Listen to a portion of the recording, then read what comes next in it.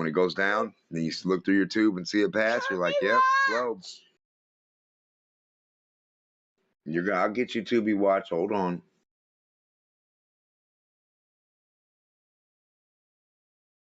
Well, the story of the Tower of Babel is that they didn't get to finish because whatever. But I mean, how mad? Listen, how mad would God get if we just sent like a selfie stick, not a person, just one of the cell phones up there, be like, "Yo, we're just trying to see the place, bruh. Don't you don't have to flood it right now." Oh, that's a signal. The arrow that would have been shot up would have been a signal, or like some kind of rock or a rocket or something like that, right? Yeah, it's symbolism for I get it. It really wouldn't have been no man's arrow, because no man's arrow is not going to get up there, right? And and they showed like an actual tower being built. I'm like, I don't know about that, guys.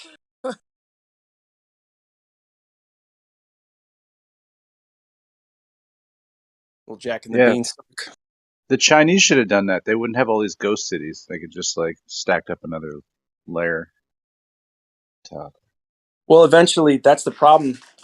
Eventually, it would be affected by sway and wind. It just break in half and shit, crumble. Eventually, maybe. Who knows? Well, and that's why in the picture, the drawings of the Tower of Babel, it starts out real wide at the base and then gets skinnier at the top. It's different densities of materials. That's like a hairdo, because your hairdo can only be so big on your head, right? It's like a hairdo. Yeah, and then it starts to slump. Mm-hmm. So I'm just saying, like, what if we made our hairdo bigger? Like, what if the Tower of Babel was bigger than 3959 at the base? So I was thinking too. You know, you know, what's interesting in all of our discussion about the Bible and language and whatnot, but the term in Genesis isn't just power. If you look up a lot of the scholar commentaries on it, they actually think that it is actually more like a ziggurat. And it's so if you think about the religious symbolism, a ziggurat is just a ziggurat is basically a man-made mountain, and so men go to meet God at the top of the mountain, and so symbolically the top of the mountain is heaven. So all of this literal trappings that we have in terms of ants do the same thing. Anyway, the literal trappings that we have that the tower reached into heaven, you know, takes a couple of notches down out of the absurdity when we understand that the Bible is just speaking metaphors. Yeah, it's metaphors. It's, you know, if you've got to build your house high and work hard to speak to the Lord or something. I don't know. And then you become He-Man. You say, "By the Tower of Crystal." By the Tower of Twin Babels.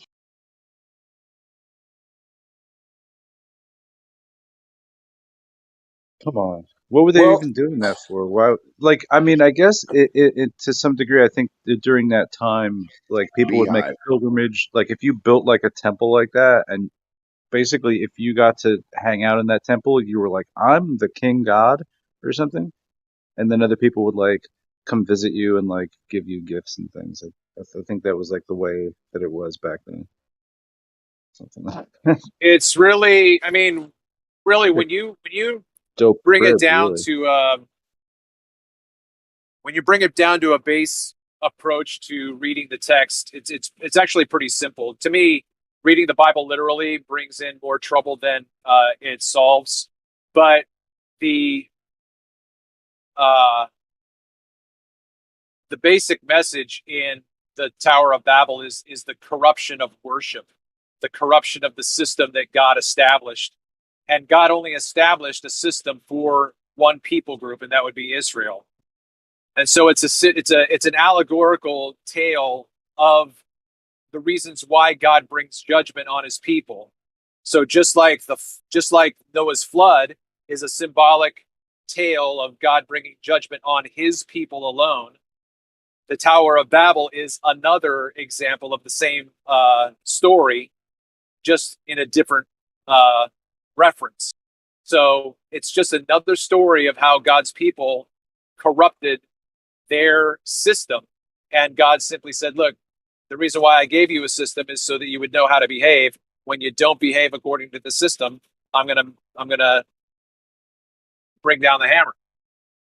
Right. That's so that's not good parenting right there. Yeah, it's Maybe like, it is. hey, I'm going to give you all the opportunities in the world to fuck up, and I'm going to give you amnesia, and I'm just going to let you loose. Yeah. Well, I mean, if you're interested at all, you can read Deuteronomy 32. It's just one chapter, right? But Deuteronomy 32 basically lays out God's own psychoanalysis of his people. He tells them who he is, what he did for them, and how they responded to his treatment of them as a father. So, you know, I tend to think that the story of God is actually, again, just an allegorical anthropomorphism. It's God is simply a king, a human king that subjected another people to himself and gave them the stipulations I of mean, his. in some places, right, that's like the philosopher king or the god king. You know what I mean? It's really in this case like kind of like, I mean, similar to like a pharaoh must have been just a guy with like tons of land Right, right. influence, probably has Yep. like farms, other people working on him. Maybe they're slaves, maybe they're not. But stuff of that nature. Yeah. Like a CEO, basically. Um, but I think Yeah. they also carried with them like traditions and stuff that come from way back as well, like something to that degree. Well, I mean, if you mean they carried with them traditions, if you're just I speaking generically, that I might be I true. think But it's well, like it takes like one kind of mind and focus to like just rule shit, and then I think it takes some other kind of intelligentsia to like make sense of it all. And I think that these two things kind of find each other throughout history. Like the intelligentsia always tries to husband power, or however, girlfriend, whatever you want to say. Like be close to it because like that's survival in the end. well, I mean, Survival of the fittest. ultimately, where I am at this point in my life, I think that anyone who aspires to be king is a psychopath. He has to be. Like, who the fuck would want to subject and control other people? Like, if you think about just, a group of people going out Okay, west, moving out west, there's they're like gonna a maybe. point of delineation though, like between like a tribal leader, because they develop naturally within small human groups, is just the way True. we're built. Yep. But Yep. like a Yep. king is on another level, and yeah, Yeah, but I think that those tribal scenarios are social, so that you have the support from within, to where people recognize who you are, and they're like, "Hey, we need, like, you look like you could handle. Can you help us out with this, or can you do this?" And so, but it's never someone who's got this delusion of grandeur, to where they have to assert and say, "I am your king." Right? What's that line that says, if you have to tell someone that you're king, then well, I mean that's I mean I think that's in the bylaws of like the British monarchy that like if you have the balls, you can like say like I'm the fucking king, dude. You know, or like maybe like Liam Neeson could do that. He's got huge balls, probably. I'm the fucking king. Yeah, and then you know I'm not sure what goes on after that, but just any common man I think can actually challenge for the crown somehow. Interesting. I don't think I'll it's tell ever you what. happened. I'll tell you what. If real quick, if You, you, if I rule the world, I I'd like it for about 5 minutes, and then I'd be like, "Bruh, this sucks ass. I just want to chill. This is bullshit. No way. Bye."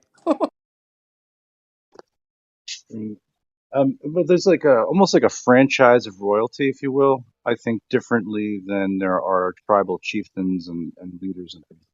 While they will occur, I think all monarchies are steeped in some sort of branching of this heliocentric, uh, possibly Saturnian overlord super religion.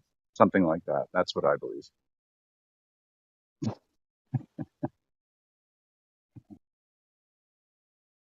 Mm, seriously. Like all the dynastic types of monarchies from, like, from China, it's like, to Europe, like the Caesars, the Tsars, the SARS, um, they all kind of follow something to do with the cosmology, what's going on up in the sun, moon, and stars, and that stuff. I think it's all kind of based on that over understanding of that, because Yep, it really, it's energy patterns of the wheel in the sky keeps on turning and such. well, I mean, just in terms of like orders of magnitude of understanding, it's the person who would understand these greater cycles that is like they have to have something to say, even though there's like all these other tribal chieftains with their own, like, you know populations, like someone has to make sense of all of this stuff for them in a way, or else they'll just like, and they'll kind of war with each other. But I mean, to have like large governments, if that's even a thing that humans should be doing or people should be doing, Yeah, man, I I guess feel it like you're right. It's like it's like there's a king with a broader understanding of how the macro works, and then there's people that work on the micro to help support the macro. I get that, but let me put it to you this way before I bow out for a second. yeah. So like computer technology, right? I don't think humans in a basement that also go make sandwiches and poop on the toilet came up with that technology. I really don't. That's just me. I think it was given or passed on or something. I don't know. It's a lot of man hours it's taken to create the computers we know and cell phones. I That, don't think we that's true. developed fire. I don't see how we could have just been in a cave one day, just striking sticks together and made fire. I don't see that happening.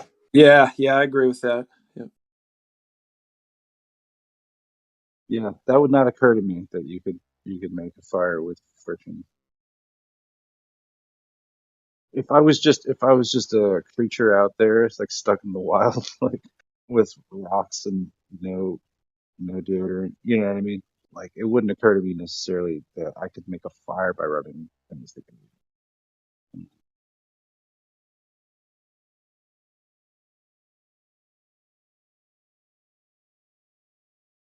Damn, he'd be curious about fire though if he saw it and you had no idea how to make it. Mhm.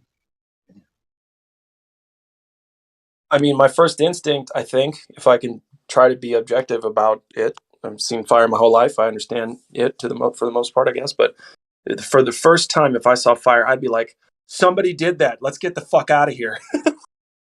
you know, like it doesn't happen on its own. Maybe a lightning strike, sure. Other things cause fire, but like I don't know. My initial reaction would be like, somebody's fucking around. We need to leave Yeah. this area.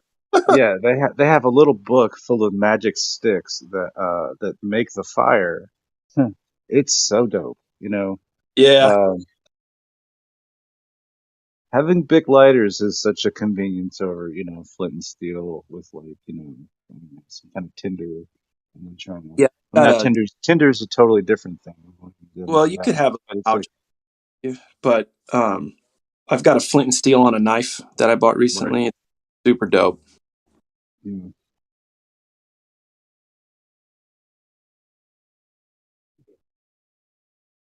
it's cool. Yeah, fire's pretty awesome. I was on a wilderness trek for 3 weeks in the Oregon desert, and they taught us how to start a fire with flint and steel, even in the rain. It was pretty neat. Um, Oregon has a desert. Well, it was like between two states, and it went from desert to.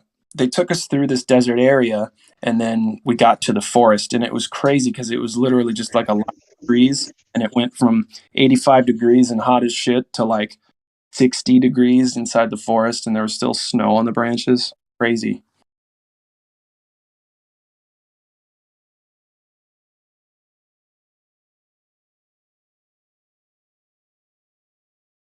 We would meet with ration trucks once a week out in the woods. It's pretty cool.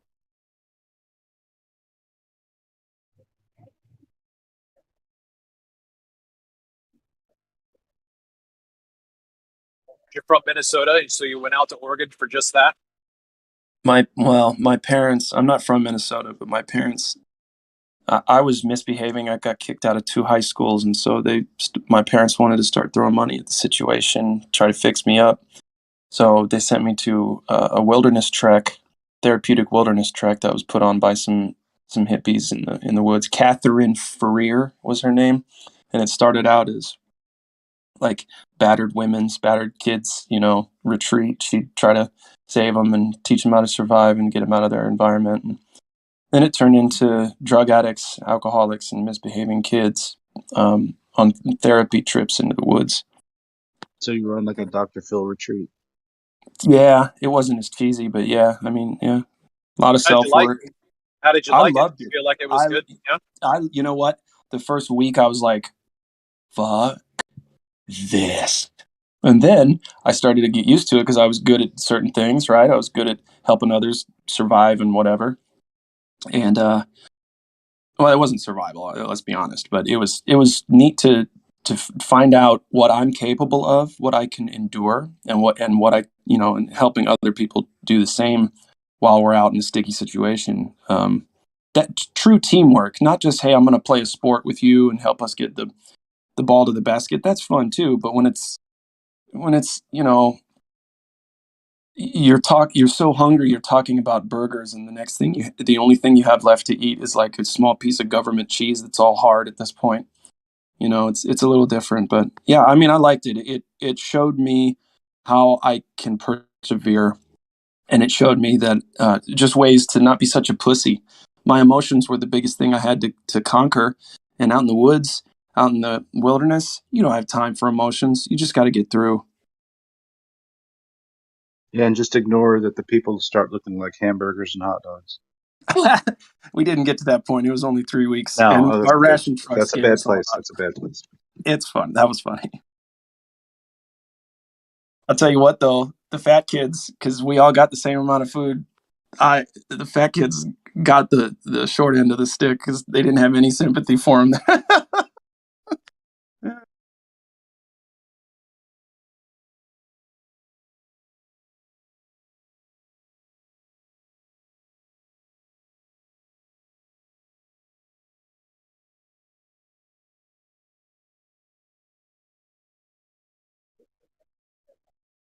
There's like this long silence, like some of us are fat. No, just joking. No, I mean like big boys. Kids that are supposed to be fat because their parents were fat and their grandparents were fat and all that stuff. Yeah. And, they were taught, well, as long as you get your homework done, you can eat as much shit and do whatever the fuck you want or don't want to do. That's different than being an adult and overweight, in my opinion. Yeah, I mean, if you think about the kinds of food you would have wanted as a kid or a teenager are totally different than what you think you might want to eat as a, like a 30 or 40-year-old. It's totally different. Yeah. Although I still like some Doritos, dude. I'll eat a whole family-sized bag of nacho cheese Doritos. Don't get me started. Yeah. Feel powerful. Absorb the animal energy of the Doritos bag. I mean, there's something where it's actually charged up with something in it that is like some sort of almost like. Well, okay. Do you have like a hangover basically from a bag of Doritos? Correct. What it is it. Okay, so I'll tell you. My mom is a food and drug. She's a lawyer for food and drugs. It's like for companies, like if a supplement brand wants to put extra glutamine in their product, well, she has to talk to the FDA about how much they can put in and that kind of thing. She does middleman like that. So anyway, my stepdad was CEO of a big company, big food company, and they would both tell me they knew about these things called excitotoxins. And basically what it does is it plays on all of the chemical receptors and everything to where, you eat a couple and you're fucking charged. You feel high because you're tasting something really good and it's exciting the dopamine and all that shit. and then you get a hangover because you crash. But they're called excitotoxins. You're breaking up. The last thing I wanted to say about the excitotoxins is it makes you think that you're not full, and so you just keep eating and eating and eating. It tricks your body into saying, I'm not full, I could keep eating.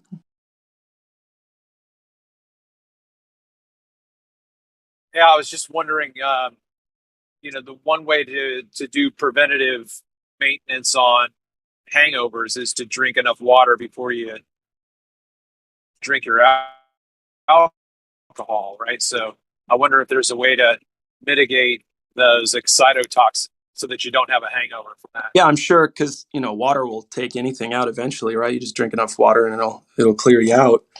The problem with excitotoxins is like maltodextrin, something like that. Well, that's just a carbohydrate. Well, I mean, but that will leave you like with a non-satiation kind of. At first it's like, oh shit, I got something in my belly. Yeah, I get it. What was I going to say? Oh, so the excitotoxins are mostly found in fast food and like shit like Doritos. Because so what happens is, like, especially alcoholics. I remember when I was drinking a lot, I craved the fuck out of some fast food, some nasty, greasy shit. And I realized that no matter how much health food I ate when I was drinking, like, some turkey, some deli turkey or whatever, it never satiated me like the fast food. And so I think what the excitotoxins do is they act on the same receptors, right, as like, anything else like alcohol would do or cocaine would do. And they just, they team up and get you really high on stuff. That's what I've heard it happen.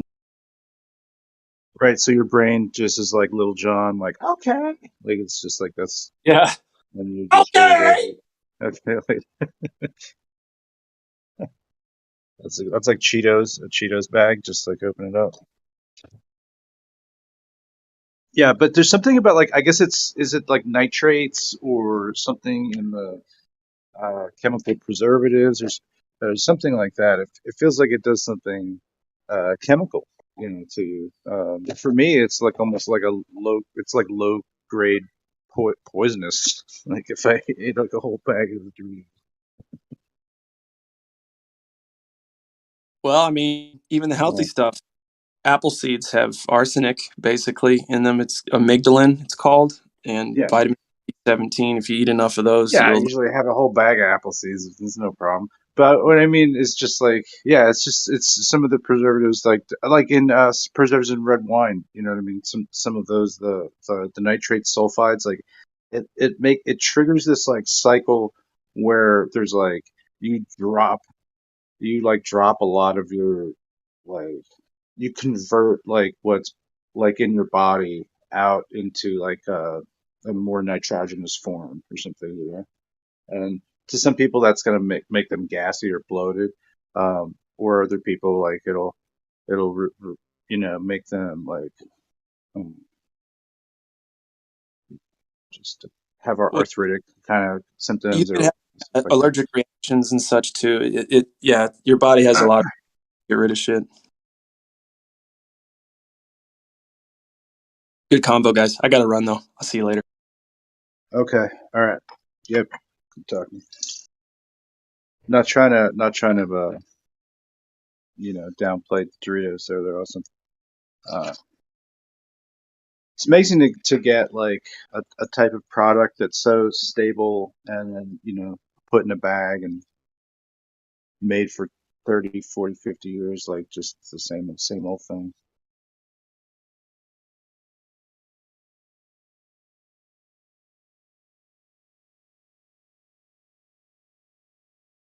Meanwhile, other things, other snack foods such as the Twinkie, I think they've undergone some changes over time.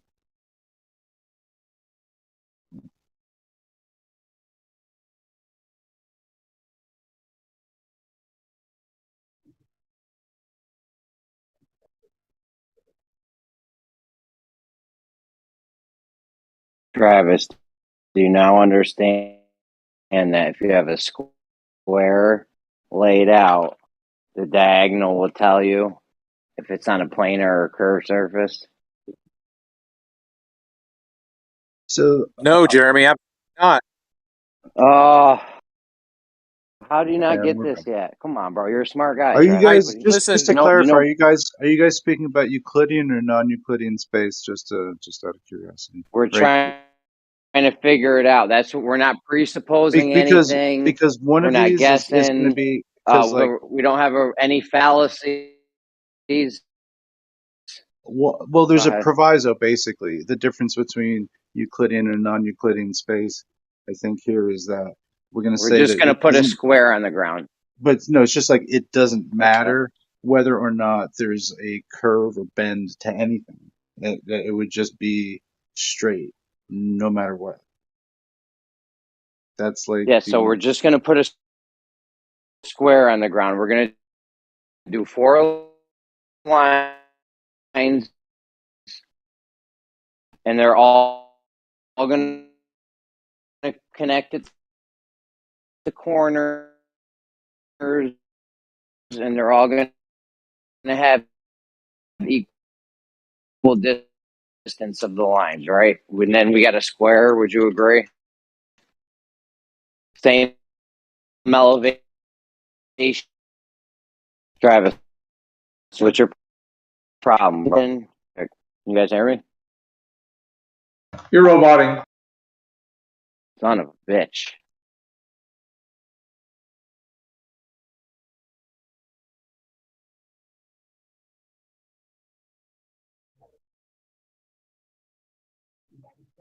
Cussing robot. Who would have thought?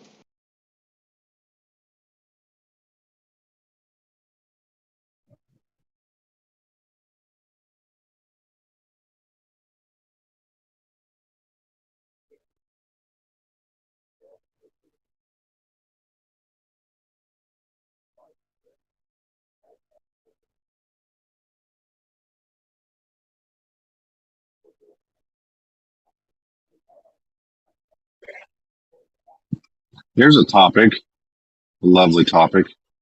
Have we figured out if the ether exists or not? Of course it exists. Ethernet. Did they ever launch that spaceship to the moon? I don't want to talk about that. I haven't kept up. Remember how they delayed it several times? What's the status on it?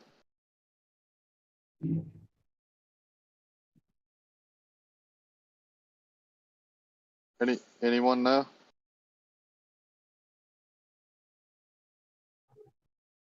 I heard someone say Yeah, the other day, like, back. They got pushed okay, back. They couldn't fill the fuel tank. It got pushed back.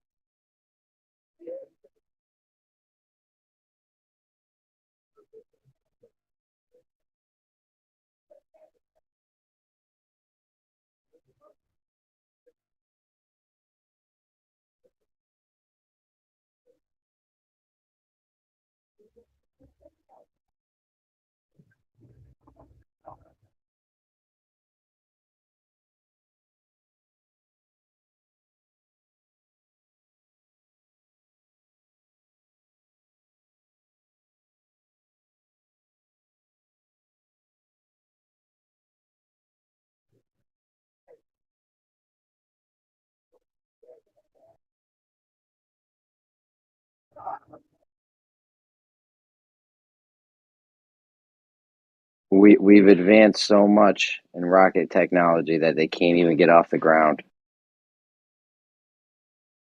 I took a phone call, Jeremy. So they haven't launched. Obviously, that's nuts.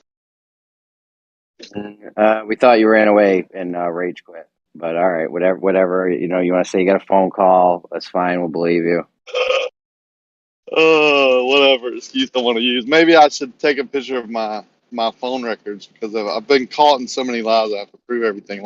I didn't know if you went to put a kettle on or what. I don't drink tea. Well, I drink sweet tea, but I don't have to put a kettle on it for it. Yeah, that was funny that day. Brenda lost her shit over Bev saying he's going to put a He's kettle, like, yo, which he I'm does just every going to day. put a kettle. Yeah, I'm just going. They drink tea time. Literally, just about every same time during the day, he goes and does that, and she lost her mind. Crazy. Yeah. So it hasn't launched, right? When's No. the next day? I don't know. I just know that we're so advanced and we're so smart in these rockets, and we've been sending them to space for so many decades, and we can't even fuel one up. That's crazy. I'm tired of hearing how great we are at measuring, celestial objects to the centimeter and movements of this and speed of that, and can't measure 8 inches per mile over water because, well, once you reach a certain distance, wait, You got whoa, refraction and whatnot. that distance we get more accurate, Zanet said, but once we reach that distance, as we're getting more accurate, we can't measure it because of ridiculous. That was ridiculous, dude. Anyone that's ever built anything, or even, it's not even, I don't even think you'd have to actually ever do anything practically. It's kind of common sense. Like the farther distance, even in the example he used of getting an angle to the tree, even with his example, the farther distance you were out, the more you were going to be off by. In his own example, he Well, in his example, to be fair, when you're taking an angle like that, if you get too close to the tree, you would also get far out. But as you get away from the tree, you would also get far. There's a sweet spot there in those angle measurements. So, and it's fairly accurate, to be honest. I mean, they've worked out the ratio, right? But to say because you're moving away, you're getting more accurate, and you're not taking into account, oh well, I don't know, that degrees that you're falling away from it and or refraction or anything else is a problem, right? Yeah. And when you're getting more off the farther out you go, you're getting more. How the frick are you putting a water level on each shoreline of Lake Pontchartrain and having the middle part be 90 feet higher, but it's dropping from each point? Good luck with that one. Thanks to Blue. Model. They don't even measure that. The guy Jesse came in here talking about he measures the angle of the top of the building or the top of the mountain. So he's saying that the Earth's curving because the top of the mountain has an angle that's curving, but he's ignoring the bottom of the structure that's not missing.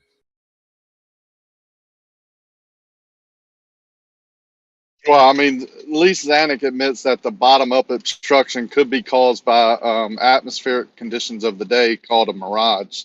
So at least he's smart enough to acknowledge that. After I pulled all his teeth out for a year, he finally said it. It's like pulling teeth, bro. No doubt. People ask me, what do you do? I said, I'm a dentist. They look at me funny. Dentistry. Yeah, because I got like construction clothes on. They're like, you're a dentist? I'm like, yeah, I pull teeth all day, every day with these people. Yeah, for real, bro. Pulling teeth. It's gotten easy, though. The worm has turned, bro. It is, I don't want to say it's over, but if you had everybody on Earth hear the arguments that we hear on a daily basis, it would be over.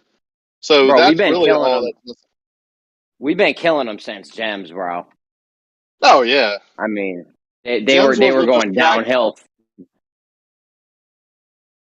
They were going downhill fast way back then. So we wasted too much time over there, man. But it did help us build arguments, and learn how they argued and use tactics. But now Gems is obsolete. I mean, you don't need it. So I now learned a it's lot over there. these corporate. Yeah, I did too. But what I'm We learned saying a is lot we could over have learned the same amount over here and gotten much further. Probably. Oh, yeah. I learned a lot of people want to wish death on me and not call it a death threat. That's what I learned over at Gems.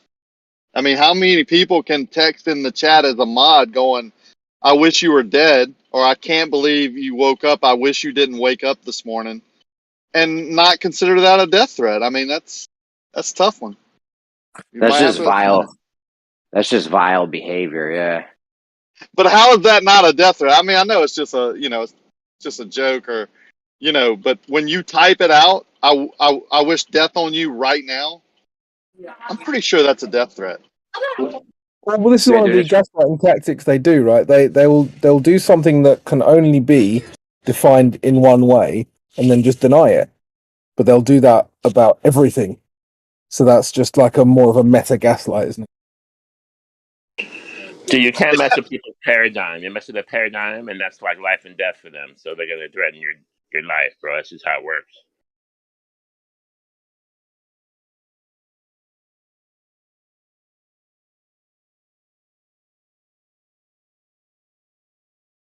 And these people, rather you die than they admit they've been fooled.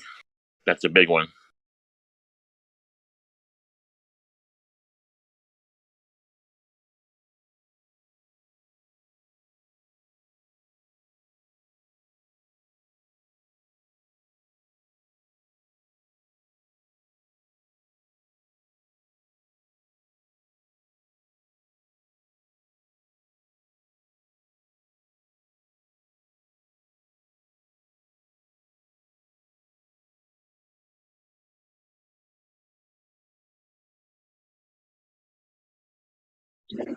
Let's talk about pure potential, guys. What's pure potential? What is that? That's a dice flow term. I don't know what it means.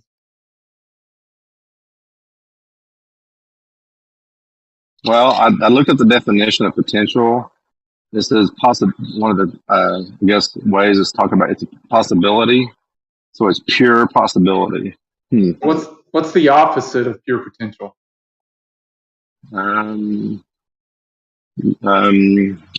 Not possible. I don't know. No potential.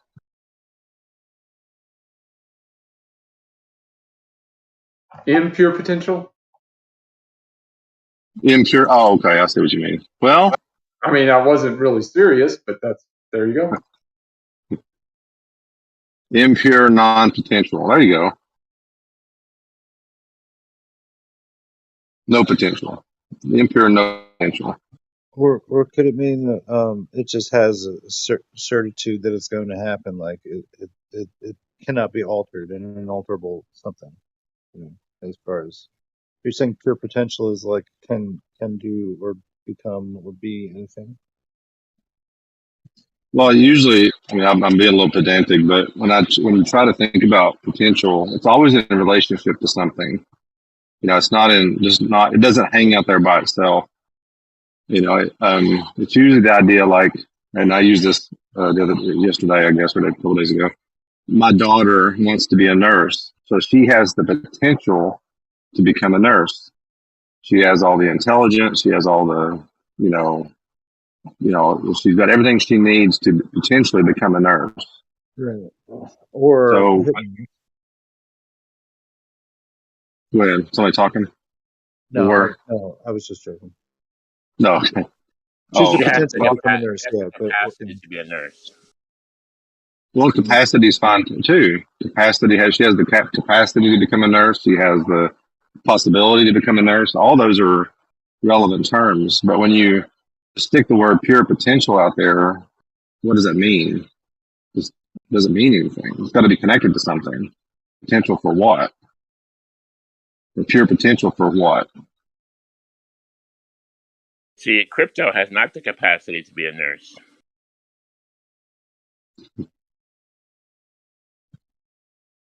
Are we done? Just keep listening. We're talking about being a nurse. You want to be a nurse? No, not really. I'm trying to understand. So we're talking about potential in terms of like a general sense or an electric sense. Well, in the argument of discussion was obviously my first question, and I won't name names, but it was in regarding to what is light.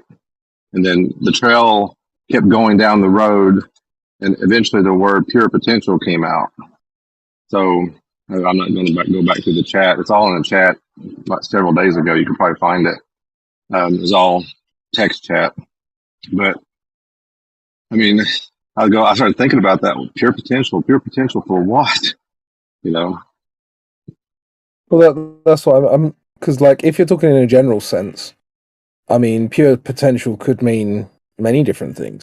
One example would be the idea that you have the opportunity to do anything, right? So you have potential in its purest form. There are no limits. In an electric sense, I don't really know. I'm not an electrician. So. Pure potential in electric sense. So in using the term within electrical field or electricity, what does pure potential mean?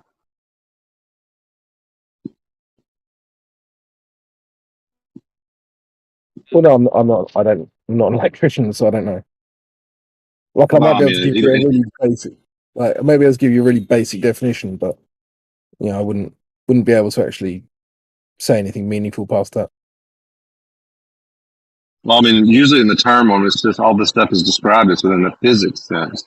It's, I guess, electricity would fall under physics, but so what would pure potential mean in the physical sense, in the physics aspect of things?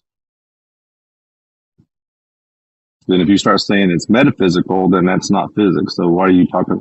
Even if you put the metaphysical term to it, there's still potential for what? Metaphysical potential for what?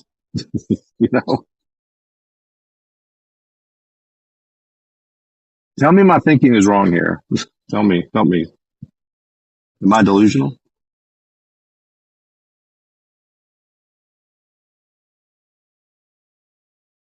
Possibly. Oh, that is true. It is possible I'm delusional.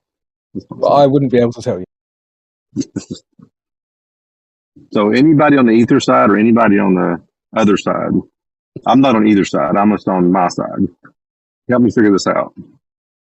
I'm firmly on the fence.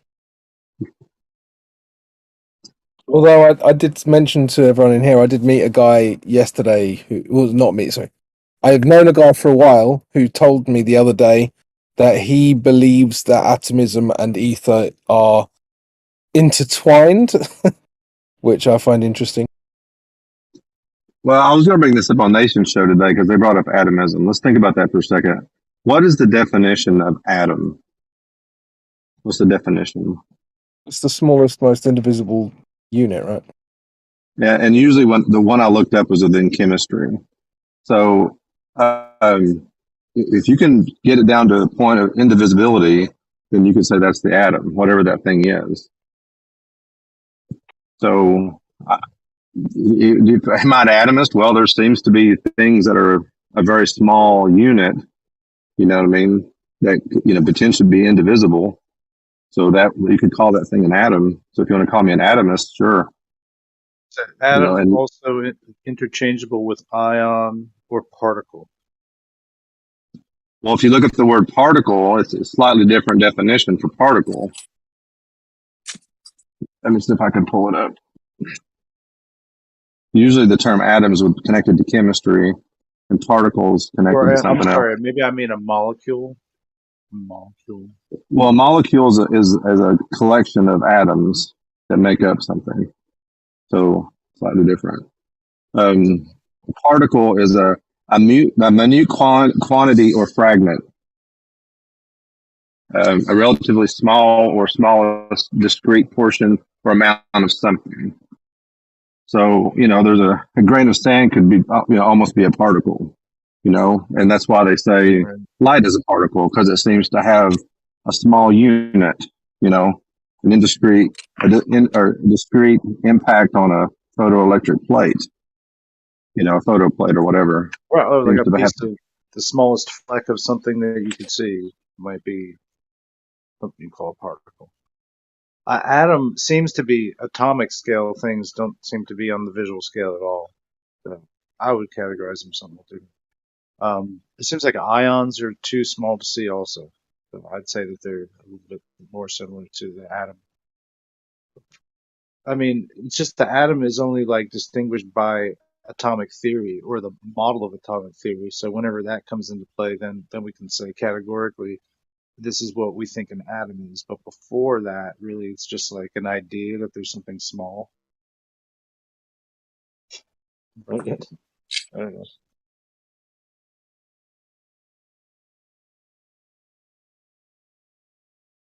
Gasoline is petrol.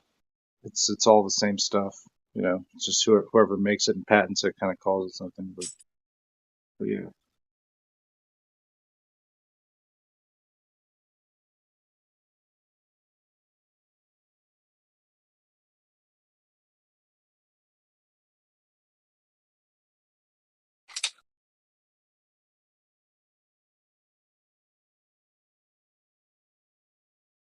Yeah, it'd be good to have an appropriate definition for that, though.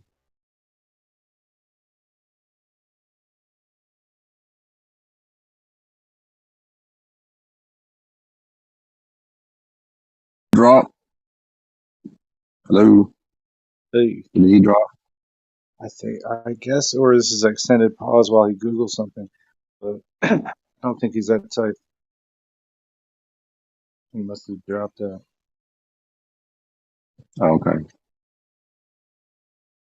And see, I've been thinking about this in regards to light, when they talk about, if light is a wave, just purely a wave, let's say, you should not be able to see any discrete anything. It's like a wave crashing on the shore. It spreads out across the surface. You should not be able to distinguish anything. Through medium, though, right? So, like, light can transmit through the open air, right? But if we were talking about solid rock and we had a light bulb on within the solid rock, it would not transmit. We would not know that there was a light bulb on in the medium of rock. Right, it can't transmit through the medium rock. I agree with that, but just bear with me what I'm describing. If light is purely a wave spreads out when it hits something. So, like when a wave hits the shore, it kind of spreads out and then reflects back, and it spreads out. So you would not be able to distinguish anything using your eyes. So you would not be able to distinguish colors, shapes, or anything. So what gives things the fact that I'm looking at a car in front of me, I'm driving, I can see the sharp edges of the car and I can see all that. The individual particles is what gives me to be able to, the image, the sharpness of what I'm seeing. It's in a sense the pixelation in my eye that causes me to see that. So the discreteness is what gives me the sharpness and even be able to distinguish different colors. But it's the frequency of that indiscrete particle that gives me the color. So it's the ejected like wavelength of light from the thing that is absorbing the light, which is the thing that your eyes, which are made of water, and a lens made of water sees through its cells somehow to get that result. Very, very interesting system we've got going on.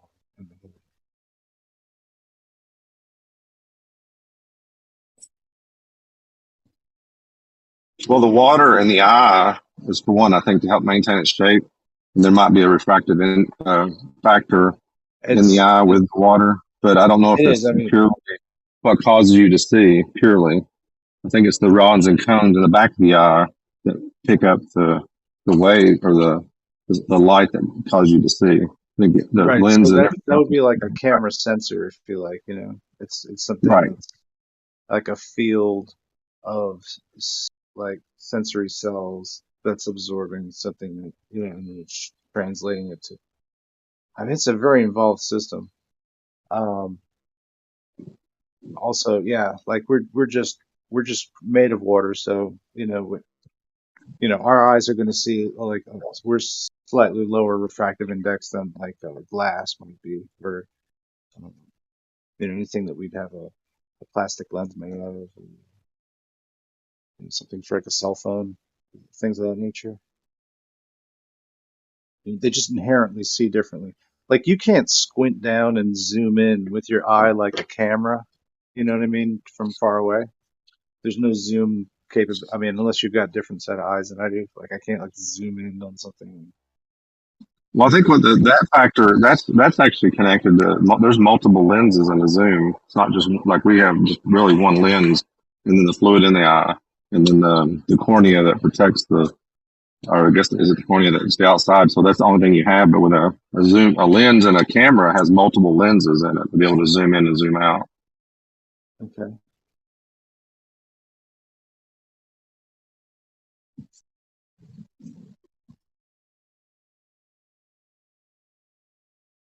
I don't know. I don't think you can just. I think you need at least like two lensing.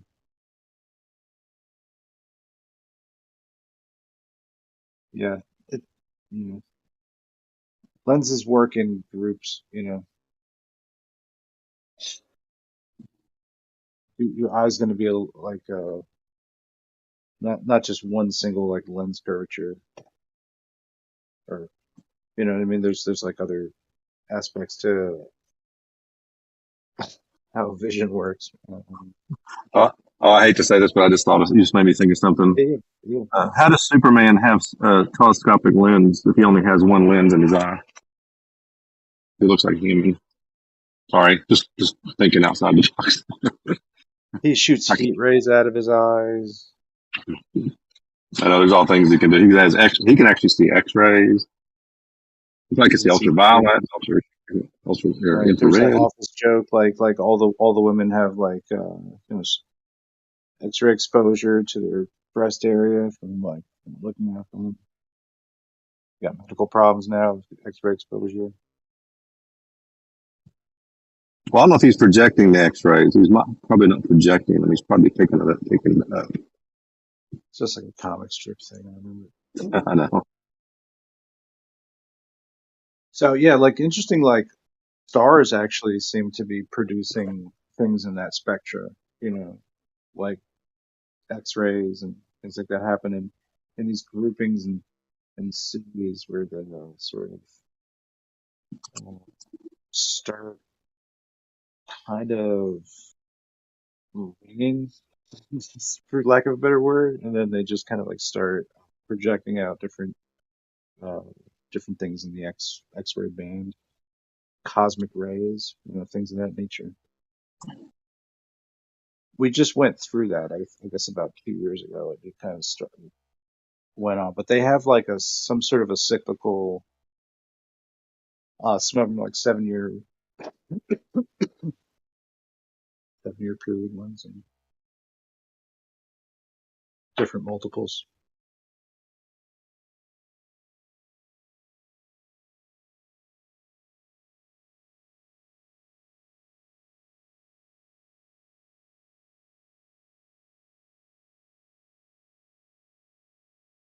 I guess right around the time that I was reading about that is when they shut the Arecibo telescope down, radio telescope, and that was right after they had like run a story about the what is it called, like the Hercules Borealis Great Wall, something like this,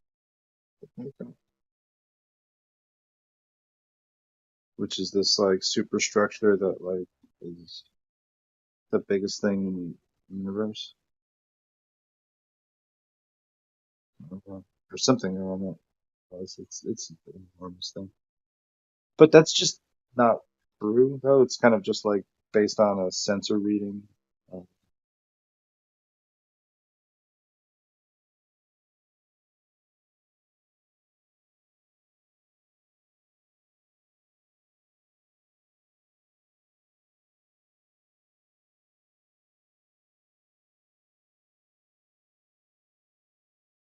Guess everybody got a cell phone call.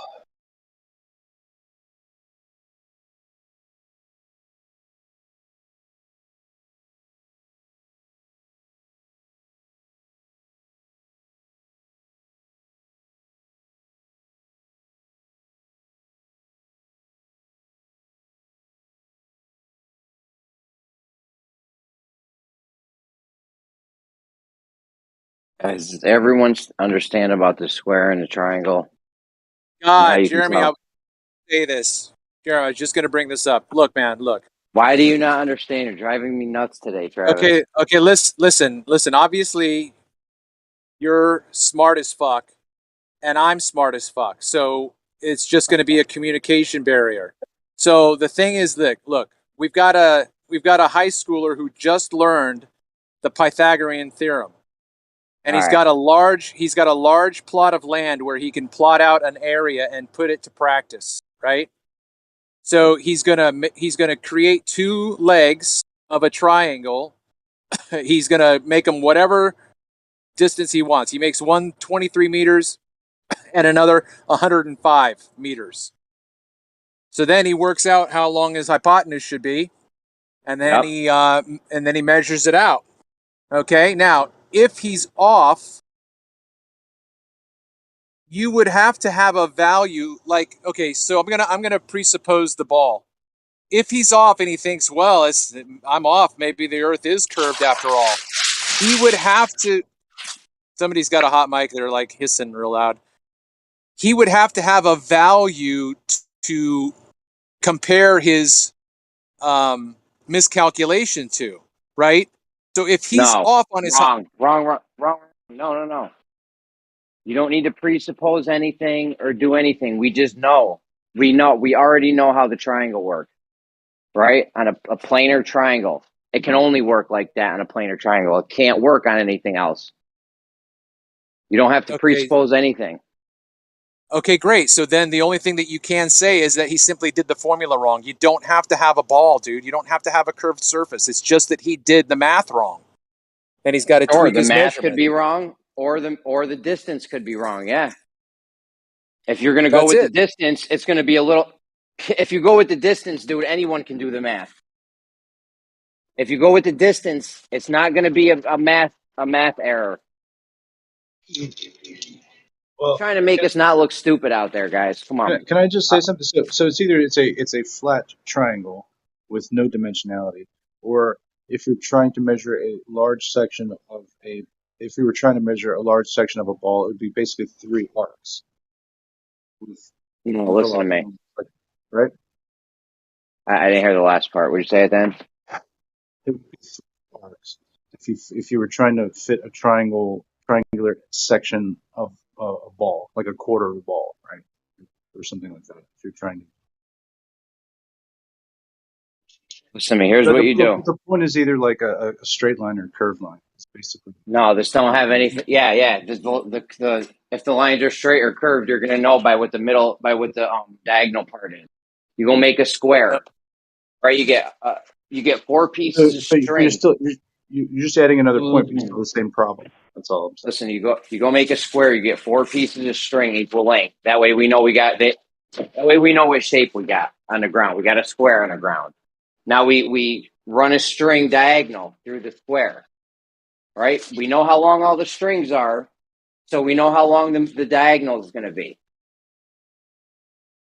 right? Because of Pythagorean theorem. If it doesn't match that, we got a triangle. If it doesn't match, if the diagonal doesn't match, the diagonal doesn't match, you got an issue. You either did your math wrong, which is unlikely, or you got your distances wrong. Or it's a curved surface. You know what? Like I guess like no, the curved surface does not need to come into this discussion. Ever. It depends on what kind of geometry. No, you have to suppose spherical geometry in order to apply those principles. You don't. But what I'm saying is Euclidean. You can use Euclidean with Pythagorean's theorem, triangles. You don't have to do any kind of spherical anything. You don't presuppose a curve. We don't even have to say the word curve. You'll just know it's not a planar surface at the end if you've done everything correctly.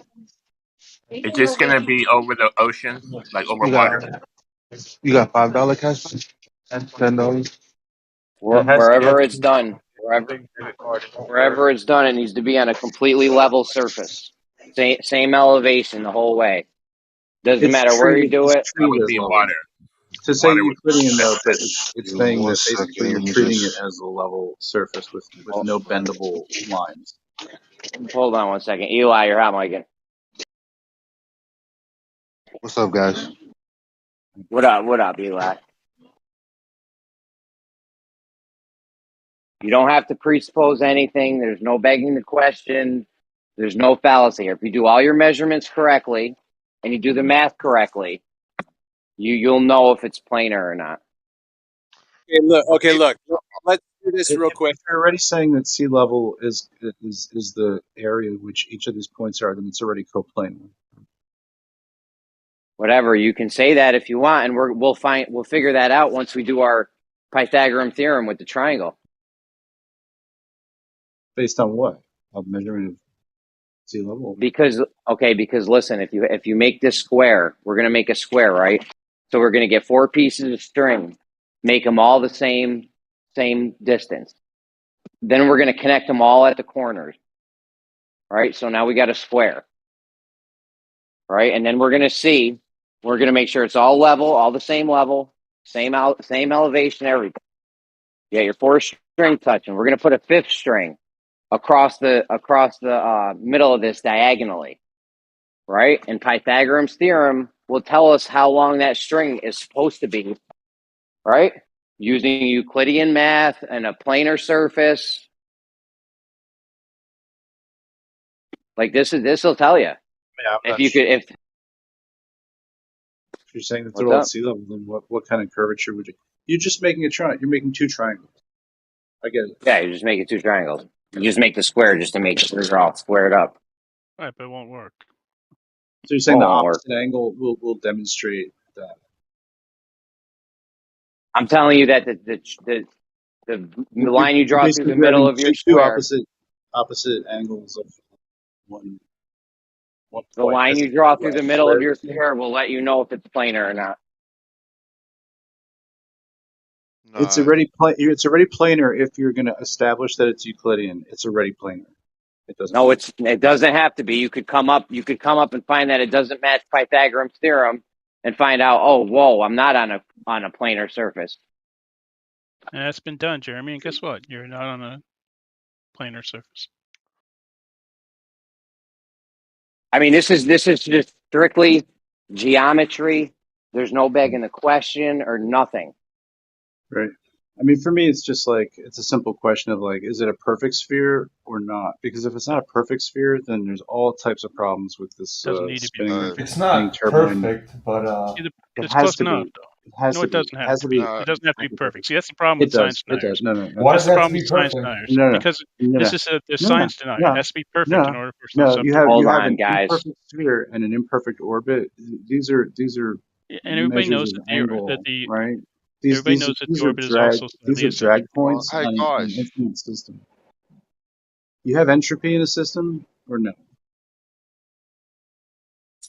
You have entropy in the system. One at a time. You can't prove that there's no particles in space. So you have drag caused by an elliptical orbit. You would have drag caused by like an oblate spheroidal turning. It's anchored to a moon, which is like way oversized for its. Why are we arguing tertiary arguments? This is absolute. We're discussing. No. I'm just saying, like, that's why the only, to me, it boils down. I'm just saying from my perspective, because it's built on logic, is that the only thing that you need to be testing is perfect sphericity or not. Because if it's not perfectly spherical, then this whole thing could just stop turning. Do we figure out the simple triangle thing before we move on to this other crazy stuff? Dude, I'm trying to make us not look silly out there. Come on. Then stop talking about it. Stop talking about it, Jeremy. You're making yourself look silly, man. I'm not sure what your point is even in arguing. I know it's. I'm trying to help him see it, and he just keeps coming back like. The point is, I'll tell you what the point is. Framework. He wants to do a measurement, right? I'll tell you what the point is. The point Sometimes is, when people are developing an argument, it takes time. Is that what you're trying to do? I hear you. I'll tell you. I can tell you guys what the point is. I don't get it. They won't. That's all. Can you hear me? Yeah. Yes. Okay, so the point is, Travis was in an argument earlier, and he was agreeing to the distances. Okay? And if you agree to the distances, they can make a square and they can draw a line through it, and they can have it not equal Pythagorean's theorem, which is a problem because if you agree to the distances and you can do the math, anyone can do the math, you now have a triangle that's clearly not on a planar surface. I'll keep listening to this, but I have an objection to you calling it Pythagorean's theorem. It's the Pythagorean theorem. Pythagorean, Or Pythagoras' theorem. I just Okay. hearing it. You I mean, serious? it's. I've counted it over 60 times that you've had to like say it, and I've had to Dude, you listen have to not. it. That's not even an I'll argument, drop out Matt. now. Pythagorean. Do you like that? Yeah, I Pythagorean? mean, you were saying it just fine, dude. Don't listen to these bums. I'm sorry. I don't mean to be a Nazi on You that. should, So yeah, dude. my You bad. are sorry. No, it's That's what fine. I you want want, to bro. make sure. I want to Yeah, make I'm sure a I'm terrible pronouncing it person. right. My It's bad. Gosh. listen. Thank you, because I don't want to look silly out there. So Pythagorean. I want to make sure I'm pronouncing all my words correctly. Thank you.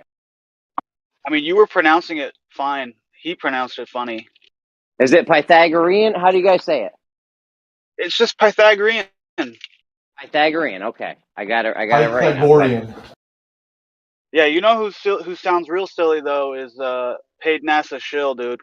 Stolen Valor over here saying he Yeah, fucking fuck flew off. the Let's not, SR-71. I did not fly the No. SR-71, you moron. I never ever fucking claimed that. guys. You are a See, this fuckhead. is what happens. This is Listen, what happens when don't. you come in here. Can you If you guys can you let Jeremy finish his point? No, wait a minute. I've Derailing it? been accused of no, saying don't feed something the I didn't say. troll.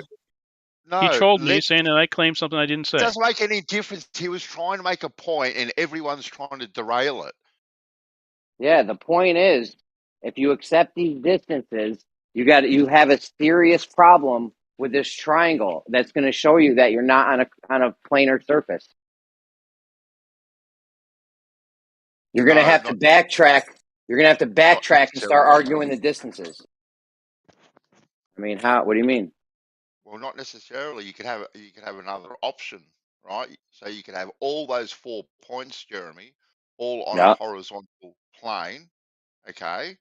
And that And if you do, that fifth point, right, that is in the middle, that is longer, that middle point could actually be higher than the other 4 points.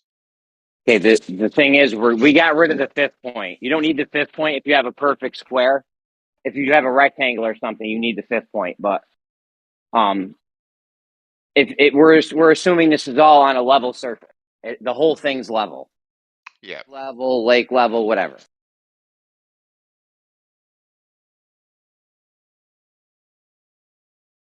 So there's no other way other than either the distances are not correct or we're not on a planar surface. I don't know what to tell you guys. That's just geometry.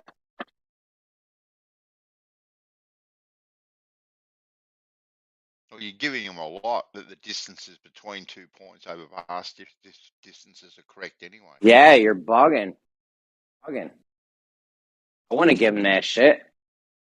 Does your experiment have an error rate, percentage of error? Yeah, they said 1 meter. They said within a meter, over 1,000 miles. Rubbish. And that ain't gonna help fix the Pythagorean theorem. They don't have a plus or minus error over 1,000. That's the claim. Kilometers. That's the claim. Is it 1,000 kilometers, 1 meter? Within a meter. I believe Kool-Aid's, I've heard within inches or millimeters to airports, but I believe Kool-Aid said a meter today was his error bar. Yeah, that's They're just making it up. They don't even know the error bar. How would you know what the error bar is? They come up with these error bars and refraction and distances like you don't have any baseline to judge it off of what your error is. Hey, maybe I came in late in the conversation, but what's the thing about needing 5 points? Needing what? 5 points? If you have a square, you only need 4. If you have any other shape, if you have some other shape where the distances aren't all equal, you need a fifth point in the middle. A fifth point for what? For your triangle. Maybe No, not. I don't know what the subject is. Either way, we're done with the fifth point. The fifth point's out. Got it. No fifth point. Okay, now where do we go? That's it. That's the whole thing. We're done? We'll That's know. it? We'll know if it's a plane. I mean, I'm trying to get my people to understand. This ain't for you guys. You talk to your people, Jeremy, and have your people talk to my people, and we'll see if we can reach a conclusion.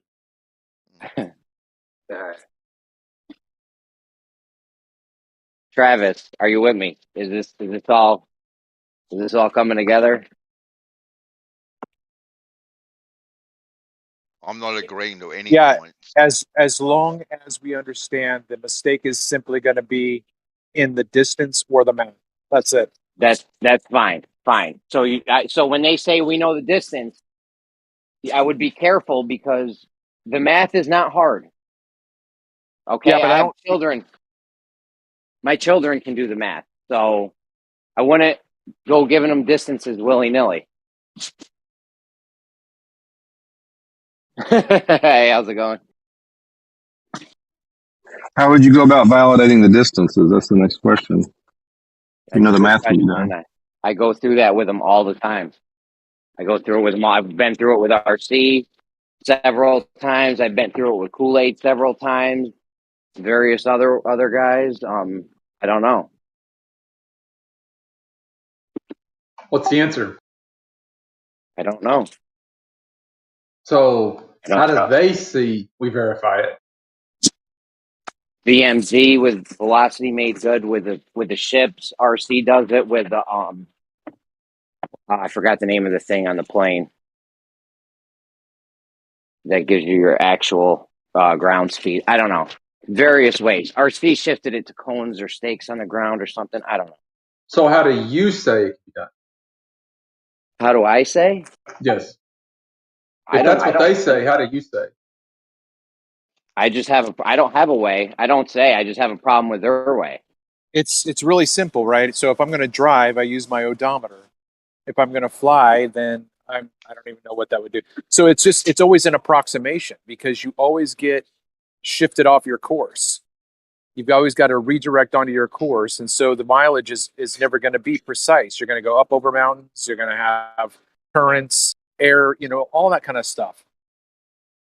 There's no problem with just basically approaching your travel straightforward. I'm going from point A to point B. You think I went over? You think I'm at a different angle than I was 3 days ago? Well, then that's your burden to prove. And whatever distances you get, you gotta make sure that they're being plotted on a correct map anyway. Something that's scaled together, everything's exactly the same size and exactly the right position. How do you know any of these things? No, the map doesn't matter. The map doesn't matter. If you got the distances, that's all you need. All you need is distances. I'm telling you that. Yeah, if you have the distances between 3 points, which it's the same as having the 3 sides of a triangle, so you also have the angles, for example. There's no angles. wiggle Forget the room. angles. You don't need the angles. I know. I'm not saying you need the angles. That's not what I'm saying. I'm saying you have no wiggle room. If you have the 3 sides of the triangle, the way that triangle looks is there's no wiggle room for that. It's fixed, just based on the. Could you do it with length just of 3 the points? sides. Could you do it with just 3 points? You think? No, you need 4. I mean, you mean to distinguish between a flat and a convex surface? Yeah, that's what they're trying to say. you need That's what 4. they're trying to say, Bacon, is like it's with the 4th point, it's easy, and with the 5th point, you can verify all the other. Jeremy, of course you need to know a location of where these places are supposed to be in the first place. If you're a point, I'm a point, Travis is a point, and Bacon is a point. Okay? And we know that between all those points is 10 meters, right? That's all we know. That's all you need to know. Yeah, that's all you need to know. They're 10 meters, right? They're 10 meters, okay, apart. You don't know where these locations are at all. You don't need to. All the pairs of points. Let me see if I get it straight. All the pairs of points are 10 meters from each other? Yeah, you're making a square, Bacon. Right? No, that's not a square. A square 10, doesn't 10, have 10 and 10. Yeah, there's two missing. 4 sides of 10. Yeah, there So are two extra distances you're missing there. I pull a line from me to you to Jeremy, Jeremy to Travis, and Travis back to me. The distance between all those points is exactly 10 meters. That's the only information you have. And that's all you need. No, That's all you need. There are two pairs of distances you're missing. So unless you have angles, right? No, you don't need angles. No, You don't need angles. You don't need the angles because what you're missing is the fact that there is a fifth line in there, and that's the so if you have A, B, C, and D, you can do A, B to C, C to D, and D to A, but then you're missing C to B, right? And the whole point there is D to B. The whole point there is that if you know what that fifth distance is right there, and even there's a sixth one, right? You can tell. You just do basic law of science to tell whether it's coplanar or not. No, you need all the 6. No, you need all the 6 lines. Where are these 5th and 6th points coming in? We've only Okay, I'll tell you. No. Listen, you need all the 6 lines. You have 4 points. You have 4 points, but there are 6 lines, and there are 6 distances on there. There's the perimeter, and then there are the two lines on the inside. Okay, you can draw a transverse line. Angles. Yeah, you need the 6 distances to distinguish between. To see if guys, all you need is a square. All you need is a square with a diagonal line drawn through it from B to D. That's all you need. Pythagorean theorem will tell you if that's on a planar surface or not. Yeah, but to know it's a square, you need the angles now. No. Forget whether it's a square, Bacon. You're confusing this entire thing. He said it. I'm not confusing anything. That's what he said. Bacon, stop confusing the thing. All they're doing is saying, if I have 4 points, there are 6 different distances that I can measure. Basic Pythagorean theorem will tell you, hey, are these 6 points? These 6 lines? Do they make 2 triangles or 3 triangles or 4 triangles? Like, what is the actual distance? And you can use basic law of science to figure out, are these points coplanar or not? Yeah, I was saying. What do you think you're going to use? No. Never mind. If you've got a 6th line and a 5th line and a 6th line, right, and they're longer than what they should be, you could have a pyramid. No, exactly. Yes. Then they would not be coplanar. That's the whole point. And so if it's not coplanar, it is a 3-dimensional object, not a plane. You haven't established anything. They all got to be on a horizontal plane to be able to establish this anyway. Oh, where's the meme I'm looking for? Who's got the meme Hold that on. shows with the points and the perimeter and the X's that don't Okay. fit? All right, hold on. Bandsaw. You get 4 pieces. You get 4 pieces of string. They're all 10 meters long, right? Exactly. You're gonna pull them tight, touch all the corners. Which shape did you just make? We've got a square, buddy. Well, we got a square. Parallelogram. That's the only shape. That's the only shape you can make. I don't know who was saying you don't know if you have a square or not. That's literally the only shape you can make with that. Right? We all clear so far? Well, or does anyone think we can make a different shape? Use boards No. or what? No, you can make that other shape where it's kind of angled. Why can't it be a parallelogram, not a square? It's all bandsaw. It's all going to be on a level surface. It's all on a level surface. Yep. It's So still we gotta be a parallelogram. No, it can't. It's 4. They're 4. Listen to me, bandsaw. 4 strings. They're all equal length. You can't put that together any other way. Oh wait, can you? You can. That's what I'm saying. You have to guarantee that the corners can make are a all shear 90 movement. degrees. It's a shear movement, right? That's the name of the transformation. Anyway. So if you cut that diagonal, what you're still gonna? Oh, you won't have 90 degrees anymore. No, exactly. That's what I said. You need the angles. That's what I said. You need the angles to know if you have a square. If you don't have the 6. Oh, we can do 90 degrees. We can turn 90 degrees and put this. That's not a problem. Do you think you could put 2? Do you think you could snap 2 lines, bandsaw, and have one be perpendicular from the other one? 100%. Yeah. Me too. So not a problem. We're gonna get a square down on the ground. Perfect. Yeah. No margin of error. So you get a square down on the ground. Now you draw your diagonal line across that square. You're going to draw a diagonal line through it. And you can do Pythagorean's theorem and see how long that line should be. Right? The square root of 2 of the side. There's going to be a definite answer on how long that line should be. It's the square root of 2 times the side of the square. For a planar surface, we know how long that line will be. It'll be different if the surface is curved. It won't be Pythagorean theorem. It'll be something else. Bigger. Yeah, but that's what I was saying. Bigger. Yeah, you got to make sure that those angles are square, though. Yeah, well, you said you said it's doable, right? 90 degrees. I mean, that's not even. I could do it. Yeah, it's not hard. Snapping lines. If you're confident in your measurement of distance to establish that the 4 sides are the same length, why don't you use that same method to establish the distance of the diagonals? We're gonna measure the diagonal. We're gonna measure the diagonal, and we're gonna do Pythagorean theorem just to make sure we've got ourselves a planar. Here you go. If you have 4 sides that can all be 10 meters or 10 whatever units, but if the diagonals match, then it's a square. If the diagonals don't match, it's not a square. You're on a curved surface.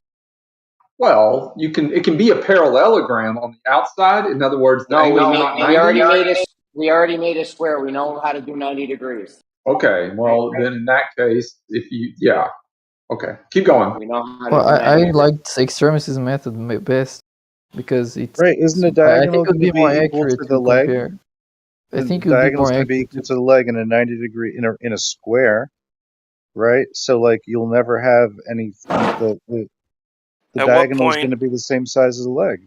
At what point are we going to stop trying to teach the blind about color? I didn't hear anything that got said just now. Somebody may say something coherent. At what point are we going to stop trying to teach the blind about colors? Never. Now we're never going to do that. Okay. Well, I think you should give dielectric up. magnetism. Sorry, that's my version of English. You don't get the analogy? Globers are blind people. We're trying to teach them about stuff that's happening in reality, but they'll never be able to see it. You're talking about a framework in which you've discounted any kind of angle or curvature to even measure anything. Yeah, you're it's saying totally that the they're opposite. coplanar, and you're going to get a line that is the same size as the leg. It's totally the opposite. See, we Globers see in Like- color. You flat earthers only see in black. and Yeah. white. Then you just say, no, you don't have Yeah, anything black else, and white. dude. It's You see in pathetic. black and white. No, Grow it's up. pathetic. Santa's not You can real. apply Just grow up. equally to pathetic. both It's people, totally so why pathetic. would you say it other than just to Grow up. appease your Totally- emotional panic? It is totally Oh my God. pathetic that there's so much proof of the globe, and you guys say no to everything. Dude, you don't even sound like you've met a female before. What are you talking about, the All Earth? right, I'm going to have to mute both you guys. Hold We're on. going to jump in. We're going to jump Including Jeremy's proof here that it's been done before. I'm looking for the demonstration of it. Yeah, let's get back to these triangles. Jeremy's right on this one. Though? This one, Wouldn't they call it C-curve? this exercise of his proves the globe. Welcome to the globe, Jeremy. Yes. So all you got to do, right bandsaw, we can get the string at the X number distance. We can make 90 degrees. Start the other string. We can draw a string diagonal through the square. Right. This is all doable. All on level surface. All on a level surface. But Jeremy, the great thing about it is, as you and I have talked about a lot, we don't even need to go with the angles, right? All we need to freaking do is the distance. That's all. If you had that fifth point, yes. No, with 4 points. Even with 4 points, as long as you do the 6 lines between connecting all possible points, with 4, you can at least check out. Wait a minute, these don't add up. With the 5th, you can verify that they don't add up. Are you saying a square with an X in the middle, or a rectangle, or any kind of 4-sided? You're saying any 4-sided shape with an X going through it. Any 4-sided shape with an X going through it will show it, but you can prove it with a 5th. So a geometric proof. Why do you need the 5th point?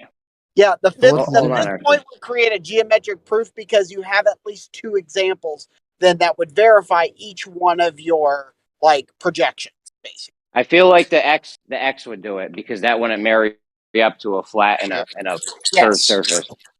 Yes. Yeah, And I feel like the fifth X point's would- not necessary. All we got to do, Jeremy, right? I'll meet you there. You can meet me here. We'll go get 6 pieces of string and we'll do it. So how? Okay, next question. Next question. This one's for the Glovers. How much off? This is essentially the difference between measuring a chord and an arc length. Here it is, Jeremy. Jeremy, I found it. Is that what this? I've seen that meme. I've seen the meme before over the Atlantic. The one over the Atlantic. Exactly it. This is what you're asking to do. And guess what? It proves that the globe is real. Hey, so how did you go ahead verify and do this those? experiment. No. Please prove to yourself that the globe and here we go. And here we go. You either How have did to you do one verify of the 2 things. You distances? either have to show what Dude, the you're real talking over me, distances bud. are, we know what the distances are. or you Hold have on. to deny. You have to deny the All right. distances, and that's what everybody does here: is they deny the distances. How that did you will fly verify the every damn day. distances? Yeah, Jeremy's How not did denying you the verify distances, the though, but he's distances? denying the curve, which is kind of funny. Excuse me. How did you verify the distances? I think Platypus is trying to get in, guys. How did you? I've got him muted. How did you verify the distances? How did you verify the distances? He's asking. That's very easy. You travel those distances. So you verified. How did you verify them? Time, speed, and time, perhaps. Or you survey them and then measure. Or you could put one foot in front of the other and just count your feet. No, I know, but these Basically, guys are saying, hold on, these guys are saying, oh, this is the proof, this is the proof that the Earth is a globe. So they must have verified these distances to prove that, right? Absolutely, absolutely. Because in every day that we actually go these distances in airplanes, if you don't know the distances, you don't know your time. Right. Distance is If you time. don't know your time, you can't calculate your fuel. If you calculate your fuel, you're F. Can I get the time off of a ruler or a tape measure? There is so much an easier way. This is ridiculous, guys. Bandsaw, I like your way, Bandsaw. I love it. There is such an easier way to do it. Wait a minute. I like it. What if the airplane doesn't take fuel, because of the fuel conspiracy? Then what? There's too many what ifs. Yeah, you have to then tell me how do they dupe us as pilots into putting the wrong fuel in burning the incorrect amount of fuel every time we put fuel in our airplane? You have to tell me how they do that. Put it in. Because you guys I are just want you to tell me how you verified the distances when, and Oh, can you show us some proof? I absolutely put the fuel in my airplane. Okay, dude, that's not what I'm asking. So for those little memes that you guys are posting, where let's make a flat map, and you got the 5 lines. Did you personally verify the distances between New York and Cape Town, Paris and Buenos Aires? How did you verify those distances? Yeah, we traveled them. When? When did you do that? Because when you say we, I didn't do that. I haven't done that. Oh, okay, that's cool. And traveling is not direct measurement without the tool in your hand to get the numbers and the marks off of it. You know what I mean? About 800 people a week do the New York to Cape Town, and about another 700 do Cape Town to New York. So you didn't verify the distances then? Is that what you're telling me? Yes, I have flown that. Stop chasing your tails, guys. All donate $1 and get it done. I got 5 on it. I'll tell you right now, Bandsaw, because I like this idea. I'll put 5 in too. I'll match your 5. Actually, mine will be about 750. It's 750, but I'll match your 5. Get it done. I expect more from the King of Australia, but $5 is good. Yeah. That what's 5 Australian bucks? Is that like $250 or something? $250? Yep, thereabouts. Unfortunately, $3.44. Yeah, Travis. Do you not know how to set up a GoFundMe? No, I've never done one. Pretty easy. Zelda rupees. I don't know how to do GoFundMes. How do you do it? Do you know how to do it, Travis? We're gonna have Geo do it. Jeremy. Yeah, Jeremy, you know well that everybody's going to not. Even if we did travel, these distances like we do every freaking week as a human race. No. Right? Everybody just denies. We're not traveling RC, anywhere. the GoFundMe is for something else. It's for the Great Survey Off. Yeah. I mean, it's crazy. It's like we need to survey the entire United States inch by No, inch. we don't. We don't, RC. We need the Great Survey Off. It's so easy. It's so easy, and we're going to get it done. All right? It's so simple. You hate it. You hate it. No, I know, I don't because hate it's so anything. simple. Guess what Okay, the cool. guess Get what on the last board. guess what the last set of INSAR data showed that surveyed the All entirety of Mexico right. and the entirety of the United States inch by inch. Guess what? So we can count you Round. in for $5 too. We can count you in for $5. Bro, I'll get what? How much you need? We need about A lot. What do we work at? Only about 10 How much you think? How much you think one me guy is going to charge? How much you think one guy is going to charge? $1,500. So we need about 10 grand. RC owes me 500.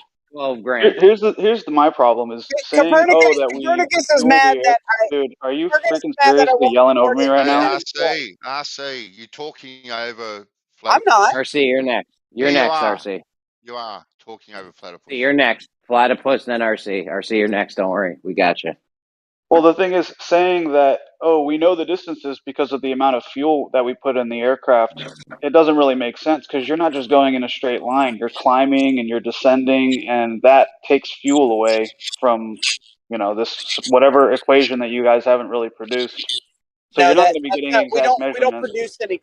produce an equation, right? I know that. We know I'm well aware. We know exactly how much fuel we're burning at every freaking given time because we have a fuel flow monitor, right? And so you need to tell me how are they duping every fuel flow monitor in every airplane in the world to tell us? And by the way, yes, you do need to know your distance. You don't think that we know how much exactly fuel we're burning on takeoff, taxi, climb out, You're level not up, addressing what I cruise, said, man. descent, and landing? Are you going to address what I said? Yeah, if you know the distances and you know your speed, which you can measure both of them, right? You can measure your speed at all times. If you know your time and you know your speed, you know your distance. What if you have a fuel leak? Have you accounted for that? Well, yeah, you account for a still fuel not leak. addressing what I said. Can I just address the time and distance equation? Why do I keep getting? Hey, I'm gonna address. So here's the point: if I know my speed, I also know my time. If I know my time and my speed, I know my distance. If I know my distance, and particularly with time, I'm also going to know exactly how much fuel I'm burning. So that's how each of those are connected. But you haven't explained here's a my fuel leak. question. I know those happen. Fuel leak. When was the last time an airplane took off from one airport and landed in another airport across the ocean, say the New York to Buenos Aires? When did they do that in a completely straight line? No deviation. You don't need to do it in completely straight line because you know exactly where you're at. I thought you said that's how you said you figure out the distance. Listen, you don't need to do it in completely straight line because you know exactly where you're at all times relative to where the straight line would be. So, for example, if I am off course by 4 meters from the nose of my airplane, my GPS and all of my other instruments that are VOR, NDB, even ADSB, they're going to tell me down to 4 meters where exactly the nose of my airplane is off or on course. So it's not only that I know the exact distance, I don't have to fly that exact distance because I also know exactly how far I am from any given straight line or any other given point on the face of the earth. In fact, we know better than the straight line. We know every point on the face of the earth and exactly how far every other point is from it. So I'm going to try to explain this to you in the best that I can. I'm going to ask politely that you don't interrupt me. I asked you, how did you verify these distances? And you said, we've flown them. And then you said that you've flown them. And I said, how do you know the distance if these planes are not flying in straight lines? They are climbing and they're descending using different amounts of fuel each flight. How did you verify this? I don't want to hear any more about, oh, well, my instrument would do this or that. It's like, that's not the hypothetical we're talking about. I just want to know how you verified these distances. Yes, because number one, they've been surveyed. Number two, each one of those is corresponding to every one of my navigational instruments. Every one of those navigational instruments I have used and verified in every single distance that I have ever traveled. So you verified them because they've been surveyed? No, I verified them. Do you hear yourself, dude? Platypus, you are not listening because you want to deny.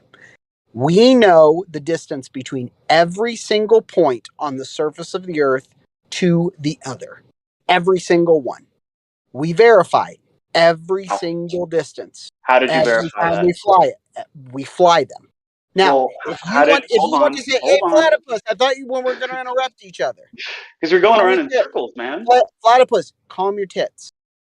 So here's what actually happens. Even if I'm climbing out, even if I'm going from one place to another, I still know exactly how far I went.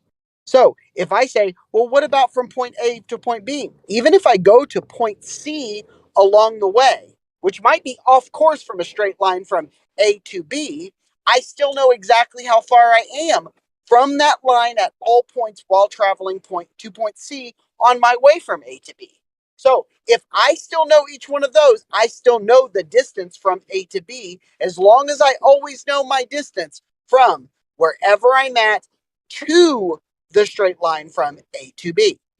That's how can you that was use so the knowledge? ridiculous. I don't see how you guys. I'm asking you how you verified it, and you're saying that you verified it because you already knew the distances. Do you understand how stupid that sounds? That's not what I said, Platypus. That's not what I said. What I said is we know it because we've flown it. Okay. Can anybody else listening? Platypus, you're just in denial. You're just in denial because you're But like, well, wait a you're minute. cutting If me you off didn't again. go along this I really don't want to mute you. So please chill out, dude. Please chill out. If you didn't go along this exact route, I don't want to mute you, please. I'm begging you to stop. I don't want to mute you. You're the one that's interrupting me, Platypus. No, he was in the middle of asking a question to the group, and you just jumped in there saying all you do is deny. So please, that's me please. So you can calm your tits also. Okay, you know what? RC, just mute him. Just mute him for just temporarily, so Platypus can finish, and then we'll unmute you, RC, since you can't control yourself like an adult. I just want to know Go ahead, Platypus. am I talking completely crazy here by asking how they verified these distances? And then he's saying, oh, we verified it because we've flown it, and we've flown it because we already knew the distance. Right, but it's going to be that there's beacons, right, and pings that go on, and distances, and response. Yeah, but forget about all that.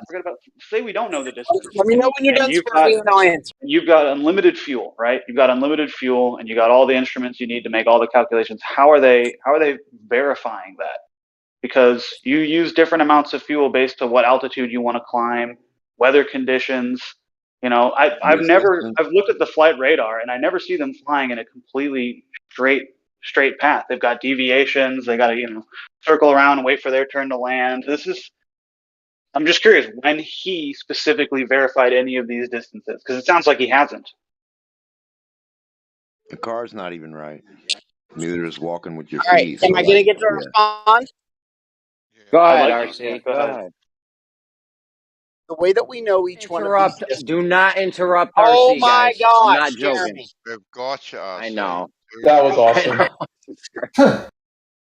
We know each one of these distances because we have traveled them. If I go off from any of the lines that I want to know, hypothetically, as a great circle distance, as long as I still know my distance from any deviation that I take, whether I'm taking off or having to go around weather, whatever it is, as long as I still know my distance from the line that I wanted to travel to the position that I am there, I am still traveling that original distance. The way that you can verify this is if you know what your airspeed is, you know your temperature on the outside, which we always do because there's a temperature gauge in there. And you also know the air pressure, which we also know because there's a barometer. It's called an altimeter on the outside. Because we know those three things, we can always calculate our true airspeed. Based on your altitude, every single true airspeed will give you a true ground speed. That true ground speed, based on the distance, the time that it takes, will give you the exact distances. You can recalculate and remeasure the fact that how much you have deviated from that by simply timing when you go off of a course and then timing when you get back on that course. Based on the speed that you go from off course to on course and that time that it took, you can calculate your distance for your deviation. That is how you are able to travel, even going up and down, around and sideways, doing 3 or 4 circles along the way. You still know the exact distance. That is the Great Circle route from A to B. I mean, I think I can keep Does pushing the anyone? issue. You guys, but like, I don't know how you but put it, up with this. no, I RC, know, you I know. didn't answer I my don't think question I'm about, going to do it. I don't about think a I'm going to fuel. continue. I asked him a fair question about a fuel leak. He didn't answer it. What if you have a fuel leak? Do you account for that? How do you do that? Yeah, you can. So, number one, if you have a fuel leak, you're going to die, okay? Because, or you're going to blow up, or you're No, going to you're have to not. stop.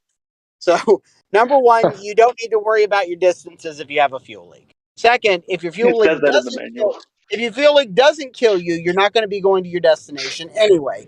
Right. Two, we How know many? exactly how much fuel we are burning because right before the injection nozzle, there is a fuel flow indicator. That fuel flow indicator measures exactly how much fuel is going into the injection nozzle right before it enters the engine. How many gallons did you go forward, and then how many miles did you go in air? So how many air gallons did you travel, and how many air miles? Yeah, How do you so prove that? we measure Answer it in that. gallons. Answer that right now. Air Hey, gallons. Jeremy, calm your tits.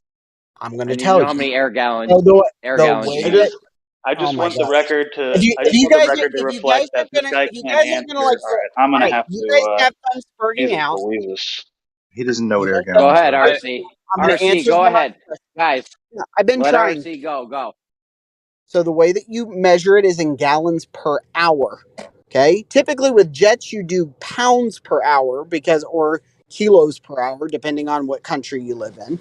But if you have a kilos per hour and you know exactly how many kilos per hour on any given power setting at any given altitude with any given air density with any given temperature, because those are typically the 4 variables that we use to calculate. It's actually a very simple formula that we use and that we're constantly calculating. And we do have instruments that help us with it, but I can do it by hand if I need to.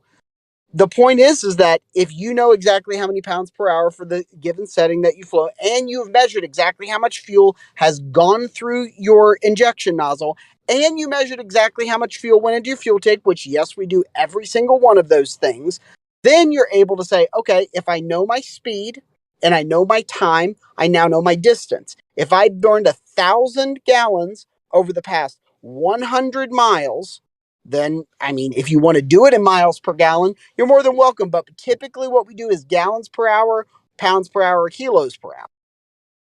All right, I got another question. So when were these distances first verified by flight? I don't know, and it's not part of my argument. Well, actually it is, because no, it's not. You're not going to tell me what's part of my argument, Dickweed. It has to be. You keep saying known distances. No, it You have has to have a be so baseline. you can do some more denial. I just so you can do some more denial. It has nothing to do with what we're actually talking about. I just flew in a plane from the East Coast to the West Coast, and it seemed like the plane just pretty much climbs steadily to about the middle point of the country, and then coasts its way down, dropping a few feet every so often. Like, is that it's a using little the bit same amount of fuel? It's like going uphill and downhill. yes, and What do you we think? calculate. We know our fuel flow every freaking second that we are in the air. Right. So there's all these different like parts of the journey that are going to burn a lot of fuel. Some parts where it will be pretty conservative, right? Yeah, but the entire point is like Somehow, No, just because the you entire guys point is are like how much recognizing, fuel is being burned. can I I don't know respond, please? what Just can because you? it's I mean, complicated I don't think doesn't Yeah, mean anyone it's let still RC this. respond. Yo, let RC just respond, then you can go next. just because there are a lot of variables doesn't mean it's impossible to do.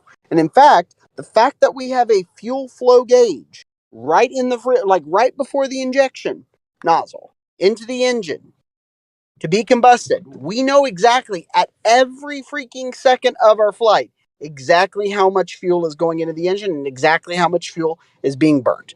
Every freaking second.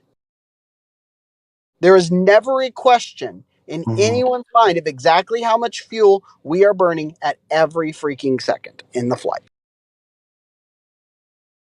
All right. Be quiet now. Go, Snap. I'm just saying you're going to burn more fuel on takeoff. You're going to be coasting around for some part of the time. Hey, maybe it's just one of those days and it's a little bit windy, a little choppy where you are. So It you're doesn't losing a little matter. bit more It fuel. doesn't matter. Because Oh, I still know, I even don't if I'm know if burning, like let's say you're that it's a really, He's off capable let's say of that it's again. a really hot intercepting my He's day. off thinking. again. Maybe He's you're off again. capable of intercepting an argument that you're already capable of answering. But what I was trying to Because ask I you in light of these already things, answered the argument. we We won't already really still, know. even if I'm burning You've more or already less, I still intercepted know an exactly answer how to much your own argument. I did. You just are What about denying it.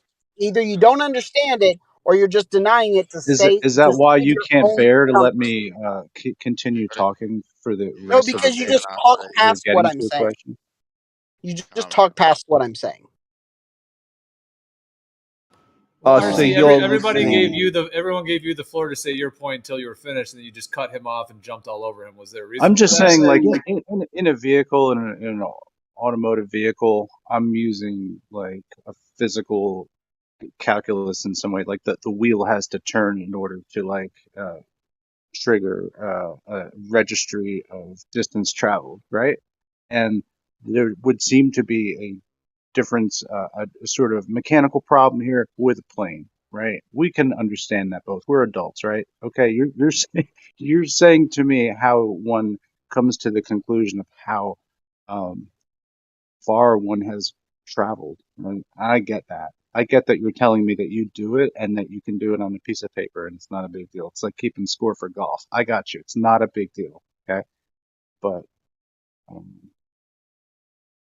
you'd have to Yeah. agree Not that only is there is only an averaging of that based on your point of reckoning of where the heck you even no, it are. is not an averaging. No.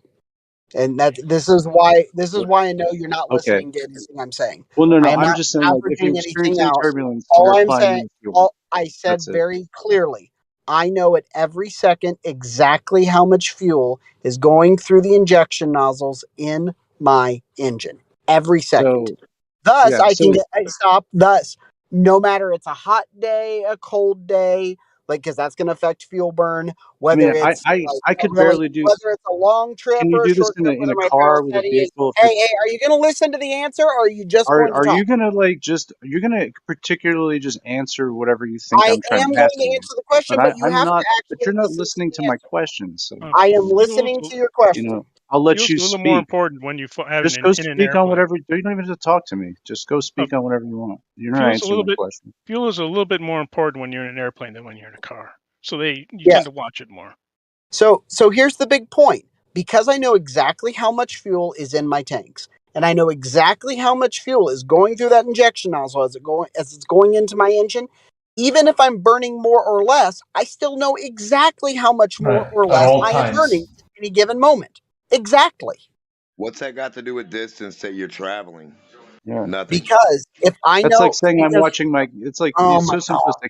Yeah, I know. It's painful for you, but I just let listen. let me make my I'm gonna dumbass respond point, to please. Demo. I know. Just take the painful. So it's just a sentence I want to say. Is that possible for you to like endure that or no? Yeah.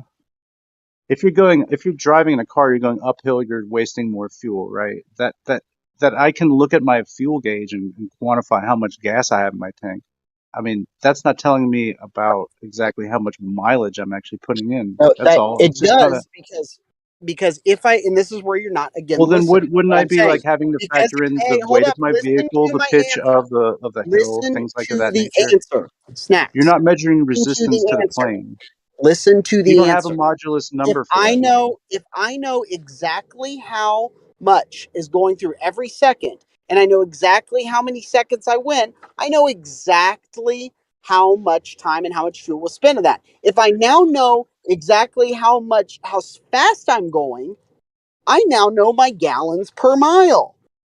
This is not a hard thing to understand. No, I already told you that it's not a hard thing to understand. I understand it. Man.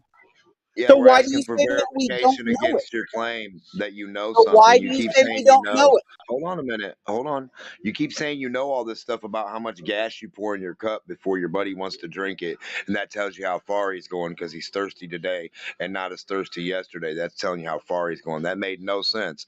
What we're asking is how you verify how you supposedly know this. Where's the knowing come in play? The first guy who knew it, how did he verify it? On the ground with actual measurement, not rolly wheels, not calculating how thirsty your airplane was that day.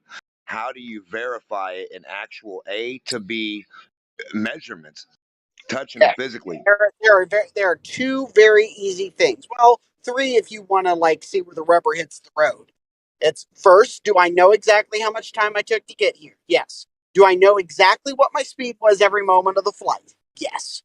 Do I know exactly how much fuel I was burning and how much fuel I have before and then after? Yes. Thus, I can verify in three freaking ways with three variables that I can look at and measure every step of the way exactly how far I went. Time I and can't believe speed you did guys not. can't. I can't believe you guys don't see the problem with this. Time and speed did not measure anything. Time, you could sit down today. Did that have anything to do with how far you traveled, Rabbit? No. Yeah, You fell yeah. asleep. I know No. No, no, nighttime no, and no, I no, know no. my speed. That The gives me. tortoise I kept can know. I traveling know while my you distance. fell asleep. I'm not done. The time has nothing to do with it at all. We want to know how far in miles you traveled. We don't want to know how much gas you used. We don't want to know how thirsty your airplane was. I just told you that. So stop talking about gas If and stop I talking know about my time speed, because we don't if care if I know you my fall asleep. speed, oh my gosh, Dimok. If I know my speed, Dimok, and I know my time, I know my distance. You're done. No, you don't. We want to know the miles that you traveled. We don't care about the time it took you to go or the amount of gas. Democ, can I just say something to Democ real quick? Here we go, Dimok. If I travel 100 miles per hour for 1 hour, how far did I travel, Dimok? What if you didn't travel for an hour? Don't know. Oh, I did. What Well, if you're going into a is there 30 any mile an hour way in the headwind? world? Is there any way in the universe to tell if I traveled for an hour or not? Holy shit, there is. It's called a clock. But what if you didn't travel for an hour? Oh, what if I traveled for a crocodile instead of an hour? Shit, can we measure this in Right, so gallons if per you travel crocodile? 100 miles per hour and you didn't travel for an hour, you haven't traveled 100 miles. But you did travel at a speed of 100 miles per hour. Okay. If I What? travel 100 miles per hour for 1 hour, how far did I travel? Any flat earther in here answer that question. Meisty, we understand the question. The problem is that if I didn't travel for an hour, then I didn't travel 100 miles, but I still traveled at a certain speed, 100 Very miles per good. hour. Very good. Hey, Gregory, you Wait a Do minute. another I have one. another If I question. hold on travel 2 100 secs. miles per hour for 30 minutes, how far did I travel? Hey, 50 miles. Gregory, hold on, Let me Gregory, just explain something real quick, guys. Real quick. You're popping, Real Gregory, quick. on the mic. All right, real quick, guys. Let me just jump in real quick. There's two different distances, all right? There's the distance from A to B, which is what we're asking, and there's the distance, and that's one distance. Then there's the distance you traveled. That's a different distance. Those are never going to be the same distances. What? Oh, okay, if my neighbor, okay, let me phrase it you like guys this. are complete If my neighbor lives, right down the road from me, but I gotta go up, down, sideways, over a bridge, all kinds of detours and shit. But their house is only 100 yards from me, but I had to travel for 200 yards, not the same distance. That's because Exactly. You added more of a path of resistance. So if an airplane catches a hard wind like a tsunami and sits there and wastes all of its fuel, A tsunami? Stop. Yeah, the air from a tsunami, because that's what causes it. Is the air. The air is what pushes the water. The air from a So tsunami. anyway, yeah, in will a push storm you. when the No. when the temperature differential happens The air. over the How often water. do tsunamis occur? For one. Who cares? Can you hear me? Are you all right? But the air from a Like, tsunami will push you The off wind course. that you fly into causes resistance. The wind that you fly into makes your airplane sit there in place, wasting all of its fuel. How many miles did you travel 600 to mile nowhere? hour per wind. Yeah, that's true. How many miles did you travel to nowhere? Your tank is empty now, RC. You got an empty tank, you went nowhere. How many miles did you travel? A 600 mile per hour tsunami wind will do that. Yeah. Also, Yeah, give my well, point. Like, what if so you just how far? How far obviously did you they can't travel, answer that. RC? They can't You answer used that. all your gas. I mean, where's my answer at? Simple, right? So simple. What about a situation where you're taking the girlfriend and you just want to fly around the lake a few times, like 3 or 4 extra times, because she wants to see the whole lake, and you're going around in a circle? So how do you account for that? Well, You're you not tell really your going anywhere. boss. No, you tell your boss you used all the right amount of gas. He even had about $10 worth. He's like about $3 off, and it was about perfect every time. That way, you pocket the extra money, or you go for extra rides. Fuel consumption is not going to inform you how far you to sneak traveled. something in earlier. Of course not. Right? RC was trying to compare. First of all, you guys understood the two different. You're roboting, Jeremy. Fix your microphone so we can hear you. And Fix your microphone. Gregory, right? The distance you traveled, and then the actual distance between A and B, right? Everyone's clear on that? Yeah. No. Yes. Anyway, Gregory, you're way close Yes. to your mic and you're popping, Gregory. Oh, okay. I'm sorry. Is this better? Yeah, that's better. You guys can save a whole lot of time when you realize that distance doesn't equal shape. Yeah, because distance implies shape. You want to see it again? 1,000,000%. No, the we fly already that flies around my room. Yeah, I mean, does we not said give me distance the does shape imply of my shape, room. actually. Here.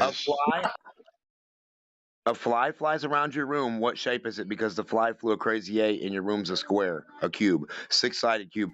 Now the fly flies all kinds of patterns in the air. Well, this is what we're talking about, right? Flying in the air doesn't give you a shape. I don't know what God's got to do with it. So if Superman flies all around the building 4 times, does that tell you the shape of the building? No, not at all. Travis, did you not understand the shape with 4 sides and you make the extra? It will definitely give you a planar or curved shape.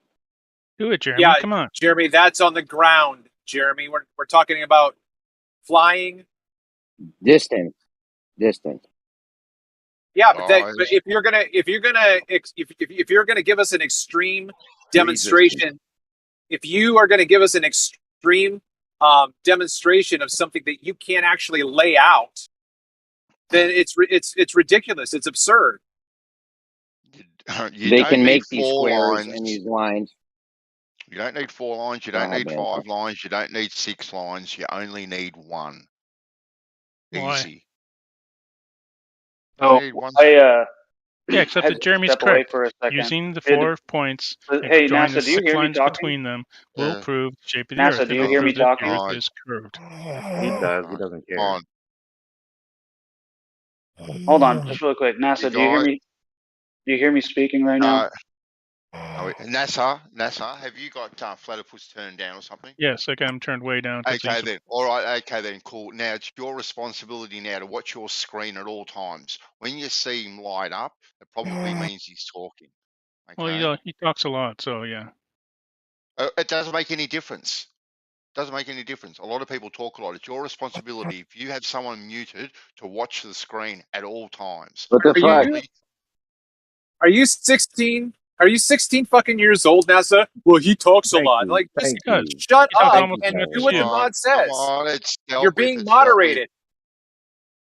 I just wanted to know if we figured out how these guys verified the distances yet, because I had to step away for a minute.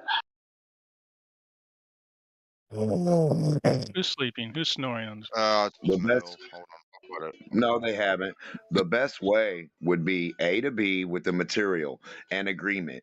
So us as humans, we agree on certain durations of measurement of like areas of a material. So from this point to this point, we agree on that. So we'll call it whatever. That's the first thing. We got that down. We agree on feet, miles, kilometers. We agree. So now you take a material and you write that stuff down on it. And the markings, we have these rulers, yardsticks, ropes, whatever, tape measures. We have these. And you go from point A to point B and you hold it as taut as you can. That's as direct as you're going to get. I mean, you know, even without the tautness, you just measure the fucking area from point So A to the only point way B. to measure things is with a tape measure. And if there's a tsunami, you're screwed. Yeah. To prove it, yes. No. Not flying in the air. No. You think flying a kite's going to prove the measurement of something? Go fly your kite and tell me how many miles you flew it, okay? Uh-huh. Yeah, okay. What? You don't have the calculation for that? If that's not the only way, NASA, what's the other ways? Oh, there's plenty of other ways. Tell us. What? You know the ways. What, you want me to tell you how surveying works? He always does this. That's not the only way, says NASA. NASA, can you tell us some other ways? Oh, you want me to tell you some other ways? Are you serious? No, I'm not going to sit here and tell you how to survey. That was the question. You know about surveying. Why you want me to tell you stuff you already know? You're asking me pedantic questions because you know the answers. If you guys don't talk to the troll, he won't respond. Just don't talk to the troll, man. Don't talk to the troll. That's you, Travis, by the way, not me. Well, maybe someday they'll be able to come in. Imagination. Why we got to get into your imagination to figure out what you're doing without you telling us? Just a second, baby. Ooh.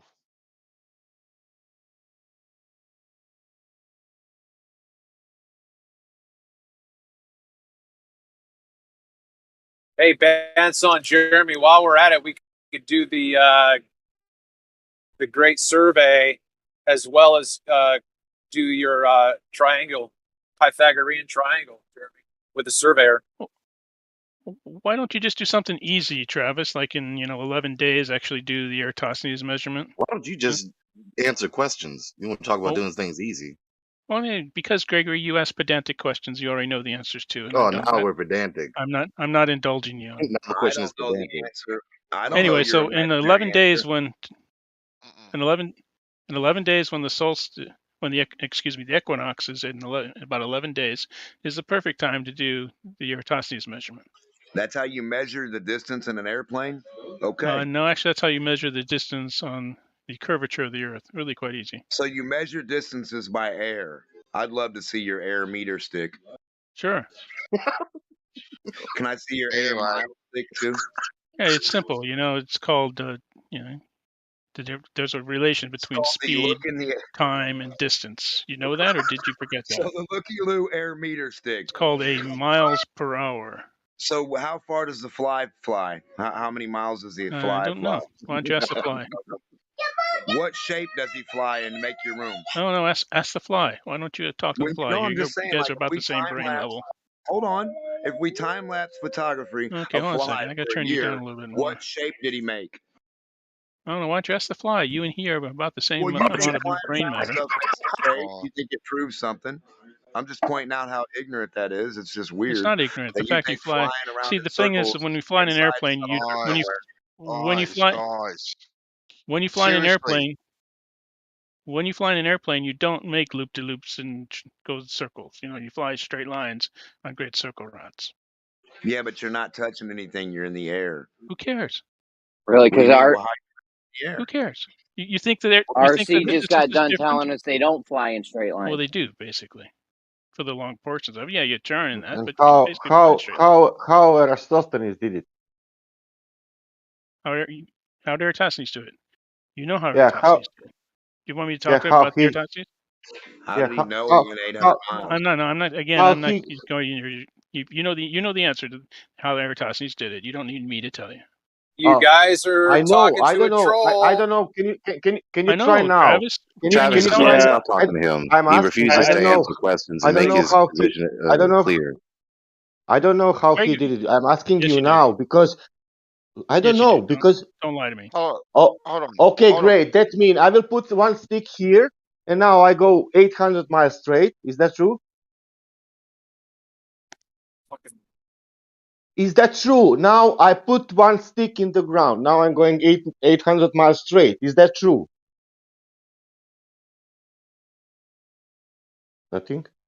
He Well, doesn't know. He again, doesn't. He you know, wouldn't know the how air, to you know how to do the reproduce. Eratosthenes measurement. Yeah, No, he We don't need we don't need to redo the experiment. I go 2,000 years ago. I took camels and I put the stick. Now I took camels. Now I need to cross rivers, mountains, desert, everything. I need, for example, 2 months or 1 month. I 2 go months there. to go 800 miles? No, I Yeah, don't think and so. I'm still going, 3,000 and I'm No, still not in listening that. the They actually had story. roads Do back you then, want to you hear know. the story?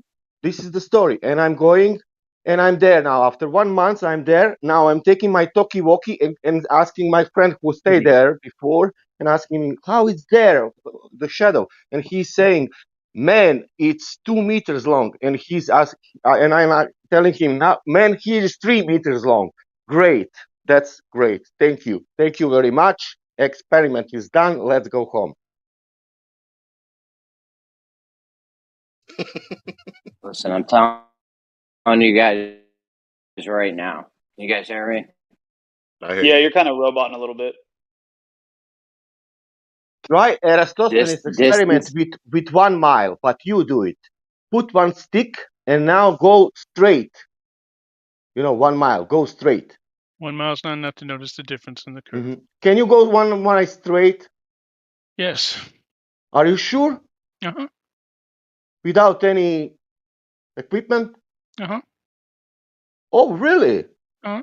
You have to be good. You have to actually know what you're doing, but it can be done. You have to be the slave hand.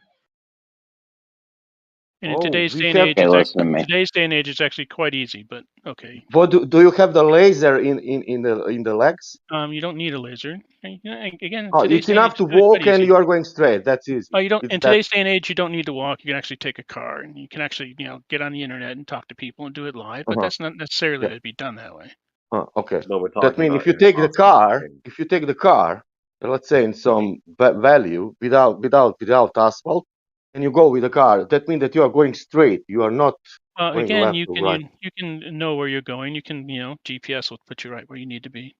3,000 years ago, it's there possible. was It's no just a little more car. difficult back in the age, So Yeah, but I'm saying there is a camel, and now you're going 800 miles straight. yeah, it took them a while, but they agreed on what Yeah. day it was because they knew what day it Of was. course. Yeah, Then great. then they got back together and said, hey, All right. that day like 2 weeks ago yeah, okay. Yeah. The story is great. Yeah, it happened, and he proved you can do it yourself and verify it, but you But choose I not to. cannot, man. I Yes, cannot you go can. 800 miles straight. Yes, It's you can. impossible. I Yes, you cannot. can. You can But if you try. Well, maybe Well, you you guys, can try. No, you we can't try literally, because we you know literally that No, I went from don't need to asking try. I know him. that I Of cannot. course. I cannot do Well, that. It's fine. impossible. You can't, but everybody, you Oh, can. you can try and show us how you can do it. Talking to a troll. Guys, you guys have got to stop talking over the top of each other. All right, so you've either got to change the topic or stop talking around in circles. But most importantly, please stop talking over each other. All right, if you hear someone else speak and you think you may have been interrupted, right? Show some Great. patience and pull back, and then you'll get the mic. Right, we'll make sure you get the mic. Okay. Thank you. Yeah, I just wanted to point out that we've been trying to ask him, like, okay, how do you verify these distances? And now we've gone full circle to him just saying, oh, you can verify the distances. Oh, you should verify the distances. Oh, I'm not going to teach you how to verify the distances. So I don't think we're not really getting anywhere. It's not very productive. Actually, you can, but you can't. I understand that you can't, but it can be done if you try even a little bit. But okay. Just what are we talking about? This whole we thing. It's the we thing, and you were using the we thing. We've done this. We've done this. Yeah, as in We've people. shown. We've shown that As in people. Yeah. you're As in not science. Yeah, as in 2,000 years of science and repeated experiments. You see, fifth graders do this experiment. It's really not 2,000 years of science. 2,000 now. 2,500 years. 2,500 years, Been around actually. for 2,000 years. 2,500. Here we go, guys. 2,000 Yeah. Guys, this is hard to listen to. One at a time, guys. 2,000 years of science. 2,000 years of science, exactly. You've been around for 2,000 years doing science. We have historical documents, but then again, you guys only trust the historical documents that prove the historical documents. Please elucidate these historical documents. Oh, elucidate! What a great word. Does the 2,000 years of science does that include bloodletting? I trust the live Listen, video are that we you produce past the of you doing point? it. Always using this Past the grandiose point? language like he knows so much, 2,000 years of science, and then when we ask him Mhm. some questions, he refuses to answer them. Because you can go yourself, type it, and you have the knowledge of the human. Why are you in the server You if have you're the not knowledge. You going have the to knowledge of the explain your human database position? at your fingertips because you're asking things you already know, Gregory. This is your. How do shtick. you know what I know? So you're so advanced in science now I know. Yes, that I you know can what you know. divine my thoughts? What stopped them sliding off the edge of the ball 2,500 years ago when they haven't even discovered gravity? What does go with that? Did they have like ropes all attached to the very, very top when they were Yeah, you know. sailing, like an Yeah, because anchor or something? yeah, because It would gravity not be didn't like exist. the real Gravity didn't exist until Newton traditional. said it did, right? There That was no would not be the gravity. real. Well, they shot an arrow into heaven. Newton Politics. even didn't said it. If you Guys, Sasha specifically, because you're one of my own, right? Like, for real, y'all disagree with what Travis said, and then uh, also agrees with that you're talking to a role. You can't do anything better with this live stream. Are you bored? We Like, definitely can, and they're saying we already know it's a sphere. That's ultimately what he's getting down to. Why talk to him then? If he's Yeah, going to I be agree. dogmatic, he's going to go through the motions of the conversation. Anyway. I agree. So, are we past the point? We know that if you have the very very specific distances, You're roboting. You're roboting. You're you roboting. be Ask him again. due to Pythagorean theorem, you'll know that if the surface you're on is planar or curving. We know that, right? Never mind, I'm in a bad spot. No, I don't agree with that at all. The fragment sentence. No, I don't agree with the idea of a shape because what if you're sitting on a cloud that's a chaotic shape? The theorem of a shape doesn't help you for something that's not a shape. And we talk about a shape of the earth and we're saying it's a plane and it's not a shape. How does that help you define a shape or describe any shapes? How does that help you at all? When you're trying to define a shape, Pythagorean. listen, you want to find out the shape, right? If the object doesn't have a shape that you or I could clarify to each other, what are we talking about though? You guys You're need right. We're to talking start off. about figuring out. You're right, Denmark. Talking about figuring out. I didn't say anything about shape. Say anything about shape. We're That's trying to what the figure out if theorem's the for. surface is planar or curved. Yeah, That's that's why you shape. need to. Shape of surface. That's why you need to start Flat off or curve's small. not a Instead shape. of worrying Hold on. about. Flat or curve's not a shape. You're in a bad area. Yeah, flat or curve is not a shape; it's a property of a shape. Right, but if it continues to curve, it does become a shape, which is a ball. That's what they're Is that a talking about curve? with that. They're If proving it that was with a that, curve. and I'm saying they're wrong. It's not going to prove shit. Now you're with me, right? Well, Stop if that worrying does about. occur, but when we're Stop talking about worrying the about. No, that's not what I'm 1,000. saying. Not what I'm saying at all. Not talking about a shape at all. We're just trying to see if it's a planar surface or a curved surface. No shape involved. How are you You're going to wrong. do that You're without wrong. knowing what it is to begin with? you don't need to know You the don't need to entirety know of the what shape shape to it know is that to the know if surface it's. is going to curve. How would you That's like determine how would you guarantee what you're talking about if you don't know what it is to begin with to go by that? So if I got a box of cookies, right, and I measure the box of cookies and I say it's 1 mile of cookies, right? That's what I know. That's what I can go by. If I don't know the outcome or the distance of it, I can't just fucking willy-nilly put lines everywhere and say I know something by dot to dot guesses. What are we talking about here? No, you're What not are we really understanding. talking You can know Guys, the property of a surface to be flat or curved without knowing the entirety of the shape. You could stand on the surface of a rectangle or a square or the bottom of a four-sided pyramid. instead without of proving worrying it? about thousands and thousands of kilometers, joining all these lines together and shadows and all that sort of stuff, right? Think smaller. Establish a straight line, right? No, we Establish know. a curve. right? We're with you, Mansaw, 100%. We're just discussing the idea of the Globers thinking that you can put a dot to dot on a wall and say, okay, I got my dot to Yeah, dot there. Trace the dot to dot. That's going I to show know. me the shape of the wall. No, it's not. Ever. But Ever. see, everyone's getting worked up. There's all this aggression in the room over what? Calm down. Really? Let's have a really cool conversation. Really? Right? Oh, I'm good. I haven't been. Yeah, I'm good. What the line is? So, what was that, Elijah? Yeah. Line of sight. That's it. Line of Dead sight. straight.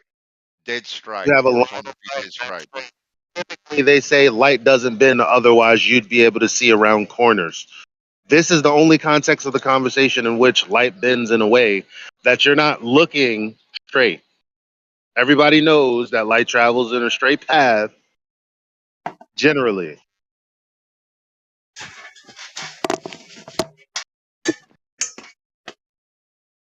Look up a potassium or something. So if you're looking straight and you can see for X amount of distance, there's no impedance there. Aye, Captain. Eye to eye. If there's no impedance there, then at least within your field of view, or whatever optics you're using, it's got to be level. You're right. That's why they say eye to eye when you're standing on the tip of the boat deck. You can see eye to eye to that motherfucker. You're not on a ball. It's impossible. You can't even get the same orientation of looking out with a theodolite on a ball as someone else. There is no line that crosses or intersects or meets up with another line on a ball. They all would make an X. Every fucking line you made with any measuring tool on a ball would make an X from the other point. They would cross each other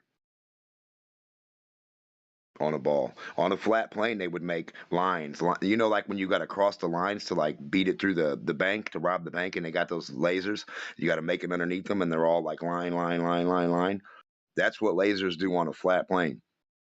The lasers on a globe would all like make X's every fucking where automatically. I get tired of being Hey, Putting them horizontal, all of them perfectly horizontal, they would all start fucking deviating from each other by big ass degrees. That's what I'm talking about. You can get a little ball and do this and put little lights on it, and you'll see what I'm talking about. They'll all make X's across each other. They'll all cross each other's path. hey, Travis, you there?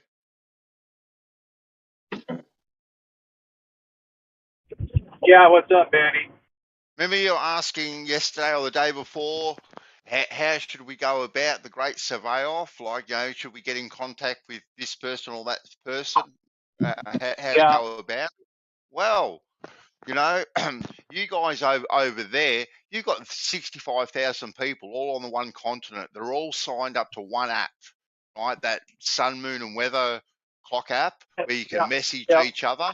If you got every one of those people to donate just 50 cents, 25 cents each, bang, the great survey-off can be done tomorrow. Yeah, 20 cents a piece, just from those people. Yep, and it's done. Yeah, Job done. Just going to add another 5 cents because GoFundMe takes 3%. Okay, then 30 cents. All right, 25 cents. Yep. No, all we have.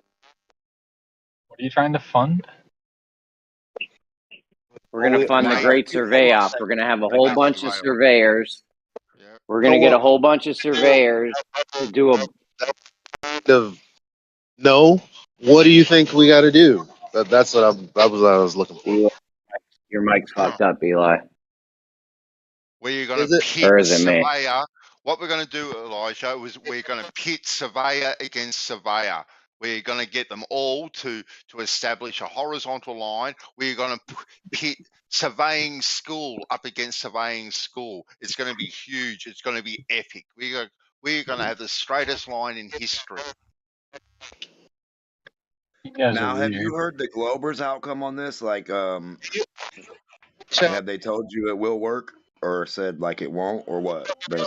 They've told us time and time again. They've told us time and time again that the water will be deviating 8 inches per mile squared off the straight line. Yeah, they've told us what's going to happen. Exactly right.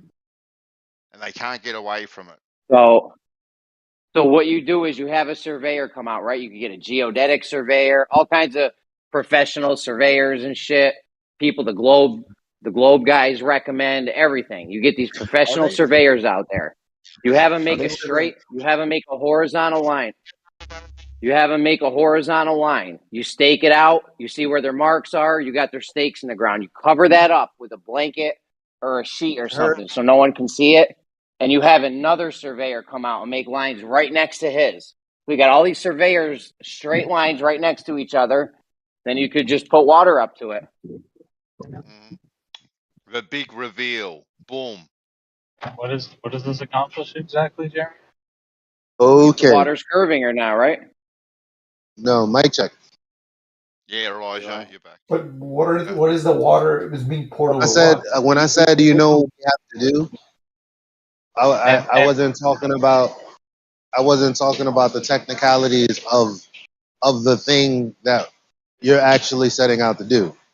I'm saying, you know what we have to do to get it done. It's a very small dollar amount. 10 and G's, it's very 10, simple. 10 G's. It's Here's it's very. a crazy idea, but my bad. I'll just wait and jerk off until you guys are ready to hear the rest of my sentence. Oh, I thought you were asking how much we needed. Go ahead. No. Yeah, go It's ahead. very simple. What you need is all the motherfuckers that love Flat Earth, that have platforms to get this message out. Hey, this is what we want to do. Let's get this done before the end of the year. Yep. Who wants to jump in?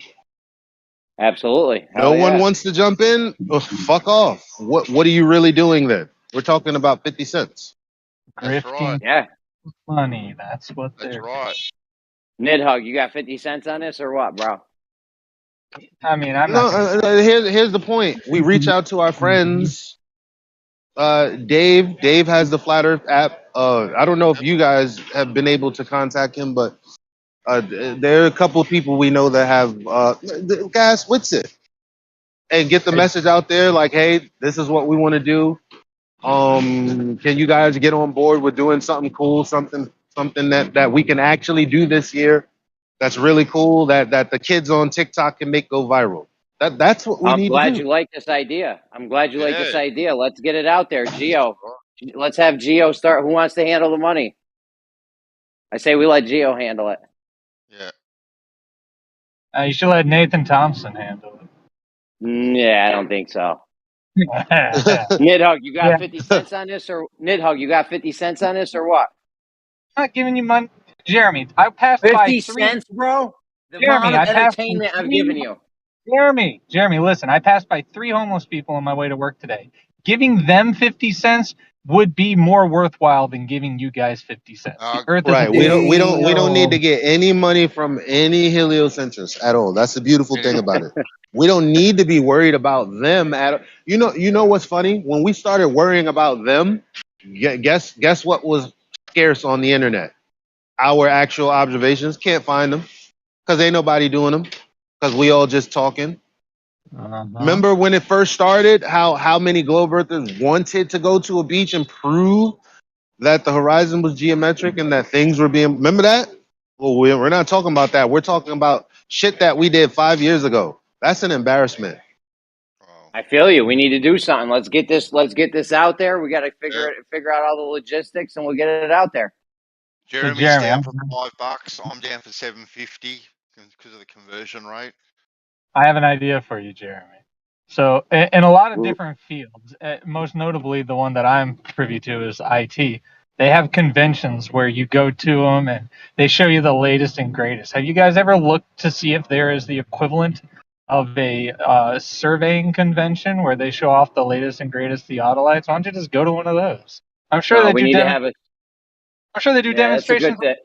Show how they're. We're talking about doing stuff, not looking to other people who've supposedly done stuff.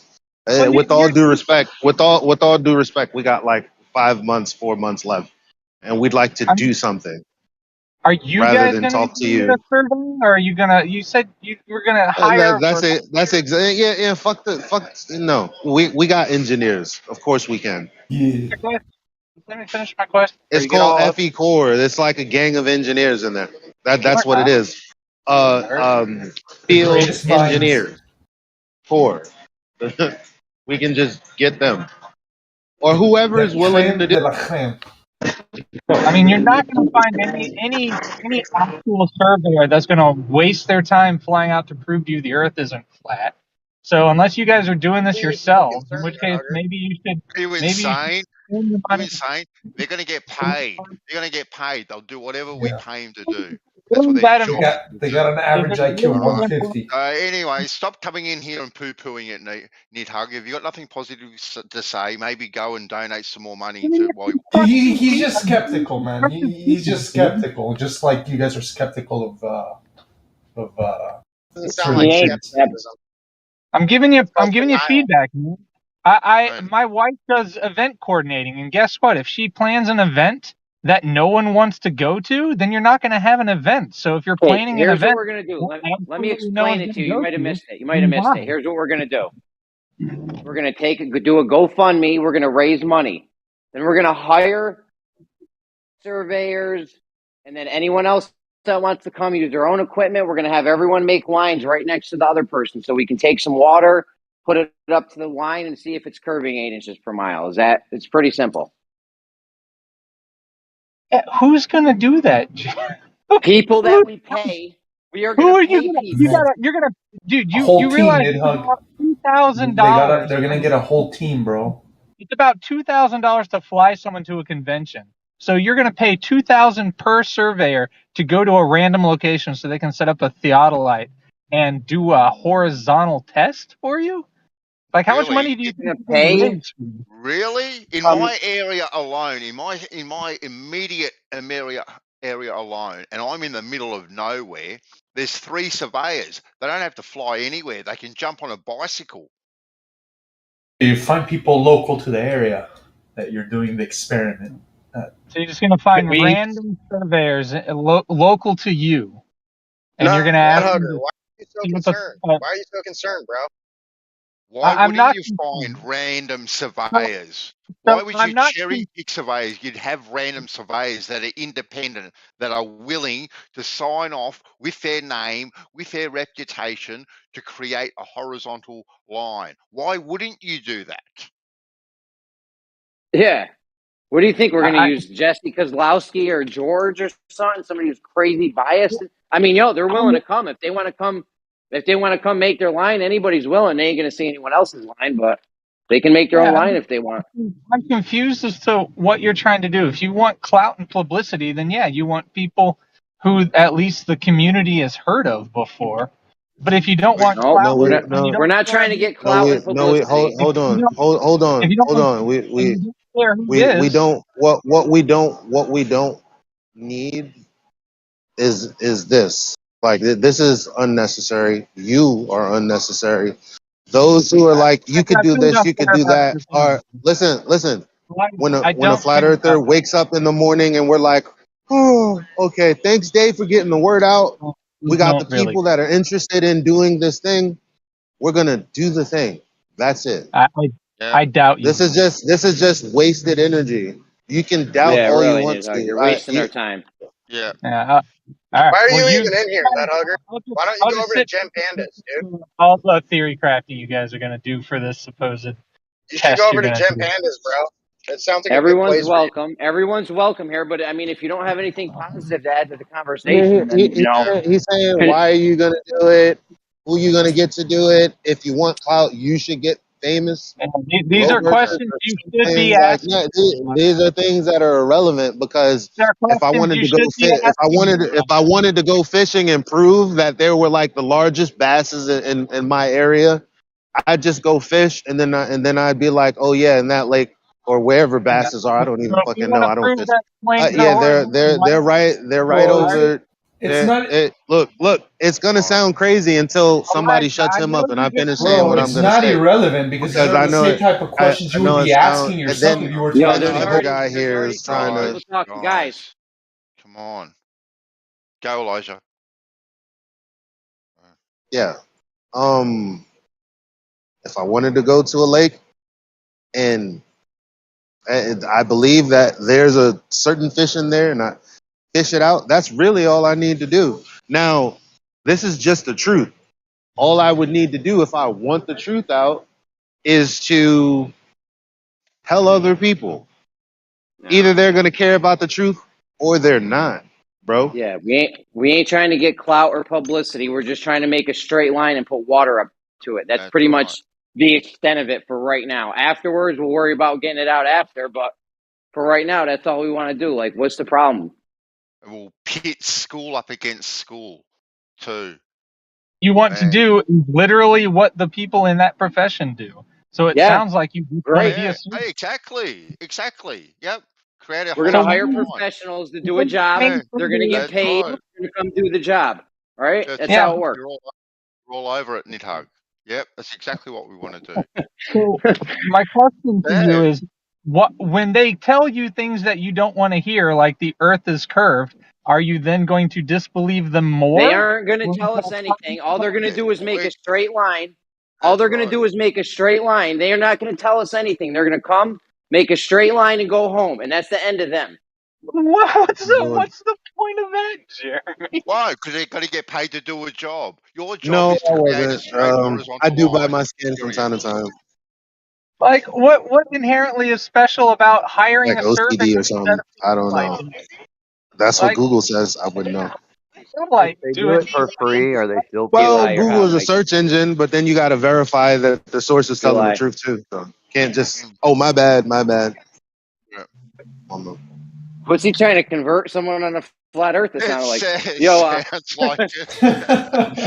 Responder shit, guys. Oh my god, she's like a 10. So, we're gonna hire professionals to come You do a heard my job. Mac? They're gonna Nah, come do the y'all job. tried to shut me down. Nah, y'all got to hear my Mac though. Nah, go ahead. I'm trying to teach y'all shit that. Never mind. I'm sorry. Come on. So, go ahead. Nidhogg. Here's what we're gonna do. We're gonna hire professionals to do a job that they. Hang on. Step by step. How much are you gonna pay them? However much it costs. Yeah. However man, much. Forget planning. Forget money. They're just gonna do it. Okay. However much this costs, however much the guy wants to get paid, we're gonna pay him. You guys will get Rakia to fund you. Okay. Rakia, I hope Rakia would go make a line next to theirs.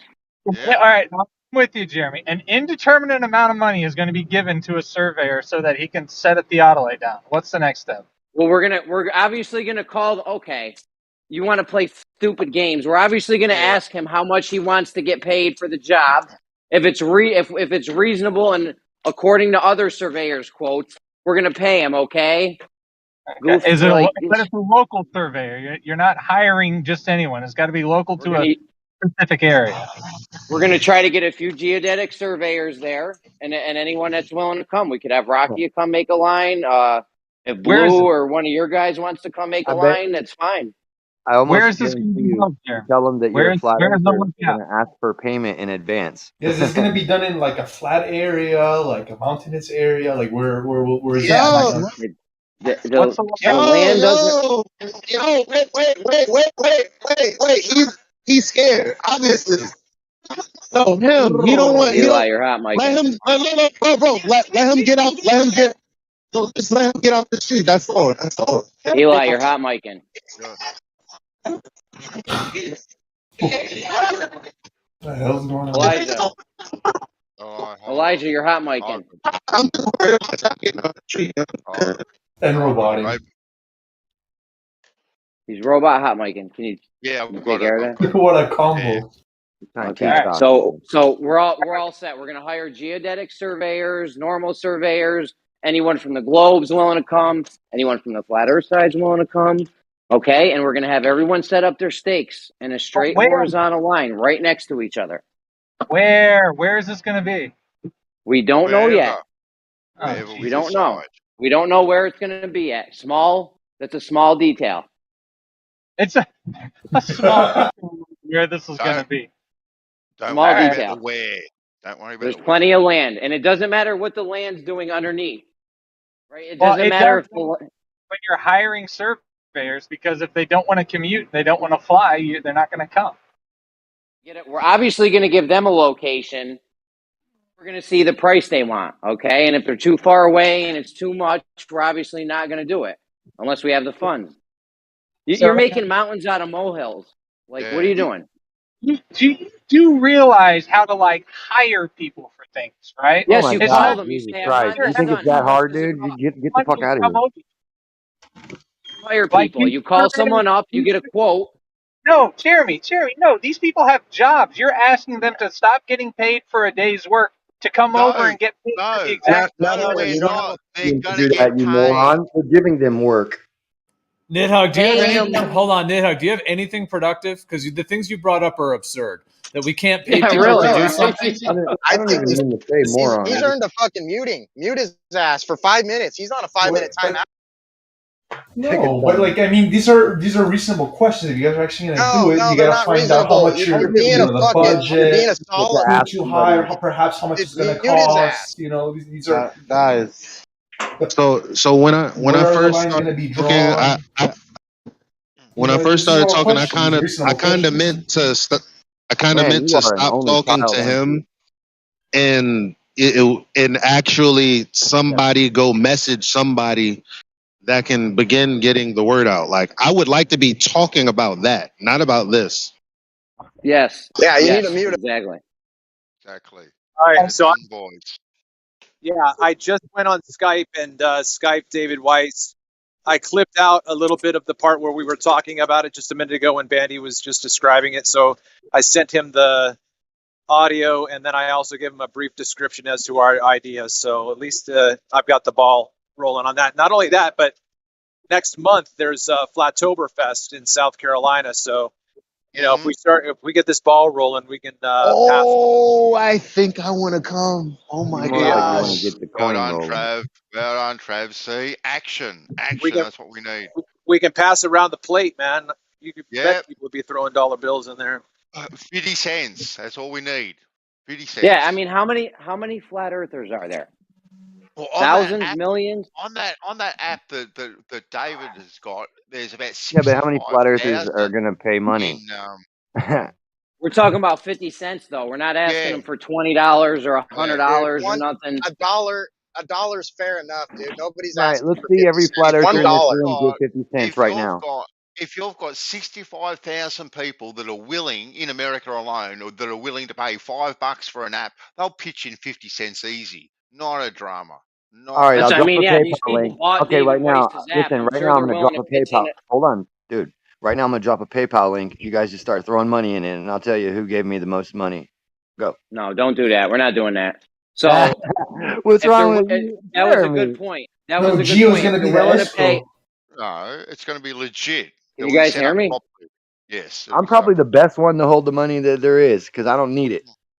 Yeah, I think if we want to have a real brainstorming session, we either need to do it in a different VC and or just mute all the globe earthers because obviously they're all just trying to derail and bring up random points and just trying to be negative. Yeah, I agree.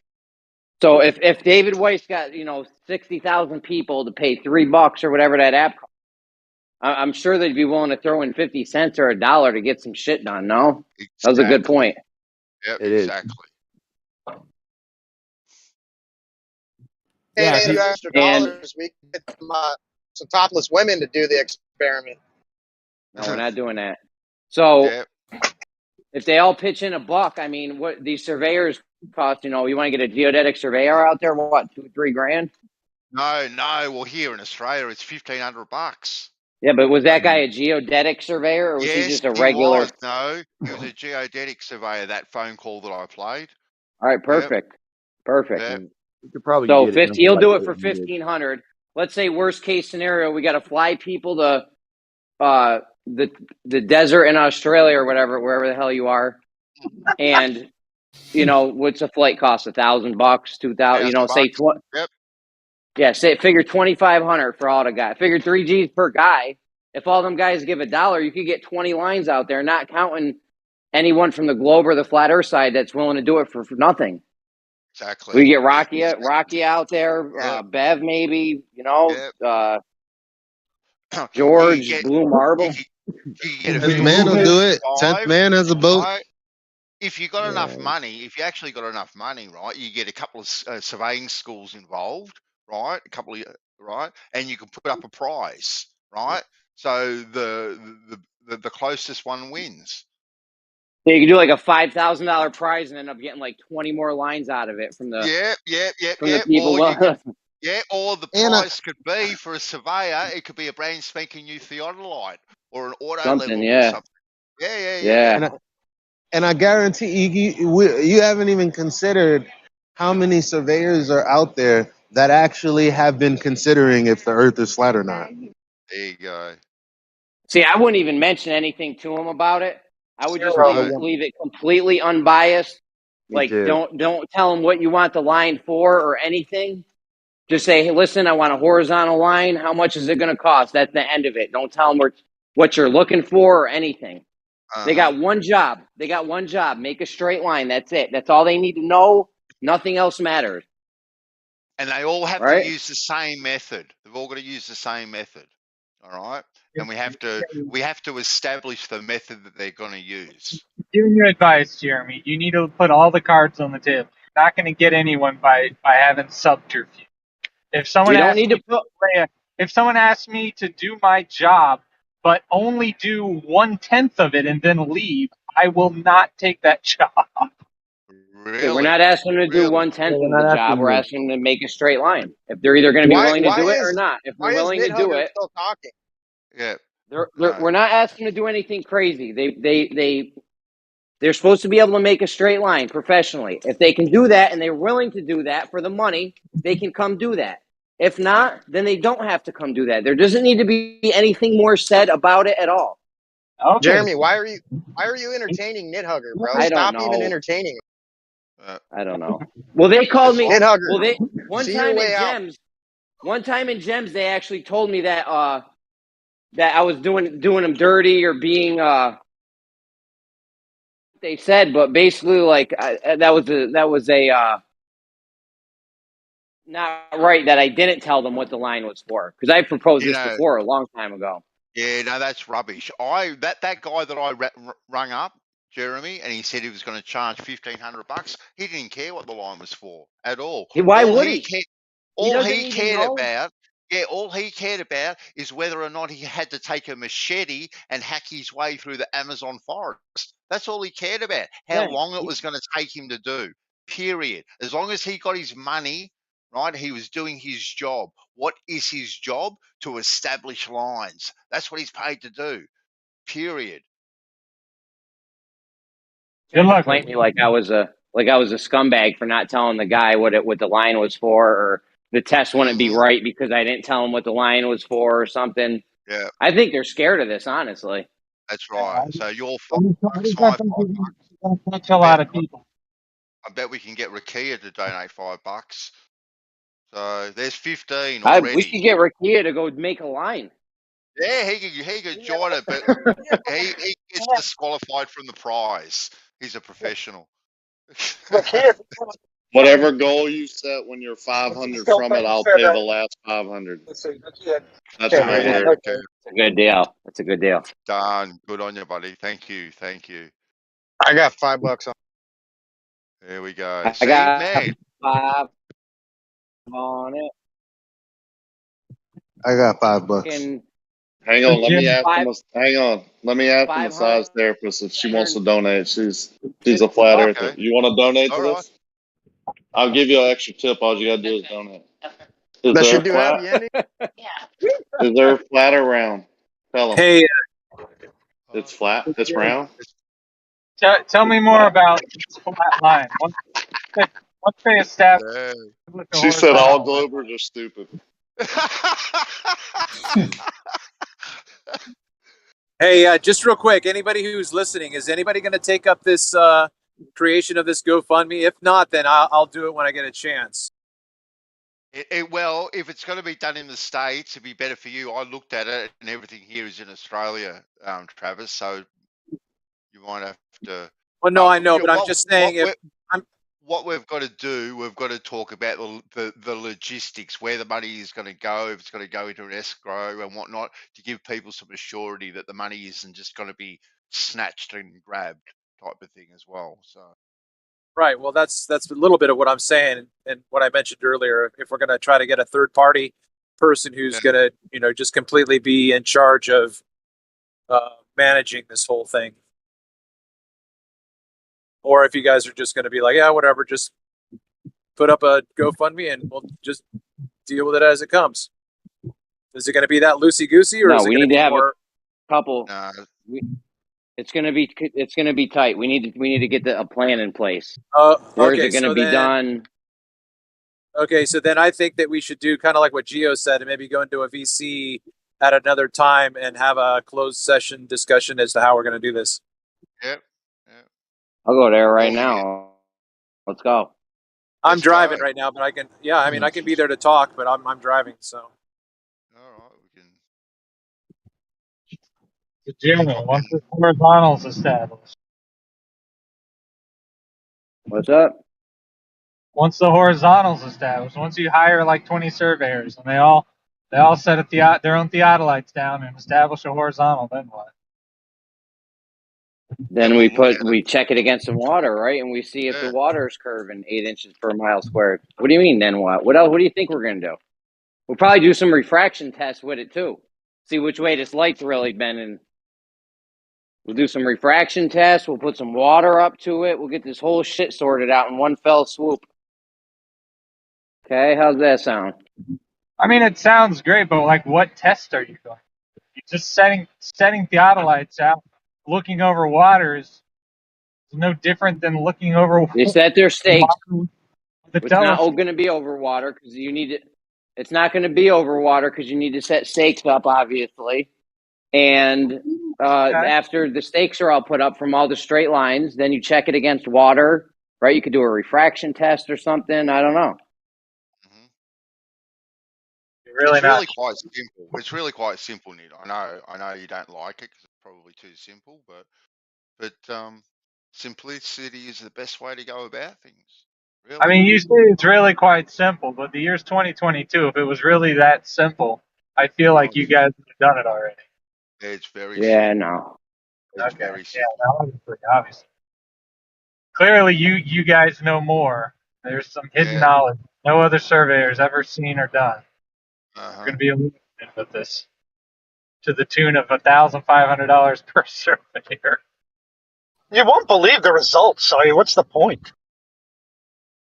Yeah, that was my big thing. Like, what's going to make you believe the surveyors that come out there versus the surveyors that have already told you what they've seen? Like, I don't get it. We're going to get unbiased surveyors that aren't even going to know. We're going to get unbiased surveyors that aren't even going to know what they're making the line for. And they're going to do a job.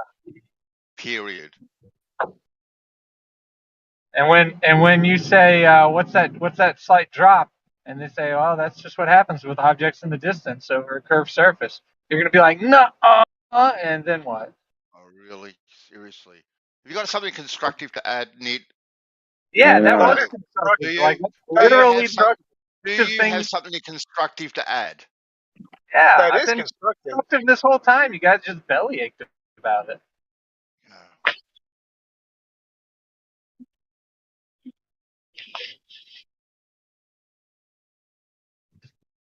I don't know how you find an unbiased surveyor because they all believe it's a globe. Yeah, I think it'd be a better use of your money to go buy theodolite, not hire a surveyor, and then go learn how to take readings and become a surveyor and see for yourself, because that's the only way you know.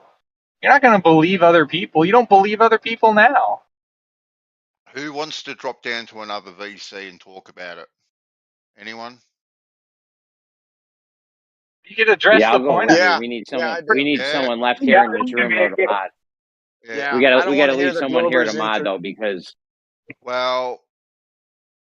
Yeah, or if we want to just keep this, I mean, the thing, if we were to build like kind of like a group to do this, then we could do it on the server with roles. You know, like we could create a role that would be for this project, and then people only with that role could have access to a text channel, voice channel, etc. That we could then have all this. Everything documented in the communication, and so on. Yeah, do that. Just create another channel for sure. But I mean, this room has generally been sort of an open panel, so we're not generally just like muting people, like, oh, we don't like what you're saying, so you're muted. So that's the thing. So I mean, we could just ask NitHug just not to, that we could have something productive, or we could, organize it differently. That's why I said if anyone wants to drop down to another room, Joe. I do find it a little that my input is deemed unconstructive. Sorry, Ned, I was talking. Yeah, well, you talk for me all the time, You know what? I don't want to mute Ned. That's why I suggested dropping down to another room. Yeah, I'll do it. I'll go. All right. Cool. Drop down to VC offline. Get out of here, you crazy kids.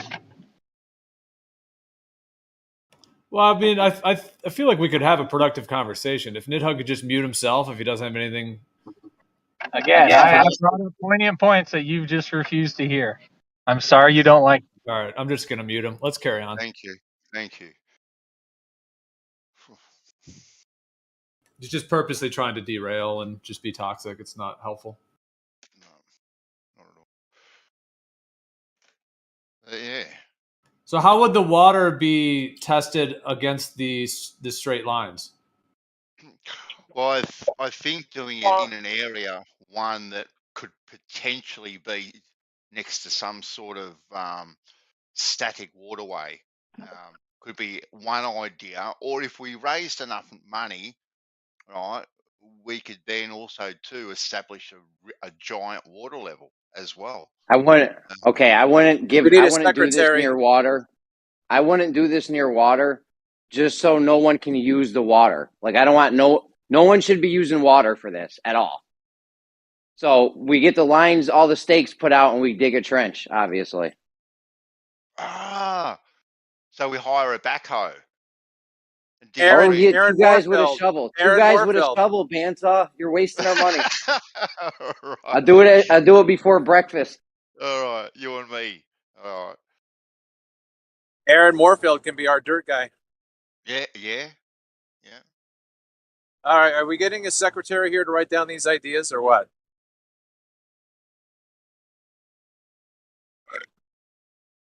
You guys are going to hope you're going to remember everything we talked about? So I've been pitching these ideas. So if we're going to do it next to water, what length? 3 mile? Yeah, 3 miles. 3 mile? Well, you got to have the line. Okay, you got to have the line be centered in the middle, right? You want them to go out horizontally each way, right? Yes. So you start from the center. You start from the center of the 3 mile, right? And you work 1.5 mile to the left and 1.5 mile to the right. That's what you do. What's the drop over 3 miles? That's 6 feet. 6 feet. That's a lot. Yep. That's fucking huge. That's going to be very noticeable. Yep.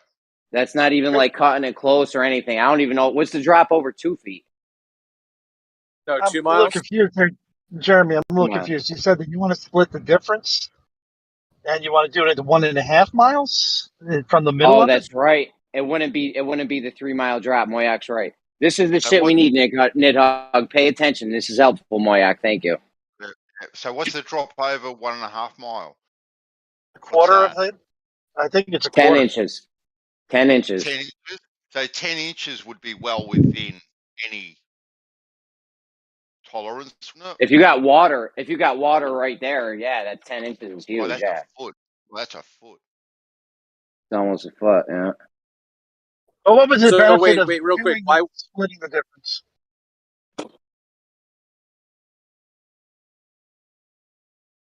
You won't have 6 feet. What's up?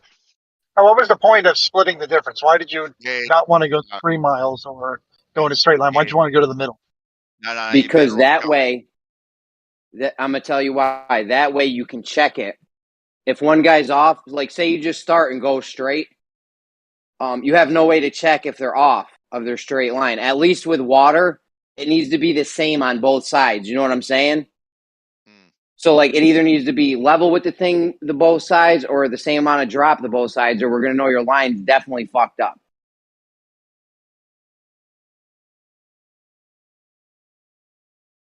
Feel me? I guess. Well, I mean, that's a good way to make sure your line's legit, right? You can check both sides. And that's the only way to do it, honestly. I wouldn't even do it any other way. Alrighty. It's your test. I mean, does that not make sense what I just said? You can check the line and make sure it's a legit line at least. You can make sure it's symmetrical. How about that? Well, you think that it's just going to coincidentally show globe in one direction? I just want to make sure you're not it's a horizontal line. That's all. That's definitely one way to check if it's horizontal, to make sure that, you know, it's equal on both sides, symmetrical.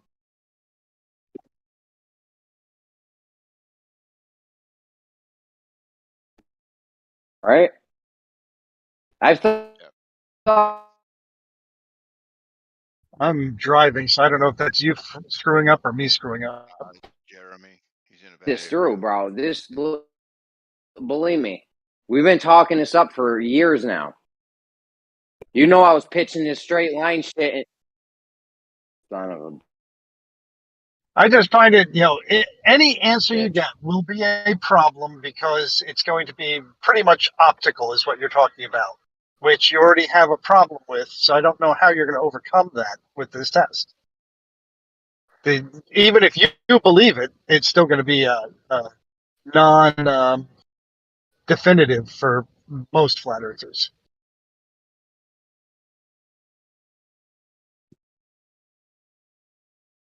Can you hear me? Yeah. I can now. Well, so we're obviously going to make. Did you hear the reason why we're going to start it in the middle and work our way out on both sides? Yeah, I heard that. Okay. Now, as far as this, what was the last thing you said? I just said that no matter what you're doing, you're still coming back to it being optical, so you're going to have a non-definitive test according to most flat earthers. Yeah. All right. So we're going to make sure that no one's looking all 3 miles or a whole mile and a half down one shot, right? That's obviously not a good way.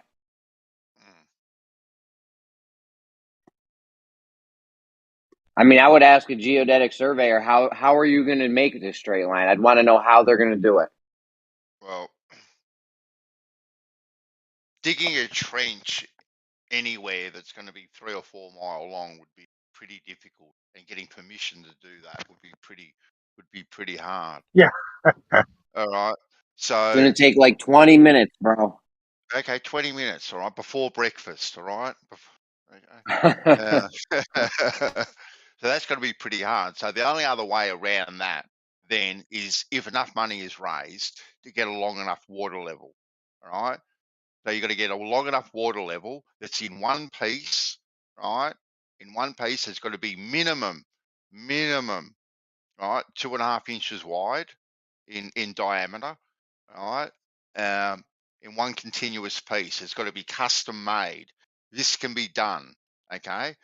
And this is also too why you start in the center, okay, with your straight line, because then if you get a water level, okay, you can start from the middle, right, and you can go 100 meters to the left of the middle, 100 meters to the right of the middle, all right, and you can compare that line with the water level. You keep on doing this as long as the water level is. So if you get a water level that is a mile long, for argument's sake, which you can get them done, right, for not that much money, really, that horizontal line with a water level, okay, will marry up. Now, the answer is going to be, if it marries up, right, it's going to be both globe and flat, right? You can't get around it. It's going to be both globe and flat.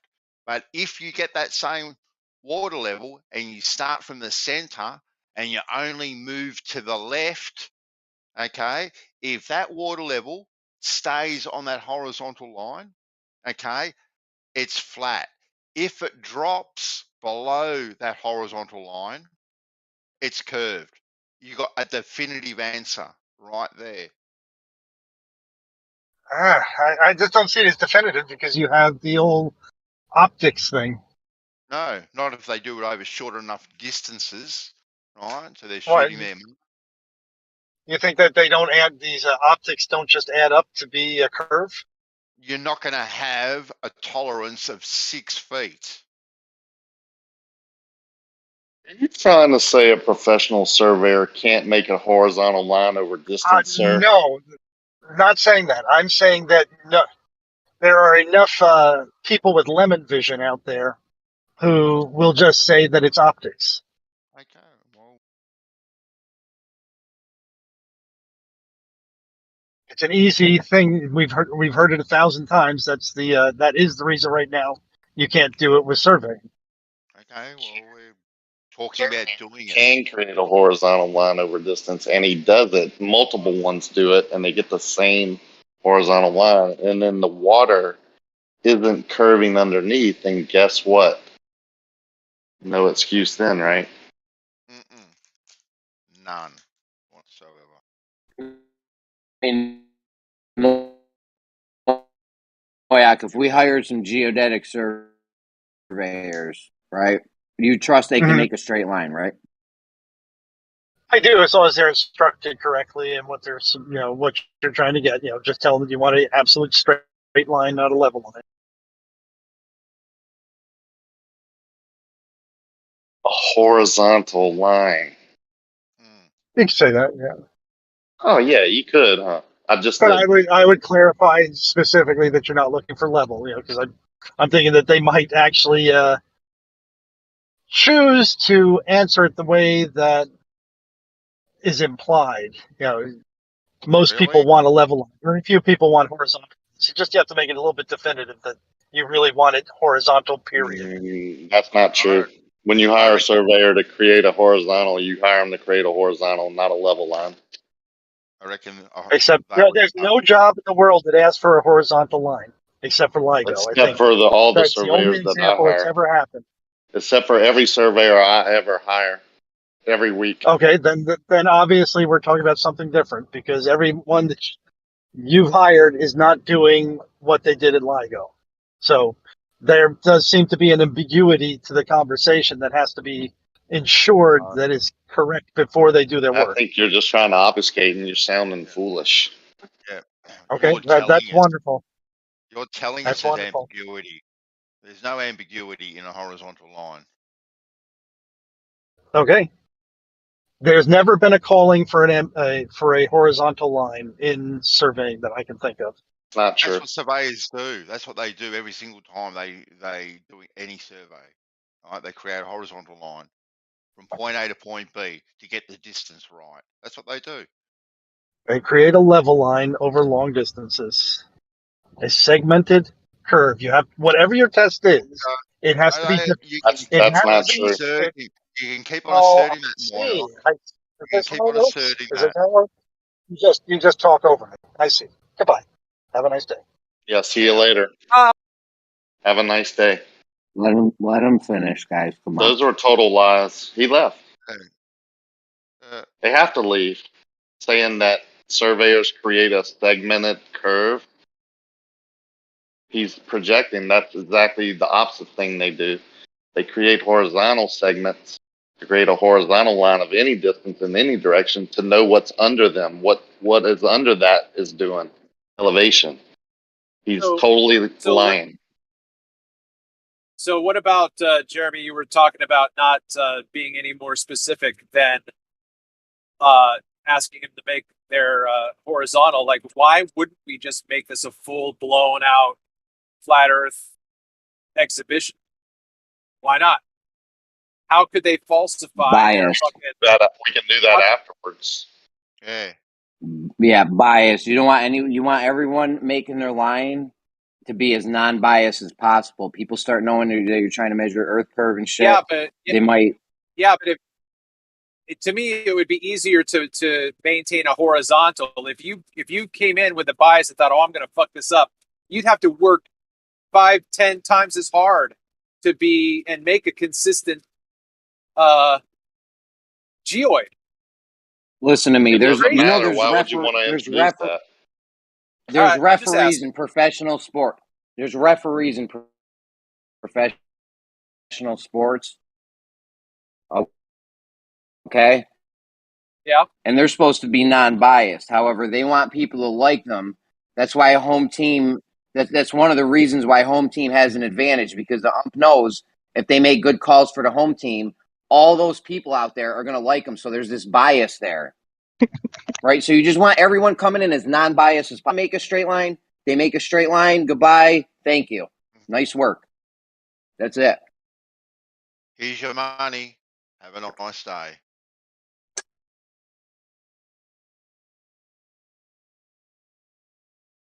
Okay, so what about the logistics of how long this would take, Rocky? How long do you think it would take for a guy to do this? Over what distance? 3 miles. 3 to 4 miles for Kia. A team of 2 could do that in a half a day. Yeah. The fellow I rang said maximum 1 day. The fellow I rang. Yeah, but if it's set up, ready to go, he can jump out, go with his part, like a team member that he's going to have, a helper. They can do it in a half a day, no problem.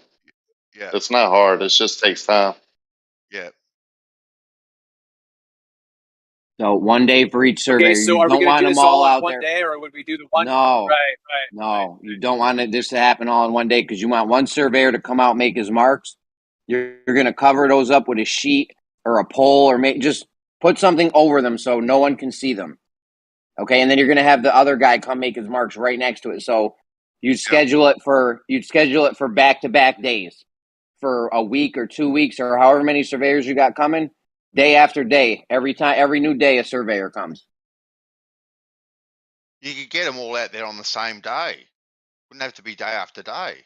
No, how? No, you don't want them to see their marks or what they're doing or anything.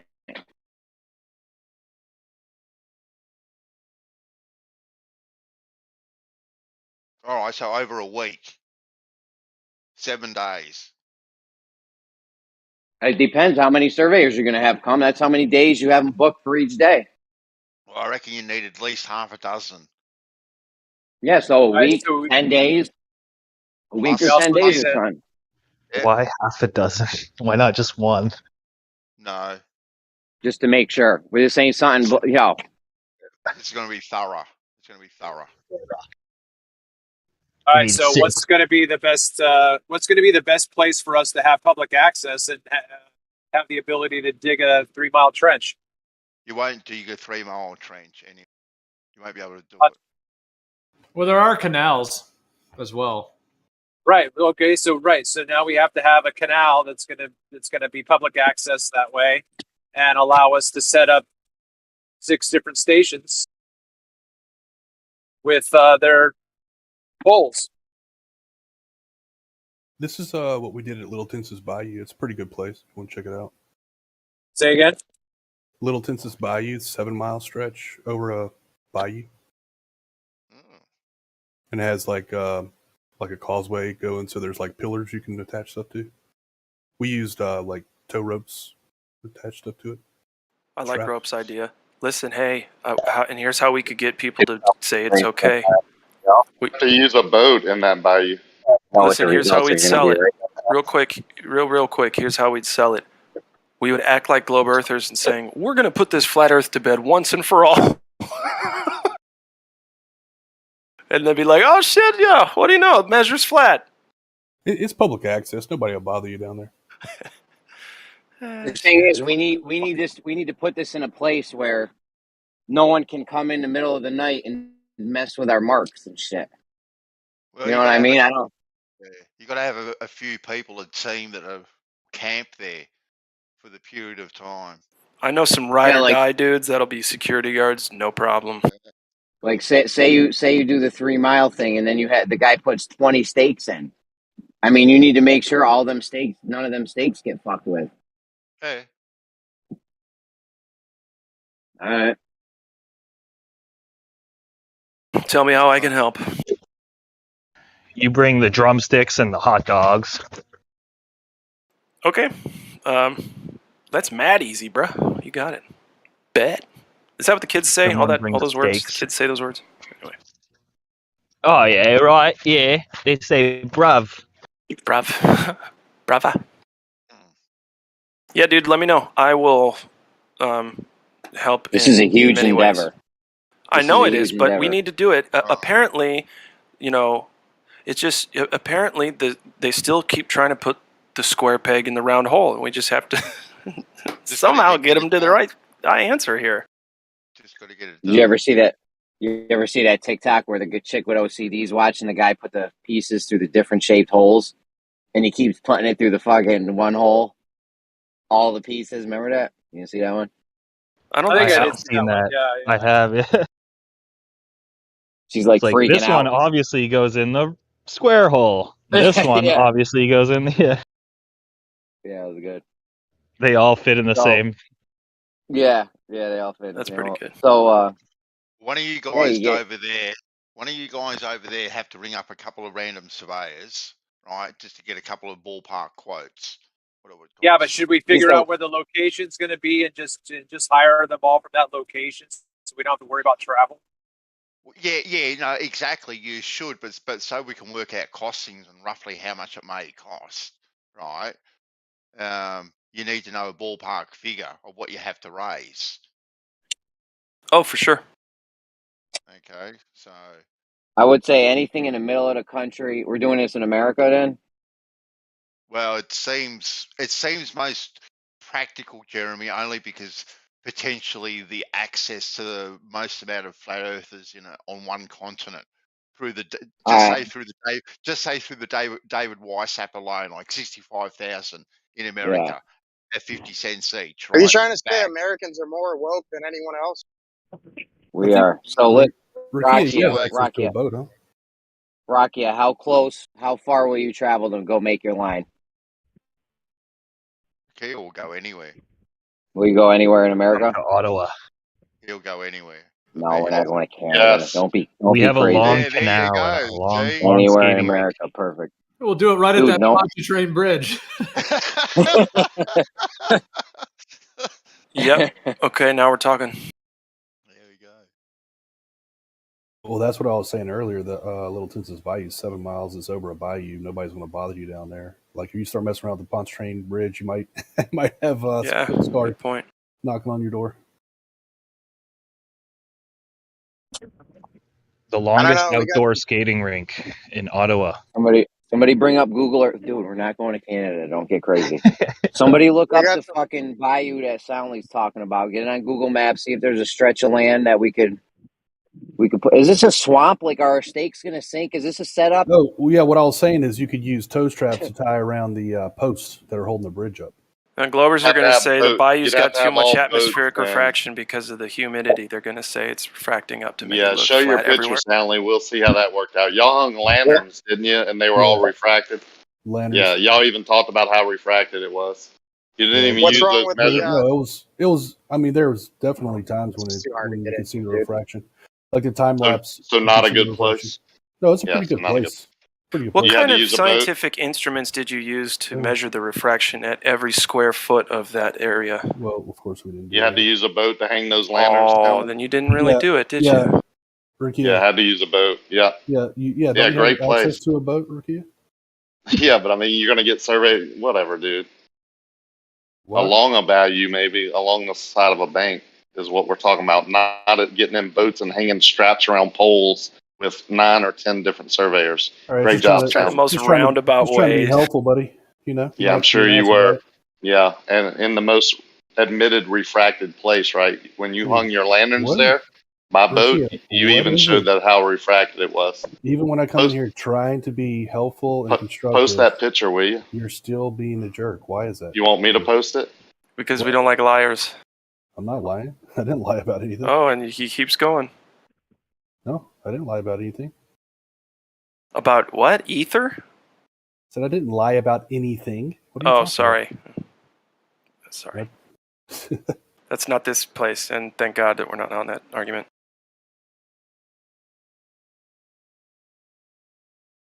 Soundly, come on. You don't really want to help us out. What are you doing? Yeah, I do, actually. Really? I've So you think always there's... wanted to help you guys out. Oh, like we hold need a on. place- Hold on. Do you think there's curve to be had? To be found? Sure.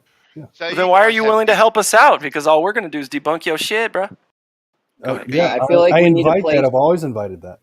Yes, What about I feel like we the need a. salt flats or something like that over there? Would that be a good place? I don't know, guys. I feel like we need a place where we can put stakes in the ground and they're going to stay in their position for a while. Like we don't want to put a plate. We don't want them in a swamp or something where they're going to shift or move or you know what I'm saying? What about where Jaron did his thing? What about that canal?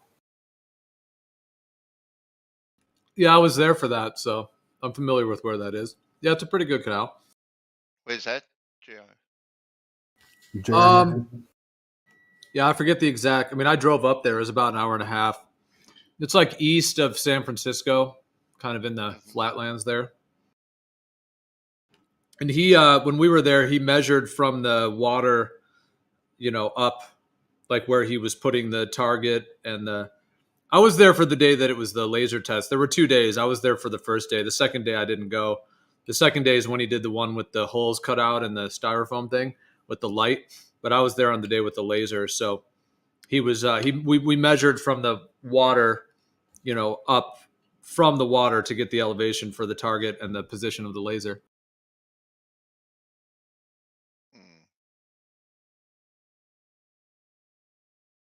So anywhere, I guess if we got to use a body of water, I don't like the idea of there being water anywhere in sight where these surveyors can see it.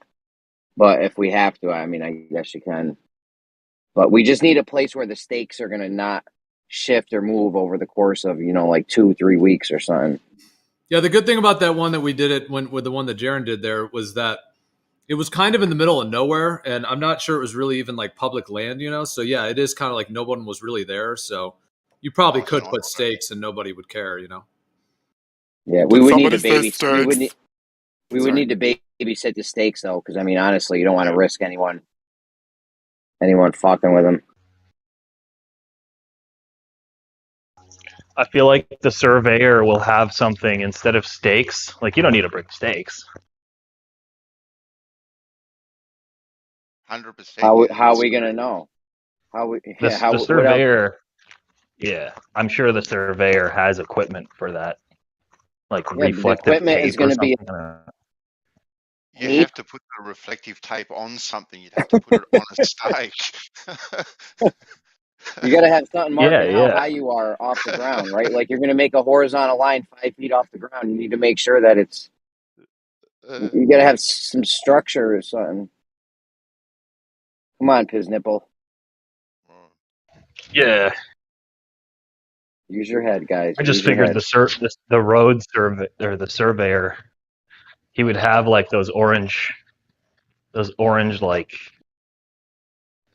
I forget what they're called, little rods, I guess they're stakes, whatever. Sure, a little rod, a little stake, anything. You got to have something. Yeah. You Stick say a piece rod, of- I say stake. She said. Stick a piece of tape on the ground. That's all. Yeah. Rods. Yeah. How far down to the surface of water can you do the surveying? Like, can you do it a foot off the water, or like how close down to the water? It can't be over water. We got to have the stakes. You can do it next to water, like probably right next to the edge. I don't like the idea. I don't like the idea of the water being right there though. Like that's like I don't know. As long as nobody looks at the water until we're ready. Tell all the surveyors don't look at the water. Yeah, but the idea is that they're making the straight line, so the water should deviate from the straight line. And if it's 6 feet over 3 miles, that is a significant of an amount. For sure. Well, no. There's a point where it's so cut and dry that it's like, I think that's what we're trying to get to. If you do it near water, hang on. If you do it near water and ask surveyors to make a horizontal next to it, they're going to ask you why you just don't use the water. Right. Correct. So there's not going to be 6 feet. Hold on. There's not going to be 6 feet of drop if we're doing a 3 mile line. There's only going to be 10 inches. Why? Because you're starting at the middle, so it's going to be 1.5 miles. Oh, going out from the middle. Yeah, you gotta go. You gotta go out from the middle so that we know it's symmetrical, right? That's a dead sure way to know. It'll be obvious if we have the water there to measure against. It'll be obvious if anyone's line's fucked up if it's not at least symmetrical. You know what I mean? In some ways, this is similar to what Rumpus is doing. I mean, it's different, but Rumpus, the thing he's trying to do at the Bedford levels. Yeah, he's trying to do it with targets and auto levels, but in some ways, there's some. Rumpus is doing one shot over 6 miles with an optic. Good luck with that one. Yeah. And Rumpus is doing it himself. We want to get half a dozen independent people that are willing to sign off on. No bias. Nobody knows what they're even doing except for they know they're making a horizontal line. That's all they need to know. They've got their company letterhead. If anyone asks what the line's for, be like, yo, just don't worry about it. Just do what you do your job. Well, if you're going to go out, if the idea is to go out from the center, then to me it would almost be better at that point to have more than 3 miles, because then you could do, like if you had 6 miles, then you could go out from the center twice. Like you could link them together. 3 miles on either side. Or like 2 3 mile sections with 4 split off. Wait, say it. What do you want to do? Well, I mean, that would be, it depends on what your distance is. And then if you're talking about 1.5 mile sections, then it seems like at that point, if you're going to do them in 1.5 mile sections, that it would make more sense to link more than just 2 of those together, like maybe 4 or 6 of those together, of those 1.5 mile sections. Right. Then you got 2 for the drop you're looking for. Exactly. Well, I mean, we could go longer. I mean, it's all one section. Everyone's doing one line. Every surveyor is going to make one line. That's it. And we're just going to do them right next to each other. You know what I'm saying? Not like side by side.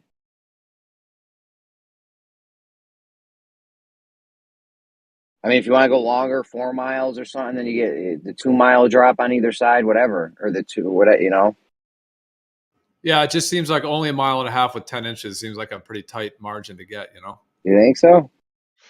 We got the water, though. Well, we could dig a trench, get a water level. Well, you've got to establish some baselines. So you've got to ring up a surveyor and ask them how long it would take them to establish a line. So if it, is it going to be a day for a 4 or 6 mile long line? Like you've got to establish some boundaries because you only want them out there for a day. Okay.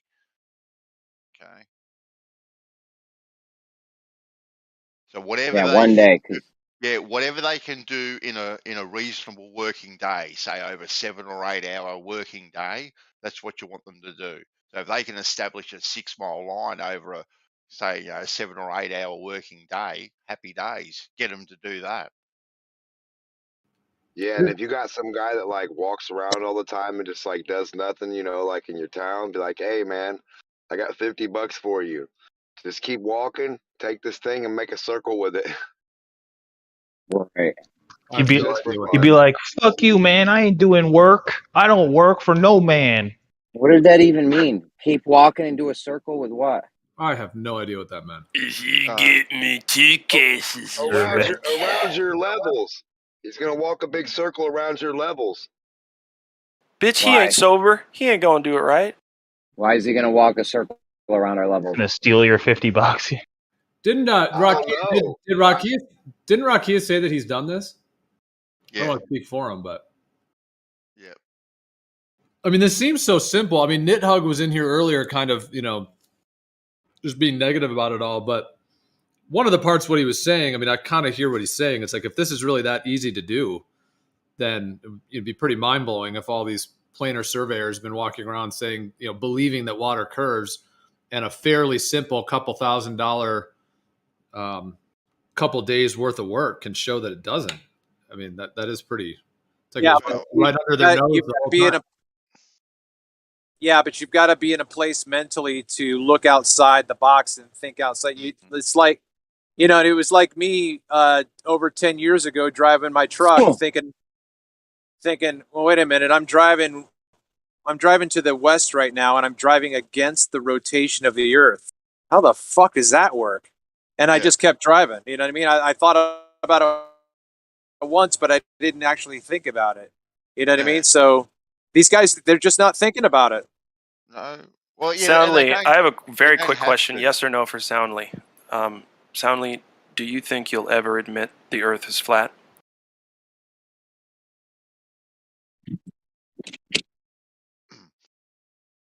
They don't have to think about it, Travis. They don't have to think about it, Travis, at all. Right? Because an aircraft. They're just working over local areas, so they don't have to think about these. I was on an aircraft carrier, and I had to walk. The ship was moving 30 miles an hour. I had to walk forward. I couldn't do it. No, but I know what you mean, though, Travis. I mean, for any of these guys to do this, to actually equate the straight line, like they may be creating straight lines every day in their job for buildings and warehouses and everything else that they're doing, highways and things. But yeah, have they ever actually matched it up against water in the way that we're talking about? And even what we're talking about is not necessarily easy. I mean, it's going to take a team and the amount of money it's going to take, the amount of time. And most surveyors are getting paid, you know, they need to put food on the table. So they're going out and getting paid by companies to do their job. They're not really taking, you know, a week out.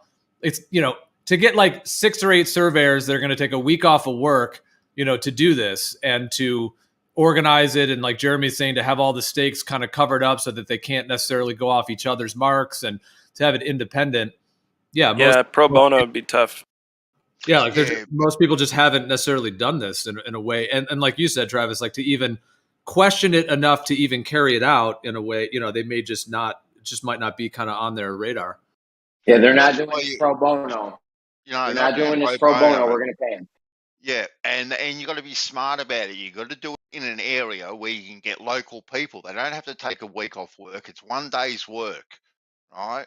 Maybe you might have to fly one in. You know, it's 2 days. It's kind of tops, but you know, it's not a week's work for them to do it. It's 1 day's work. They're getting paid. They're getting paid for it. They'll get paid for their time appropriately. We have thousands of surveyors in my area. What are y'all talking about? You could get. There's umpteen surveyors in every area usually. Get a couple good old boys, couple beers in them. Anything's possible now. I live in a town of 100 people. There's 3 surveyors in my town alone.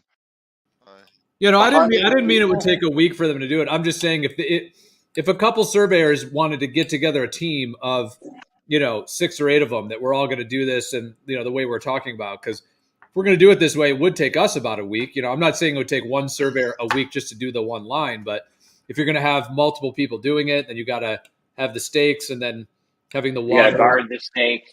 Yeah, you got to guard the stakes. It would take. It's going to take us a week, 10 days, or however long it takes them to make the stakes plus more.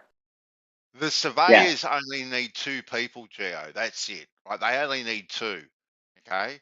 Now it's up to us to then establish the team that's going to have to guard these things and make sure, as Jeremy just said, that they don't get moved and this and that. You don't want a fucking squirrel coming humping your steak or a bear fucking knocking into it.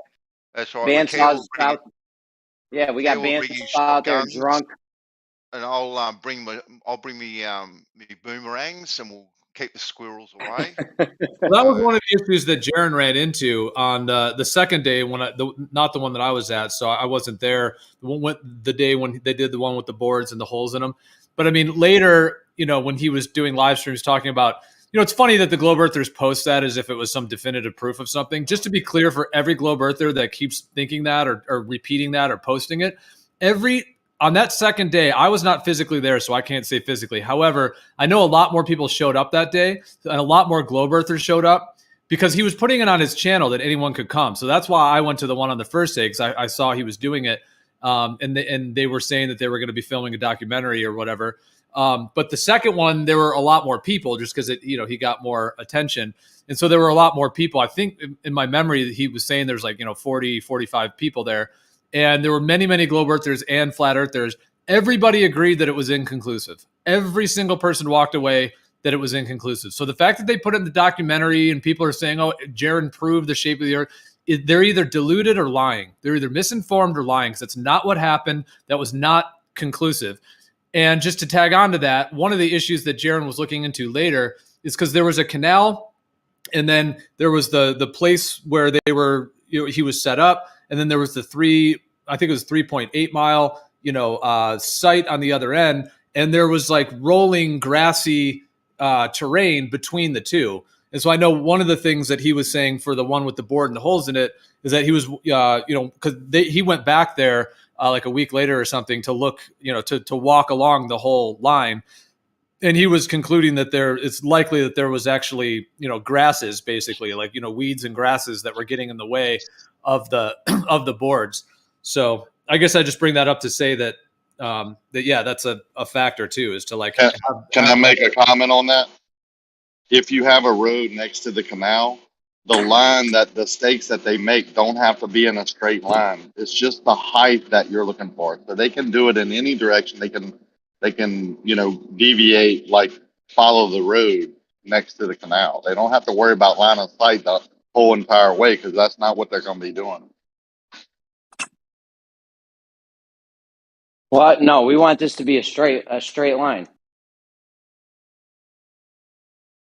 I thought you wanted to mark elevation. It doesn't have to be straight to mark elevation. Grade stakes don't have to be straight. They can be in a zigzag pattern. They're still marking a horizontal plane. Whatever, as long as we'll have some kind of horizontal plane afterwards to measure the water up against. I mean, it'd be good if we had line of sight and they were in a somewhat straight line. If you look down 3 miles, especially next to water, but on any day, if you cite one of your benchmarks, the height of it, and you cite that, and you look 3 miles down the way, you're not going to see it for one, and it's not going to be on the crosshair for the other. It's going to be either up or down depending on the condition.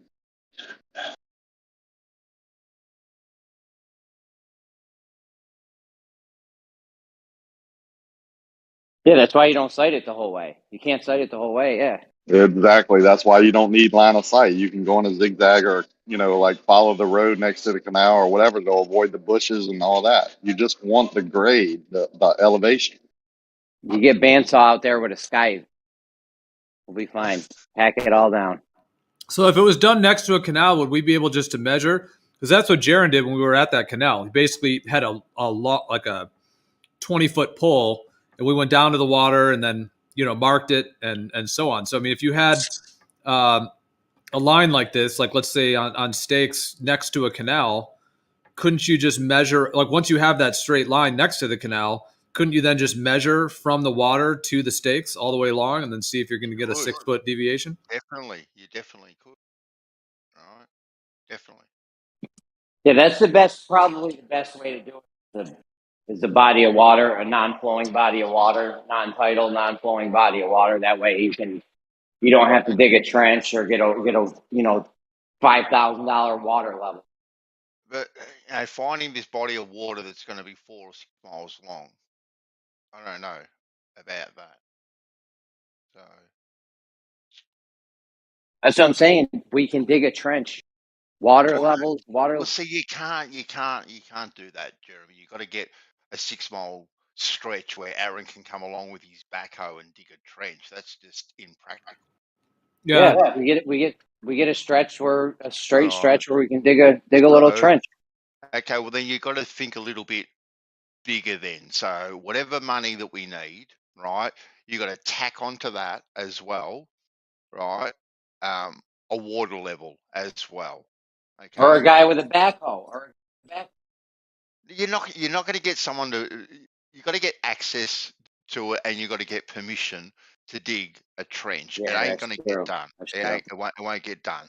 So you got to raise a little bit more money, right, for a water level that is in one continuous length with no joins in it. It's got to be minimum 2.5 inches wide, minimum, right? Well, if we're getting a water level, it's going to cost about 10 grand. I've already looked into it, about 10 grand, right, for one that's about a mile long. Getting a water level. If we're getting a water level, we shouldn't even have it near water then. No, you should do it both. You should do both, the canal and the water. Both, you reckon, Rikia? Both? Absolutely. No Okay. excuse. Okay, then cool. Okay, then do That's both. that's like a Right. good point. So if you do, so you do all three methods, right? You survey it, you got the water, and then you got the water level. If you start from the center, right, and work equal distances to each side, you get your water level. You start from the center, equal distances each side to that horizontal line, right? On the globe model, right, the water level will marry up if it's equal distances from the center. But if you start from the center and you only go to the left or you only go to the right with that water level, and if that water level drops below the horizontal line, it's globe. If it sticks to that horizontal line, like it will marry up with the canal, it's flat. End of story. Well, here's the thing: if you're off 2 inches, if it's only a 2-inch drop or something, I wouldn't say it's globe. If it's supposed to be No.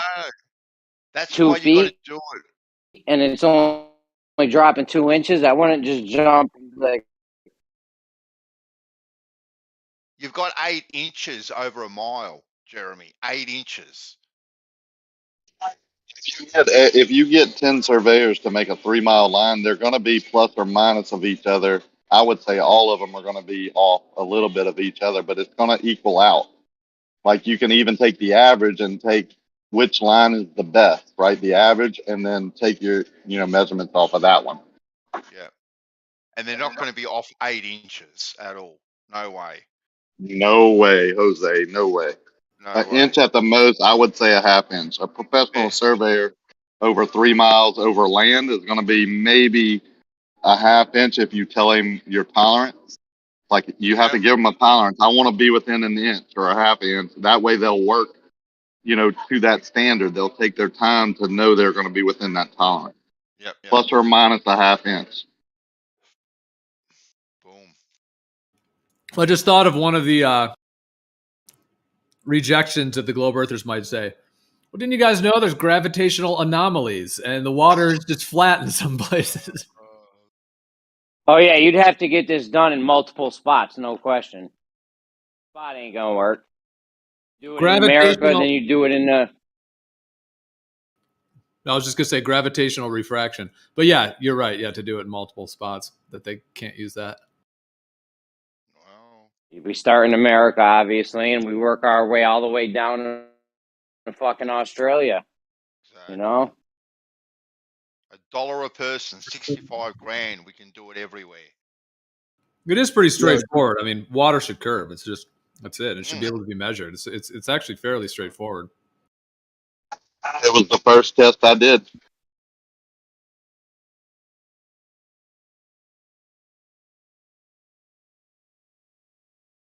What up?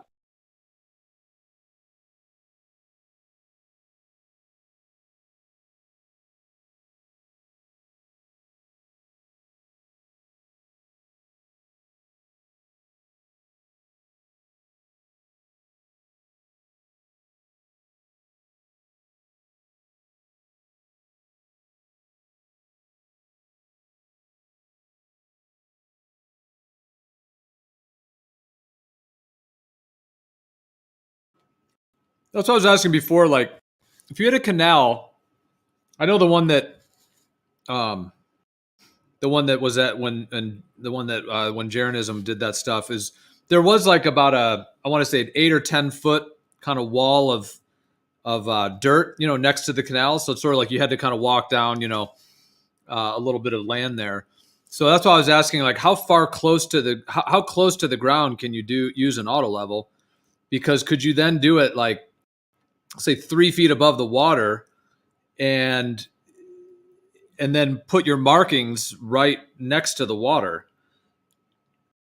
Is it possible to do it that close to the ground? Because then you'd have a straight line that's 3 foot above the water, and then that should be pretty easy to see that that's either deviating or it's just level the whole way. Why would you want to do that? Be really close to the ground. I mean, you could, if you had water and you put the poles right next to water or right in water, you could go up 60 feet with them with an accurate measurement. I mean, there would be no problem. Yeah, you don't need to do it. You just measure sideways to the water and it would be equal.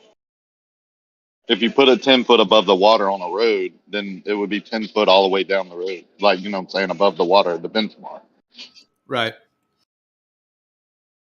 But then there's also that measurement from the water to that 10 foot. But yeah, that should be pretty easy to get. Tape measure. It's 11 foot. It's 12 foot. It's 13 foot. Pretty easy. Yeah. That's the easy part. Creating that first horizontal 3 miles long and double checking it, you know, coming back, closing your loop, and then having that be repeated several times to make sure everybody's on the same page, get that average within an inch, half inch, take that and voila, measure down to the water. Guess what? Globe over.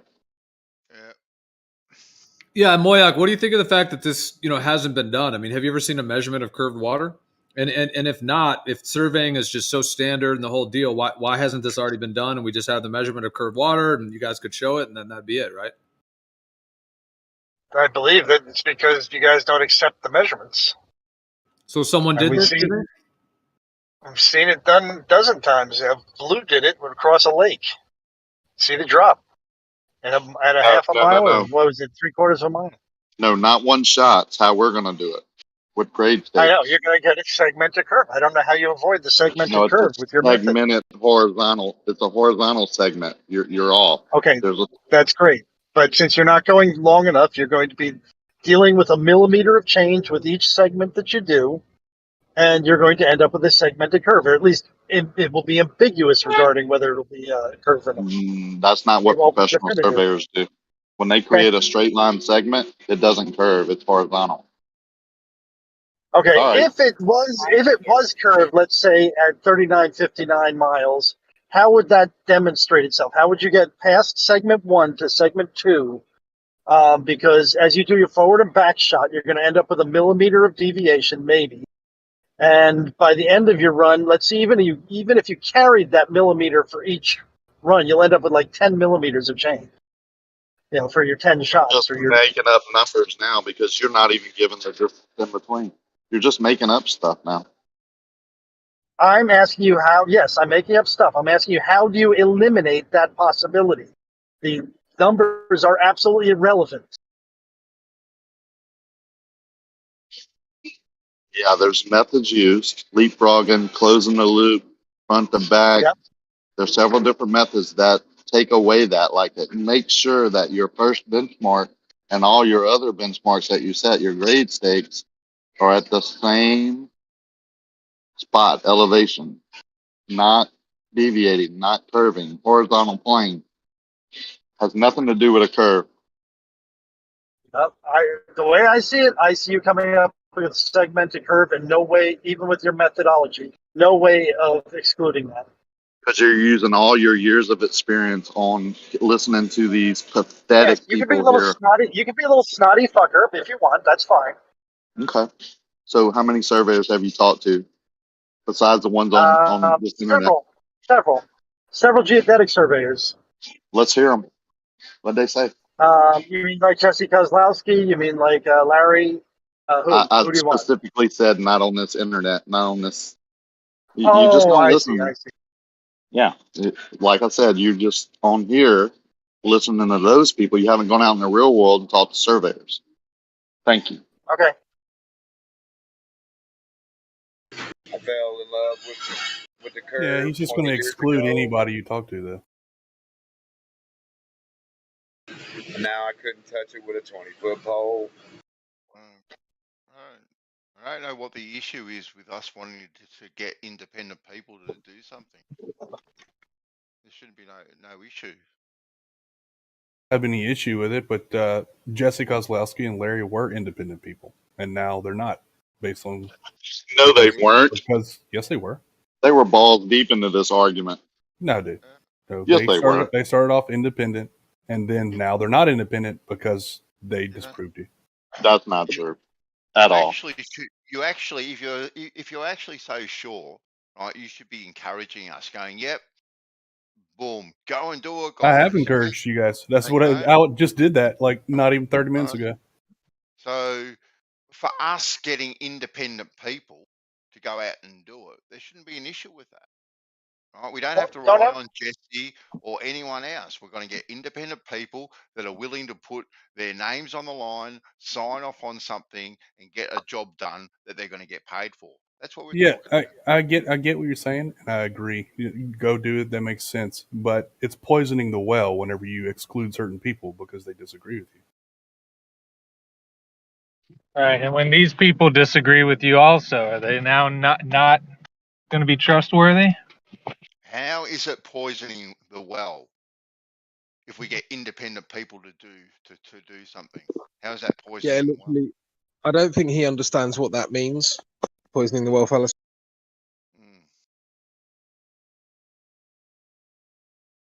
I was just trying to get clarification there. I just don't understand why these independent people are going to be different from any of the other independent surveyors that have shown you that it's a globe. Like who? Like literally all of them, man. Like the Earth being a globe isn't really in question. You guys going out and finding the truth for yourself is good. Good on Bring you. one. But Just bring one.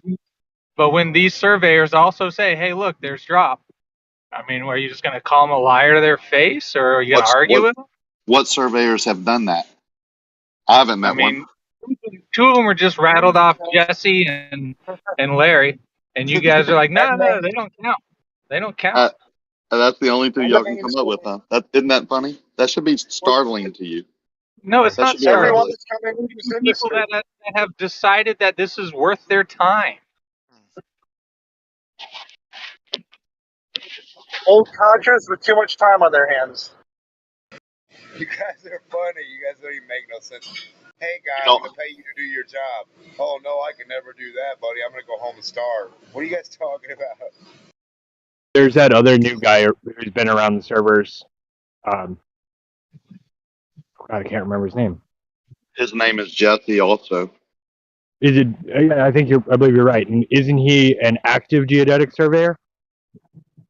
Got into this argument after he took some measurements, and He somebody bought some told him about it. theodolites online and rebuilt them and went out and did it and calls him, says he's doing surveying work. His name is Jesse Gordon.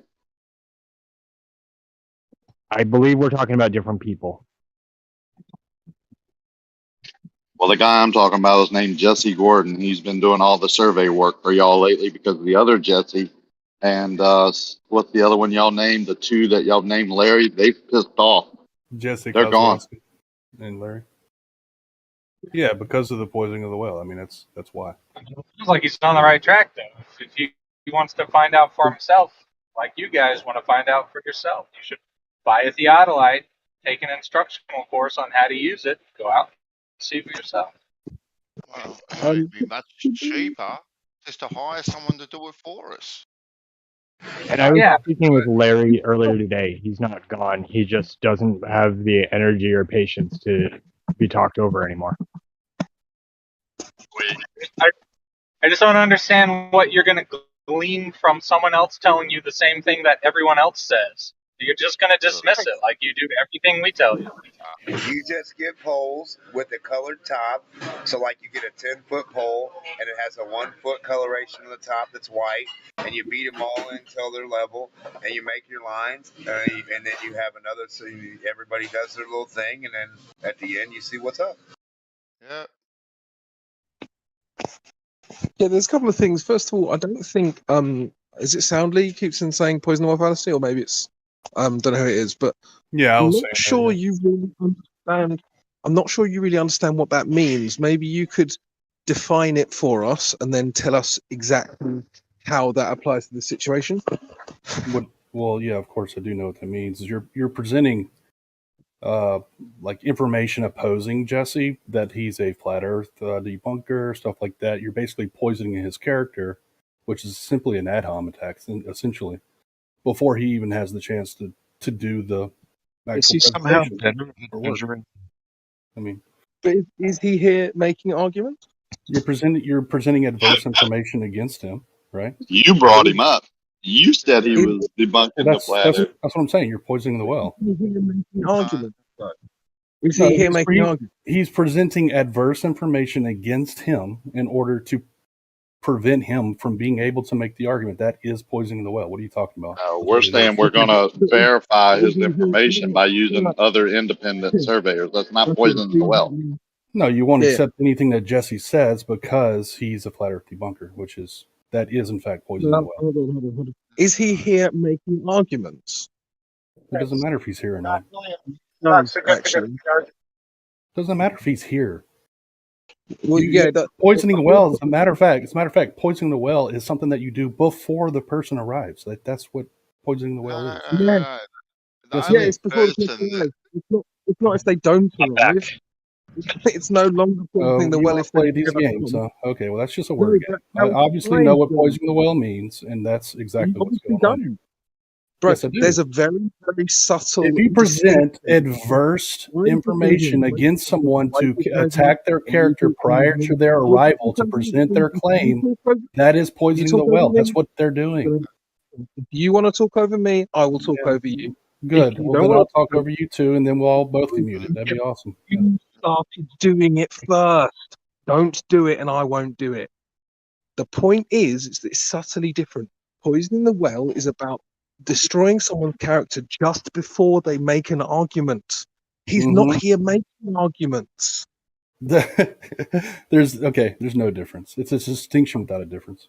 No, there actually is a difference, and you isn't. don't like it because it goes, well, okay. You could say that, but you can be wrong.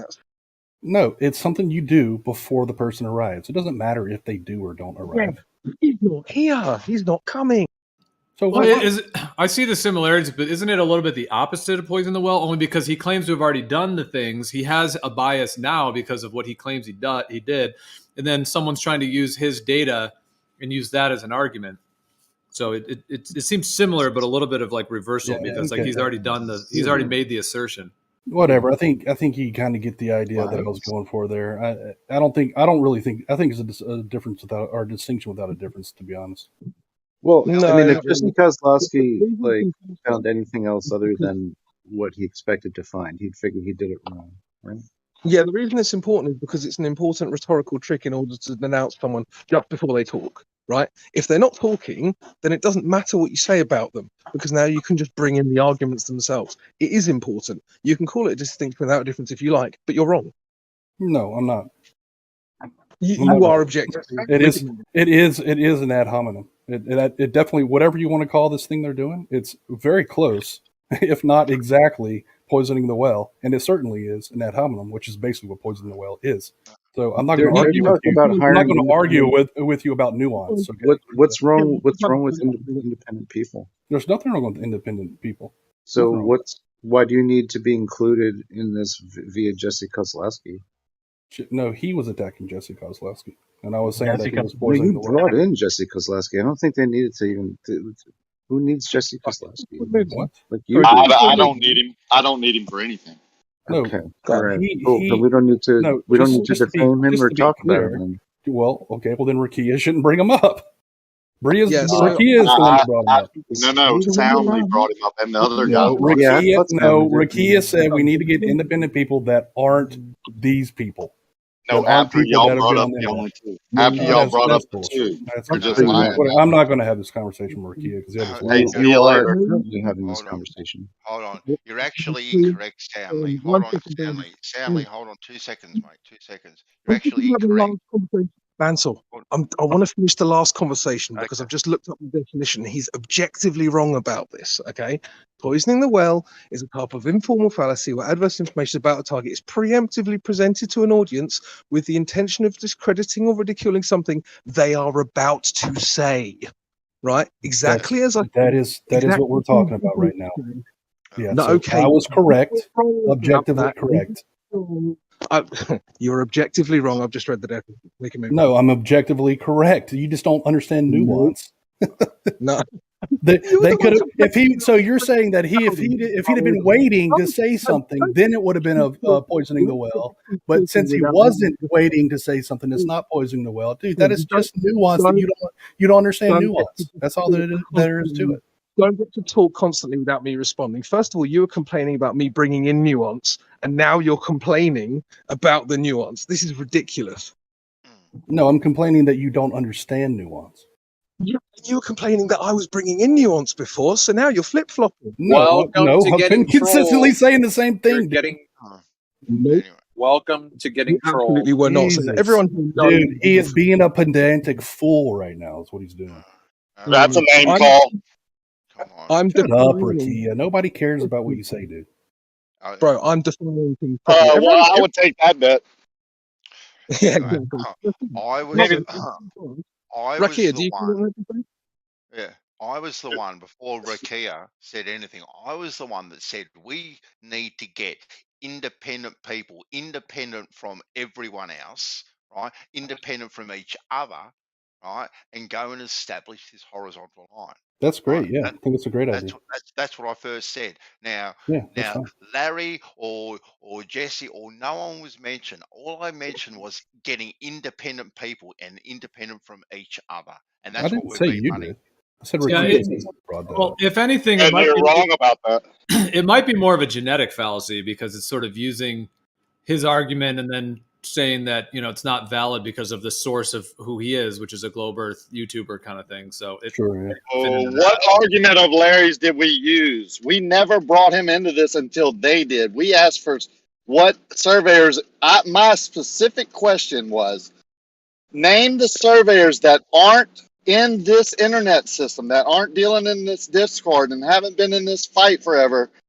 Name those surveyors that have measured curved water. And he immediately said, well, Larry and Jesse did it, and they did this, and blah, blah. I never said their names until they did. Because that's who you're talking about. We knew that's who. No, it's not. I'm talking about other surveyors, any other surveyor that's not in this argument. Right. So who's the people that are not in this internet argument? That's when you referred to Jesse. We knew who you were talking about. No, it's not. That's when you brought him in. I said I want to talk to other surveyors. That's amazing. Other surveyors that are not around here that He's are just flat out denying who he is talking about right now. It's ridiculous. Dude, I started talking about Larry and Jesse as being in the argument after y'all brought them up, which was not my question. You're just wrong again, soundly. You're setting some type of record here. Dude, you're that guy that always has to be yeah, right in the argument. yeah, Even no, when you're he's wrong, projecting it's now. amazing. You are projecting now. Projection, Your Honor. But Sonley, doesn't it make sense of having an independent? Because I totally agree with that. Yeah, because I mean, Rakia has said that he has measured water, in this way. But I imagine if somebody said to you, "Hey, Rakia did it," what's your response going to be? Oh, he's biased. He did it wrong. You know what I mean? You're going to have a similar thing than people are going to say about Jesse and Larry. No, right? I'd say I'd want to check his methods. I'd want to have other people verify it. Yeah, I think having more than one person there doing it. I think Rakia should measure it. I think there was 12 people there doing it. Go ahead and bring in some independent people that don't even know what we're talking about. That's fine. I think that's perfect. There was 12 people when I did it. Yay. 4 different instruments, 12 people. Now what?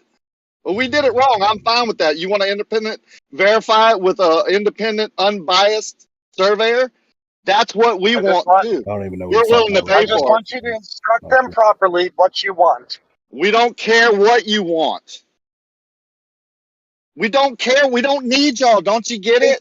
Is there any way that you could shut him up? I mean, he's so toxic. Listen to that. Don't need y'all, man. We don't care. We're doing it our way. All right, you with got our money. echo chamber. You guys have your echo chamber. That's not what we want. We just don't need you to tell us what we need to do in this way. Bandy has thought this out. This is what Bandy wants to do.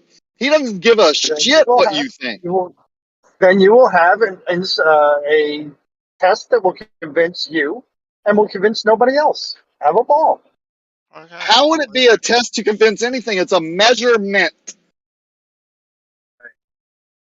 Yeah, Rakia, when you did this, did you believe the Earth was flat? So you didn't even have you were going out to see what the evidence provided. No, I went out to measure curved water. You went out to measure it, and you failed. Yes. I went out to measure curved water because I thought it was a sphere and I thought flat earthers were idiots. It sounds to me like he didn't have a bias, gentlemen. He went out there to see what the evidence had. It was actually Soundly's picture of the power line from the interstate that made me start like thinking flat Earth was the dumbest shit I've ever seen. But when I saw that picture, I was like, man, that looks awfully curved. Like I've fished under that bridge for years and years. We don't fish under it anymore because the temperature of the water and the depth has changed. So the trout are on the other end, right? They're on the east end of the Lake Pontchartrain now. You know, there's another bridge over there, right? So On the E. Yeah. this is taken from the west end of the power line. The You have New to stop Orleans on the side. medium. New one. Yeah, you have to stop on a medium right before it hits land again. The railroad track goes right under it, right? So I went there after I saw Soundly's picture to verify what he got. And lo and behold, that's exactly what I saw, right? And then I went back to the internet and I was like, it's a globe. Y'all flat earthers are idiots. I took this picture myself. Here it is. That's water, and that's an optical effect. You need to go back on a different day. And I said, okay, I don't know anything about optics. You know, I'll study into it and look at how I might go back. Well, a minute later, whatever it was, and man, was it different. Right? And that's how I knew it was optical. It wasn't, now I didn't even still think it was flat, right? I thought the optical effect was letting me see further. So I still studied and still went back several times. And now I'm where I'm, then I did my measurement. Still as a glober, still thinking the pictures that I took of it being really curved like Soundly's Mirage, and not as curved or being able to see way too far according to the map that I was given. I went out to my local lake, which I had a camp on at the time, a family camp. We all went out there for the weekend. We always used to, jet skiing and boating. And we got together and we did this test.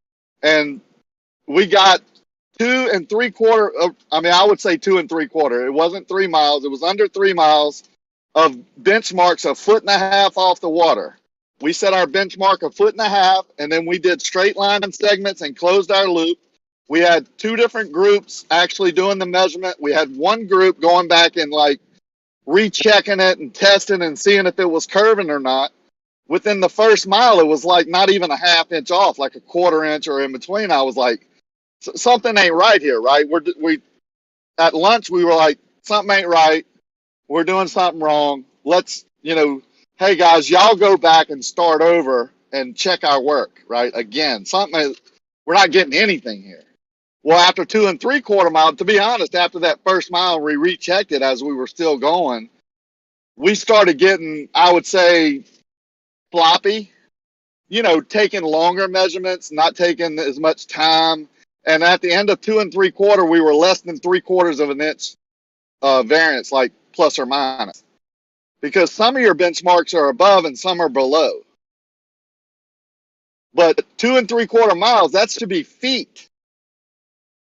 I mean, it's not even close. And if you're telling me I'm following the curvature of the Earth by leapfrogging and then or closing the loop, then okay, I'm fine with that. And I've told people for years, give me the method and tools used to take that factor out, where I'm not following the curvature of the Earth. Tell me the method to create a horizontal line over that lake.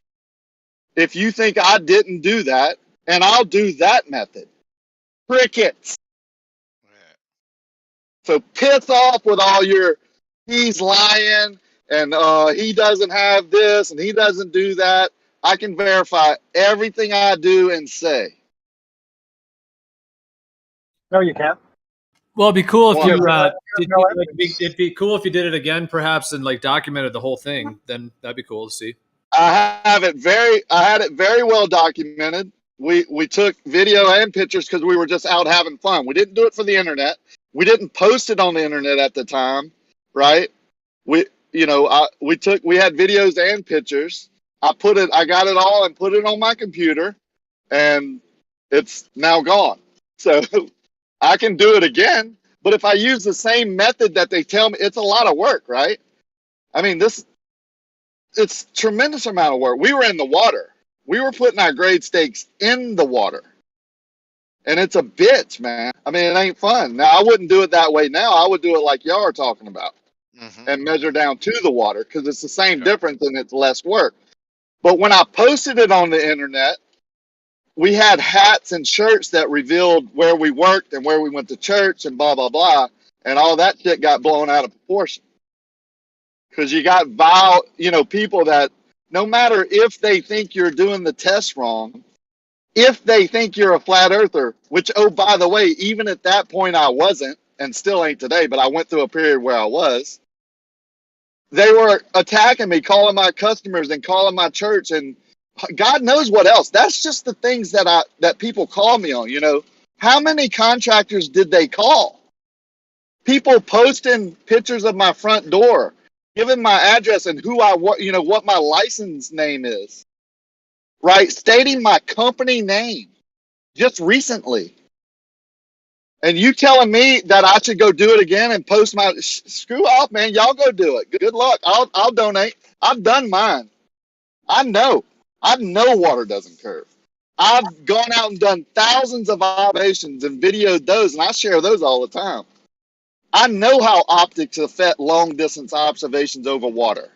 So when a man comes to me and says, that's not a mirage, that's earth curve long distance over water, or he says, you can see earth curve with 20/20 vision from ground level, I laugh. No, you can't. That's a mirage. That's an optical illusion. The very definition of mirage is an optical illusion caused by the atmospheric conditions. Don't trust me? Look it up. Like I said, for all those unbelievers, I don't care. Piss off, man. My life doesn't change. I'm headed home to my beautiful house, to my beautiful family, and I'll go out once or twice and go video some optical effects. I love shooting the moon now. I do it for myself. Listen, I'm sure you got a nice what? I'm sure you got a nice life going on, but I seen your walkway up to your front door. All right, I don't know how you could live like that. It does need some attention. The walkway is fine. We just had it replaced with brick, Jeremy, so you'll feel fine with that. But I am going to replace my driveway pretty soon. We went through a pretty big flood. We haven't even finished the remodel of our house. There's some doorknobs missing and stuff like that. But we totally remodeled the inside after we got 8 foot of water in one of my houses. I got 3 foot in 2 others, 3 and 4 foot. You got a nice front door, too. I saw a picture of your front door. Yeah, that's a stained glass. That's handmade, brother. It is nice. Yes, sir. That was specially made.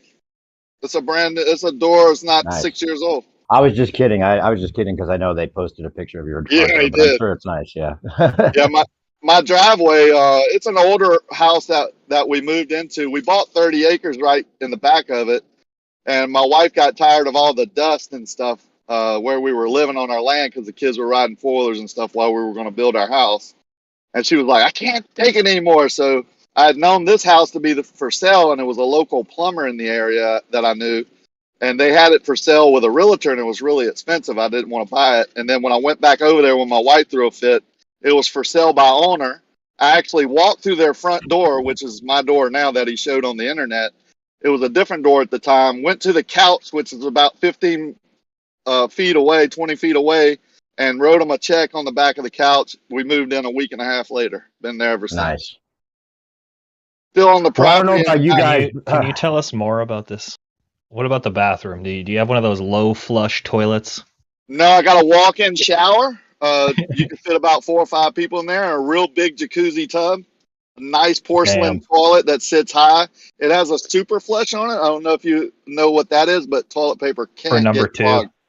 Yeah, for number 2. How about a bidet? Do you have a bidet? I don't have a bidet. I don't like water on my ass. It's creepy. I don't like anything near my ass. Some bidets going, dude. You gotta get some bidets. My friend got that. My friend got one of those, and he's like, the whole family loves it. We're like, bidet all day long. Everyone loves it. You guys got to watch. You guys got to do the go to YouTube and do SNL bidet. It's a hilarious skit. Absolutely hilarious. Saturday Night Live. Yo, things are different now, right? Like I think the worm has turned. You hear how they have to act. We no longer have to act like that. We just have to kind of, go along with our business. But I think we do need to get out into the public more. That's what I've been doing lately. started several groups in my area. 2 are at churches. One of them came to me and asked if I would do some, nights of presentation and just my thoughts, answer questions. It's been awesome, bro. People out in the normal public, when you get out of this internet system, are totally cool with, like an interesting topic. They might not believe it, but they have some good questions and they're receptive. They're not talking all over you and blah, blah, blah. Of course, you're in person, so it's a little bit different.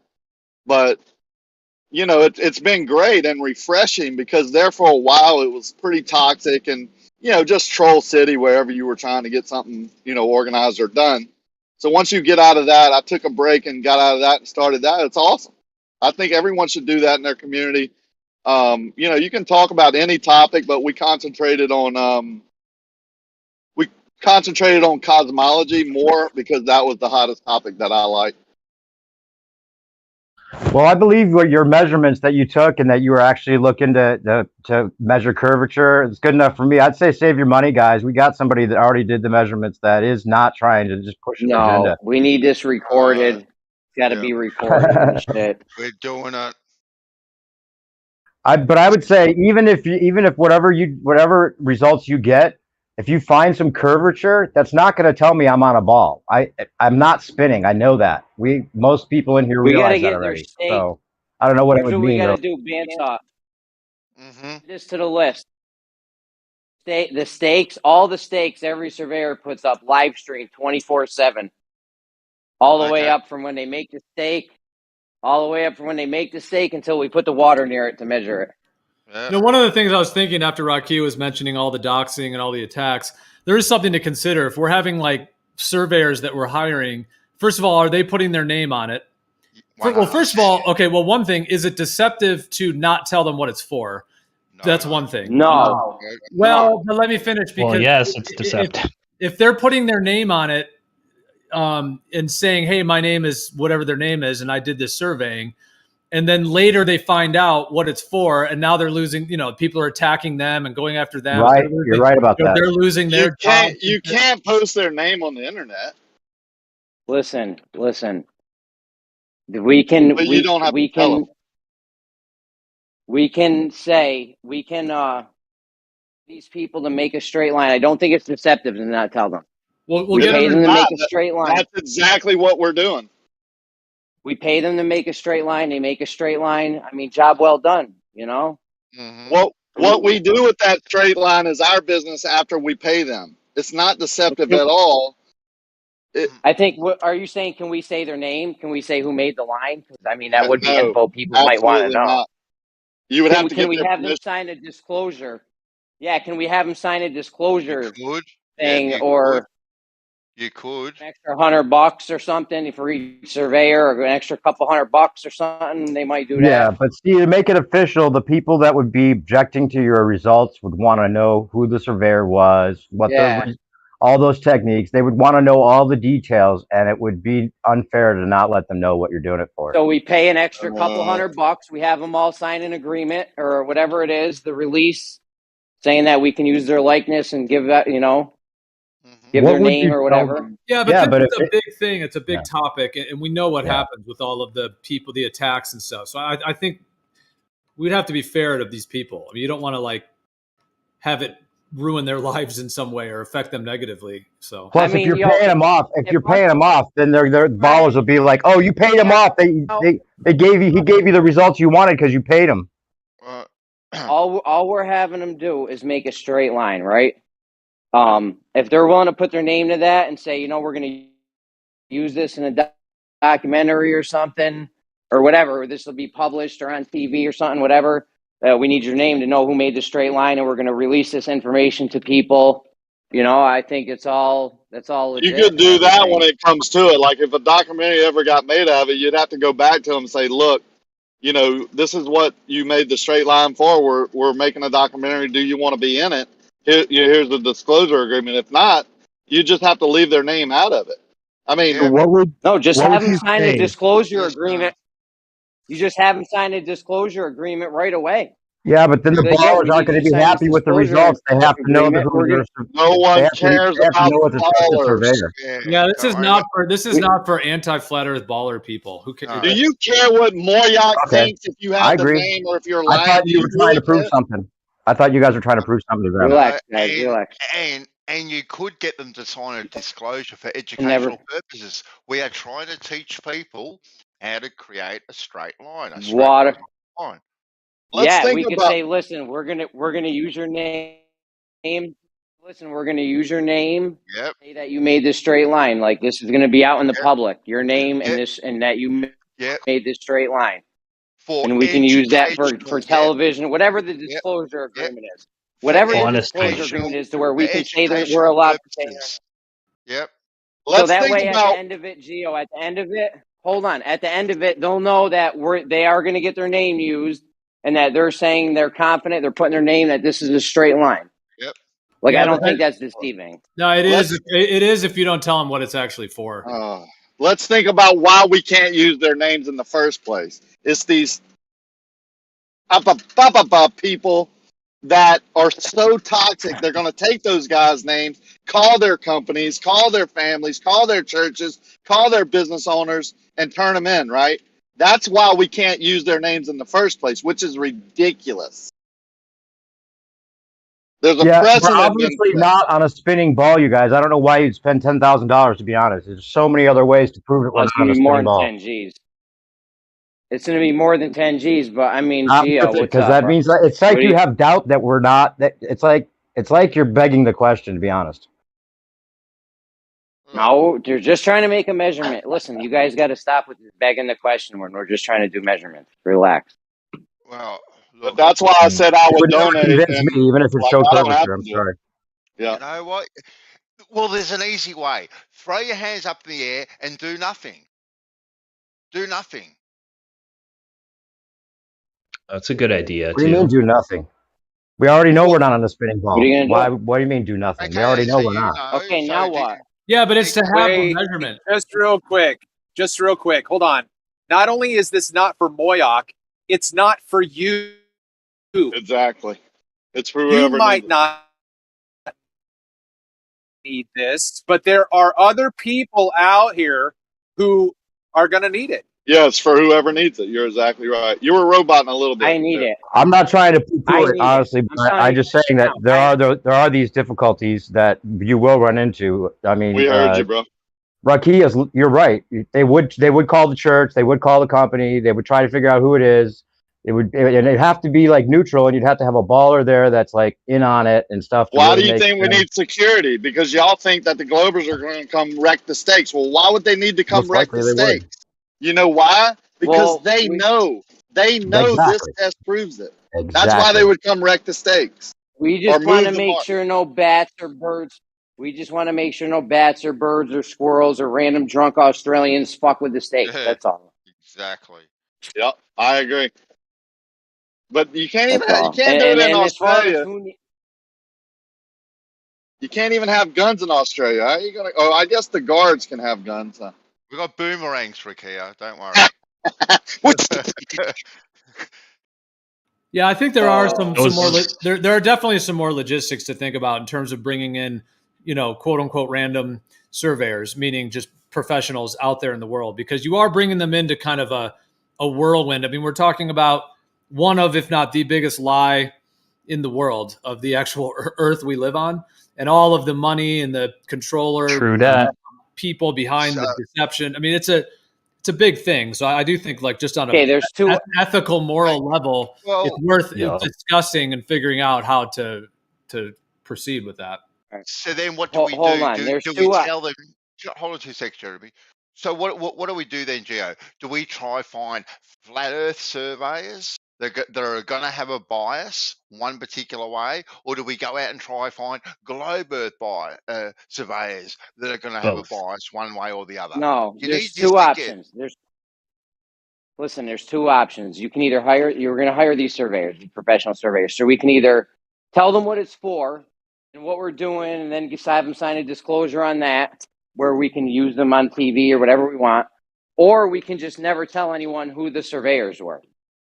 Right? I mean, what else? Yeah, those are But pretty much then, the only like, ethical options, is to either completely tell them, hey, we're measuring the shape of the Earth. We don't think it's a globe. We want to measure whether water curves, etc. And then basically you'll probably get 99 out of 100 surveyors that'll say, I'll pass, I'll pass, I'll pass. And then you'll find one that'll say, you know what, actually, yeah, I'm into the truth. I'm fine with that. You're going to find some guy that's going to say, yeah, fine, put my name behind it. Now, whether he doesn't really understand what some of the guys might do, and we'd have to kind of warn them, like there's certain globe Earth proponents that are toxic people. Anyways, so yeah, there's that, or yeah, just don't release their names. I mean, another option is to do it ourselves and just document it really well. If it's documented very, very well and it shows to be no bias. I mean, these are measurements that can all be filmed and verified. So there's that option too. You've got to get independent people, I like the idea of having geodetic surveyors make a straight line. These are the professional globe. These are like the fucking globe specialists. These geodetic surveyors, right? And who's measured it besides these guys? Right. Like, yeah, you might be able to find guys who will say, hey, I'm so sure it's a globe. Sure, I'll do this. So you might find that too. I'm interested. Here's one thing I'm interested. I'd like to go out and make my own, right? Like use the methods that I like, right? To create a horizontal straight line segment. Do that, make my marks, make my initials on it. Take a water level tool, go check them and see if they're different. If they're the same, make a mark, water level, my initials, right? And then have geodetic and people come behind me without knowing my marks and make their marks and see and compare them. That would be awesome. Plan. That's the effing plan. That's what I'm saying. I'm just getting it out there, Jeremy. It's awesome. Well, that was the original thing. That was. I thought you just made that up. No, I'm taking y'all's example and going, that would be cool to do, right? And that way, these guys that are coming in here and saying, oh, why would you do that? Yeah, it's cool, right? Either way, it's cool.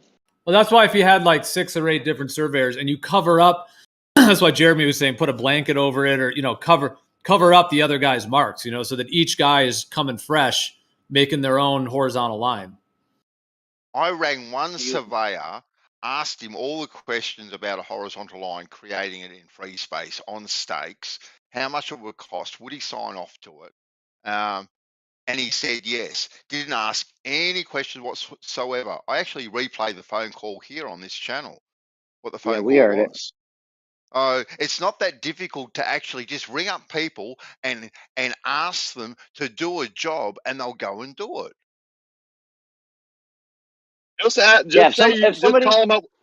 Call them up with a project. Say you want to build a pier a mile long over water. You want it to be a foot over water. Could you do it? And they say yes. And then ask them, well, how much would it curve in that mile? And they're going to laugh at you. It doesn't. They know it doesn't curve. You can ask it a million different ways. And when you mention water curving or not being horizontal, they're going to laugh at you. Yo, you know who had some great surveyor calls was that guy God Scalpel, I think. Oh, he had some great fucking calls to surveyors. That I heard. It was awesome. Awesome. Well, I don't believe you, Jeremy. Back up your claim. Yeah, I haven't seen him around in a while, but I saw him pop in the VC a couple of days ago. He's cool. I like him. A little rowdy, a little on the rowdy side. We all got a little bit of that in us. Let's try to definitely try to take it easy. I hate people like that. Jeez, you are one of those people. Anyways, I will body slam you. I promise.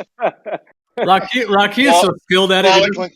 Rocky is so skilled at it. He doesn't even need any alcohol. Yeah, no, don't get me drunk, man. It's over. I will body slam you, you toilet cleaner. Like, look, say somebody wanted a piece of concrete laid, right? You're not going to ask them what it's for. Shit, no, I don't care what it's for. I feel where Gio's coming from, though. With this arena, and the public would be on you. It's not. I don't know. That's the whole point. You're worried about this arena, okay? Then now all we're doing is gathering information, and then the information can be presented. Right? Don't worry about the people in this arena. You're going to Yeah, be but it's an disaster. ethical issue it's an ethical issue about releasing the guys' names though, because people are going to want to know who made these lines, who made these straight lines. They're going to want to look them up, make sure they have their all their certificates for surveying and whatnot. You know what I'm saying? So then what? Then it's their job, are they, Jeremy? Because what they have created a horizontal line. I know, it's crazy, right? Thinking just making a horizontal line could be ludicrous. Oh, sorry, you're sacked because you created a horizontal line. Yeah, but it's not really about, I mean, I hear what you're saying on just a basic level. They're just doing a job. But if we're putting that information together and then presenting it either in a video or whether it gets out to certain media outlets or whatever, hey, these people measure that water doesn't curve. Maybe the earth isn't a globe because water's not curving. All of a sudden, those guys' names, they didn't know that they were going to get involved in that. They didn't know they were about to get involved in exposing one of the biggest lies from the massive criminals that are teaching all of our children and running big, you know what I mean? The whole 9 yards. So it's like they weren't really expecting to get into that. And then all of a sudden, if they are getting calls, people are trying to get them fired from their jobs. I mean, I just wouldn't want to have some negative outcome on them. And now all of a sudden, their life's in a lot of crisis and they're losing money or whatever it may be, just because they did that. So it's just a matter of what they're getting into. Mic check. Like if you hired a private investigator to investigate something, like ideally you'd want to let them know what they're getting into. You wouldn't want to be like, they don't know what it is. And all of a sudden now they're exposing, some huge criminal ring and now there's gangs after them or whatever, you wouldn't want to have that happen without them being aware of what they're getting into. So then how do you negate it then, Gio? private investigators and have them try to follow each other. That sounds like fucking time. Let's go down this path. So we ring up the surveyor and we say to the surveyor, you know what? We live on a ball. We want to create a horizontal line. We want you to test this for us. Create this horizontal line for us. Is that how I don't you like do it. I don't like it. Like I said, I think if we were honest to the surveyors and let them know what we're actually doing, many would probably deny it, but some would say, okay. The problem is, even if you find the guy that says, okay, he probably doesn't know what's really involved. He doesn't know the way some of these people in the community are. He doesn't quite he may have never, might not even know what it is. So he might say, oh yeah, sure. It's a globe. No problem. I'll do this. And then all of a sudden, he's in a whirlwind after it, I got another demonstration. Do we not give the guys, do we do it and not give the guy's name out? Or do we tell them what it's all about, have them sign a disclosure agreement and tell them what it's all about? Well, you could do it one of two ways, Jeremy. You could do it the first time, right, and go bang, we've done it, right, and see what it comes out to. And then if you want to go bigger and better than that, right, raise a bit more coin and do it again, all right, and then tell people what it's all about. But then the word will be out, and then the Jesse Kozlowskis of the world will try to poison the well like they will, as Soundly well knows. Or try to hire somebody. Try to hire somebody that's retired. There's no such thing as a horizontal line on a globe. There can only be a horizontal point on a globe. There can't be a horizontal line on a globe. You're making one in the air. Okay, maybe try hiring one in the air in free space, so there can be a horizontal line on anything. It won't be horizontal, bro. Only a point can be horizontal. You're doing it in the air in free space.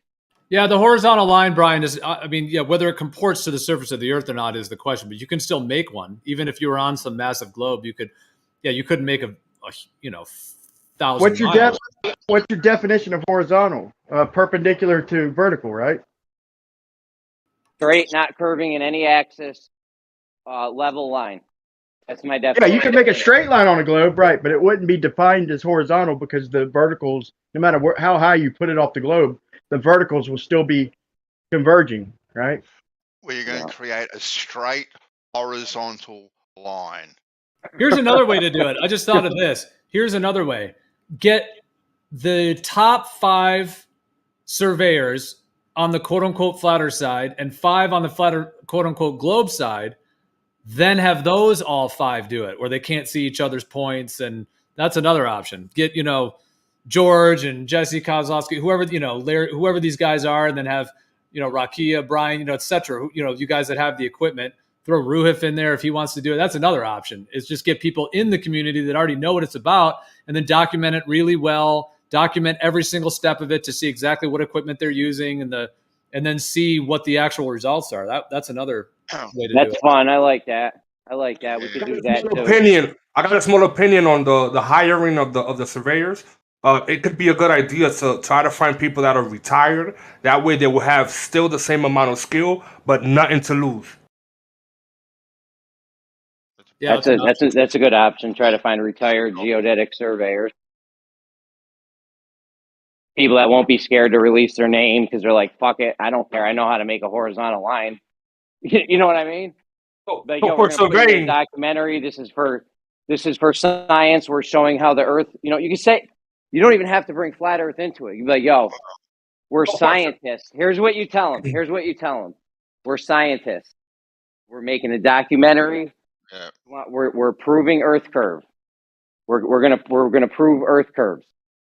And we need your horizontal line for it. That's it. That's just not a good tactic, bro. Yeah, you could open yourself up to litigation. So just be honest, right? This is why I mentioned the thing about the retired. Dude, that's what I'm doing. That's honesty. Yeah, but you're telling them you're trying to find curb, and that's not really what you're doing. That's what I'm doing. I'm trying, bro. I've been looking for this. Really, Matrix. I've been looking for this curve for years. Motherfucker, you know you're not gonna find it. That's how I know you're not looking for it. Wait. So you say it this way: we're gonna falsify flat Earth. Because either way, you're testing it.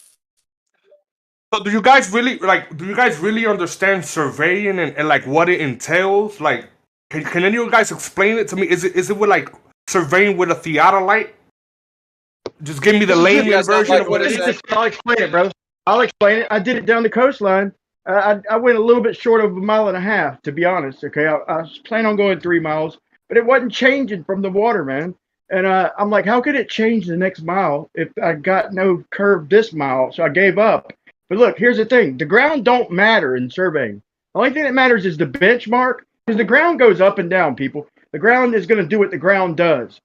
So the ground means fuck all in surveying. We get a benchmark, then we can lay out a horizontal line from that mark. All we could do is refer back to that point and lay out a bunch of other spots that are level with that point. Now, here's the catch. The catch is that to determine slope, what we do is if it drops down underneath our crosshairs, which is our horizontal line, we know water will run that way. Okay?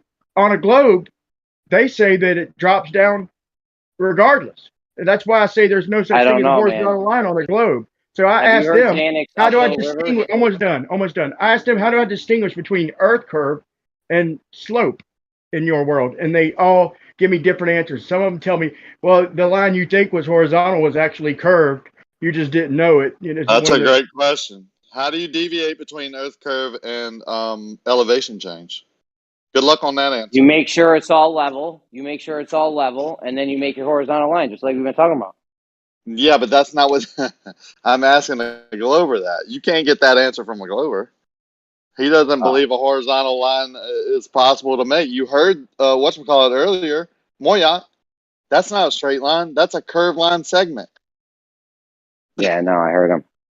You want to a curved line segment. I've never heard of anything like that in my life, especially from a curved line segment. I got to look it up. No, is that what he says? If you want to eliminate one of the variables, you've got to eliminate the bias from this debate. All right, so they have to be independent from this debate. So then we can't release their names.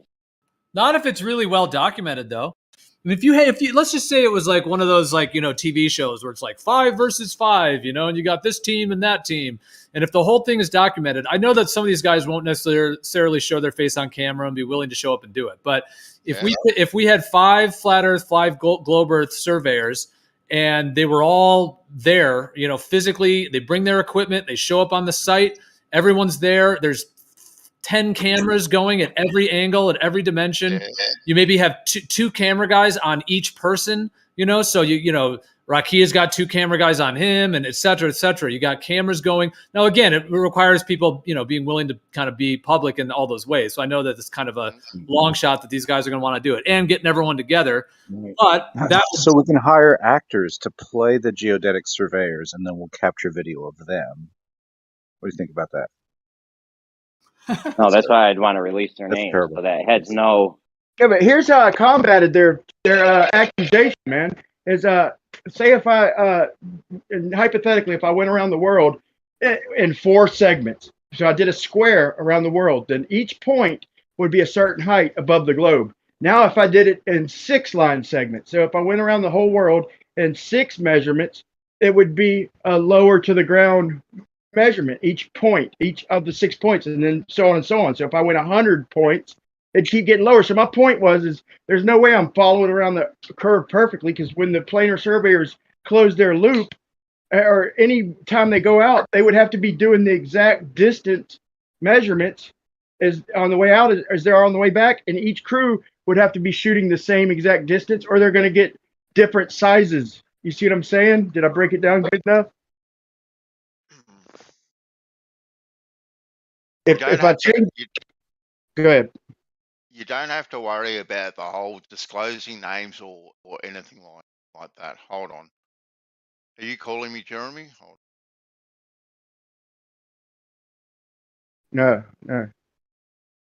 I was saying that. I think he's saying you can't deviate the ground from the actual amount of distance you're going to use as the level distance, right? So if you got a stick that's 10 foot, you can't do it with a 20-foot dip next door to a flat before and after. That'll mess it up. Right. Is that what you're saying? Right. In other words, if I did all my shots at 25 foot, where I could read the story pole or the tape measure perfect, and then on the way back I did 50 foot, they'd be different. And then if the next crew came at 100 foot, it'd be different, because, like I said, think of the square around Earth. I know I did big to get you thinking about it, but each point would be higher above the Earth because it's less distance. I mean, it's more distance per shot. So think of 100 straight lines that encompass a globe. You'd be right there close to the ground. And think of 4. You'd be way up above the ground. And so when they say that I'm curving my way around the globe and don't realize it, that's a null and void argument because of that simple fact that we're not doing this equal distances every shot with every crew. It's ridiculous.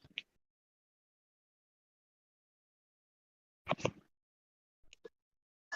just need some lot of money and have a direct heading in one direction and see if they end up back where they started.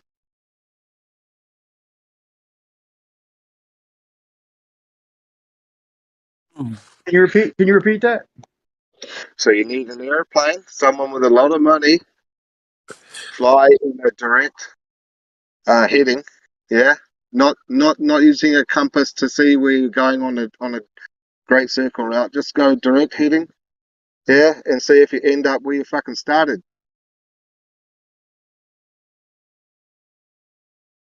I was thinking we could do overlapping string lines, but real short, like 50 foot, where there's no sag possible, with like tight fishing line, where you can go 300 or 400 feet with barely any drop. But 50 foot would be nothing. It'd take a long time. But even if you had to go 20 feet, just overlap your string lines, keep overlapping them, and you're going off straight. And but I know what's going to happen already. I started to do it, but I was like, fuck this. There ain't no way I'll get my instrument.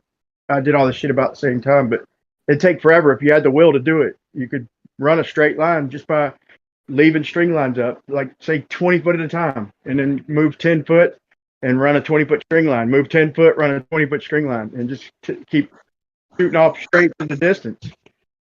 We could do a domino, so you have like a relay race, and you have about 10 airplanes around the world, and just everyone goes in a direct heading, matches up with each other somehow, and then see if they turn back up where they started.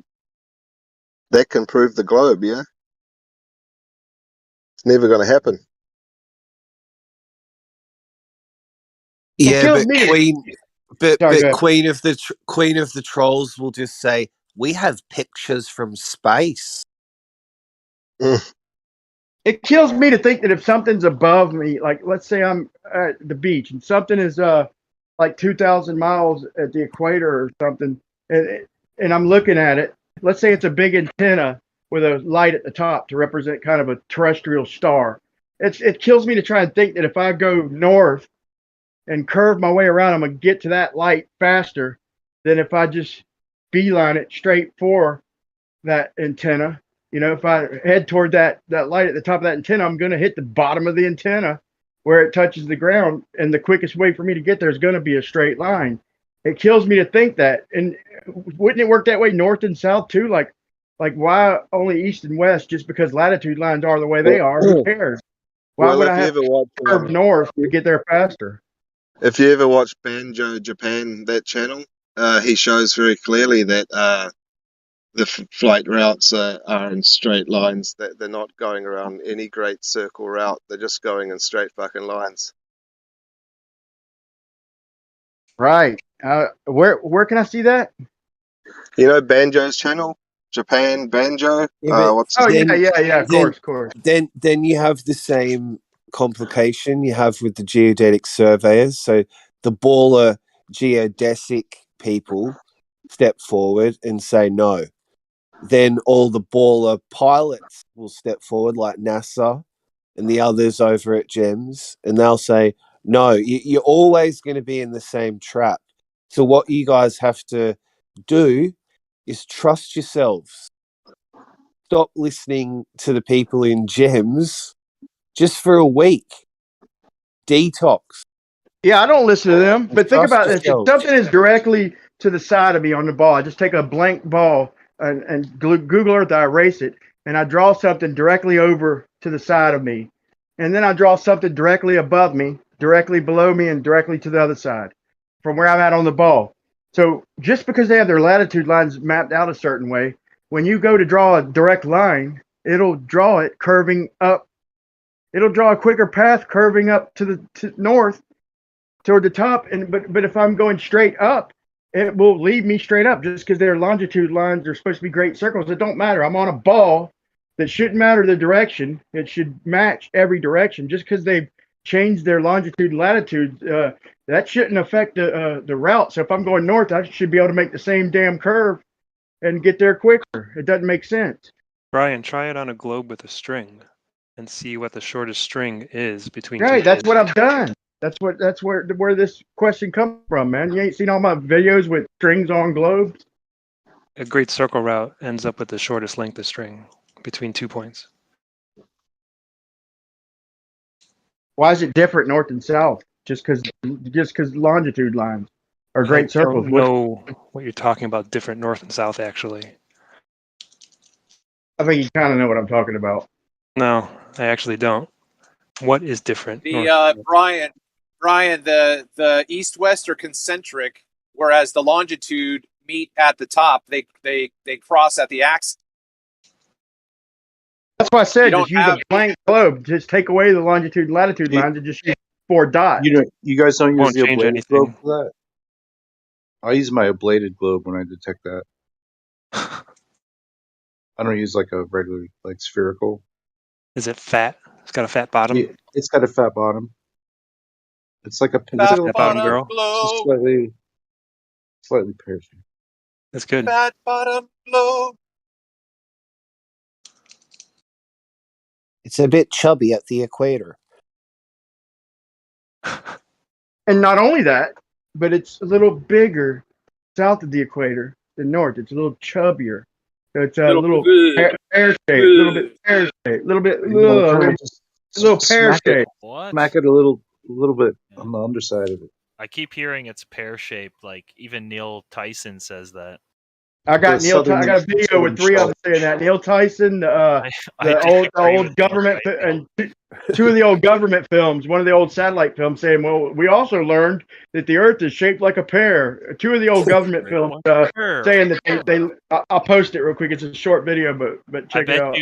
I bet you he means if you take out the Earth's oceans and the water, it would be like pear-shaped. No, they show the Earth and the oceans and everything, and then they show it like an animation of a pear. That's dumb.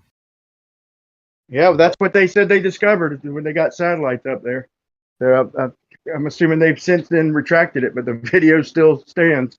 than it is the I think the Department of Defense or some Navy or some shit. No, that's true. The J2 perturbations because of the mass distribution. It's dumb to think it's pear shaped. Yeah, that's stupid. But I ball need to shaped. see. Oh, I need No, to see. it's the smarter thing to think is that the water auto forms a ball around an incongruent shape and just figures it out. That's the smarter way to go, guys. Isn't it? Yeah, 'cause that's what happens. Well, that is what Just happened. auto force fields around into a ball. It's fine. It's Got any unconnected, right? plateaus? Surface tension is made to be broken, right? Even if it's by continent, surface tension is made to be broken. How do you figure that all of these water molecules know to form to a super ball when you know what I mean? They Oh, they you don't would never know. guess. They You would never naturally. guess that that's how water really works. Oh, Not at a small scale, but at a large scale, It's it's pretty inbuilt. How does it Inbuilt. start from a big ball and not a little ball to make the big ball? That's my question. How did you not do it with a grain of water and not a big billion tons ball or something? with a To me, it's droplet hard. with interrupted with continents, it would be droplets on a speck of something, right? It would form little droplets, half droplets that would, you know what I mean? If you take people want to make that raindrop comparison, but surface tension, yeah, you have fantastic water on your globe model. That's all I know. I know, and it's flat and level. It's not there's no waves in it. It's like It's smooth, flat, smooth it's water, smooth level, dirt, it's smooth ocean, smooth, smooth it's level, cliffs, it's a ball, smooth it's totally a valleys. That ball, right? shit's not flat though. And but No, it's smooth. No, listen. There's smooth it's mountains non-ablated. and smooth cliffs and waterfalls. They're so smooth and level. You know what I mean? One Oh, side not different than the other, right? Well, like a what's the Globe, tallest wave out there? globe. It's not that smooth high. like a cue ball. It's mostly smooth, no? I mean, comparatively. Like, what's the highest wave activity that's going on out there? A cue ball is a sphere. A It's globe smoother isn't. It's not a it's smoother 1,000-foot than a wave cue out ball. there, right? So it's smoother than any like land by average. Way smoother than land. I don't know what they told you guys about no cue ball having any dips in it like the canyon or anything. That's the dumbest shit I ever heard. And that's why they don't have anything called sea curve, because it's sea level. But it should be called sea curve if it's a ball, right? That's all I'm saying. Yep. See drop, hump, rise, dip, tilt, curve. What else? Damn. The Globers seem to think the Globers Dem we just use the gave you the ground. index of what you should have in your Glober book. It's sea level as in ground level, like as in a ladder. Like there would be, 1 meter up, 2 meters up. Yeah, but when we're measuring the land, like we might use the shoreline as a reference point, but the Globers think that we're using the ground as a reference, but really we're just mapping out a straight line, and the ground determines what the ground is determined as is how much higher or lower it is than the horizontal. That's how they map elevation. The ground doesn't mean shit in surveying. The ground is just what we're measuring. They take it a step beyond that. Then they try and act like we're measuring it from the center of the earth. There's no way to measure nothing from the center of the earth, and it's ridiculous. But they have a misconception in their mind. Yeah, Rakia and I dismantled the co-show the other day talking about this bullshit. Put it up on my channel. It was really good. Good conversation. I seen it. It was real good. Did you tell Kershaw it was concave? Why would I do that? Because it's concave. Really fuck with his mind.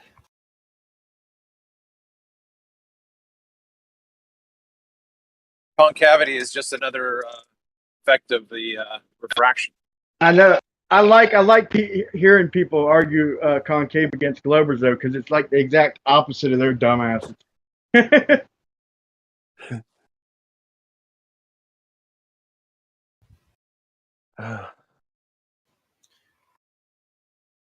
Yeah, but it seems to me that the term level only applies to the water. It doesn't apply once you get onto the land, right? You can't use level that way because you don't have the zero starting point at the axis. Right? I don't know about that. Well, that's the way that they measure the gravitational equal potential, right? The surface of the water of the oceans are the same distance to the center of the earth. That's sea level. That's what makes the sea level. So when you get to the land, you no longer have the ocean, so you no longer have level. After you get onto the land, it has to change to horizontal. Right. All the datums use the mountains to start deviating the gravity. They say it's the mountains that start messing up, which in real life, if you're thinking about it, if you're surveying shit, it's going to be hard to do in the mountains and all that, and you're going to get maybe deviation. So that's where all the different datums come from, is supposedly the gravitation, the potential, gravitational equipotential, whatever bullshit, deviates in the mountains everywhere around the world. It's stupid shit, dude. It's obvious. I see what you're saying. Like, I've no idea what you're saying, really. well, they wouldn't use the oceans, would they, to change like it to an ellipsoid or to change a datum? There's over 24 vertical datums, which is up and down elevation. Well, they would use oceans because it's more homogeneous underneath. Like, yeah. So you're saying instead of, obviously they wouldn't do it over an iron mountain that's like mostly iron. Well, let's say this: if you came from one side of the United States and then from another side of the United States, assuming that the sea levels were perfect, when you met in the middle, you're going to have to work that shit out. So you might say that the Pacific Ocean deviates like a foot or something, whatever, but you're going to have to blame that on something, like and then it all meets in the mountains. I'm just using that as an example, but that's where they say the equipotentials get twisted, get changed. That's their excuse for having different datums and all that, is the mountainous regions. But that's just an excuse, I'd forgive them for, hey, tough, it's tough to measure the shit in the mountains. So just use the whole coastline everywhere. I'd be good with that. But there's got to be compromise. They don't survey over water, ever. Not even like 10 miles. Like every piece of land has its own datum. Like Hawaii, every island has its own datum. They combine datums, and they never meet up perfect. And so that's where the different vertical datums come from. You got the worldwide, the local ones are always going to be more accurate. Like the worldwide datum will have the St. Lawrence River running uphill, right? So Zanic's going to come in and say, the St. Lawrence River runs uphill, but the local datum, the North American, the most accurate for around here, ain't going to have that. Zanic's so stupid, he ain't researched into it enough, where he's going to believe the worldwide datum, where they tried to combine everything, and it has, everything is the same pretty much in reference to each other, but it's got the whole datum off just a little bit, like say 50 foot or 70 foot or something. So it's got certain rivers running uphill like the St. Lawrence, and so he believes it is true. It's ridiculous. Just a datum. The datum.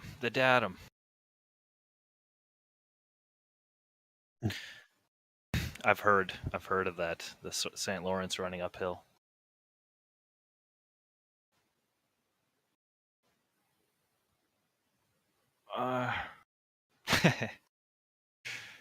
If I don't want to explain it.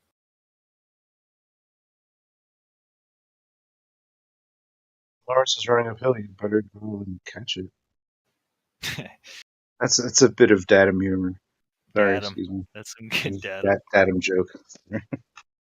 Most of your GPSs nowadays, you can input the datum you want, and but if you're like in the middle of a project and you've been using this datum like in mines or something, you don't want to change it in the middle of your project. But if it's a fresh GPS, you can input the right datum that matches, that you like. And if it has a river running uphill, you may not want to use that one, dude. It's probably not reality, but they're all a little different, You could have used the word coordinates there. You didn't have to use datum. I think we need to release bottles of water, call it magic gravity water, and on the bottle say you can't see the curve. And just have bottles of water with a globe on it. I think we'd make a lot of money.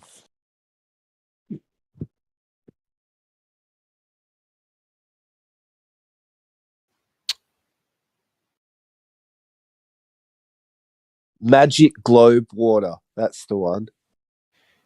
You see that little diagram I posted with the straight and level? I wanted to explain how a plane stays level. What about? And also, I wanted to say that there's an infinite amount of straight or horizontals on a curved surface. Like How wherever does a plane stay level if it's curving around the ball? Go. Can you taste the Yeah, curve? so Can you taste the curve though? You can taste the rainbow. So imagine you can taste the rainbow, right?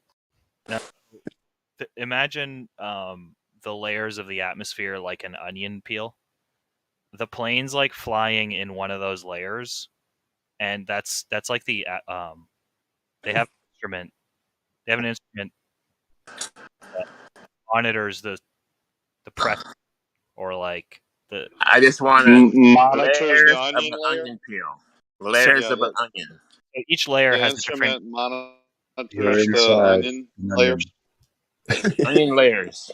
And the tower controller basically tells them which layer to fly in the onion layer. You understand? And tell me when you get to when it curves down. I'm waiting for that part. You must go far from the onion. So basically, your instruments detect the pressure in that specific layer, and it just stays in that layer. So if the pressure goes up, it automatically tilts and or they tilt the plane nozzle downward.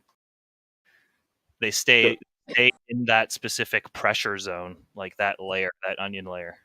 So the pressure, air pressure, is dipping keeping down. the plane Yes, continually dipping down. Then.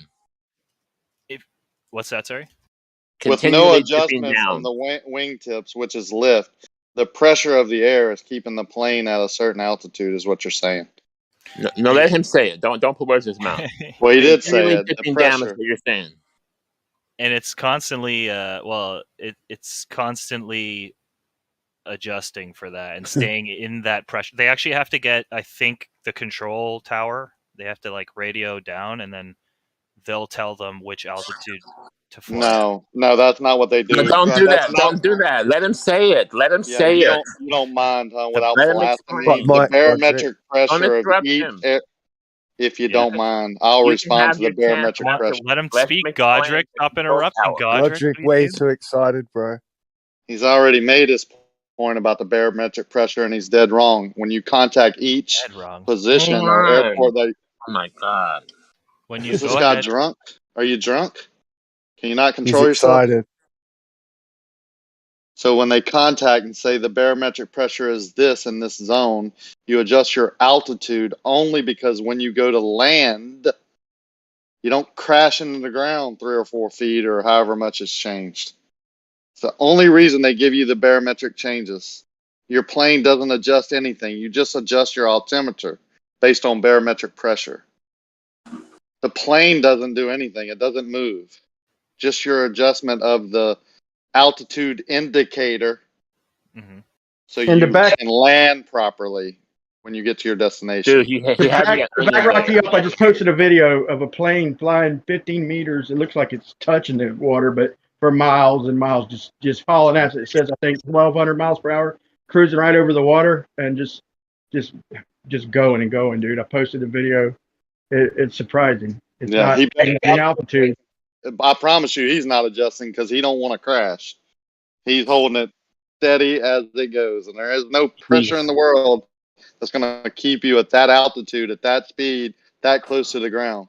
It's the lift going over your wings that's keeping you at that altitude, and if you make a flight adjustment, you're going either up or down into the water. Well, yeah. Try again there, pilot. Are you impersonating a pilot? No. You're just bullshitting and trolling? No, that's what my understanding. No, it has nothing to do with onions and barometric pressure. Obviously, making that argument. Has nothing to do with that. Rakia, you would spoil a wet dream, bro. Yeah, well, I don't like wasting time, and trolls waste time. Let He's him not a explain globe it. head anymore. He had me at onion layers. I was all into that. Onions, that's true though. I mean, even though it's not more, it's more like just layers, like laminar layers, like of No, it's not. The only layers in the sky is if you're going east or west or north or south. They make you fly at different increments. It's like a highway in the sky. It has nothing to do with the pressure. How wrong can y'all be? When they fly out of it, they dip back down into it. Stupid globe head. It's beyond. Yeah, you heard him right. They dip down to it. These are. I got a question. They will fly out of it and back into it. Go ahead.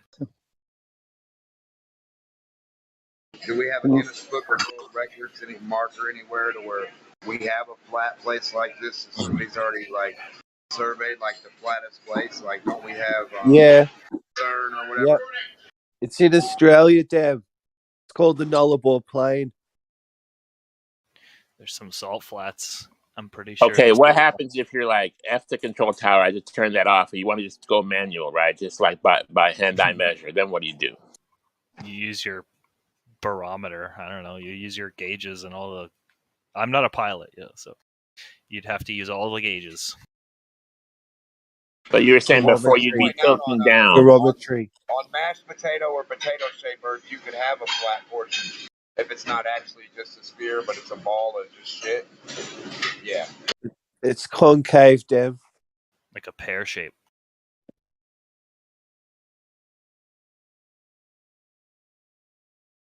Yeah, but you know what you would have to do? You know what you would have to do to demonstrate this if you were using a globe and showing how air flight happens, right? So if you had a globe and then you had a toy airplane, you would actually have to show us what we understand would happen, and that is that the airplane would have to nose down to follow the curve. You'd have to show that. But in your model, what you would actually have to do would be to hold the plane in position and then turn the globe underneath it so that the plane always stays level and you move the globe underneath it. Yep. And that's not what reality is. Yep. I don't get. They fly in the stream. They fly in. Yeah, show us that. Right. Go get a globe. Yeah. And go get a toy airplane, and then show us that airplane flying around the globe. At some point, you're going to have to aim that airplane down. Sure. Yeah. If I was not sure, that's the way physics works.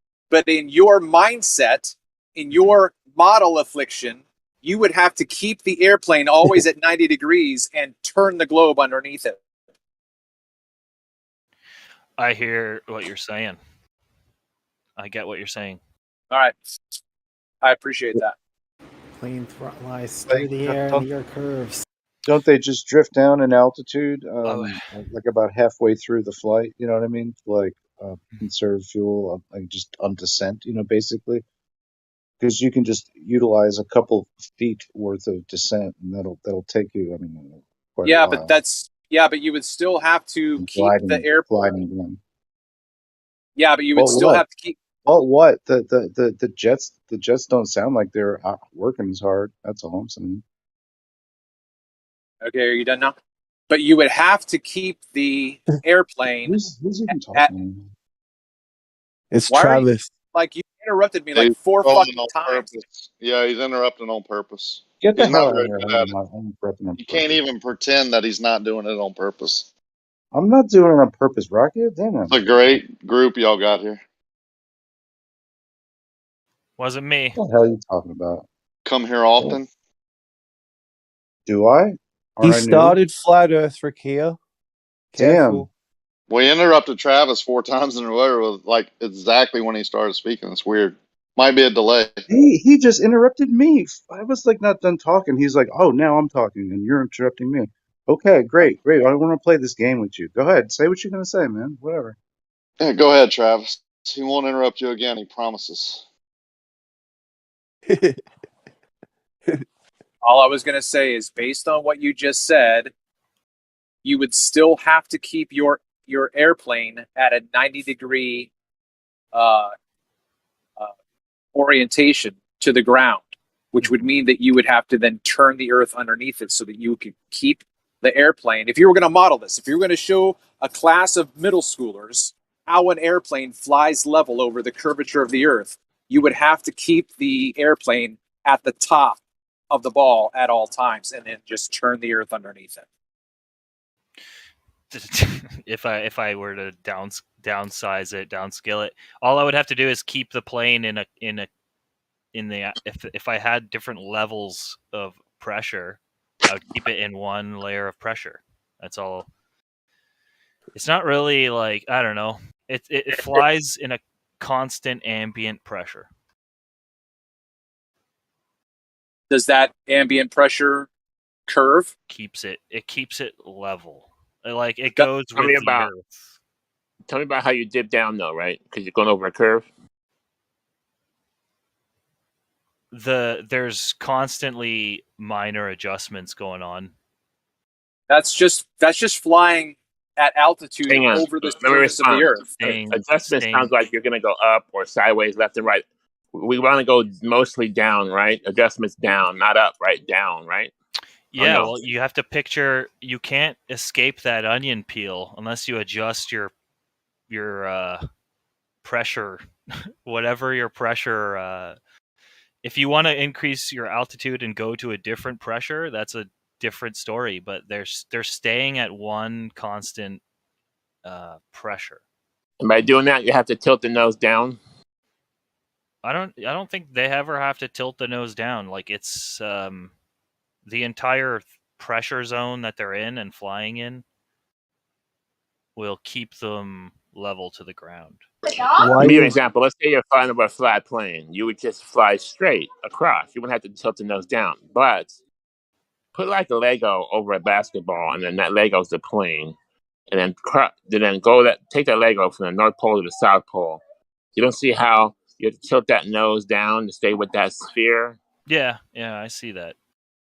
What if I'm flying sideways? Like if I'm flying sideways and maintaining elevation, then what?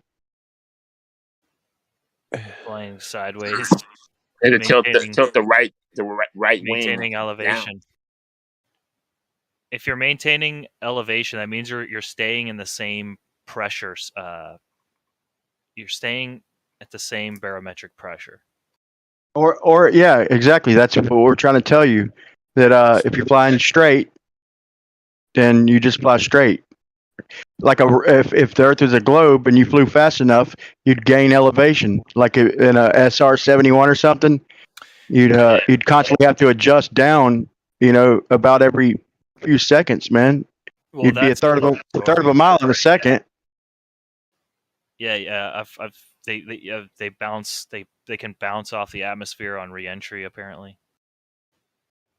Man, where are you getting all this shit from, bro? Who's bouncing off the atmosphere? They bounce off whatever's up there trying to go high. You can see it. If you come in at the wrong angle, according to mainstream science, if you come You'll burn. You'll burn up. Did it happen to a Russian astronaut? You'll go fucking boom, dude. Not only will you burn up, but there's a chance you'll bounce off and fly into space. A couple times I've seen the rockets go a little bit higher than it looks like to be about 15 miles. It looks like it's a little higher than the planes and all that, but you still see them with your naked eye, the light and the plume. But a couple times they've seemed to have went up a little higher, like 20 miles maybe, and you could see the plume like it looks like they're skidding off something. Like a couple times they've tried to go high, it might even be 30 or 40 miles. I don't know. I'm just telling you what it looks like in my opinion, and it looks like they're skipping off something, man. It almost leaves a wake, almost like water. It's hard to explain, but I'll post something so you can get a visual. They don't go that high, though.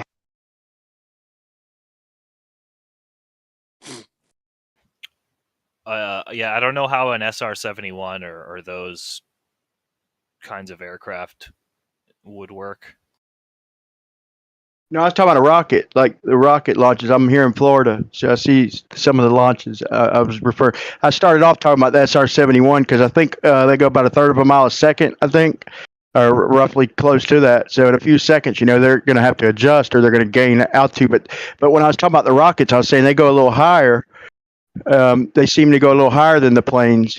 Not much higher, but looks to be a little higher than the airplanes, the commercial jets up there.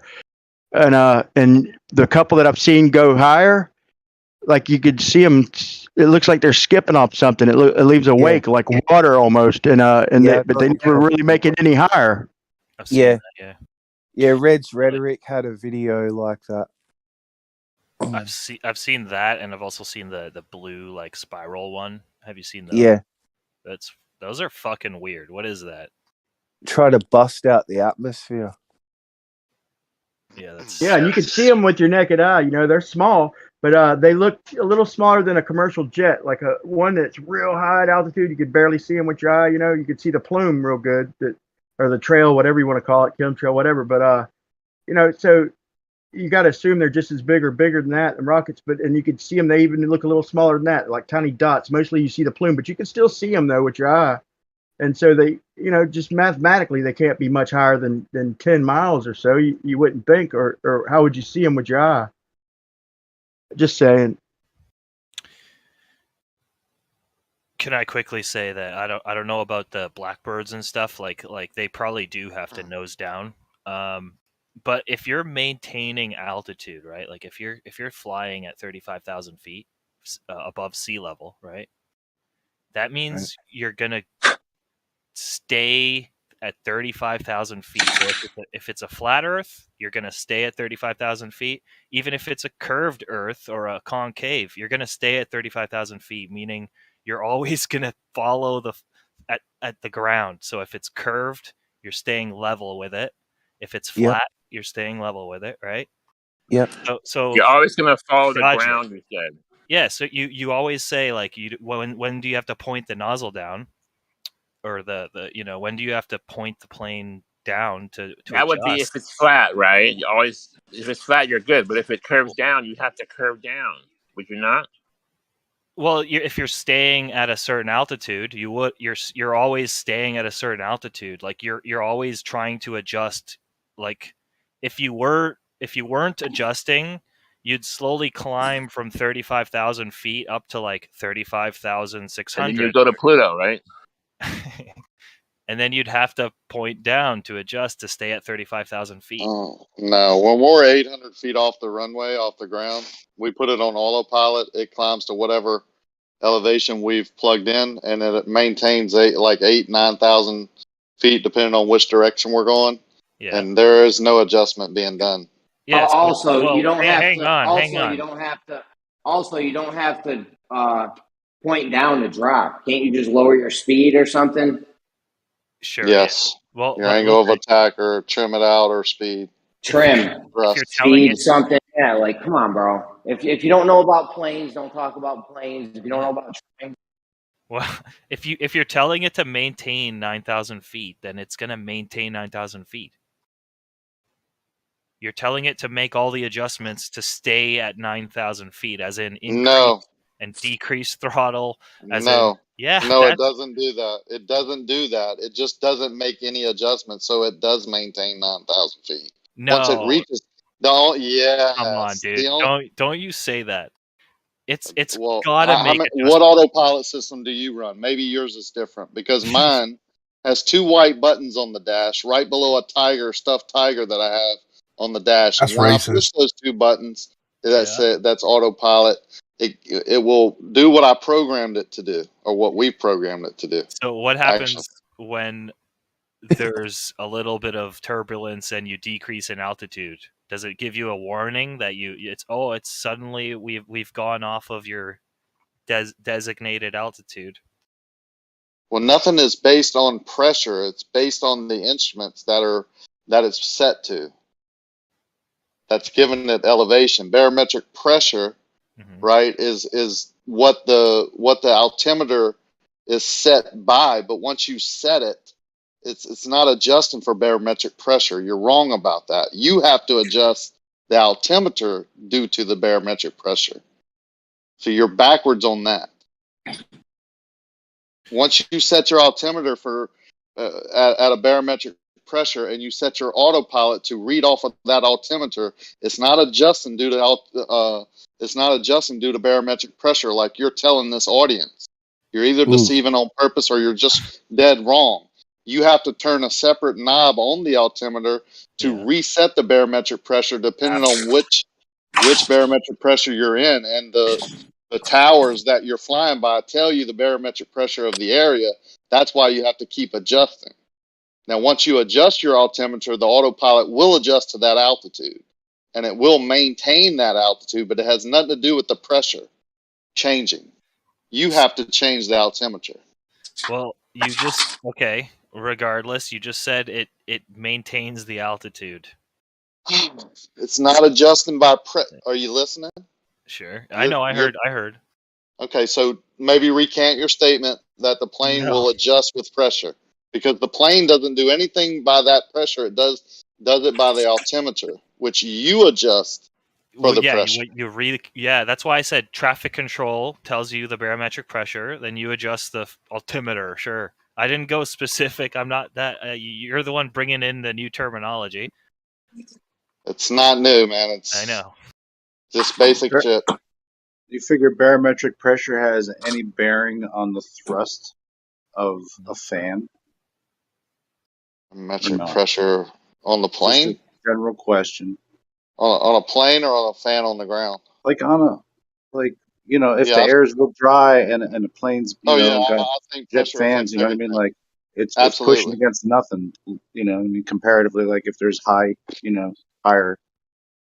I think pressure affects everything. So yes, I would answer yes to whatever you're saying about pressure. If pressure changes, it's affecting something. Yeah. Diesel engines are pressure, fuel pressure, and air pressure. It's not igniting anything. It's pressurizing fuel. Pressure is the key to almost everything. Tornado, right? Sure, you're gonna have a lot of drops if you do that.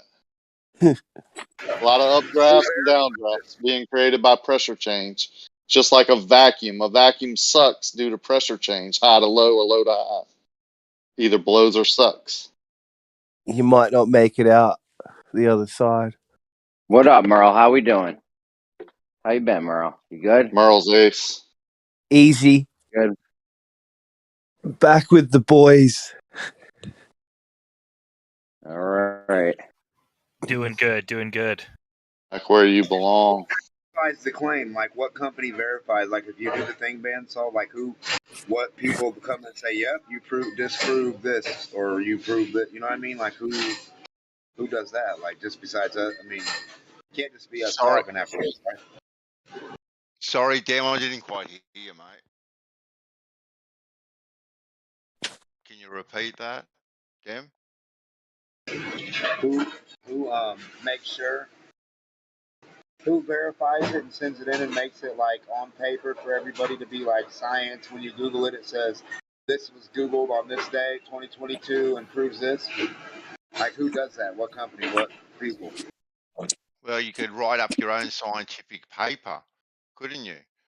They're not hard to write up, and you could submit it. Right? You could write up a scientific method, perform it. Just keep in mind. That's all I'm saying. Yep, and submit it to someone. You can submit it to various organisations, as many as you like, but as long as you write up the scientific method correctly and what you're going to go about to make sure that everything is observable, measurable, and repeatable. Bang, and you go out and you perform your measurement or your test.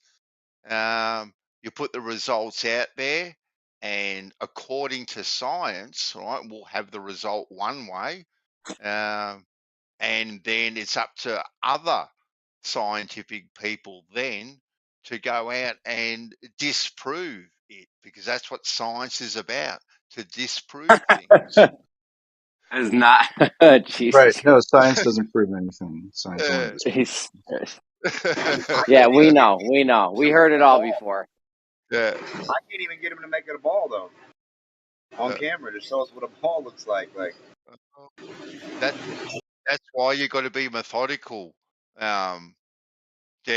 got to record it. You got to make sure everything is above board, and you got to have different ways of checking things. So, you know, with your marks, and you have a water level, and then you can have a laser level. You can have Also, all these things. Also, you got to go in with a preconceived notion. You got to go in with the preconceived notion the Earth is a globe. No, you don't. No, you don't. You got to go in with the notion that you can make a straight line. You don't got to go in with any preconceived notions. You just got to go in with the notion of you know how to make a straight line. That's all. Yep. No, no, even though no begging the question. Nothing. All you're doing is creating a horizontal line from a central point. That's all you are doing. No more, no less. Gio, you got to make a room for this. 39.59 and 24,000. How's that? Jesus Christ. Gio, did you hear me? Democ, your mic's fucked up. Maybe disconnect and reconnect. Gio, we got to make a room for this. He might be AFK. I sent him a message telling him that, Jeremy. Yeah, he don't even like you, though, so if he don't respond, it's fine. Fair enough. Tell you what, Mandy, you must be on to something because you got some people triggered as hell, man. Haven't I, Ricky? Haven't I? Like, it didn't take much. Such Really? a simple thing. We're only on day 1 or 2, right? Like, this is not even. Yeah, this is like started. we're like 2 hours. This is like 2 hours into this. You got people losing their mind and dropping out. They're not skinny dipping or laughing, I can tell you that. They're not hiding in any bushes. 2 hours later in my SpongeBob voice. Exactly.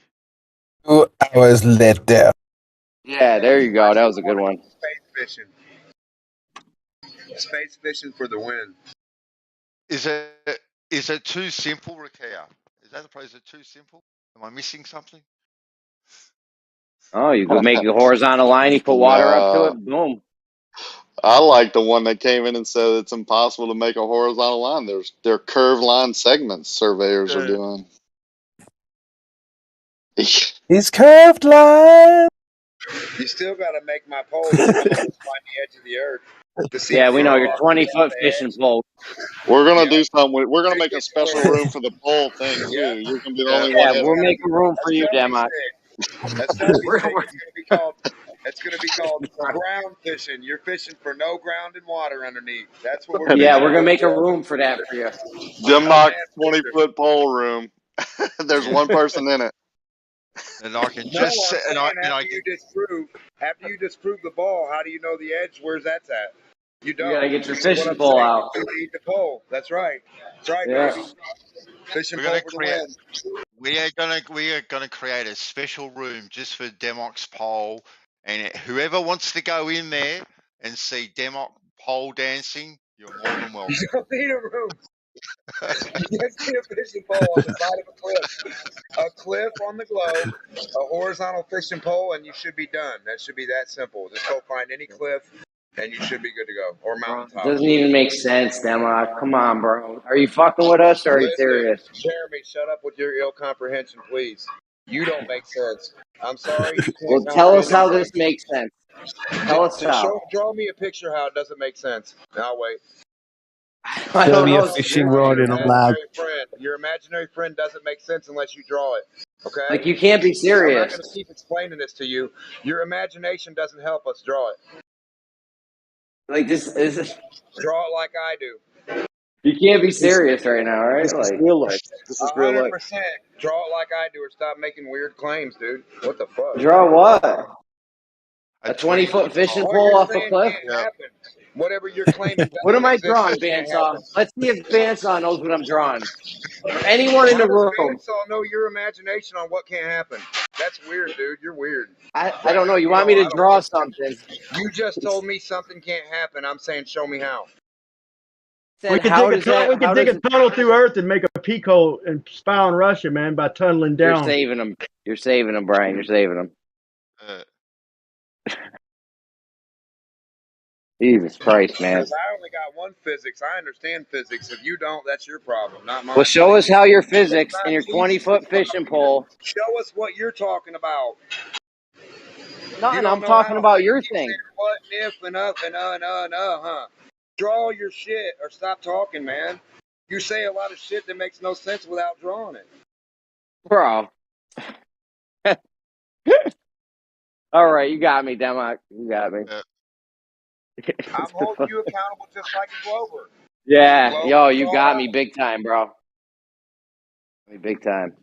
Nice one. Got some crowns, I man. still haven't Can't figured even out how to draw a find 20 elevation foot. on a ball since the last time we had a debate, buddy. Yeah, Yeah, you're but all damn. freaked out on knowing nothing. You don't know anything. We know. All right. But you got me. I don't even know. damn, I just drew a 20-foot fishing pole in a lab. Now what? Ha ha ha, don't know what you're talking about. Couldn't draw nothing. Ha ha, don't know nothing. My name's Jeremy. Ha ha, you're wrong. I don't know how or why. I don't know what I'm talking about. My name's Jeremy. Okay, cool. Hey Merle, get Dell on board with this line that we do. He'll be all Yeah. over it. I'll just be Yeah. like Jeremy and be like, what are you talking about? What do you mean? What are you talking about? What does that mean? Ha ha ha, you guys are crazy. What does that mean? Well, that was the point. Like when any of us had anything to present, to the world, we could use that 25,000 subscribers to get it out. That was the point originally. Yeah. Yo, Merle said he got a 20-foot fishing pole drawn. Now what? How do we prove Earth's the globe with it? Or flat? 20 cents from everyone. That's all it's going to take. 20 cents. When people tell you that they can't make a straight line, like you've got to scratch your head. Not too hard, but a little bit. I'm scratching. I've got nits. Hold on. It's just weird. And Moyoc, like, if Moyoc's getting triggered, that's a good sign. They're all getting triggered. I don't see what the problem is. They should be happy. We're going to hire geodetic surveyors, the professional globe measurers, to make a straight line. They should be happy about this. Simple. So These guys are the professionals that measure the globe professional measurers. Yeah. And then we'll get their side and we can get our side. We can go do it beside all the independent people. Or you could just get a 20-foot fishing pole off a cliff. Go show in the house. What up? Go show. What's up, man? Hey, buddy. I'm actually in the middle. I'm in the middle of analyzing some straight line data right now, dude. But what's the method that the geodetic surveyors said that they would use in what you're doing? Okay, so They're going to create a perfectly straight line, horizontal straight line. That's what they're going to do. Did you get into the method with the guy of how he was going to do it or no? He was going to do it a couple of different ways. He wanted to do it the quick way by using GPS, or he could use an auto level. So go into the detail with the auto level? No, I didn't actually go into the detail with him, and that was actually one thing Rikia brought up with me maybe a month ago. Thereabouts, he said, "What method were they going to use?" And I said, "You know what? I didn't actually ask them the method. I just asked them, could they create a perfectly straight horizontal line from one point?" And they said, "Yeah, of course we can." I played the tape. You guys heard it. What I said to him. I played the tape here live, and he said 100% I can. I said, okay, then how would you go about it? He said, well, the quickest way to do it would be with a GPS, but it would take me a bit longer and probably half a day to 3/4 of a day to do it with an auto level. And he said as long as he doesn't have to use a machete to be cutting through the Amazon forest, it should be fairly straightforward. Yep. Kosho, we'll let you come make your straight line next to our straight line. Yep. You can come with your I would bullshit. use the same method. What? I'd be using the same method that the geodetic survey would be using, so I don't know if that'd be useful. We're not, but we're not letting them use GPS, bro. Maybe a couple guys Tell can them, use GPS. tell them you want a straight line, then that water flows in no direction, no point on that straight line. Do you want water to flow in any direction? It would flow towards the middle. If you had them do that, they would say, all right, I'm going to make a level. Well, that's why I'm saying to say that. We're going to have a couple You'll know what you're getting into. You'll know what they're thinking before they even do it. If you tell them that and they refuse to do it because of that statement, but most of them will just lay you out a fucking straight line. I've done it on the coast. Rocky did it on the fucking in the shallows. It's what No doubt. you So get. it'd probably be a good idea to have a couple GPS lines. Actually, that wouldn't be a bad idea. Get everything we can out there. Yeah, I got no problems with that, Jeremy, at all. We use whatever method. We use all the I methods. want multiple methods out there. Yeah, we pit, right? Because it is the great survey-off. We pit method against method.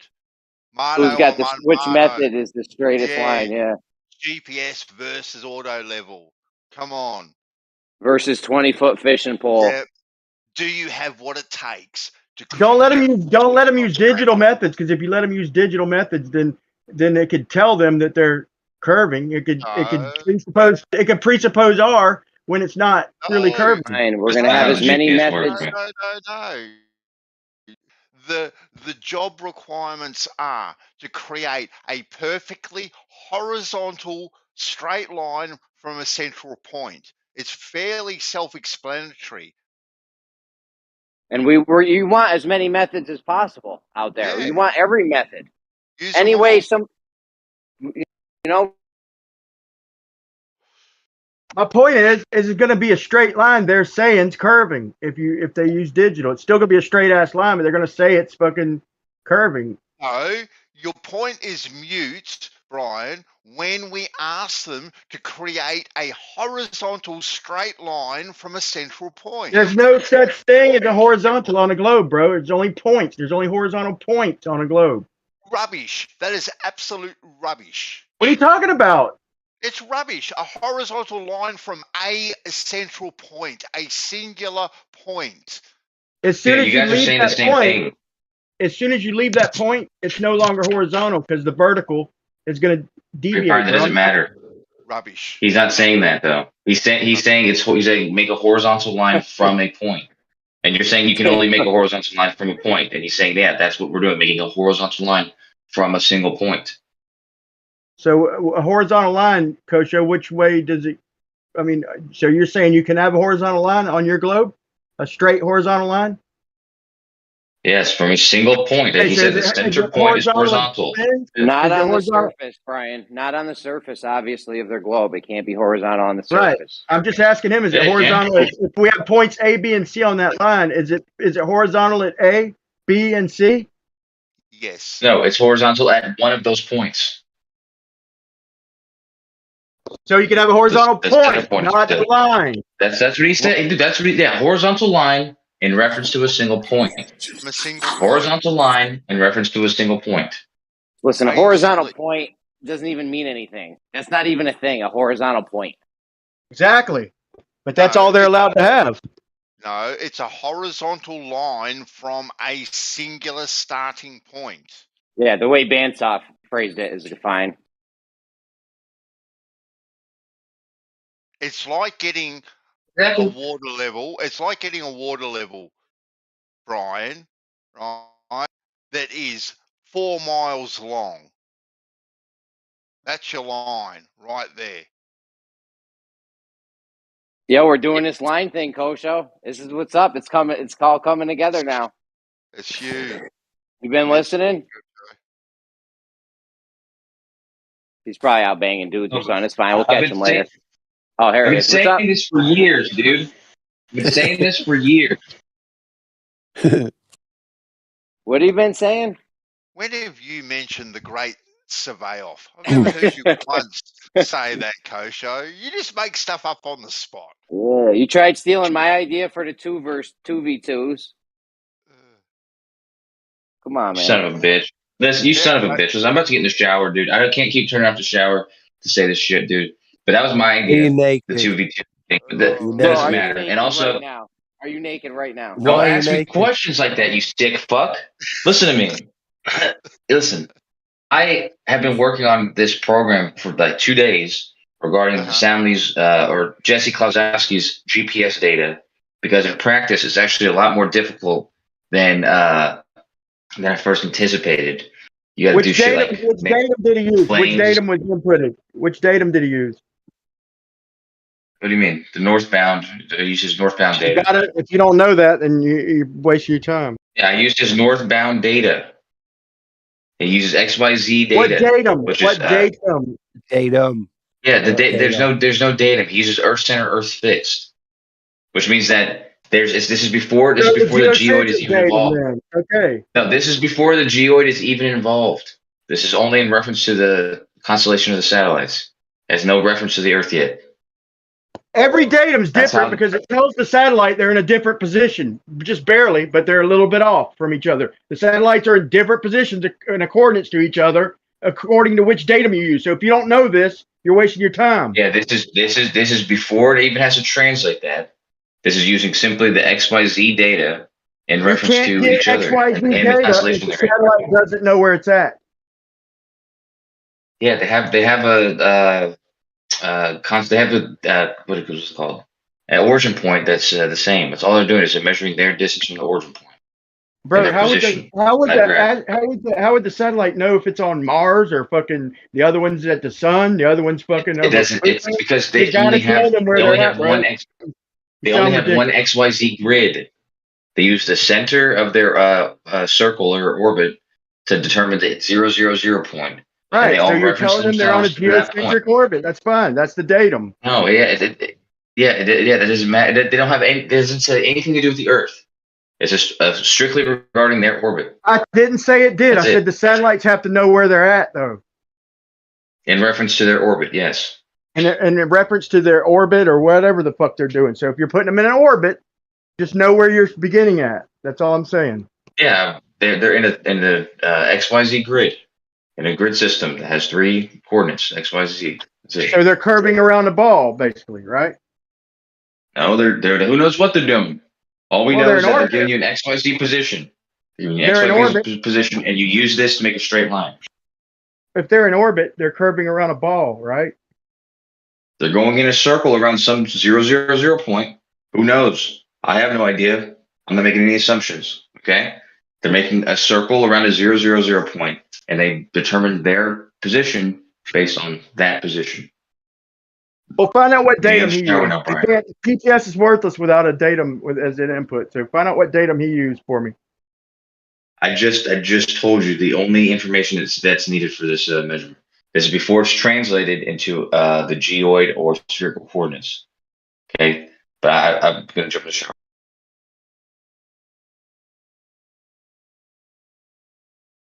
So the satellites don't know where they're at. They just know they're circling or doing an orbit around Earth, but they don't know where they're at. What good would they be if they didn't know where they're at? That's the whole point. I don't know why he's arguing with that. If they don't know where they're at, they can't time nothing. They've got to know where they're at. So they are told where they're at. It's the first thing I learned. Why he's arguing 0.1. I'm a little confused. Did Kosho just say he's about to bang some dudes in the shower? 100% he did. That's what I thought. I thought he said he was going to go bang some dudes in the shower. I heard that as well, yeah.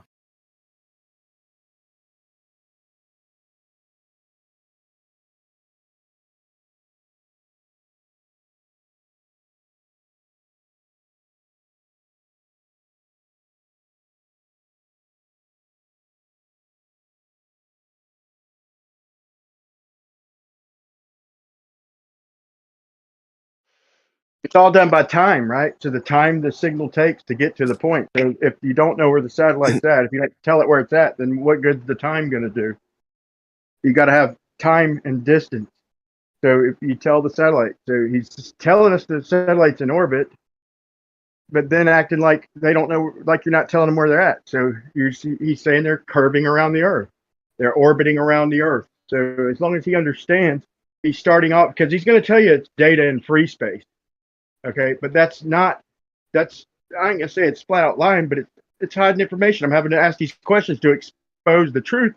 Truth is you got to have distance and time to get a location, and these satellites are being told they're orbiting, curving around the Earth. Then that's information number one. You got to know that before you can make any. You can't claim a blank slate or free space or raw data if you told the shits where they are and that they're curving when they might not be.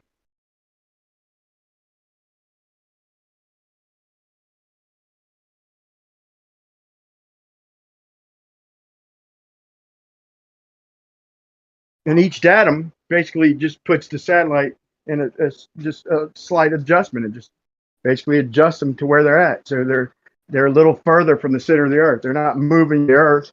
They're just adjusting the position of the satellite specifically to the center of the Earth. So they move, up to like 70 feet, I think, or I don't know the maximums and minimums, but it just shifts the position of the satellite just barely, depending on the datum.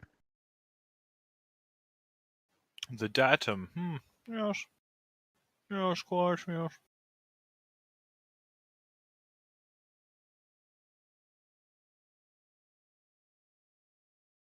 Were you just talking to yourself there, Brian? No, I think that was Snack. I was actually a joke. I think some people missed earlier where he was saying it was a datum joke, like a dad joke, but a datum joke. He's good at puns. My niggas don't datum. We just pull up a pants and do the rock away. Yeah, that was like a pun inside of a double pun. The datum.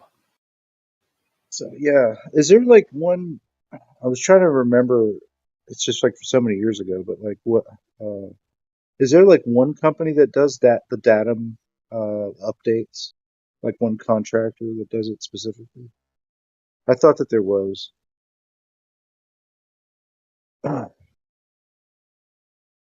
They got it where you can. No, it ain't. I mean, these are over time, But you got. Hey, Vegas. Hold on. You talking about the Mick datums? Oh. Yeah, I mean they were basically just plane surveying for different they do all the cities, you know what I mean? Like they tune them like down to high accuracy. Like they use how like they've been like off like in previous iterations of GPS, like things weren't quite where they should have been. But the datums are different, man, because there's different sizes.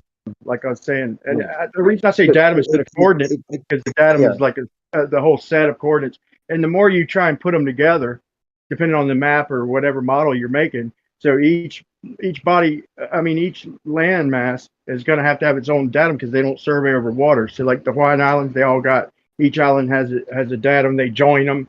And they're probably pretty accurate. Like the local datum is always going to be the most accurate, but when you start trying to join continents or join one coast to another coast and shit like that, you're going to get variations depending on whatever you're trying to join together. Is the point that why I distinguish between coordinates and datums? They're all different. Yeah, and when there were incompatible systems of measurement with a different set of hardware, then they result in terribly off locations. But whatever the like NASA and like airports would use, they're probably as accurate as they can be about those things. Like it's very important to have accurate location vectors on. Maybe they're getting it right. Who knows? Like way back in the day, they supposedly did celestial navigation, and then they come back and say they didn't see any stars. Like hold on, like the Apollo missions. If you just said you don't remember seeing any stars, but you're supposed to be navigating with the fucking using the stars. I mean, that's. They said they saw stars, just in a really shaky, shitty, like way.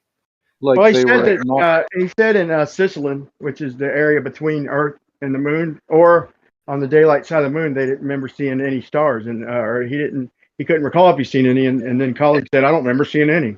So that covers the whole area between the Earth and the Moon. They didn't remember seeing any stars. So were they really navigating by the stars if they don't remember fucking even seeing any?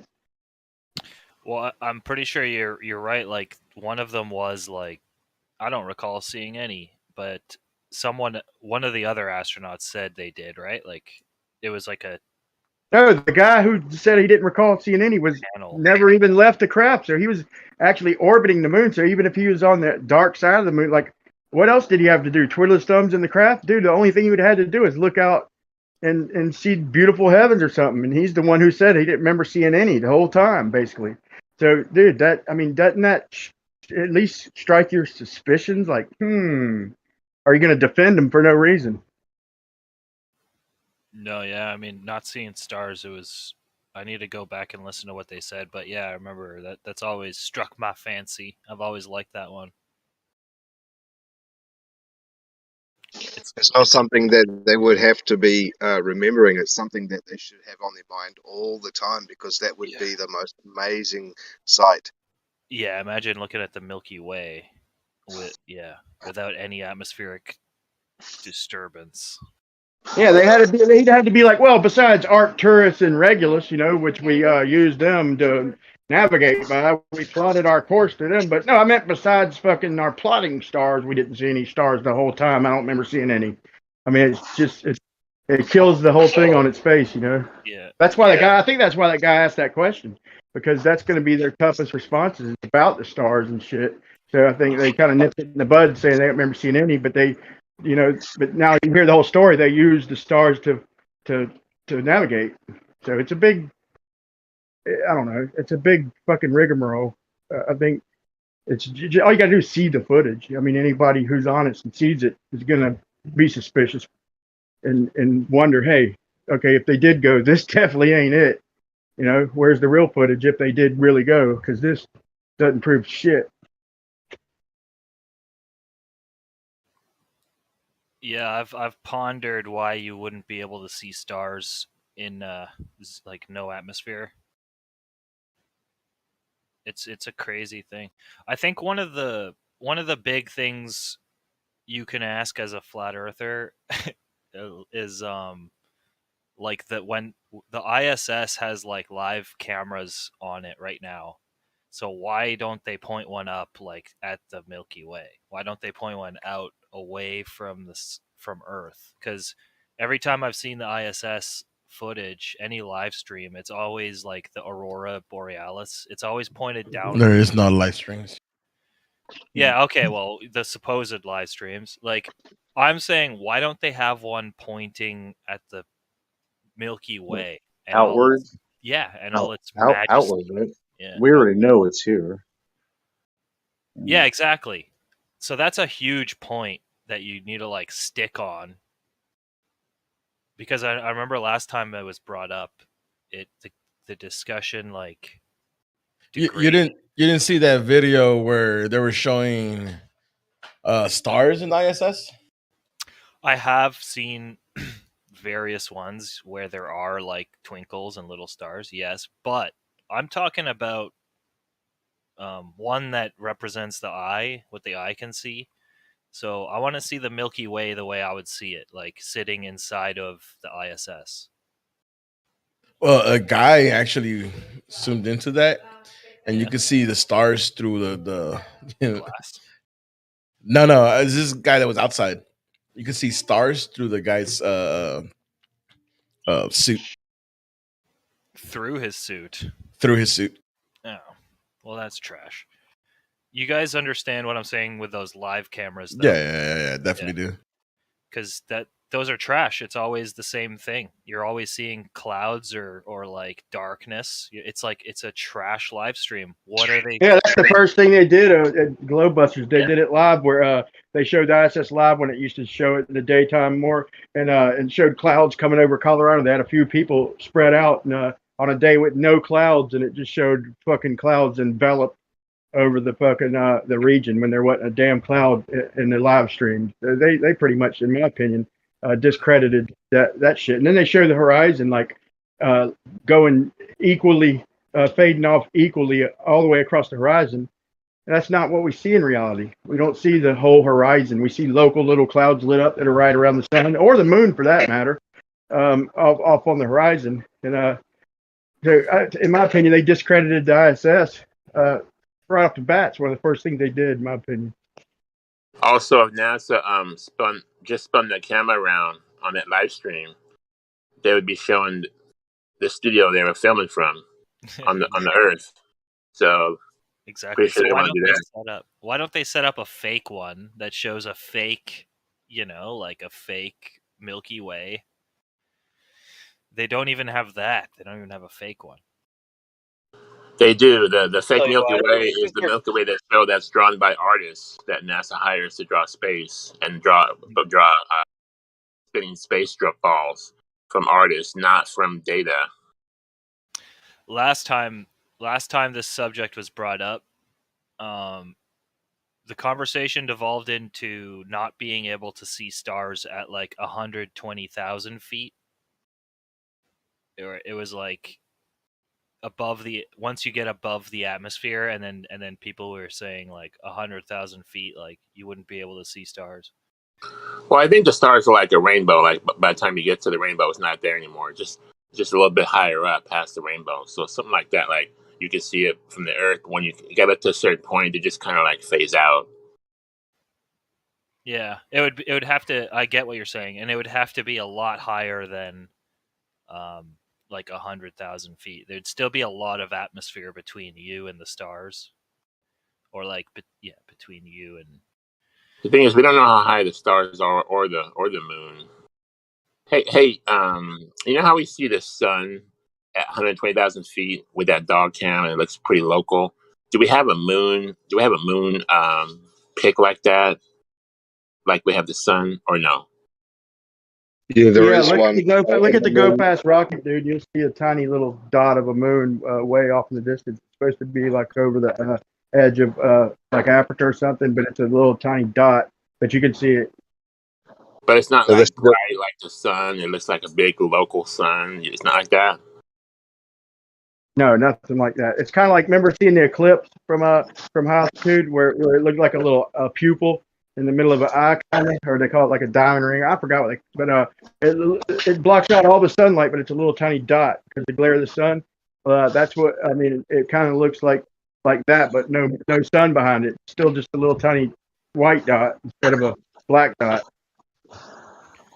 Can I say, as a Glober conspiracy theorist, I think the reason why they don't show us a live feed of the Milky Way from the ISS. Yo, Marley, you're making a lot of noise. The reason why they don't show it as a baller is because the same reason why they cut out the feed when like a something comes into the feed. It's like they're hiding motherships and shit. You know what I mean? Why else wouldn't they turn the camera around? Because it's not real. I mean, here's the thing. You think that the government is lying to you about... You think the government is lying to you about aliens, but they're telling you the truth about where you are? No, is that because you said you're a... I don't think the government... You're a conspiracy theorist, but you're a global... Yeah, I don't trust government, period. Like... I don't Okay, trust them at all, but... yeah. So... But I get what you're saying. saying. So do you trust it when the government says you live on a ball? We're talking about why they don't show us space from the ISS. Why is it always pointed downward? And that's like a legitimate question that I have as a baller as well. So there's two reasons why. Either it doesn't exist, it's all fake, like he just said. And then the other alternative, in like I can think of maybe a couple more, and it's like that there's shit that they can't Photoshop out. Like if they turn it around, they wouldn't be able to edit it fast enough. They would always have to cut the feed because something would fly into frame. Whether that may be aliens or like say Russian or German craft or whatnot, like that's a whole. There's all these other alternatives, but there's got to be a reason why they're not showing us a live feed of the Milky Way. Okay. So you think that there's like UFOs flying around in space? The ISS, no, I don't. There's several reasons why What they what what wouldn't. what is going on night vision goggles? Anybody like ever look at those? There's like all kinds of weird stuff happening in those. I have, and also I have a telescope, and I've never seen a UFO there, platypus. So just relax there. I've checked and I've looked and I've stared for hours and I've never seen anything, not even a wave on the moon. I've wished, but there's got to be a reason. I mean, if you want to see the lunar wave, you got to look the 3 days before and after the equinox, because there's no telling exactly when it is. But that's when a few people were able to repeat it. Was I think like on the 20th of the vernal equinox. I think I forgot. Well, that would be insane. Like if I saw that, I would literally be like, okay, it's a matrix. We're in a. I would just know for sure. But I've you could just get calculate the refresh rate of the moon, dude. Yeah. You're saying it would flicker in a certain type of camera, like if I adjusted the frame rate? No, I'm just joking, man. Like a refresh rate. Like I'm just joking, like a refresh rate, like on a computer screen or something. But yeah. No, he moved his camera, so the wave was consistent. It was definitely on the moon, or else when he moved his camera, it would have moved with him. And at first he thought it was something in the atmosphere, like atmospherics, but then it reset, and every time a few people who recorded it came in pairs, and then they showed actual airplane shit, and it didn't look nothing like it. It was similar as far as like crazy ripples and all that shit, but it was it wasn't a consistent smooth. I don't know, it's just weird, man. It's probably something atmospheric, but it sure is suspicious. It piques the interest of my curiosity, knowing that they got it all around the same time, and how when he moved his camera, man, showing that it wasn't, it stayed local to that spot. If it was atmosphere, it would have moved a little. I don't know. I think the main reason that they don't point the camera face up is because, towards the Milky Way, is because all they need to do is produce the bare minimum to justify NASA's budget, right? They're not only fooling the general public, they're fooling members of government. I don't think every single member of government is in on this deception. I think a lot of them are just fooled, and all they need to do is just like, oh yeah, see, there's the footage from the ISS. Yep, let's keep sending them $80 billion a year. NASA's just like sick. Yes. Don't point it up. Don't point it up. Yeah. Well, I think also there's disingenuous globers that say, obviously the aperture settings and the shutter speed and blah blah blah blah blah. Like it's not gonna pick up the light from the stars. It's like, obviously you lying blah blah blah. Obviously. So why isn't there a camera that just is set to the proper settings? Why? We don't care if the ones pointing downward are set to a very bright, to observe a very bright object. This is a conversation I'd rather have, man, is with somebody honest instead of somebody defending bullshit with their dying breath, dude. To me, this would be an honest conversation, And I can speculate with you. I could even speculate with you. You could speculate with me. I could speculate with you. And to me, that's an honest conversation. Some of these conversations we have with these globers, it's just like you're saying, they're just defending bullshit, obvious bullshit with their life, but it's just like, disingenuous. They can afford 2 different types of cameras. They can definitely have many. In fact, on the ISS, supposedly, there's a whole wall of cameras. I've seen many of them. They have huge lenses on them. I mean, we know that they can adjust the aperture settings. And look, you take a camera, you go outside at night under a street light, and you take a picture of the street light. Obviously, you can't see any stars behind the street light. It makes perfect sense to me. I don't see a problem with that. Yeah, exactly. Definitely, why is NASA job is to show you pictures of the Milky Way galaxy? Like, they have better things to do, like to grow cabbage and shit on the ISS. That's really funny, actually. What else are they supposed to do other than show us a live feed of the Milky Way? Like, they're literally pointing their cameras down. Jesus Christ. Dude, they grew potatoes in the ISS, bro. That's a space potato. That's not a regular potato, bro. Like, that's like $1,000, probably $1 million potato right there. So, there. I love how all the like very nice lenses they have on the ISS are all supposed to be for like looking downward and looking at weather systems and stuff. It's not hard to put up even a GoPro on the windowsill. Dude, here's what they need to do, man. They need to find like the mirror nebula, like a mirror nebula that reflects, and they can look back and see the dinosaurs or some shit, dude. That's actually awesome. A mirror nebula? Yeah. Do you think that there are people on the ISS? Do I just, I mean, I assume they're not lying. Okay. I just think it's amazing how they built that thing while in space flying 17,000 miles an hour. That must have been a hell of construction, you know. Then they keep adding to it as they go along. I just want to get that on Livestream. Be great.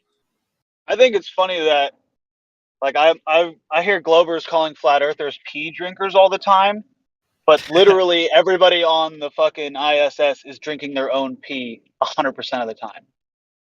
I remember pee drinker coming up, but that was specifically because of one guy. I remember in Gem server, like, and they have shit for coffee. Some guy. Well, no, they literally all their water, all their urine, they recycle that back into water on the ISS. They're all sipping urine. And and their shit water. Yeah.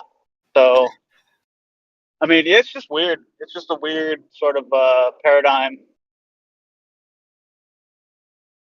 That's another thing, though. The lie is so big; it's like too big to fail. Like, what do you do when you're a person in power and like NPCs look up to you? They look to you to make decisions, and then you realize the Earth is flat, and you're gonna try and tell a bunch of people that the Earth is flat. It's like no one's gonna believe you. Doesn't matter who you are, right? If Joe Biden started saying actually the Earth is flat, who would believe him? You know, this is the kind of thing you need to realize for yourself. You got to have some real critical thinking. I wouldn't believe any of them if they said that. It would take more than just someone saying it. Yeah. How much water would they need to support that astronaut that stayed up there for 66 days? One human consumes a shitload of water. I don't know, man. They got those pee machines running on overdrive up there, I think. I mean, no, in all seriousness, I don't think that there's anyone in that thing. Have you I've seen pictures of it. I think there's something up there. No. Like 80% chance that there's something up there. I would say 0% chance that there are humans living on it. Yeah. I'd give about the same percentage, man. I'd say 1% chance there's. All right, now I say 80%, 85% chance there's something up there, or 90%. How about a 5% chance it's how high they say it is, and then about a 1% chance there's people on it, depending on how high it really is. Would you say that they're still below the firmament? Like they're still in our layer? I mean, it moves across the sky about the same speed as a plane. So let's be real. All they need is a few of these fuckers worldwide along major cities. If they wanted drones, you know, if they wanted to do it with drones, I'm saying it. Maybe that ain't what they're doing, but would be way cheaper, you know, hella cheaper than what they're claiming. And what they're showing us ain't it. If there's people on it, what they're showing us ain't it. They're showing us garbage. You know, it took a compilation of evidence, but you see them glitch out. You see dumbasses getting stuck upside down and their faces turning red and shit. It's like, it's embarrassing, man. A lot of things would be cheaper, you know. There's a lot like I just want to tell you, Sparklers would give free water to ISS just to get the publicity. Free water to the ISS, no worries. I don't see a problem. We've made drones cheap enough that we can like, and lots of technologies have like leapfrogged countries. You know, like certain countries went straight to satellite data plans. They never had cable. Hey, this is an interesting fact, and take with it what you will. But when the last rocket that came by my house here in Florida, we filmed it, and I had a P1000, filming it, and my wife had her phone, which is a good phone. It's like an iPhone, but I had to aim away from it, like, and she didn't. She said she didn't, you know. But I mean, she wasn't looking through a scope or nothing. But I mean, I had to point. I forgot if I had to lead it or trail it. I forgot, but I'm pretty sure I had to lead it a little bit, like you would with a telescope and a star. That's weird. Why would I have to lead the rocket? I mean, that was suspicious. So if you wanted to claim any kind of like light show or something like that, that might be evidence for that. But you know, I think something's up there and shit. But it doesn't look like they're going all that high, in my opinion, man. And if something's going off in the distance, you know, it's naturally going to go down because of perspective. But the rockets are no different. But if they're supposed to be flying straight to gain altitude, then it shouldn't be like that. Okay, it shouldn't appear to go down. If it's literally not going down, it should appear to be going straight, but it's got an arc to it, you know, and then it straightens out a little bit. But why should it appear to go down in the distance if it's not perspective? If it's literally gaining altitude, then over the ground, it shouldn't appear to drop in the distance. That's supposed to be just perspective doing that, is what I'm saying. So there's a couple head scratchers anyway, but none of it proves anything. But to me, it proves that they're not going super, super high like they claim. I think they're going higher than commercial planes, but by the look of it, it's a little smaller than the way the jets appear at about 7 miles. So my guess would be about 15 miles. That's just a guess there, personal opinion.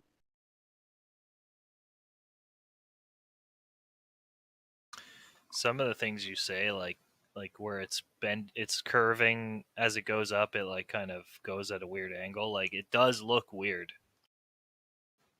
There's a lot of like weird things that like these questions aren't completely out of nowhere. They do look weird. But if you were to see it from a different angle, or if you were to see like the launch from a different angle, maybe it would make more sense. Or if you saw it like small. That's possible. That's definitely possible. But here's my point. So like, let's say it's flying parallel, and I'm looking at it perpendicular when it gets to my house, flying like up the coast or whatever. But let's say if you're standing behind it and it's flying towards a star, okay? If it's flying towards a particular star that's on the horizon, so on a globe, if you maintain flying toward that star, you're gonna get higher and higher off the ground just by maintaining whatever star you're pointing at on a globe. You're gonna get higher and higher and higher and higher until you're in space, right? On a flat Earth, you're gonna perspective is gonna have you looking like it's getting lower and lower off in the distance, and that star will probably, you'll probably you might wind up gaining some altitude, but if you on a flat Earth, if you gain altitude, it's gonna maybe look like a straight shot out in the distance. It's not gonna look like. Here's my point. Why is it looking like it's getting lower to the ground off in the distance if it's not perspective? I mean, if it's literally flying toward a star, perspective should have no role on it. It should. I don't know, man. I'm having trouble putting shit in words. I hear you. I think it does go. Yeah, you go ahead. Nah, you're guys right in the middle of this crazy thing Brian's talking about here, or what? I don't want to change it up on you if you're not done, but no, yeah. You good, Brian? Brian, I don't care. I was just pissing in the wind, man. Just throwing some ideas and just thoughts up there. Like, what would we expect to see on a globe? What would we expect to see on a plane? We got to think about like that. Watch, Jeremy's going to talk about squares and triangles. I wasn't gonna, but you're all clear on that, right, Travis? Like you realize that the right distances will give you a planar shape or not, right? You already asked me this. I said either the distances are wrong or the math was done wrong. That's the only answer. Okay, all right. Well, it's not going to be the math. Probably not going to be the math because that's not difficult math. Yeah, So but see, like, you but might want to check this, distances. yeah, but I was going to say this earlier. Look, just do this again in the same massive field and just make the triangle itself. If you make a triangle, then you're going to create the Pythagorean formula itself. You don't have to you don't have to tell yourself, I'm going to make one side 10 and the other side 35, and then the hypotenuse has to be this. All you got to do is just make it and then measure it, and then you're not going to be wrong either way. It's just going to be what it is. Well, if you make it, you're obviously going to have to measure it, before you make it. So no, you're not. No, it you either just make is it. or isn't going to work. How could you make it No, without measuring it? Just make a triangle, you're saying? What do you want to do? You just have a starting point, walk as far as you want, and then turn 90 degrees, and then walk as far as you want, and then go back to your starting point. All right. You don't have to say now I'm going to make. Well, that you've just made your triangle, and it's going to work out. If you're on a planar surface, it'll work out to Pythagorean theorem. Yes. Yep. Then you don't have to worry about distance at all because you just made it willy-nilly. It just is what it is. Well, you're going to want to measure it but you're going to want to measure it to see if it matches up to the Pythagorean theorem, right? No, you don't have to because otherwise, what are we doing? You don't need numbers. You don't need numbers for geometry. You just need angles. For Pythagorean theorem, yeah, but if you want to figure out if this is a planar surface, you're going to need the numbers for the distance. No, if you look up Euclidean geometry and whatnot, they just have lengths: A to B, B to C, C to A. There's lasers. Hey, there's lasers for that now. There's 90-degree lasers anyway. Is the distance, bro. Travis, there is the length is the distance. I agree with Jeremy. Heard you, Brian. 90-degree lasers. We do double check our slabs to make sure they're square. 3, 4, 5 of them are Pythagorean theorem. Length is this. Travis, length is distance. Yeah. Okay. Come on, bro. Are you fucking with me? I feel like heads are fucking with me today with some of this shit. I don't understand the argument. What do y'all? What's the bottom line here? What are y'all talking about? Well, if you draw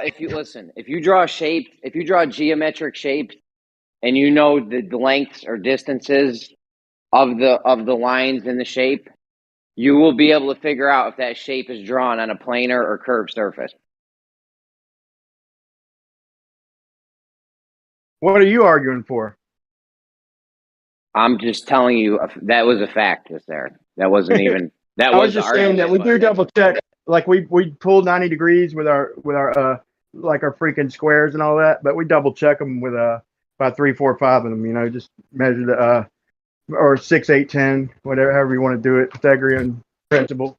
We pull and mark one string line at 6 feet and mark the other angle at 8 feet, and then the diagonal between them should be 10. But we usually get it pretty spot on. But I could make an argument that, yeah, you do have to measure it. But really, like I said, there are lasers that 90-degree lasers now, That's why I was trying to understand that that's why I was trying to find out the bottom line, so I know what the argument is. The argument is that if you draw a triangle, big enough triangle on the surface of Earth, or even a small triangle on a small basketball or something, any kind of curved or flat surface on a piece of paper, on a table, anything flat or curved, whatever, you can do this 3, 4, 5. You can do the Pythagorean theorem, and you will know without knowing if the surface is curved or flat or anything. You don't have to know anything. The Pythagorean theorem will tell you if your surface is planar or not planar. Yeah, unless the curves are a great circle type curve, and then you could fit a triangle into a triangle piece on it. Remember the balls we used to have with shapes? Do you understand what I just said, Brian? Yeah, I do. I don't argue with that. But I was just saying that, remember the balls with the shapes cut out and you have the solid little pieces that stick through? I have no idea what you're talking about. Never mind. Yeah, them were old. Like Listen, boys, have you heard the great? 2-year-old. Have you heard about the Great Survey Op yet? Yeah, like I said, I think you'd want to clarify to the surveyor first, just to see where he's coming from. If he could, don't just say a horizontal line, because you got to be specific. And because like Coach just said, it's a horizontal line. We're going to be at a point. We're going to be very specific. We want a perfectly straight line, not curving in any axis, horizontal at a point. Put me in. I'll lay one out. How far are we talking? 2 miles? How far are you willing to travel inside the continental United States to put your line down? 8 hours, man. 8 hours. Hosty, I just drive to Florida from New York. Yeah, we can maybe meet. We can meet at Flattoberfest, man. Right? We can meet at Flattoberfest in the middle, man. 8 hours. I got Rocky. Hey, have a bunch of surveyors. Look, we'll have every Flat Earth surveyor meet there at in South Carolina, and then we'll all get together and hire one or two and plan it all and do it live, like as an event at Flattoberfest. That's in between all of us. No, we're not doing that. We're not doing that. I don't even know what you just said. We need to. You got to have surveyors come. We're planning this out right now. We got you down for a line 8 hours from what? Florida, Jacksonville. 4,000 kilometers, a circle, really simple. You're willing to drive 8 hours from Jacksonville, Brian? Yeah, man. That's cool. We'll try to get it close. I'm thinking like South Carolina, North Carolina, or something. Somewhere like in the middle, maybe out west a little tiny bit, not much. Keep it on the East Coast, but like inward a little bit. I don't know. It doesn't matter where you do the circle, because if the circle exists at that radius and the Earth's, if you could touch any dirt beyond it, then it's not a globe. What the fuck? It takes yeah. You could walk your kids to school 5 times and it'd be that circle, Jeremy. I don't get why it's so complicated for you. Yeah, I know. So it's too hard to walk around the block these days, you know what I mean? That's way complicated. It costs so much money to just walk around our block, man. I've never heard of anything like that. Who would ever do that? You want me to walk around the block 5 times and then what? Well, yeah, then there you're done, buddy. Have a good day. Merry Christmas. Welcome to Flat Earth. Your radius, right. You just come out with random nonsense. When you can see on the other side of your radius that the Earth is supposed to be, that means it's not that. Merry Christmas. You're done. Yeah. So go walk it and we'll get done and we'll be done. Good to go, huh, Jeremy? Sounds good. Yeah, sounds good. We're writing that down right now. Somebody write that down. No, you need to walk. Get you some shoes on. Don't write anything down. Yeah, right. No, we're writing down your plan. Put shoes on, man. I don't see you. I hear you talking a good game. We're writing down your plan right now. We're going to put it in the book. Yeah, we're going to make your own. We're going to make your own room for it. We're going to make your own. Is that what you're doing? Put one foot in front of the other.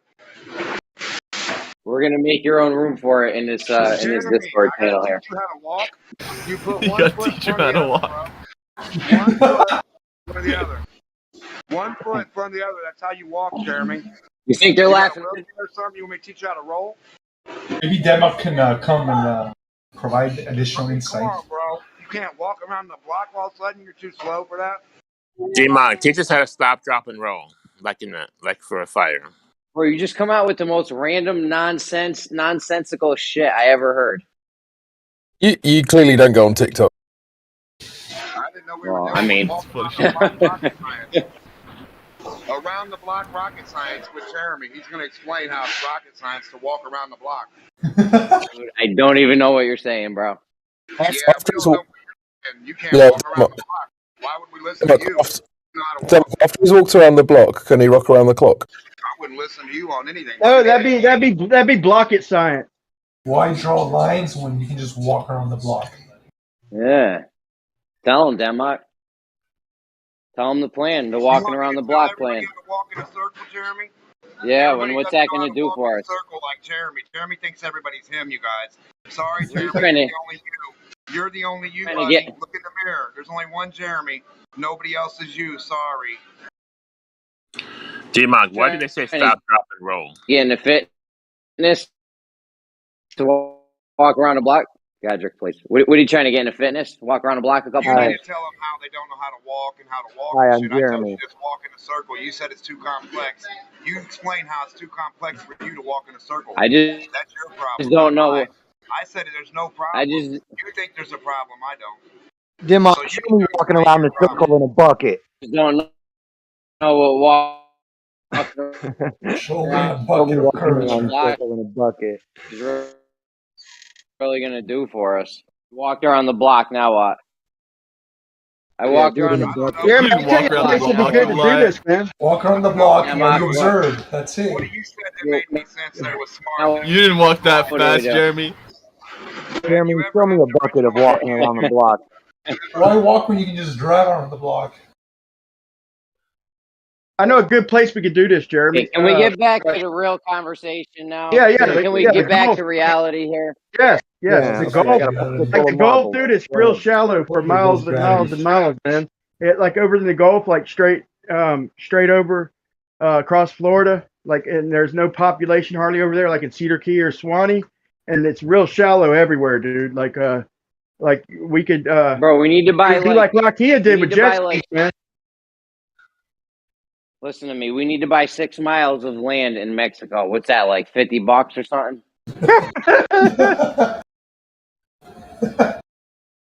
Can we get like 6 miles of land in Mexico for like a couple thousand pesos or something? It doesn't even have to be good land. You end up You buying can't the buy land, miles and of then land. the cartel shows up. Dude, you can't buy miles of land. Well, acres, however they chop it up in the miles. We're gonna end up needing like 5-6 miles or something. You know, 500 miles. square miles or whatever. We've kind of already done this Acres, shit, though, man. hectares, Like whatever they. I didn't even make it a mile and a half. I'll say I made it 1.35, 1.4 maybe.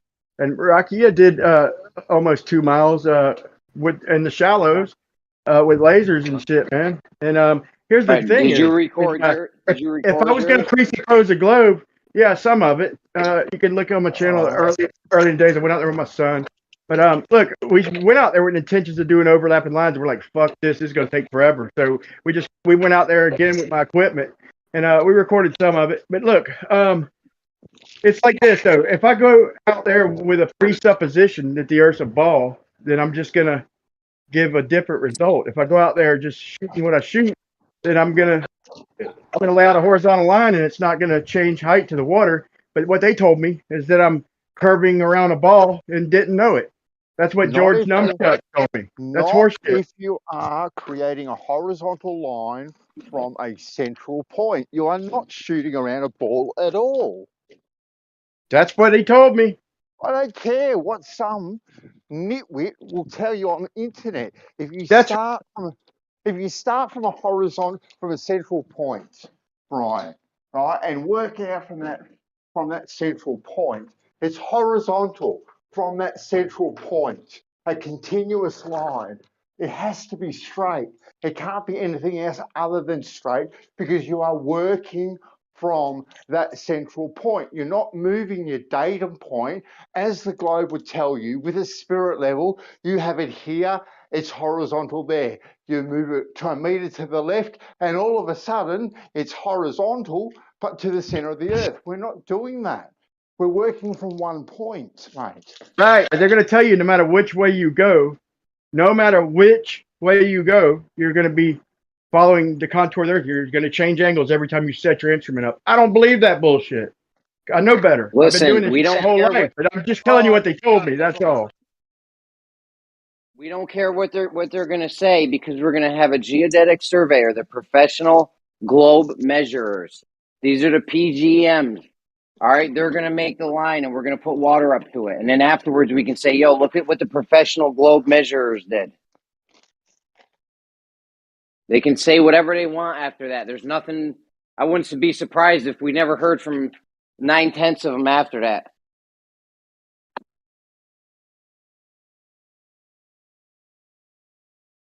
We want to get independent people that have got That's what I thought. nothing to do with this debate whatsoever. Independent people. And then if people that are involved in the debate, whether it's yourself, Rakia, Jesse, Larry, whomever, if they also want to go out and create a perfectly horizontal straight line, everyone is more than welcome. The more, the merrier. And then we are going to compare it to a water level. Fair enough. A couple of us have already done the horizontal thing, though, like I said, and it follows the shoreline perfect, man. My horizontal line, and as far as I know, I have no reason to doubt Rocky. And if he did what he says, he went even half or more further than I even went, and it just never deviates from the water level. I was often less than an inch. I was fucking, and so I've already done it. I don't need to go. If I'm not proving nothing, why am I doing this? Bandsaw, put Brian Leakey down. He's willing to drive for 8 hours from Jacksonville, 8 Florida. hours. Noted. 8 hours. 8-hour drive. And what about $5? $5 as well? Yeah, we need $5 too from you, Brian. You good? Can you give us $5? That's hilarious. You got seriously. Let's see where it goes, man. Let's see where it goes. You got $5 on it or what? Or $1 at least? Yeah, I don't see. Oh, toward the surveyor? Yeah, I got $5 on it. Yeah, all right. 5. All right, we got $5 on it. Bet.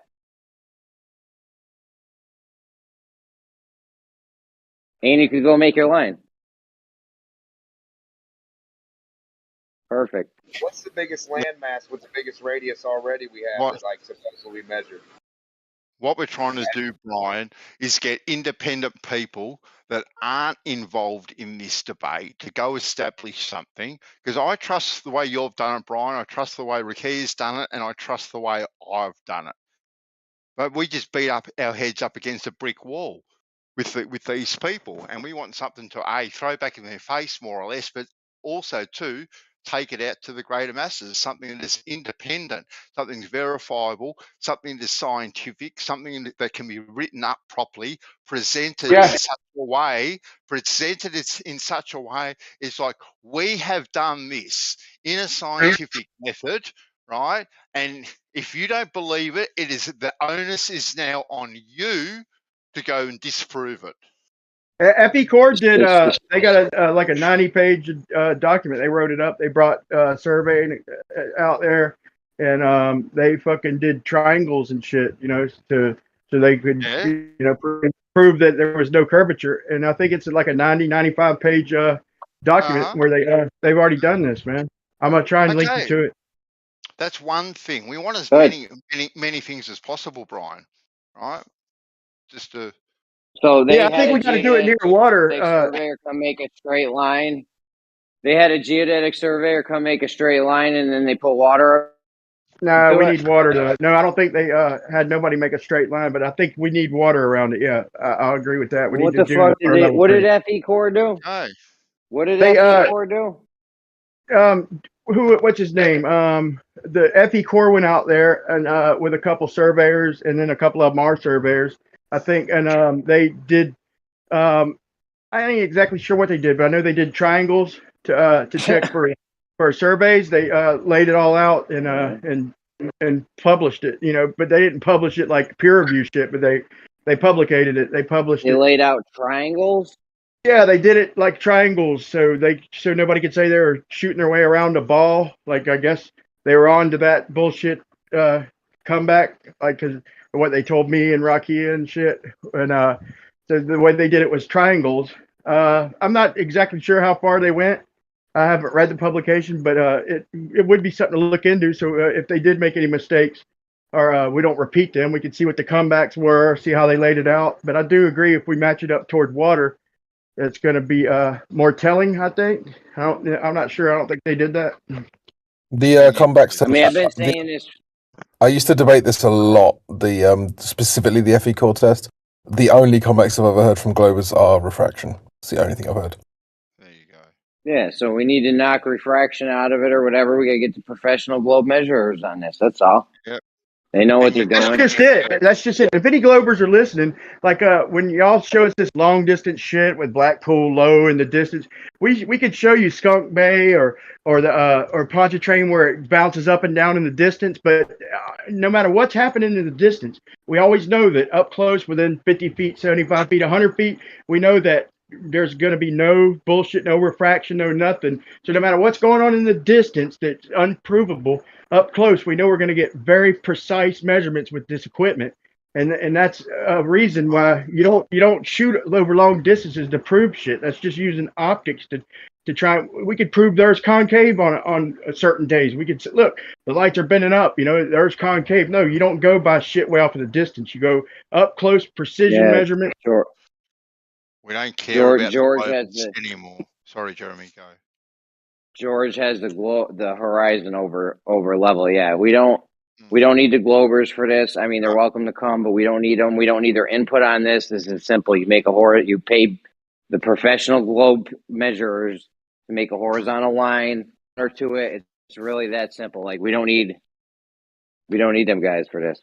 I don't really want to be listening to nah, can't be done. All you're going to be doing is this. All you're going to be doing is that. No, we don't need that. We know what we're going to be up against with that. So, and we are smart enough to, between us all, to be able to work out whatever problem we may be confronted with in regards to performing it. We don't need their input at all. We don't need it at all. Hey, Crypto. You do realize you're just going to get NAR anyway, right? Cool. I've just, yeah, I'm just saying. There's no point being like, oh, if we do this, they can't say anything. Yeah, they can. They're going to shit talk you like they've been doing for the last 5 years. That's going to be a little tough, though. That's going to be a little tough, though, to have professional No, it's not. They're just going to shit talk you. Professional geodetic surveyors did this. They're going to shit talk their own dudes that guys that professionally measure the globe for a living. Yeah, of course. That's why they're under the bus inside a day, and then you'll just be talking about the same bullshit. Well, I promise you. We can actually try and do something, or we can actually talk about Coriolis for the next 7 years. I don't really mind either way. Like I'm happy either way. But you know what? I'm just thinking, we should do this, we should do that. Well, you know what? Here is a very simple way to actually go out and do something and demonstrate something practically. So get on board. Either get on board the train or and go to the bus stop. I don't care, whichever way. People. You need a better slogan. You guys can do whatever you want. I don't give a shit. Let me just say this. If I lay this line out as if I presuppose R, then I'm gonna be transitioned up 8 inches on either end of the 2 miles, and if I don't presuppose R, then I'm gonna be level with the water. It's that simple. Bandsaw, Jeremy, you already know I'm on board the crazy train. I think it's a good idea, especially doing multiple methods, not just one. Kosho, how far are you willing to drive to put your line down? The ends of the earth, my man, to the ice wall. Boom. Anywhere in the continental U.S. is good. Anywhere in the continental Earth, yeah. Happy days. I don't know what that means, but okay. Kosho, you can be my ride man. Kosho, you can be my ride man. Also, hold on. Also, one more thing. Are you willing to donate $5 for this? Probably not. No.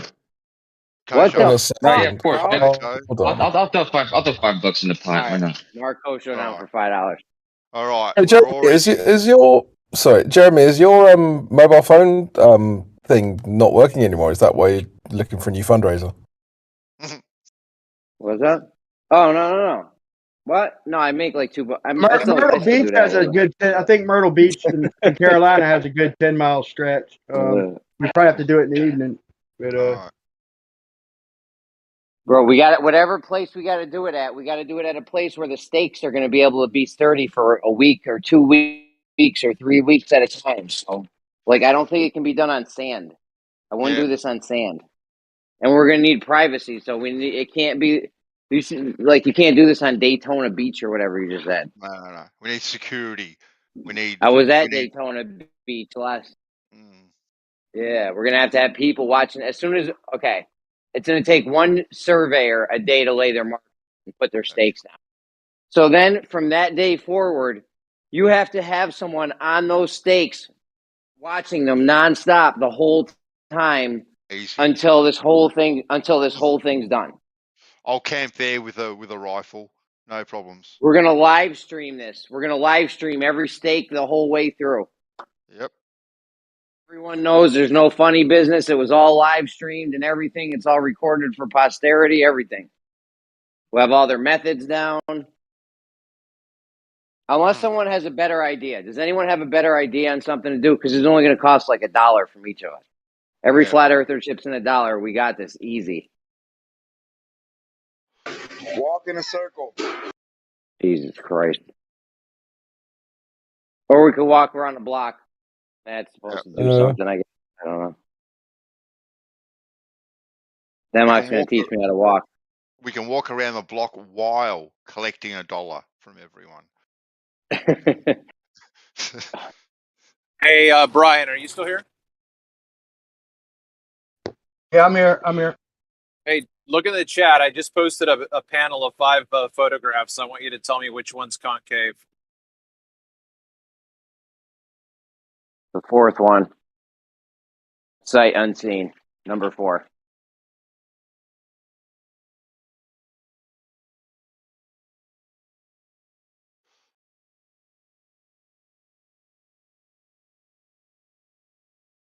I still got my phones going. My phones are going right now at the house. That's why you're donating $5. $2 a day. Yeah. Yeah. Man, we're already like up to $550. That's right. It's only because Rock here, but yeah. Yeah, I know. Yeah, we're getting up there. I mean, yeah, if Weiss can get in on it and get everyone on his app to pitch in a buck or even, 50 cents or something. Wouldn't take much. Get some of the bigger platforms. Get Dell. I don't know. There's a heap of big platforms out there. If every surveyor wants, Bandsaw got a line priced out for $1,500. So let's say you got to actually fly someone in, or somebody wants more. Let's figure 3 G's a pop for the surveyors. 30 G's, you got fucking 10 surveyors there making lines. Boom, perfect. And then you need another 10 G's for the water level. For the water level, exactly. 40 G's. 40 G's, yeah, that's done. I'd say 1, Travis. I'd say 1, maybe 1, 4. 1, probably, maybe 4. 4 what? Why would you say 1? 1 what? Just looking at the water. I mean, what's up? We're not going to do it in water. It's going to be done on land. No. He's talking about the 5-panel image that I'm asking him a question about. Oh, sorry. Confused. Yeah, the reason which one's concave? Right, which one's concave? Because I do believe that I could explain which one is concave, but the problem is that nothing else matches.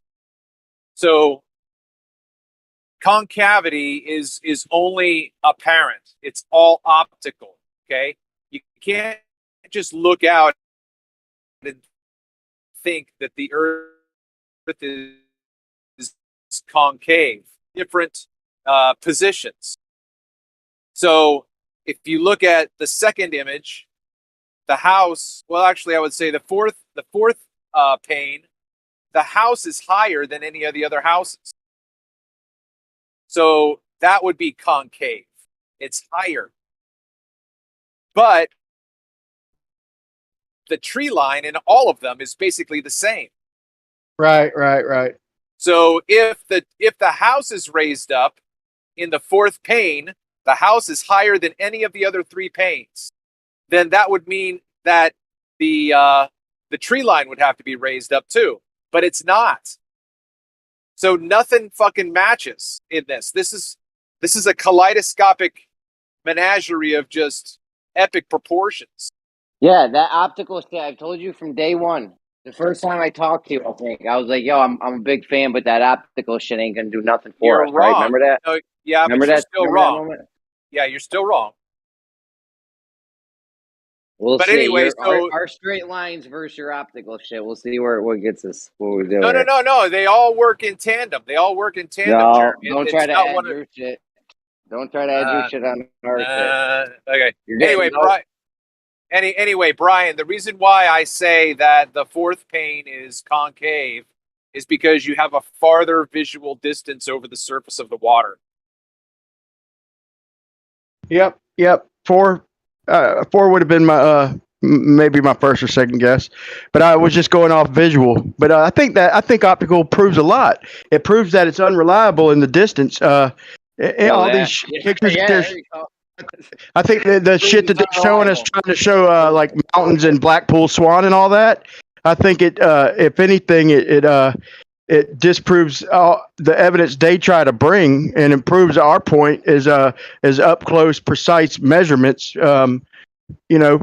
Prove horizontal in my opinion, man. But I don't know. Travis has took that above and beyond, man. So I hate to be that sharp about the proof because I mean he's proved that it's up to the atmosphere. It ain't up to Earth curve. It's up to the atmosphere of the day or the time. Not the atmosphere, Brian. The ether band.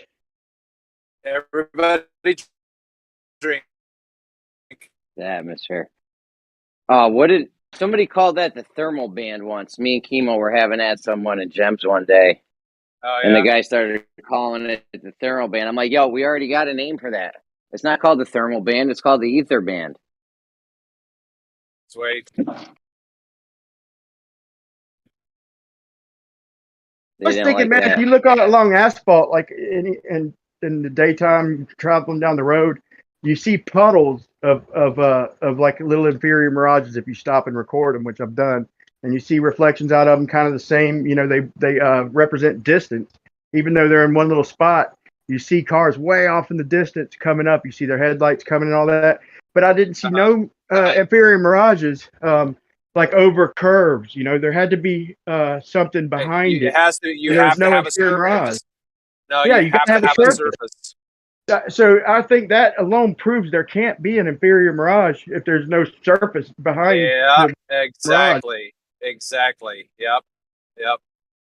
And this is where I put the pieces together on Andrew Thomas Young, because he will show you 4 diagrams of an inferior mirage, and the horizon is always in front of the target.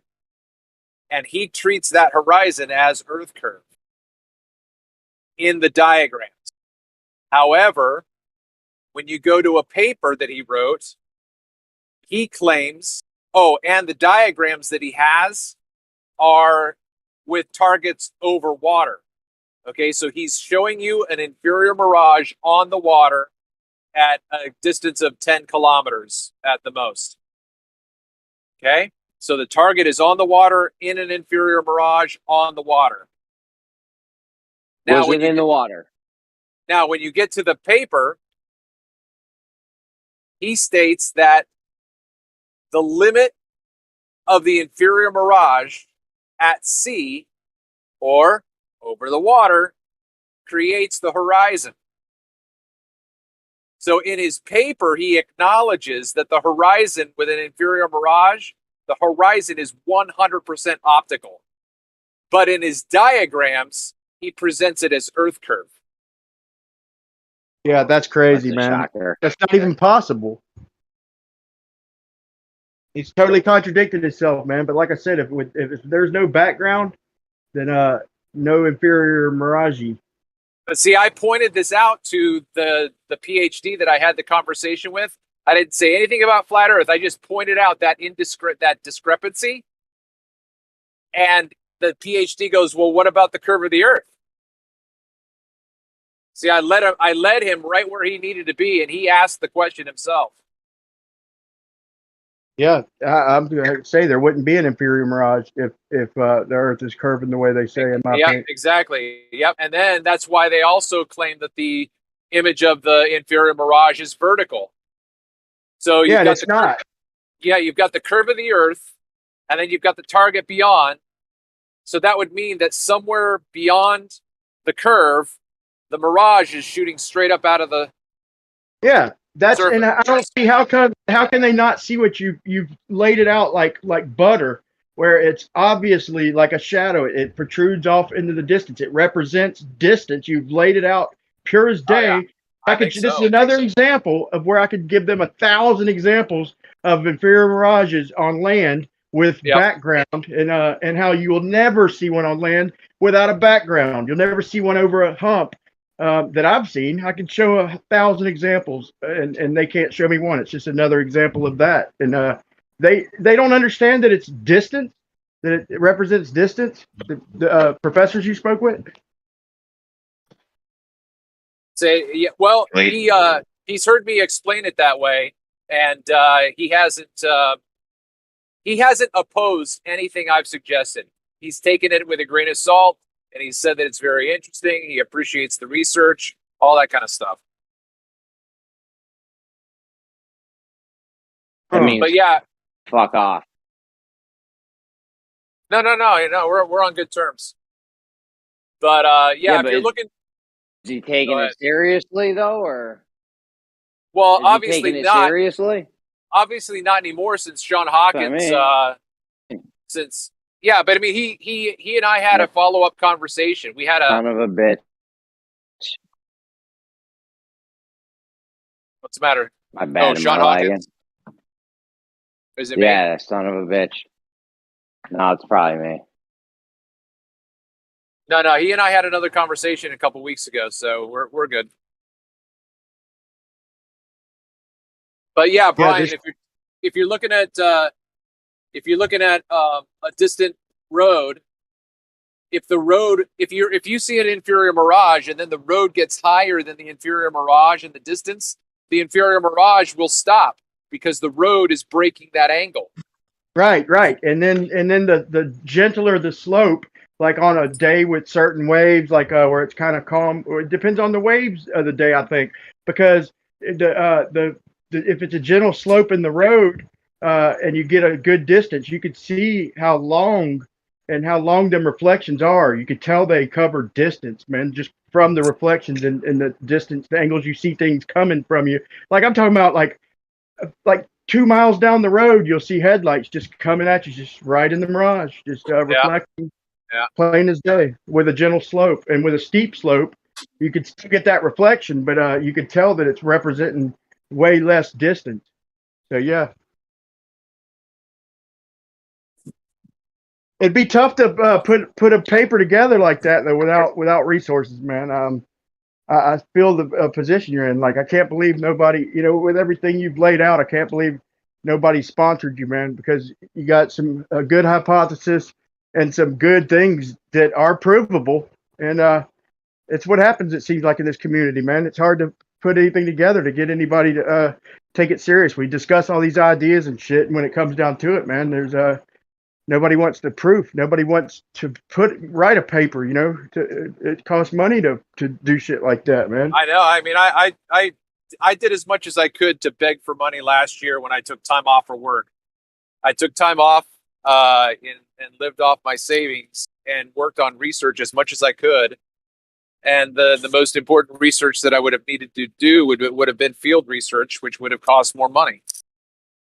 Bro, when I was doing the line test, I did it over a lake, and I did it like 570 yards on land to make sure it was feasible. And then I bought a mile just to do a preliminary test, and was, you started that GoFundMe for me, and you and Brandon wound up being the only people to pitch in on the GoFundMe. Everybody wanted to do it. I got out there and stretched the line. I just needed a little help. Really, I just kind of lost motivation because I'm like, dude, nobody's even pitching in for me to. I know, man. Yeah, that's step it up and get the 2 mile line when I'm already out here laying this line out and fucking and setting a fucking 20-foot long post and mud and shit and rowing across to try and get the line off the bottom just with me and one guy. And nobody at all wanted to pitch in. We all spoke about this idea forever, dude, and run this line and finding a buoyant line and all these different ideas. And here I am doing it, and it just nobody fucking gave two shits. It was frustrating. Travis. Yep. Don't feel.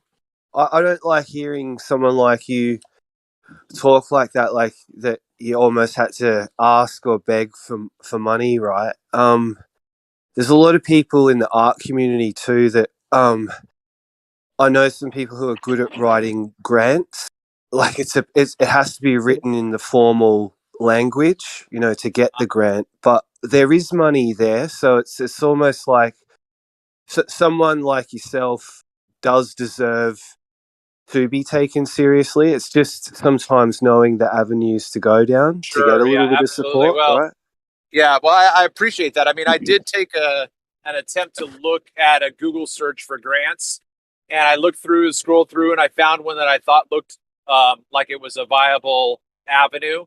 So I started going through the entire process, and it was like, we need to know about, what is your idea and what's your research. So I spent like a half an hour, 45 minutes filling this shit out. And then at the very end, they're like, just send us $125 and we'll consider your proposal. I'm like, what the fuck, man? There's no way I'm paying you for something that's not even going to be like a sure thing. Like, there's no way. And so I'm like, is this what every single grant application is going to be? I'm going to have to put all of my information, disclose everything I want to do, and then pay you?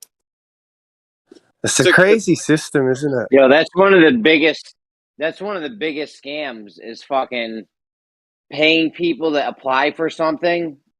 Like, you're like, oh, I have this rental property. If you want to fill out an application to rent it, just send me $25 and I'll review your application. It's like, you could just never even have a property. There could have been no grant, and they could have just been taking money from everyone. I don't know. I feel like that's so scammy. Well, yeah, I mean, unless you go and meet the person in person and they are at the property. But yeah, I get what you're saying. Yeah. Well, I mean, I think that's just a whole part of the system where they do background checks and all that bullshit that the system has set up, where because they have a business, they have to comport with the federal regulations on all that bullshit. With me, dude, I got mad, man. I got mad because I felt like we were all buddies and we're coming up with some good ideas and shit, And I already bought the line, the preliminary line, then the 1 mile secondary line, and then I was gonna do it. But if people would have put in like $1, dude, I mean, just show me you're fucking interested. It was more about the money than it was a fucking disappointment that I had to get no comments on there or no fucking pats on the back or no ideas. Just we talked about this shit for months. And then fucking all of a sudden, nobody, it just kind of let me down, man. It fucking, it was at a low, really. It's deflating. It takes out takes the wind out of your sails and whatnot. But Merle, I appreciate your words, man. Like there's a few hundred of us, and watching these shows pretty regular. You figure if a third of them would have put in fucking 50 cents, dude, it'd be $50. It'd been enough motivation. Like, look, there's 100 people standing behind me, man. I'm gonna do this, Right. More than the money, man. The support, dude. Yeah. Even if it was a penny, you got 100 people, right? Yeah, I get you.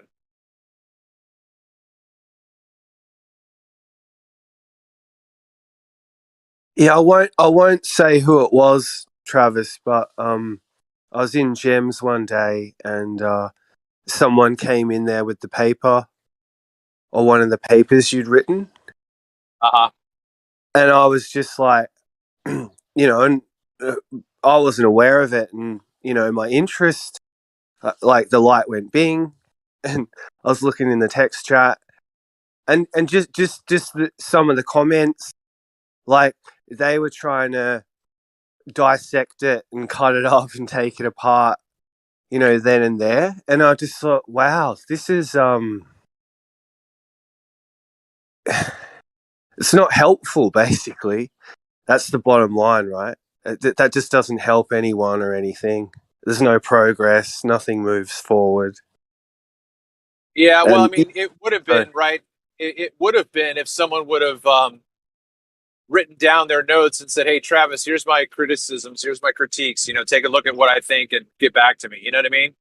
Right. That would be a helpful criticism. Yeah.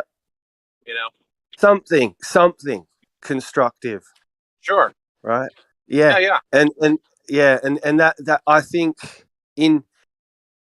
And initially, like, I'm not going to rag on Gems or anything, but initially when I first went in there, and it was the Soundly sort of time, Lake Pontchartrain time when I first went in there, I was genuinely like, okay, like, here I am in the Ballers domain now. I was like, fuck, here we go. Let's see what they've got. Let's see the caliber. Like, let's see really what, you know? Let's Threw see myself what's in what, the lion's den. you Why? know? Why would you expect anything else other than what they do? Because I thought it was. I thought that I knew there were trolls, and I knew there was like the gang aspect, but I thought we were dealing with experts and professionals who legitimately could prove things and definitively and all that stuff. All they You know, care not play about. games and run people around in circles for No, years. well, that's what they like to do. Number one is just laugh, right? But yeah. they don't really want to do anything themselves. You know, they've just got Google to back them up with everything. Well, it doesn't matter what comes out of their mouth, they've got Google to back them up. They've got all the cards, all the checker Yeah, pieces, all the exactly chess right. pieces. And Yeah. and why It's would like you going up expect to a anything bomb. else, right? Right. And when they actually tactically go about to actually bring somebody down, now I was over there briefly for 5 minutes, Merle, and they were talking about all these quotes that Whitson had put together. He put like together 100 quotes, right? And Yeah. their goal was to pull apart every single quote and point out how those quotes had been quote unquote cherry picked. Anyway, that was one of my 5-minute kind of sessions in there. I had enough, and once again, I clicked out of there and whatnot. But that's all they do. It's just a game to them. It's just like a big bully game, right? And they're in the Yeah. they're in the popular group. Yeah. Right? Have you ever? Yeah. Have you ever understood why they like, okay, say you go in there, I thought that too, maybe there was some specialists, somebody with some, like, who do you go to put it in stone? Like, is there a guy, can I go talk to Bill, fucking put it in stone, and when I talk to him tomorrow, as long as he looks over what I said or he sees what I'm talking about is true, he can get that done. I've never heard of that person, and I thought that person kind of existed a little bit, but I guess in their format it doesn't at all because they're against you finding that guy. No, And another no. thing is they act like they're that guy. They act like they know everything about everything. Right before I talk to them, I'll say, "Are you this?" And they'll say no. And my point is, when I say, "Hey, you're not a mathematician," I'm not saying there's nothing wrong with them or they're dumb or anything wrong with them. I'm just saying, or an electrician, like, or whatever I ask them, like the specialist, because I'm not either. So we're both coming from the same ground. You know what you know, and I know what I know. So who's right or wrong here? If you're not the specialist, and neither am I. So I'm not really trying to critique anybody and say, hey, this guy's not an electrician. That's my point there. I'm saying neither am I. So I'm not saying he's better or I'm better. But now Here's check it out. another point. The one thing, hold on, they act like they're so special. It's like going up to a bum from a college. You're the top college, the top knowledge, top AI next to you, everything. You can answer every question. But you're going to go to a bum on the sidewalk and ask him about his beliefs when you can disprove him on every turn just by showing how he's wrong. Just turn the camera and be like, look, he doesn't live in Taj Mahal, clearly. Then we show them, look, we show all these government documents, right? And we show all these government documents which say the radar, the fucking GPS of the fucking firing tables, all that, and the airplanes done over the flat rotating Earth, and they say, well, that's just to make the math easier. I'm like, that's the whole fucking point. The whole point is it's all mapped out over a flat. It's all mapped out over a flat, non-rotating Earth, and then mathematically transformed onto a fucking model. That's the whole entire point. They think they're debunking something. But it's everything's measured as flat and fucking level. It says it in all the documentation of all the technology, and they think because it's the math, it proves something about them. But it shows that everything's done in reality and then transformed onto their model with the math. They don't get it, man. Especially Kosho.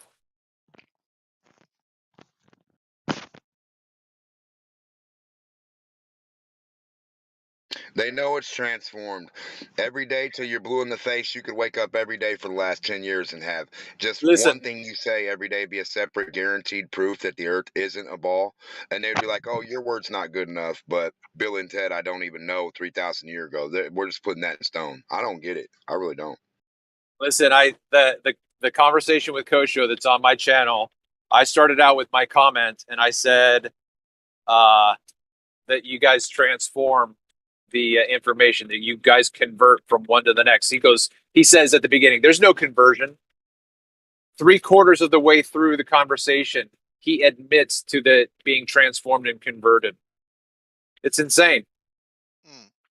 Calculated evidence. Where do we fall with this evidence thing? Like, what really is good evidence for a globe versus flat? At the end of the day, I mean, what's the only evidence? Like, what evidence can everybody sit there and look at me like, this proves it? Like, does evidence really do it at all? Because like pictures of Bigfoot and pictures of flat Earth or globes don't really work. Just a picture that doesn't work. You need a straight line, straight horizontal line compare it to water. That's what you need. That's the best. Right, material, physical, demonstratable. Exactly. Yeah.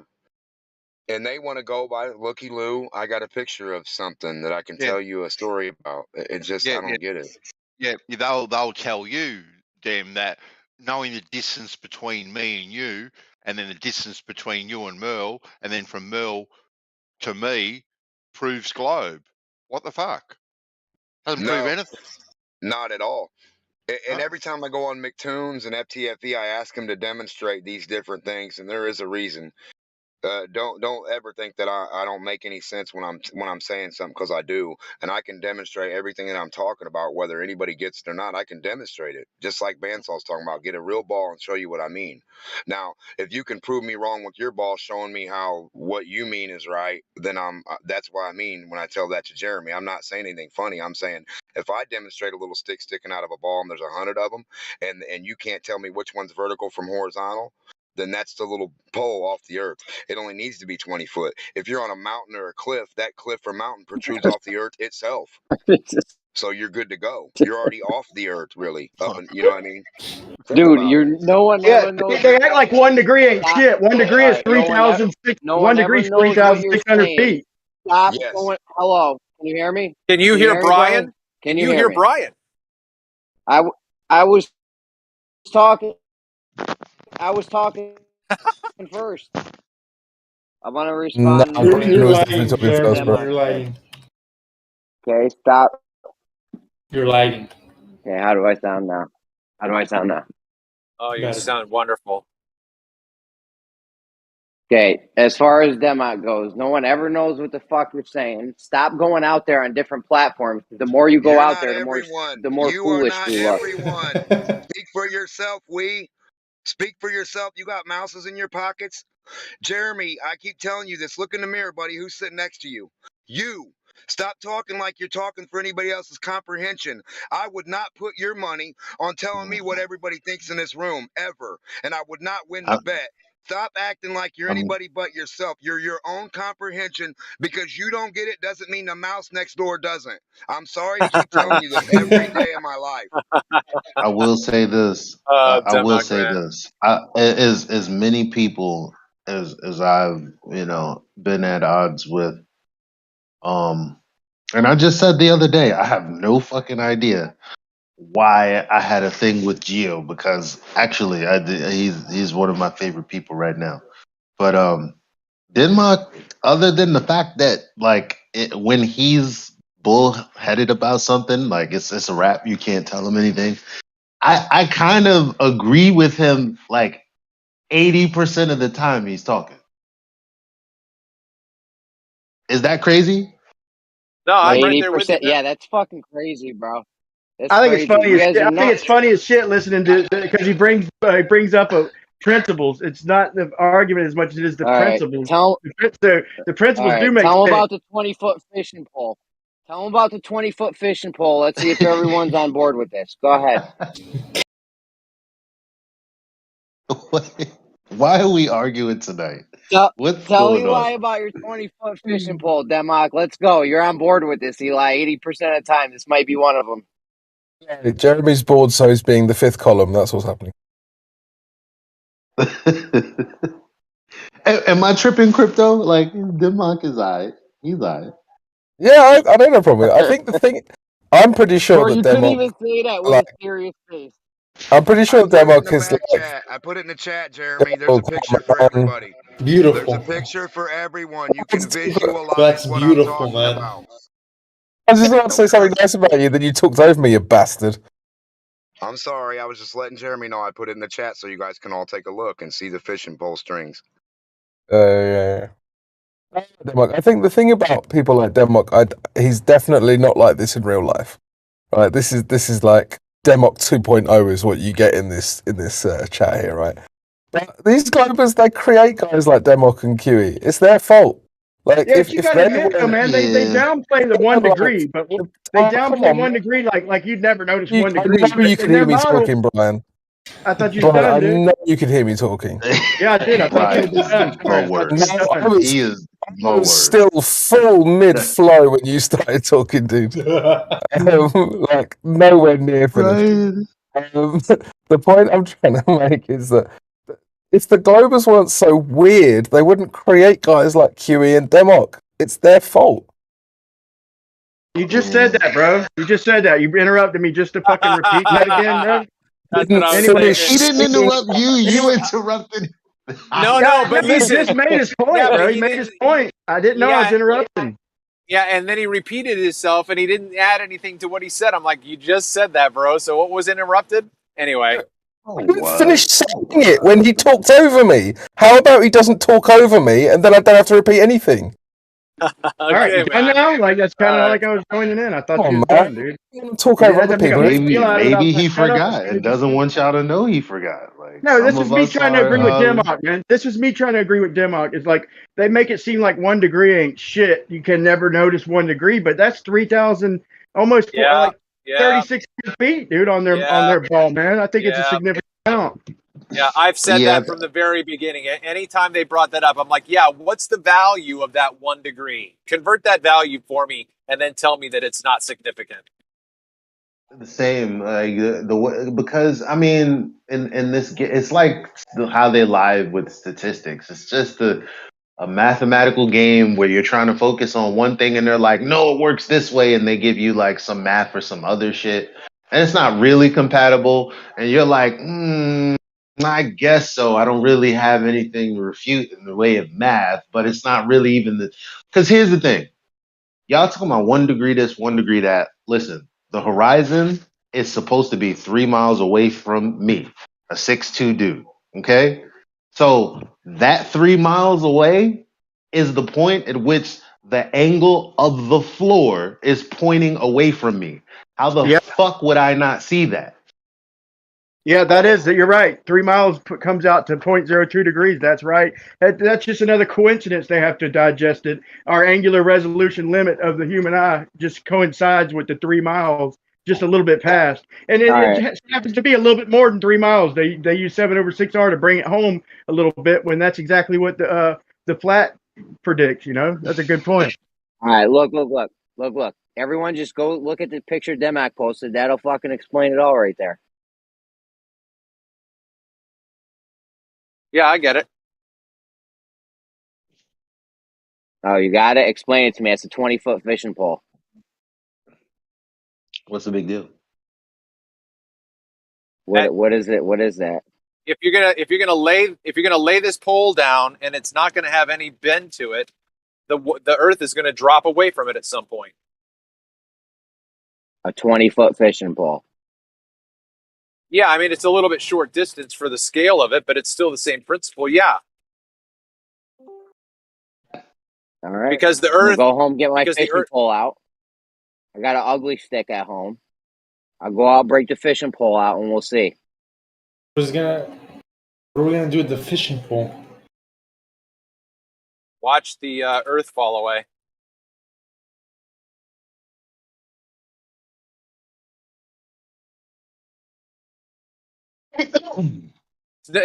It's nothing new. It's the same thing as building a deck. If you have a graded piece of land and you start building a deck and you keep that deck horizontal and you make that deck a mile long, you're going to have to build the ports and columns higher and higher and higher the farther it goes out. Why? Because the Earth is falling away.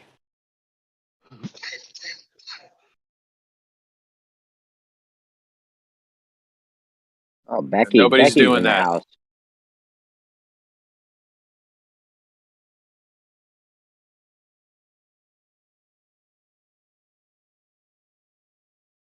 I just like the way listening to the way he talks to McToon, dude. I don't care what he's saying. Oh yeah, I As thought it was gold. long as he keeps talking to him Yeah, like yeah, that, I'm all ears. That's a good look for us. That's a real good look for us. That makes us look good, guys. Yeah, keep going on McToons.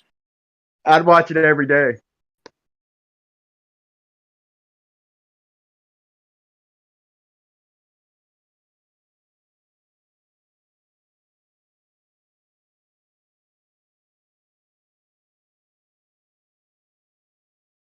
I think my comment's still pinned at McToon's video.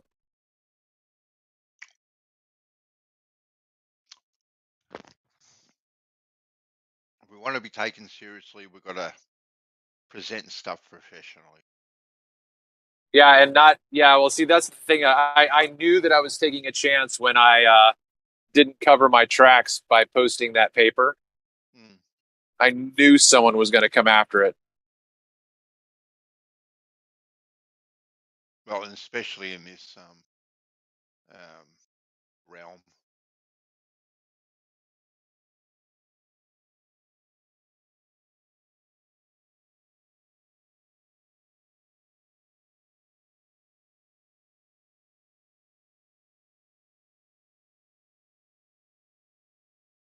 I went on McToon's and gave him his exact location. He didn't know what to say at first. He's like, "Yeah, that certainly falls the perimeters," and he's get me to explain it.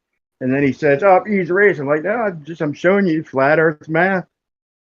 Nothing having to do with the radius. I just showed you how I got the triangle, flat triangle to the height to the star. Just because it resembles your radius. This is actual math. This ain't assuming a fucking center point in Earth. This is actual fucking math on top of the ground. So whether it proved anything or not, it certainly showed that, look, it doesn't have to be a ball to fucking to work, to celestial navigate. That was insane. Just from him keeping on saying that, I'm like, fuck that, dude. Somebody's got to do this. Just, he said, I'll buy you a beer if I'm ever up in Minnesota. He'll buy me a beer. That was a consolation.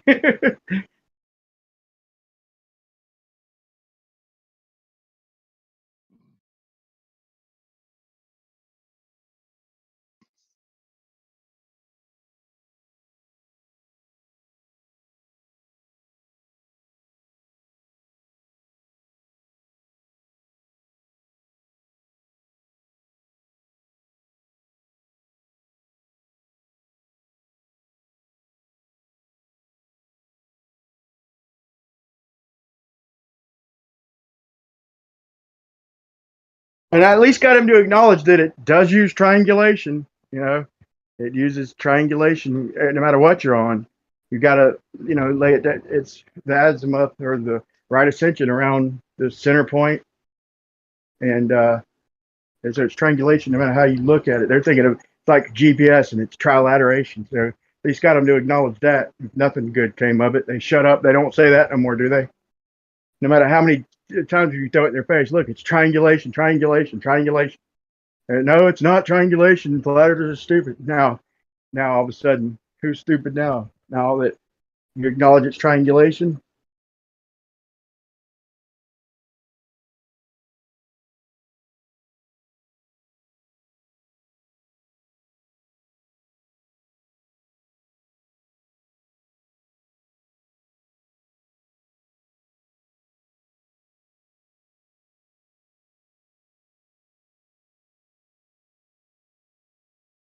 I'm sure you meant trilateration, right, Brian?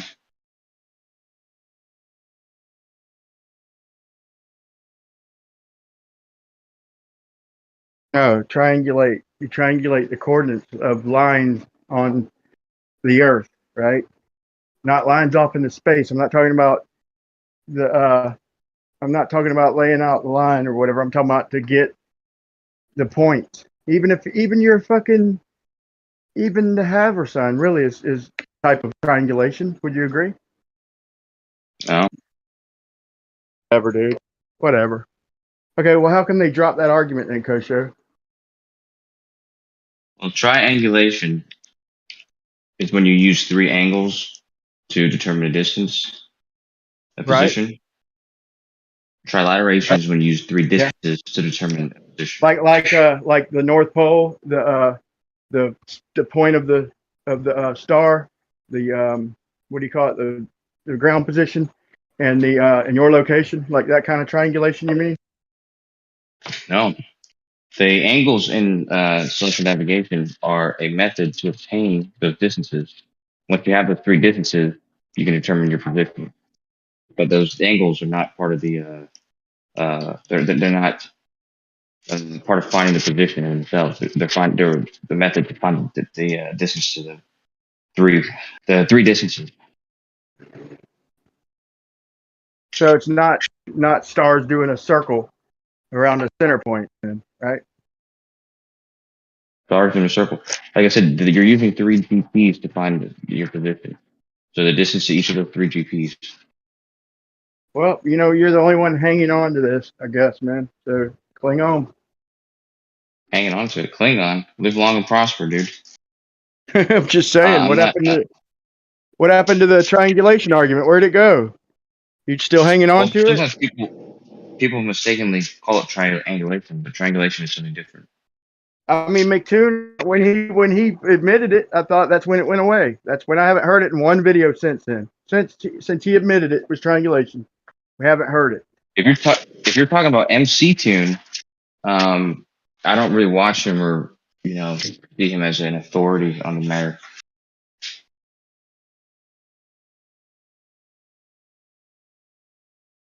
If he calls it triangulation, I'd say he's wrong. What's the point in getting angles then, Kosher? What's the point in getting angles? So that you can have three positions to get distances from. Once you have the distances to those three positions, you can use those to find your position. But it's those distances that you're using. So let's say you don't get the angles at all. Let's say you just use simply use the almanac. Let's say you just use the almanac, and you use. What good's that going to do you, dude? What good's just the almanac going to do you without the angles? I'm trying to tell you, dude. I'm telling you, bro. Let's say you use the almanac to figure out where the GPs are, and that's all that you have. How, bro? How can you use just the almanac to get the GPs? Show me. Wait. No, show me. Show me in the almanac where it shows a GP. Hold up, bro. Let's say that all you have is the GPs, and all you have is the distances to those GPs. You don't have any other information besides where the GPs are and what your distance to them are. This is what you use to find your location. Okay? Anything leading up to that point is just a method to get those distances. But it's those distances which determine your position, which is described as trilateration. Yeah, ain't the Haversign and even after that, I'm not talking about that step. I'm talking about the step itself of the circle of the stars, and you triangulate them off zero, off of Greenwich, or off the celestial equator. Okay, that's the part I'm talking about. But even if you want to go into that stage of it, you're still using sine and cosine. You're just averaging them out in the Haversign formula.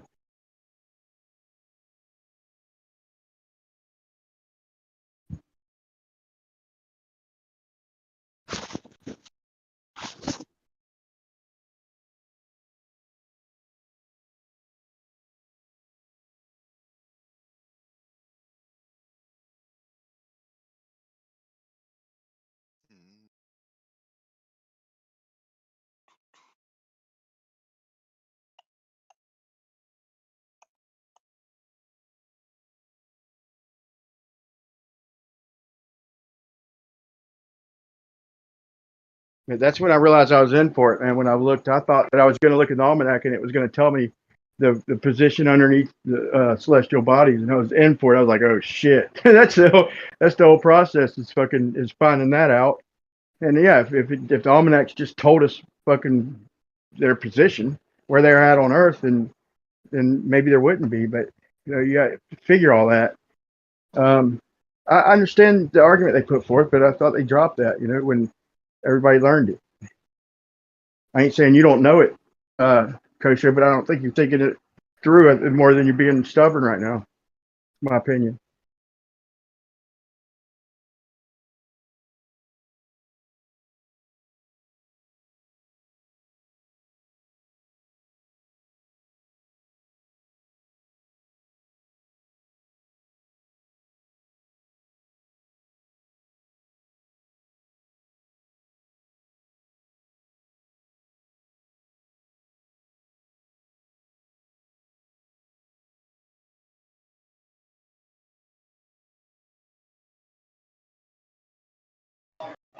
If we made a circle of exactly 3959 on the thing and filled it in with all the land masses, Antarctica, Asia, America, Australia, Africa, all the places, and put them in that, could they all fit on that just one little 3959 circle?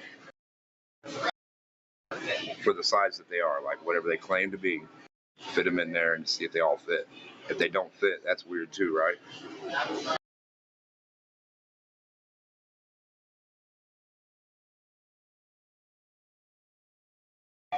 The globe don't fit.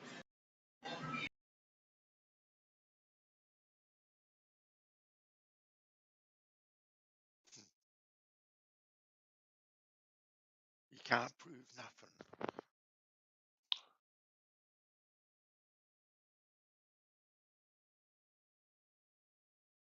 Not 100% proof or anything like that. Just a little fun thing to try to do. I've done it before. It's pretty weird.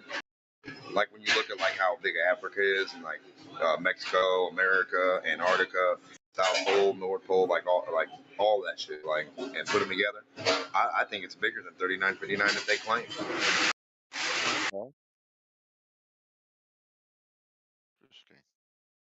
Wait, 3959 is the radius. Why are you bringing up that? Yeah, I know. Show me where that exists. No, I mean, I'm not gonna address that. Like, what were you saying about earlier about them fitting in 3959? Like, I don't get the argument there. What does 39? What does the radius mean? No, I get that. The outside of the circle? Okay, but I'm wondering how does that relate to the side? Your globe is 3959. That's the radius. So if Yeah. you can go past that, there's no globe. I don't understand how this is complicated. If I can go 1 inch past 3959 in a circle with a stick, and it's 3959.2, that means the globe is debunked. I don't understand why you guys keep asking me the same question. How does that debunk the globe? First off, 3959 is the average, from my understanding. That's not everywhere. It's some areas. What it is, and we'll debunk it with a stick that's 1 inch bigger. I mean, what are we waiting on? What's the radius? Yeah, so I think the average is 3959. That's not everywhere, but it's pretty close. What is? What's the radius? Can I get the one radius that fits around Earth? Like if I wanted to put a ring on it, how big would I have to make that ring to fit around the globe? 40 kilometers, 100, 30, 70, how much? Well, yeah, 3959 would be good enough, I guess. But I mean, that like I said, I'm just saying that's the average, though. Don't use that for everywhere. Well, what am I supposed to use? I'm asking. We've been asking this for 8 years, and I can't get a definite number other than that one. So I mean, if you had a better one, I'll replace it. All I'm saying is that you can't just say 1 inch bigger and that bunks it, because that's not how it works. It varies.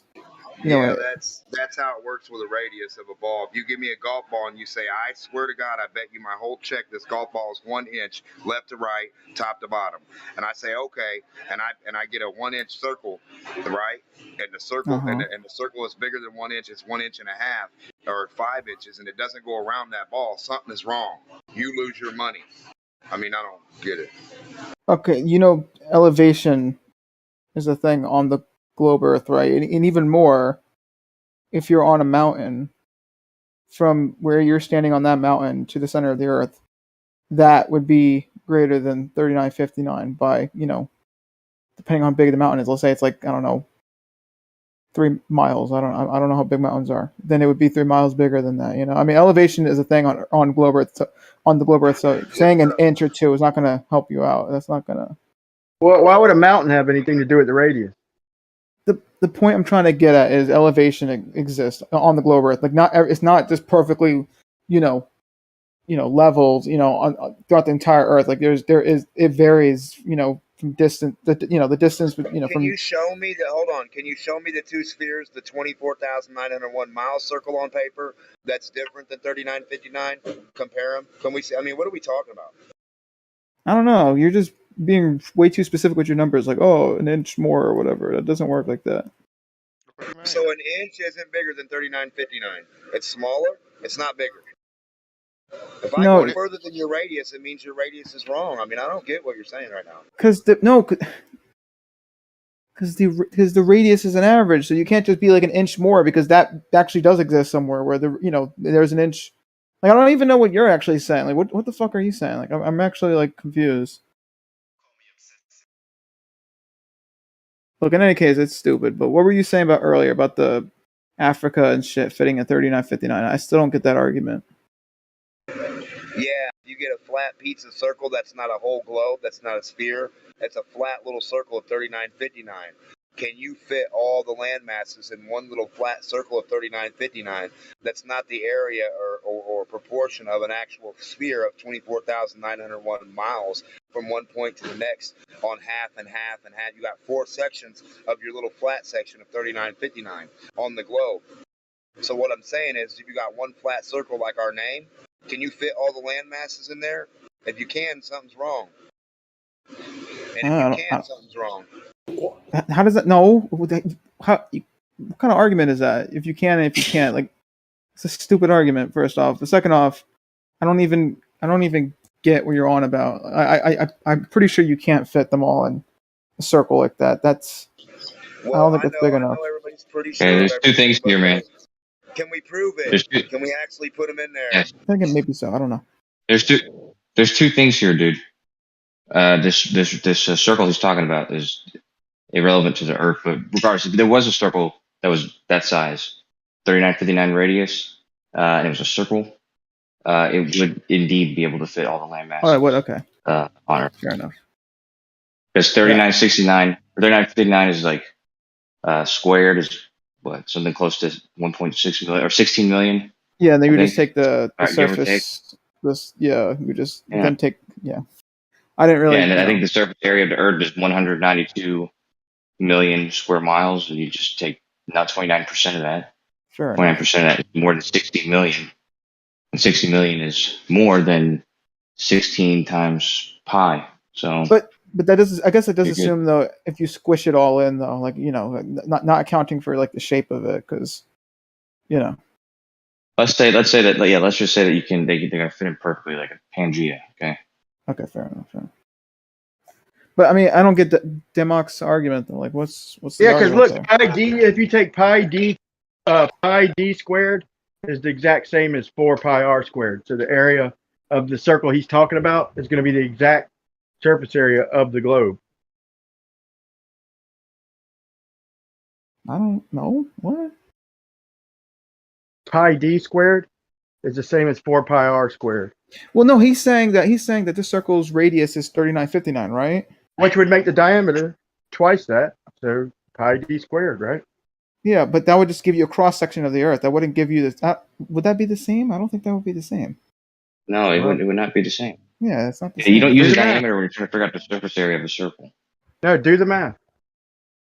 I'm doing the math. Pi r squared is not going to be equal out to pi d squared. There's no way those two numbers pi could be. d squared is the same as 4 pi r squared. Pi d squared. 4 pi r squared. No, yeah. it's still. Yeah. Pi d squared is the same as 4 pi r squared. Yeah, but we're not using 4 pi r squared. Well, that'd be the area. Wouldn't the area of the globe be 4 pi r squared? Yeah, but he's talking about a circle. Right. Pi d squared. Yeah, pi d squared is not the area of anything. The area of a circle is pi r squared. Hmm.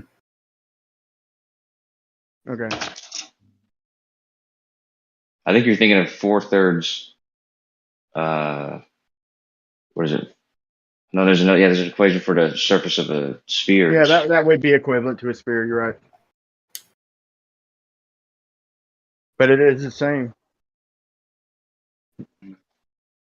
Point is, Demach is saying something kind of nonsensical.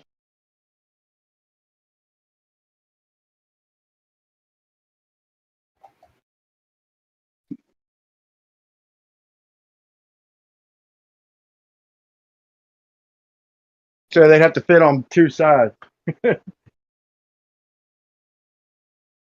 No, I'm just kidding.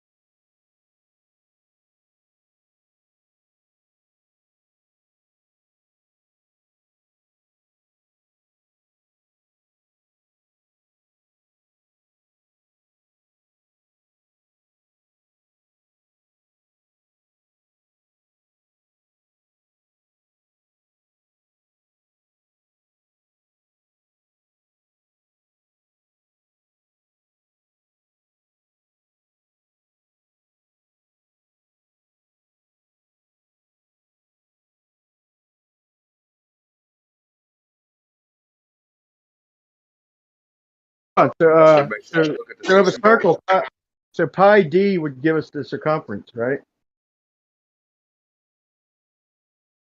Of a circle, pi d. Yeah, that's Well, right. yeah, every circle's 360. I mean, and from that point you go. I mean, it's just a calculation of a circle. It just matters the area after you do. Like a flat circle's calculation is 360. A sphere is 360. You have a circle and then a circle that has volume as a sphere. You see what I'm saying? A volumed out, filled out circle. I guess I don't know, but yeah, anything you do that makes a circle is the circle of a globe. You just scale it. It's like taking a blank piece of paper and putting your own little marks to make the ruler. Basically, you draw a fucking circle and there's your globe. That's all the math right there. You just do the division and the lines.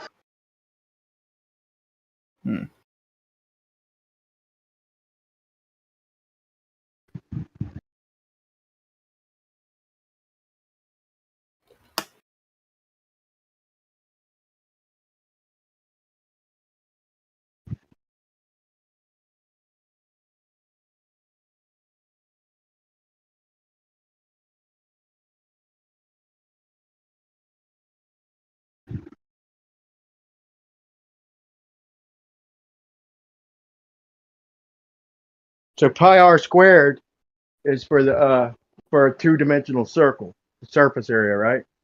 Krisha?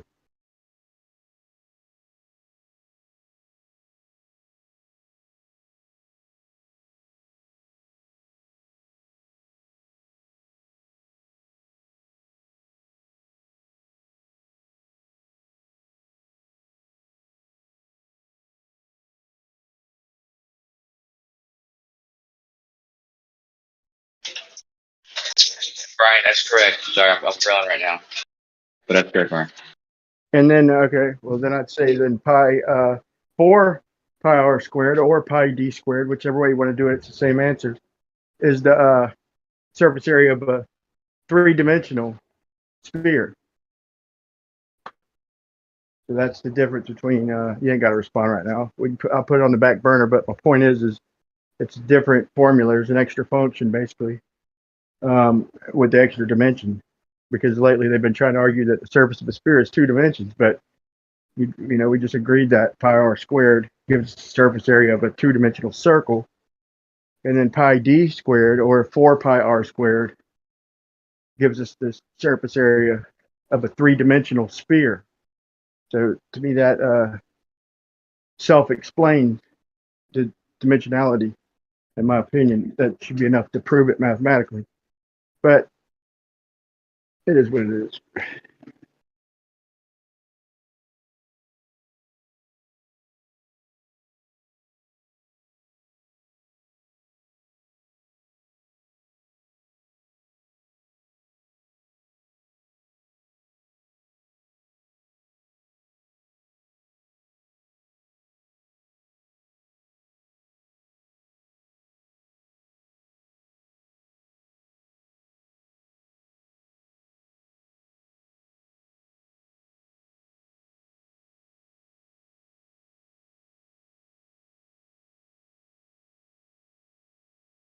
I'm of the impression that they've, it finally sunk in that the surveying's done with XYZ Cartesian coordinates, and it finally sunk in, and they know that's two-dimensional. So then naturally they had to claim that the surface of the sphere is two-dimensional instead of just accepting that it's mathematically transformed.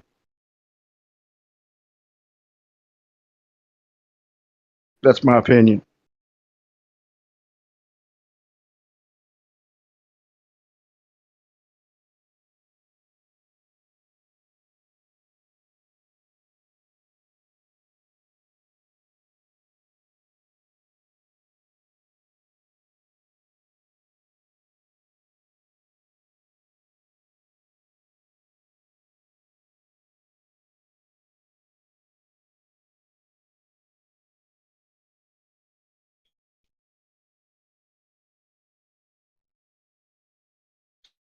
And also one thing, he's probably listening. I don't know if he can respond, but you don't need three triangles to triangulate. You only need one and a 90-degree angle, so basically two to triangulate things.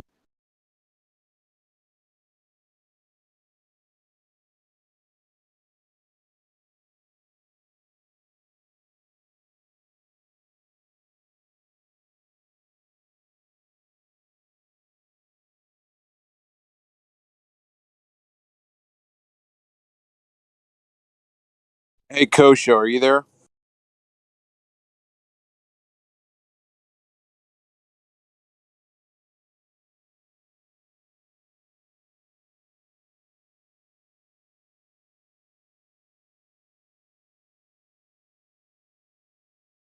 Kosho.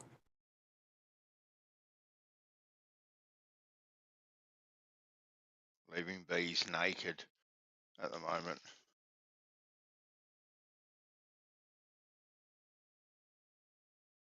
Arma, What? did you think through our conversation from last week when we were talking about shit, what were we talking about? I think we were talking about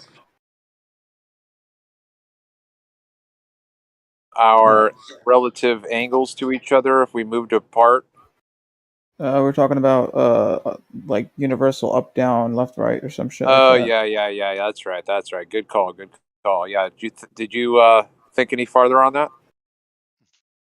There's nothing extra to think about. I'm right. I mean, I gave you an example and you wanted to ignore it. So I mean, I don't think I ignored. I try not to ignore things. I try to address them.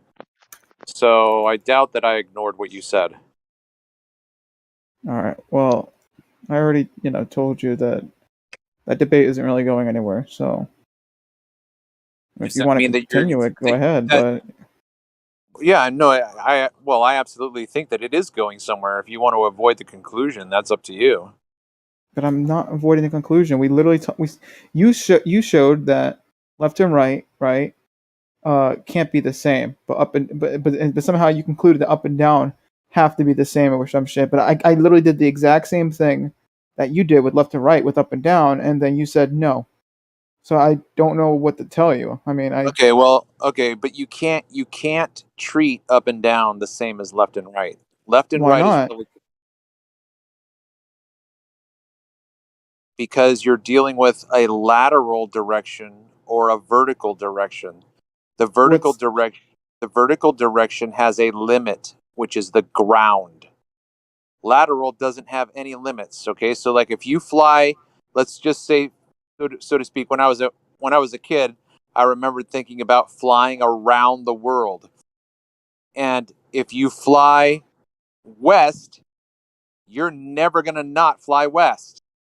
But if you fly north, you're only gonna fly north for half the globe. Because as soon as you reach the North Pole and keep going, you're going south. Yeah, this assumes once again though, like a world that we're standing on. It assumes ground. I was trying to have No, a philosophical debate with that's you. not. No, that's not an assumption. Kind of is. When Okay. and compared to when I'm trying to talk about in a vacuum, like a philosophical debate, just we're not assuming the human experience. We're just assuming, like directions and shit. But once you want to throw in, like ground and shit, then I mean, yeah, there is some sort of, like, I don't I guess. understand. You're having you're having a problem with, and you're calling it throwing in reality. There's a ground. I'm not throwing that in. That's there. Okay, but I still don't get the end goal though. I literally told you that if you're on a ball, then there is no, it's a relative up and down, and then I think somehow you still concluded that that's not the case or some shit. Even though in that example, if you're on a ball, the up and down is, relative. Like that's my end goal to this argument. So you have to now, tell me how that's wrong, because I don't really see how that's wrong. Well, for one, you're appealing to the globe is begging the question because you haven't proven that that's where we're at. When you say if we were on a globe, if we were on a ball, when you okay, look, so wherever you go on the earth, wherever you go, you are always standing 90 degrees. Okay. There is nowhere you can go where if you are standing straight up and down that you're not oriented vertically to the ground. All Nowhere. right. Okay? However, if you had a ball in front of you in your hand and you had it large enough and then you had a little figure of a person, yeah, you could only put that person in one place where he would be vertical. No, because that if I do that, right, then I'm doing it relative to me, all right, which is relative to the ground.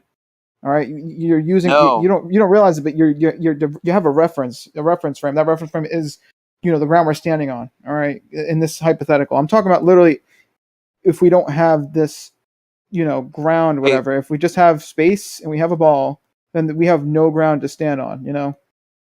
Now you're eliminating the variable. See, you. I'm not eliminating any variables. It's a vacuum argument. You took away the ground. You just took away the ground. Okay, but you're assuming. Okay, you're assuming right now. No, I'm not. That you're on a flat Earth. If you listen. From my point of view, right? If I assume a ball Earth, right, then your thing is totally wrong. All right, now if you assume a flat Earth, then your thing is totally right. But I'm literally telling you, all right, that I believe in the globe, so you have to work with the globe, narrative if you want to attack it. All right, otherwise your argument has no ground to stand on. I am attacking the globe argument. So now let's get 4 figurines. You put one at the top. You put one at the 3 o'clock position. You put one at the 9 3 o'clock. Okay, relative to a reference. Okay, because 3 o'clock can be, depending on how you angle yourself, that 3 o'clock can be anything. But you need to have a reference for it to be 3 o'clock. Okay, you understand that, right? You need to have something. No. Yes, that's why I don't want to continue this debate because it's not going anywhere. I'm literally telling you. No, you need a reference. You're saying you don't. Okay. We're never going to agree on anything. You might not like the conclusion that I'm leading you to. You might not like my conclusion. So there you go. We can keep doing this. You want to just keep debating about something that's not going to get be solved? Like it's a pointless debate. No. Again, don't misunderstand my challenging your claim with not liking it. Okay. I challenged your point. All right, and you didn't like it either. All right, you were like, no, it doesn't work like this. So we can keep going if you want. Okay, we can kill the chat. Say this. Okay, Arma, I'm going to say this one more time. When I challenge your claim, and when I challenge your claim, right, of a up and down, whatever, right? Listen, why are you interrupting me? Because this is pointless. All right, can we just maybe get an update and hear what the claim is? Right. Know what's going on? So my whole thing is that if you're on a ball Earth, right, up and down are a relative thing, right? Now, I don't know why he's disagreeing with this, but whatever. All right, he's saying there has to be like an up, like a universal up or a universal down or some shit, and he keeps on throwing in things like, oh, if you have this ball in a room, right, the room assumes a universal up and down, right? You have a reference at that point, right? I'm just saying there is no fucking room. We're in space, and there's a ball, all right, the ball Earth. There is no up and down at that point. So that is what's going on, and he's totally, misunderstanding it. No, I'm not misunderstanding it. You and I cannot take ourselves out of our physical realm. We Yeah, but cannot. but you're assuming I this realm is wasn't flat Earth, finished though. again. The No, whole okay. Listen, I am simply existing where I am. I'm standing on the ground. If I walk 500 miles, I'm still oriented with my head in the sky and my feet on the ground. You don't know I'm that, though. never, okay, hold on. Hold on.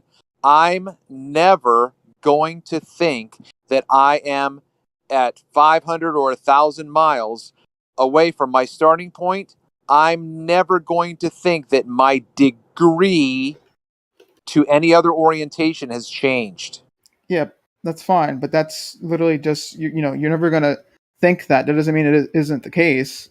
So Then if you are going to, right, but if I'm never going to conclude that and you come along and say, hey, Travis, did you know that when you changed from the East Coast to the West Coast, you just changed 35 degrees on a globe? Then I'm going to go, oh, have a lot of fun proving that. I'm not trying to I'm literally just saying if we're on a ball Earth, up and down are relative. That's literally my whole argument. But you, once again, I don't get the issue, man. You're really struggling with this. Because you always have to beg the question and I'm not. present yourself in a world that we don't exist. When Geo asked the question of where we were at, when when Geo put us or asked the question, you immediately put us in space and removed reality from our existence. Because okay, listen, all right. In order for you to have this definitive answer of whether there's a universe up and down, right? You have to know, all right. If we're on a flat Earth or if we're in, like a space or whatnot, right? So the thing is, all right, you don't, first off, all right, this is a debate, right? So you can't just say, oh, I know something, right? And then just totally have me believe it or whatever, right? I have my belief, you have your belief, right? So we have to, for a debate like this to work, right? You have to, I have to assume, you have to assume, all right? I mean, I don't know. The point is, I guess You the just point, said, hold on just a minute. You just said I can't claim to know anything. Is that what you said? Okay, so if you say, "Oh, I know the Earth is flat," then I could say, "I know the globe. The Earth is the Hold globe, on. right?" Listen. Listen. In this conversation, I have never said I know the Earth is flat. What I have said is limited. Hold on. What I have said is limited to my immediate proximity. I have my feet on the ground and my head in the Okay. air. That's what I know. Yeah, and on a ball Earth, that would be correct too. But you would be, changing Why are in you talking about direction. a ball Earth? Where are you That's my getting whole this argument. My whole concept of a argument is ball that Earth? my whole argument is that up and down are relative on a ball. If you're on a ball Earth, that's it. I mean, you can't disagree with that. If you disagree with that, you're being silly. Let's see if. But do you have anything to substantiate that or back Relative that, or to is it just an assertion based on a model? Wait, what do you mean it's substantial? Could I get What are you talking about? to that That's too? how it is. If you're on Because a I've heard this for years. Relative to what? Okay, that's relative to another person on the ball. That's it. There Hey, is no, or relative to the ball or whatever. I mean, yeah. Well, no, hold on. So up and down. Okay, specifically up and down would be relative to pretty much, or not relative. Let's not use the word relative, but let's say up and down would be, what's the word I'm looking for? Be defined by basically, the direction that gravity pulls you in. All right. So if on a ball, right? If I'm on it, whatever, right? Then my up and down. Yeah, it all depends on that, It's that pull or perpendicular from whatever. horizontal. Jesus, come on, man. Or that, yeah, whatever, sure. But you can't think we don't all know that. We were told that when we were 3 years old. Okay, well, apparently Copernicus is having an issue with that. I don't fucking get the issue.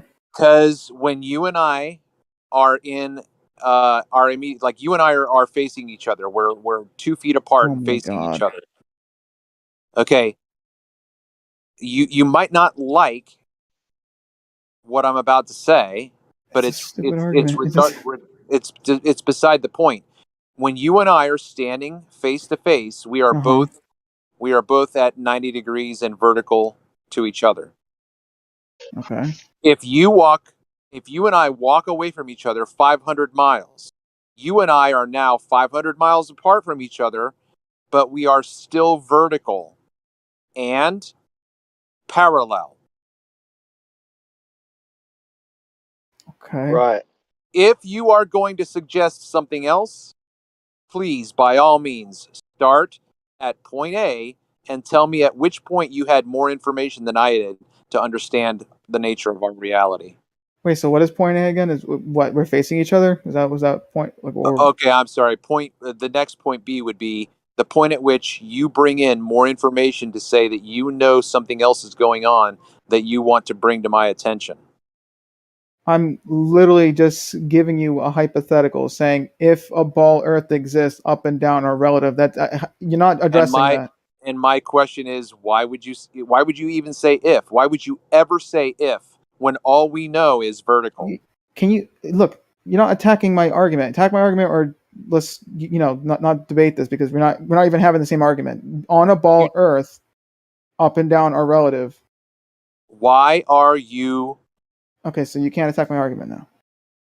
You are making a statement, but I don't understand the basis for your statement. I don't get to. This is what I'm saying. I'm never going to not think that I'm standing vertical. I'm not talking about that. I'm talking about if you're on a ball Earth, up and down are relative. I mean, what? Okay, why listen. can't you get that through your skull? I'm going to But try they're one. not, I'll just try one more time. Oh, could I have a go, please? Okay, go ahead, Mark. Go ahead, Mark. Just because this is one of my main arguments, especially with people in gems. So, Anna, if you have a toy soldier standing at the North Pole, and then you have a toy soldier and you put them at the North Pole, they've got a different orientation. You know that, right? That's physical. Different orientation from what? Different. Well, the sphere is a 3D physical object. The toy soldier is a 3D physical object, right? So it needs an orientation, like Travis was saying. Feet to the floor, head to the sky, Polaris. And then you put the other one in antipodal, upside down, and their head is where? Okay, upside down relative to the guy at the North Pole. All right, because relative to the guy at the South Pole, the North Pole guy is upside down. Right. Yeah. Okay. So they're upside down relative to each other. Yes. Right. Yeah. So you're just proving that the up and prove that, Anna. If any of us could definitively prove this, it would be game over. Another game over. It's like if you dig a hole all the way from the North Pole to the South Pole. Wait, are you guys not getting my argument? I'm not trying to prove this. I'm literally just saying if on a ball, up and down relative. That's it. And you even agreed hold with on. that. Let me try to restate my statement one more time because it's very simple. Oh my god. You and I are standing face to face. Yeah, I agree with that, but I'm talking about on a ball. That's cool. No. You are already suggesting something that you haven't given any evidence for. We're having two different arguments, man. I don't know what to tell you. We're having two different arguments. Why, when we start to walk away from each other, are you ever going to think that the degree... I'm not arguing that. You have to, because you're arguing... No, I don't. My point was never that we're on a ball. I never claimed that we're on a ball. All I said was that if we're on a ball, the up and down relative. All right, so understand that. I'm not. You can keep throwing your argument at me, but I don't care. I literally agree with you. Yeah, if you walk away and shit, whatever. But I'm saying on a ball, up and down relative. Okay, then I'll say it in a negative. You don't have any reason to make that suggestion at all. It's absurd.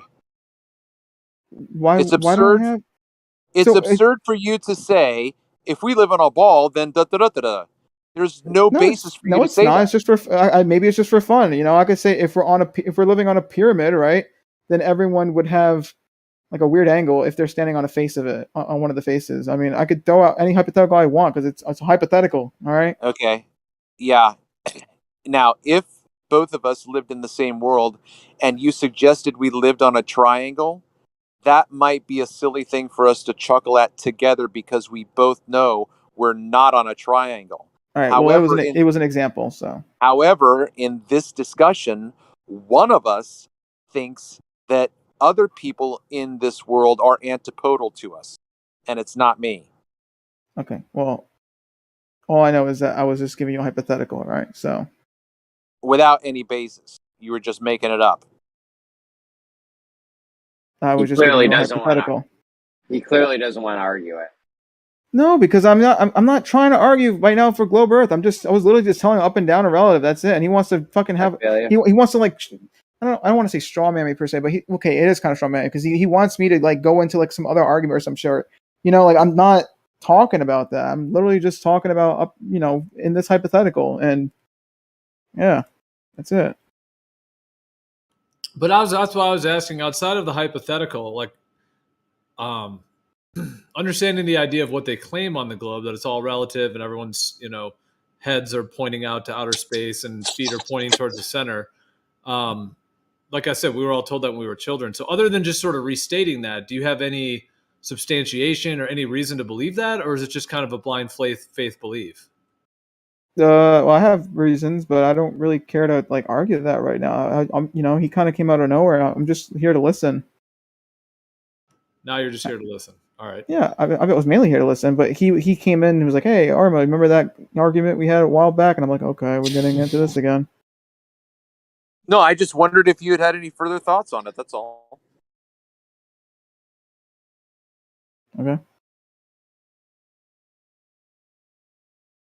But I mean, viewing it like if it was a court of law or something, and you were trying to, establish your point, or maybe that's not even what you're trying to do. But I'm just saying, if it was that, would you have any way to substantiate that? I think so. I don't really feel like arguing right now, though. For the globe, anyway. You have to argue it right now. Let's go. No, I don't. So kind of the way you would approach that is not really to substantiate that directly, but more just to go on other things, and then kind of other things point to a globe. Therefore, that makes you think that everyone's sticking to it with their feet headed towards the center. Well, okay, if we're going to be fair, I already said this already, but it's a belief for me. So at best I can do is maybe show, and whether you want to consider this evidence or not, because my definition of evidence is more so that it supports the idea, right? But I do think there's evidence. I don't think there's proofs per se, at least proofs that I can't access, but I think there's evidence though of a ball. So that's all I can really say. I personally don't have access to any proofs from my knowledge. So I'll give you that.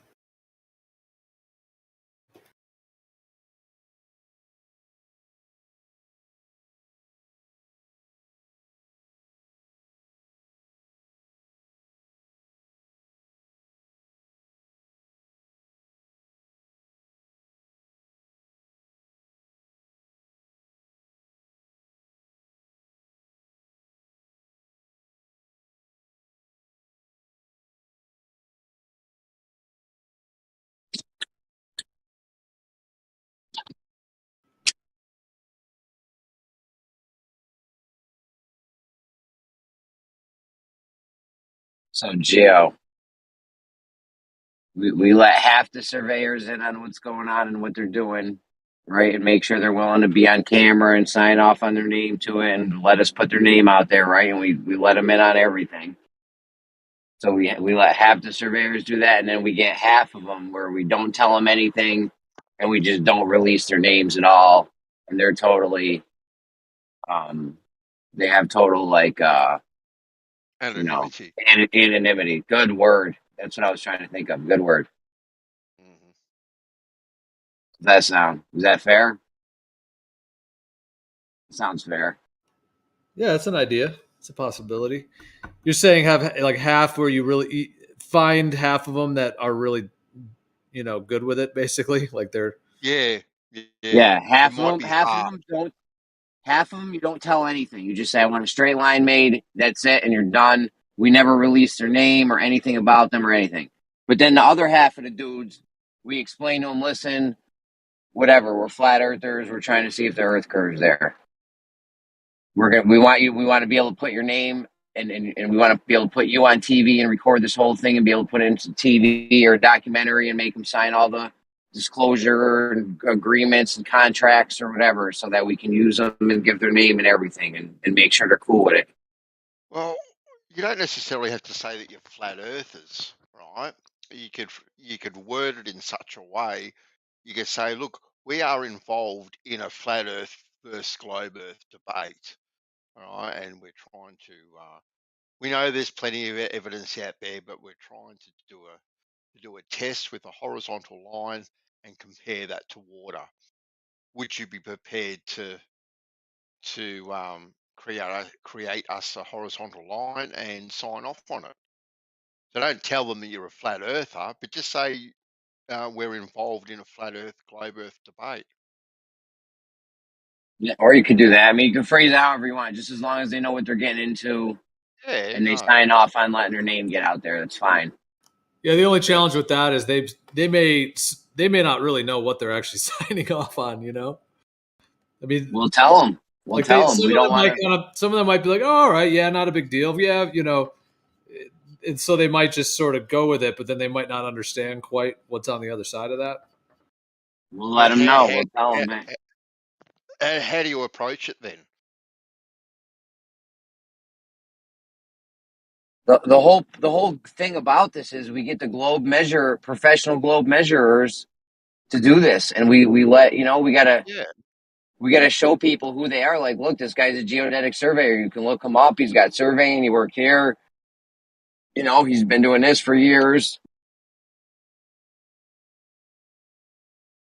Yeah, it might be possible to find people that are actually, even if you brought it up to them, you know, they might have enough integrity of just, you know, whatever the truth is, it is, and that they're willing to, you know, stick by their profession and the tools and, you know, to that level. Like, you might be able to find, that's kind of what I was saying though. It might be like, you know, 1 in 50 or something, you know, so you might have to interview a lot of guys, but yeah, there may be some that'll just be like, yeah, hey, I stand by my tools. I stand by what I do. And I will, you know, so, and in that case, they just have the integrity to maybe not quite to the level that they're willing to like completely go up against the globe lie, like on that level, but at least to the point that they're willing to put their name at least on what they've done, you know, and yeah. Well, it probably will take a bit of work, and that's what Jeremy talking about. Like getting half of them to do it independently, anonymously, would be no problems whatsoever. But it probably will take a little bit of work if you want to disclose whatever we want to disclose to them, to say, hey, you know, sign off on it. I just feel like this. I just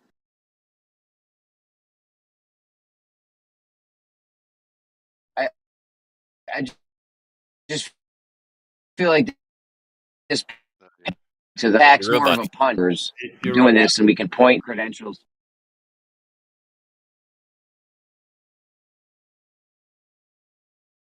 you're roboting. But I think the vibe of what you were saying, like having the credentials established, you're saying could be a positive thing in terms of yeah. And setting it up in such a way that it's all documented properly. You could set it out as an actual experiment too, with the scientific method. Now you could do it all properly, all legit, from woe to go. You could actually have something in black and white with video evidence that you could actually submit as well. Yeah, there may be a way to do it as well, like without if we let them know, like it would be honest just to say, hey, we just want to measure the curvature of water. You know, like not even getting into what the shape of the earth is and all that, but just leaving it as like, hey, we're trying to measure the water curving. Yeah. Yeah, you could say that, whatever, yeah. Almost leave it at that. I think your microphone's working. Okay, yeah. Yeah, you're like in the ether. Just say you're doing something for just say you're doing something as far as you know, you're in a scientific group or a scientific discussion group, and it's like a learning exercise. Learn how a long straight line can be formed.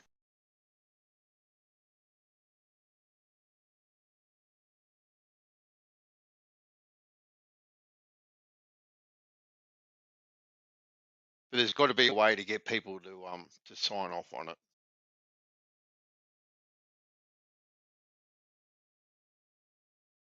Yeah, like it's gonna move people more if you have the globe measures, professional globe measures, Yeah. in on this, and you can point to them and say, "Here's where they are. Here's their credentials."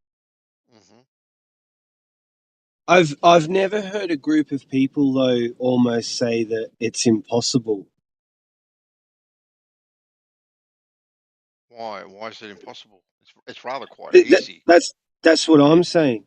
But I've never, I don't know why that's being sort of put forward. Like on the other side, just it's like, well, I want to have a physical object that's either straight or horizontal line, and you basically get told it's not possible for this, and this reason, right?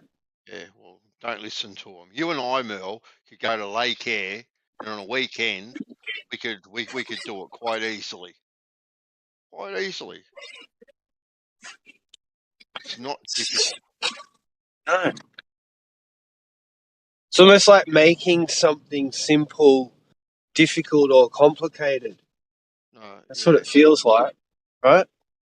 What they want to do is they want to get you caught up in the minutiae of the bullshit to make you think it's not even possible.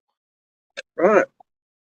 Yeah, I mean, a 3 mile straight line compared to water. Yeah, that's not. Yeah. We've talked about tests that are way more complicated than that. Yeah. Yeah. And if you get a water level as well, and you get a laser as well, there's multiple different things that you can compare to that straight line that's been established. And really, Who's saying it's not possible? Oh shit! Quite cheaply too, really. Many people co-show over at the Goblin Center. Goblin Center. Sorry, co-show. I'm not sure about that, man. I'll behave.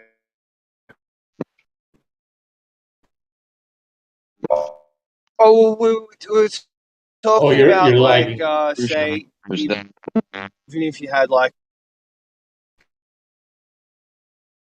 square.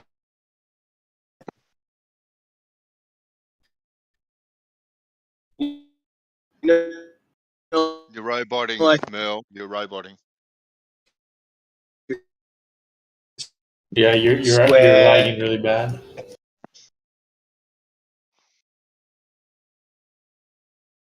I'll agree that there's certain you wouldn't do it. Your microphone's going haywire. But there are certainly ways that you can do it. And Kosho, you're buzzing. What is going on tonight, dude? More than usual. Can't communicate. More than usual. That's a different model of robot right there. It's a different kind.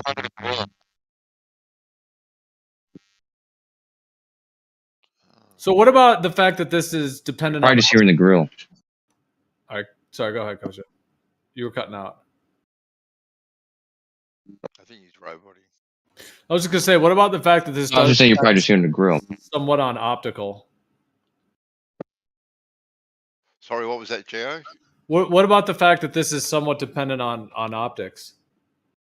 Well, they're over very short distances. These surveyors are going to create this horizontal line, and if you tell them that you've got a tolerance of half an inch, they'll make sure it gets done. So they're not going to be shooting this line over 3 miles. They're going to be shooting it in very short segments of about 50 odd meters maximum, and just working from stake to stake. So that reduces any sort of refraction or anything. That can be. Kosho, you're really bad, mate. He's humming because he doesn't You're know really the bad, words. dude. There's something going on with your mic, Kocha. It's all buzzing out. Yeah. Right, but I definitely hear what you're saying with that. Yeah, especially if it's in smaller sections like that. The refraction argument is more or less out the window. Yeah.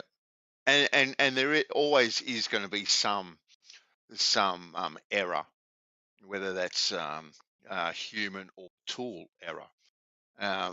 But if we're talking about the distances we're talking about, Geo, that supposed curvature is going to far outweigh dramatically any tool or human error.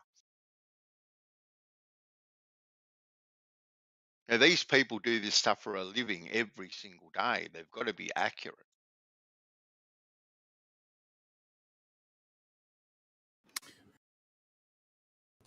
Right, and like measuring slope and things like that for buildings where you have to have water runoff and all that. Yeah, it's got to be very, very accurate, or else they're going to get fired or not be able to maintain their business if their water's running off the wrong way and stuff like that. Right. Precision and accuracy and all those words actually have links to something like human ingenuity and human engineering. I think you can cut metal and I can't remember the exact thing, but there's something you can cut and it's very hard to tell how straight it is, but it's very, very straight. There's like a block you can get. I'll have to look it up when I get home. I'm in my car. Granite block? No, it's not a granite block. It's metal, and it's basically cut in such a way. It's so precisely cut. It's hard to detect how straight it actually is. Machine cut. Yeah. Yeah, it's machine cut. But very, very, very high level machine. Yeah. There's an actual. I can see it in my mind. It's like a little square bit of metal. Yeah. Yeah, it makes me think of those metal blocks where if you like that. If you hold them together, they stick because it's so flat, basically. Yeah. Do you know what they're called? I just can't think of it. Yeah, I'm not sure. Is there a specific name? Or I'm not sure. I like myself. They're called sticky blocks. That's what they're called. But yeah. It just shows you we have the prowess and the engineering capabilities, to achieve these high-level accuracy and precision cutting. Mathematics are applied, engineering's applied, physics are applied to have a desired result, right? Yeah. Well, and we're talking about something that is very, very simple. We're not talking about machining blocks of metal that have to have a tolerance of 1/10th of an inch sort of thing. All we're doing is creating a straight line. Had some people pretty highly triggered this morning, that's for sure. Well, in a way, you would think this is so basic, just using pretty basic surveying tools to create a horizontal and then comparing that to water. You would think that this is so basic that if the Earth was a globe and if it did curve like that not only would this be done and documented by thousands or maybe even more than thousands of surveyors, it would even be something, that it would already be a thing that has already been done to show the curving water. I mean, I was almost going to say, like, could it be like a thing that, children would go to a field trip or whatever, and see the demonstration of it. Look at the curved water that's around your globe, even to that level.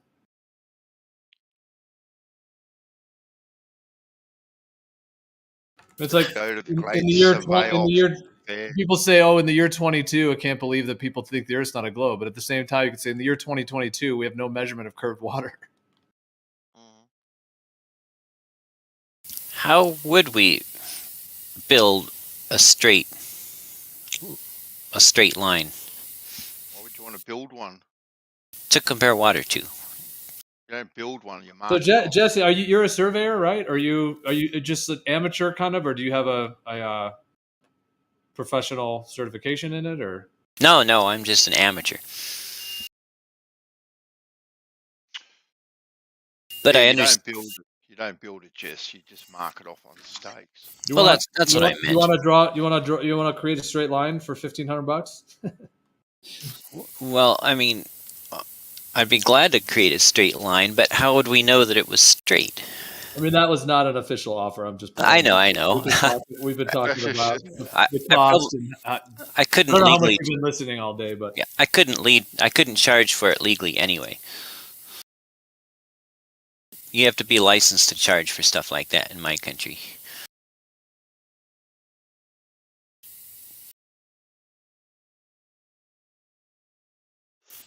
But it is a difficult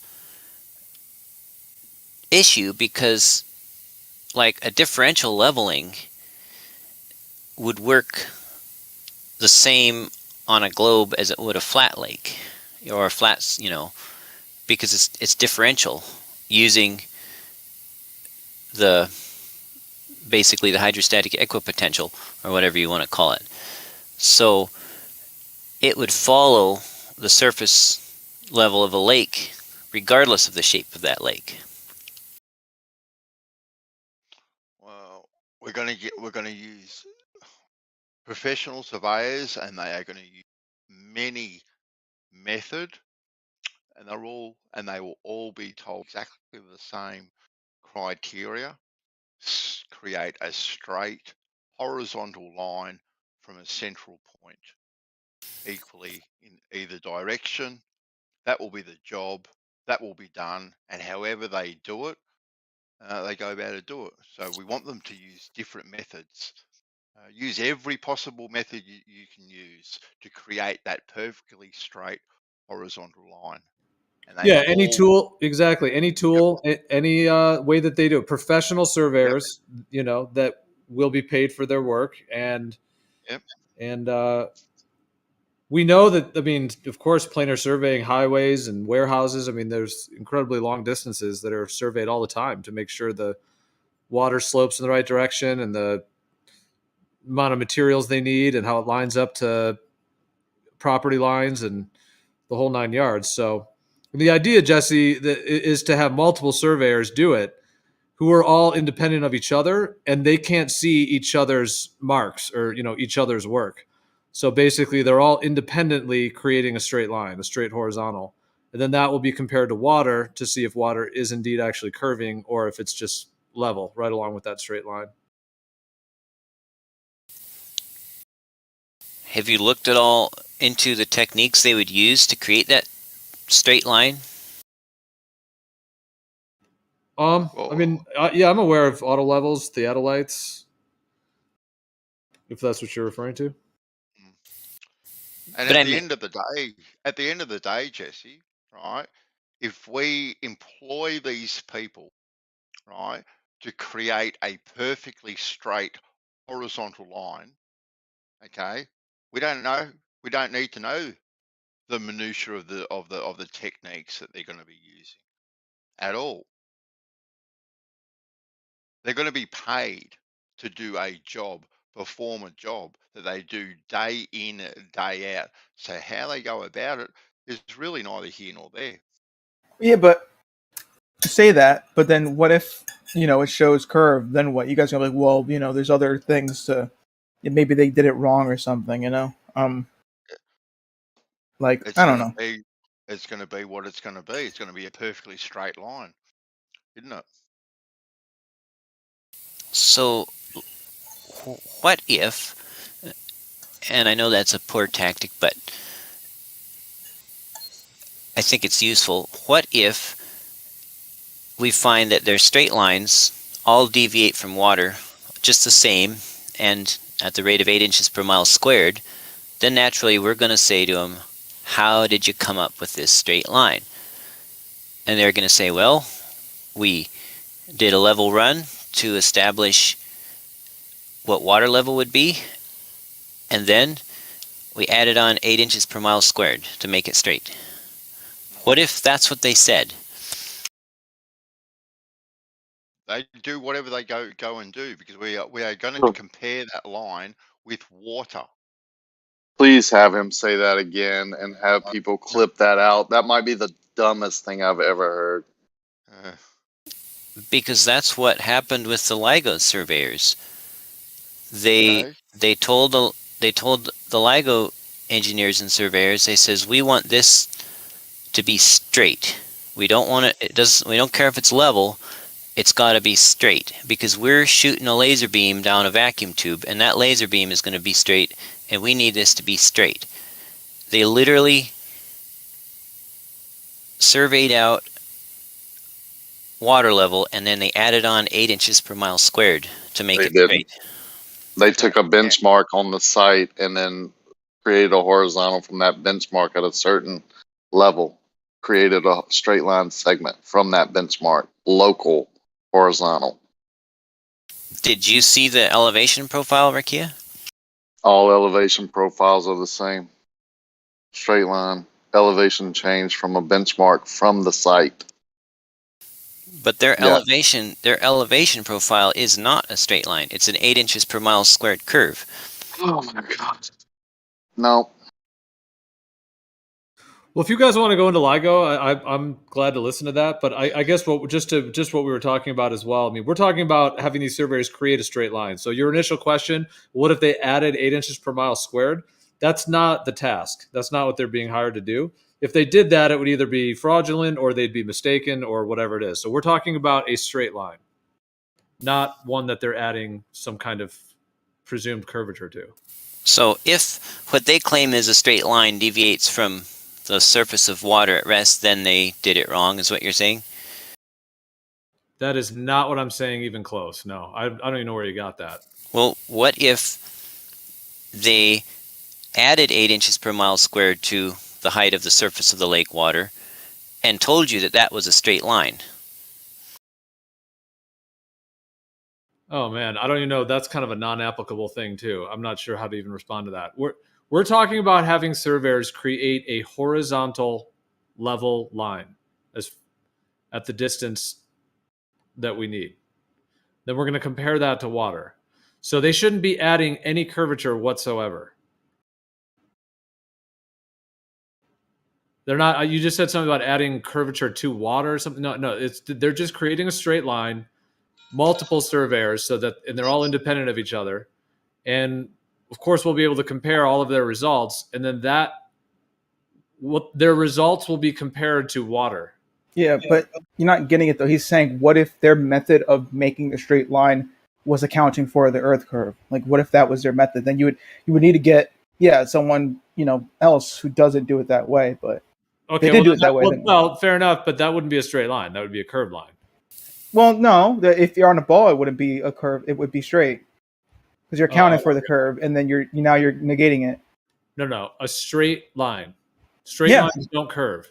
Yeah, it wouldn't be curving. If you're accounting for the Earth curve, right, in order for you to make a straight line, right, you would have to obviously account for the Earth curve and then negate it. All right? That's the whole thing. Yeah, I'm saying if we're assuming a ball Earth in this example, then you would need to negate the Earth curve, all right, which is accounting for the Earth curve. All right? And you're, making, Which would be a curved line, right? No, it wouldn't be a curve. Oh, my God. Well, but that would be a different thing. If we were to hire someone to do that, then we'd be saying, hey, could you go ahead and assume that this water is curving at 8 inches per mile squared and then make a line that deviates 8 inches per mile squared from this water? But that would be a totally different, ask of that. Yeah, but I guess the whole point is that, if you're saying make a straight line, and if the person was to use this technique, which is accounting for the Earth curve, right, then obviously, you could say, well, that's not what I want.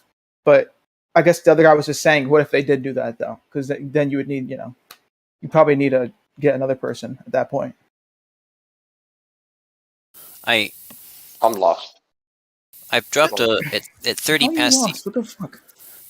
the hour. I dropped a stitched image of the LIGO plan or elevation profile because it was like 10 pages to get the 2.5 mile distance, and so I stitched them all right to left so you can look at the elevation profile all on one page, but you have to click it to expand it because it's a really wide picture. It's not very tall. Oh shit. And I mean, planar surveyors don't deal with earth curve. That you know, in geodetic they add it in as a calculation. But I mean, are you aware that if people doing that, making a line that deviates 8 inches per mile squared from what they assume is curved water, or is that that's what they did at LIGO. All right. Well, I mean, LIGO's a thing run by government agencies, and it's really all we have is propaganda based around it. So it's not really connected to surveying that we're talking about. But I hear you. If they claim they did that, but that's like a whole psyop thing. It's not really, and there's just no way to verify any of that either. Fair enough, but it does match the measurements of the contour of water that I've personally made, and the LIGO well may have been a big scandal and all that, but its purpose was allegedly to measure gravity waves, not to trick people about surveying. And these are the as-builts. They hired engineers, they hired surveyors, they hired bulldozer operators to go out and build this, and this is purportedly the documents that they were building from, and it does show an elevation profile that does not parallel elevation profile, if that makes sense. It shows the difference between water level, reference level, and the straight line to be an inverse curve, which is what it would be if the Earth were curved and the LIGO path was straight. Right, but they have to do that. I mean, that it's funded by the United States National Science Foundation, so we can get into them and see what they're all about. There's people connected to the Nobel Prize and so on, and obviously it's connected to the whole theory of gravity. So I mean, it's totally bound in within this whole globe paradigm, and it is a long tube. So that is what we would be expected, is that they're going to claim that they had to go against the curve of the Earth. But like I said, that's not something we can verify currently, unless we can get up to it and measure it. We measure it. We've talked about all that kind of stuff. But I'm just saying that's par for the course. You know, like that would be built into the claims of how they built it because it's already run by them to that level. What we're actually talking about doing, I mean, like I said, if you want to take it to LIGO, we can. But I'm just saying what we were talking about is having independent surveyors that are not involved in something like that, a gravity detection wave center thing run by the government. We're talking about independent people that have been trained with the tools to create horizontal lines for construction, building, and everything that they do with surveying. So it's not like a specialty thing of LIGO type thing and trying to, claim that they're going against the curve of the Earth. We're talking about actually just making horizontals and having that be independent of, any other kinds of influences in that sense. Right, but the reason I did bring it up, even though it is a weak source because it is government funded, is because it appears to be an example of how surveyors do make straight lines. And from what I've read in surveying textbooks, that is the proper way for a surveyor to make a straight line that doesn't follow Earth curve. And so whatever the Earth's really shape is, whatever the real shape is of the Earth, the surveyors are all working from what they learned in these books, and these books are going to give them this instruction that's going to cause them to form a line that doesn't parallel water. And so they are all going to get the same straight line, and they're all of their lines are going to deviate from water by 8 inches per mile squared because of the methods and techniques that they're using in these books.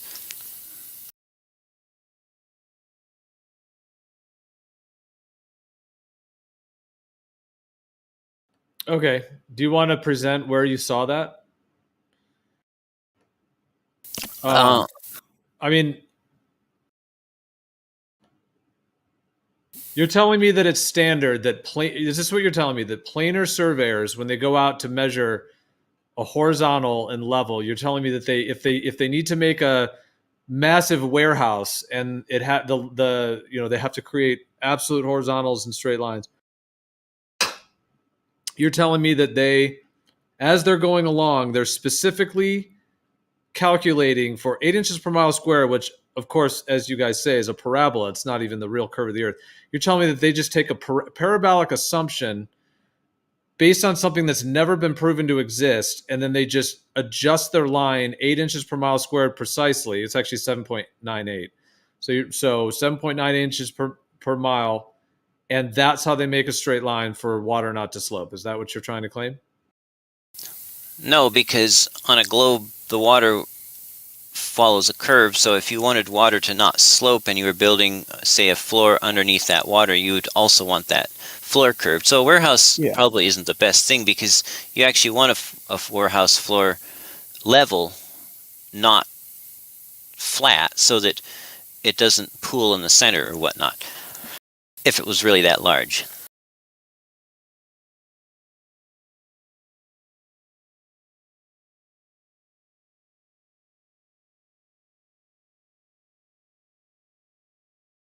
But if you called up a surveyor and says, hey, I want this straight line, and if he was sharp enough to know that that this is what you're putting him up for, he would say, well, do you want it level or do you want it straight?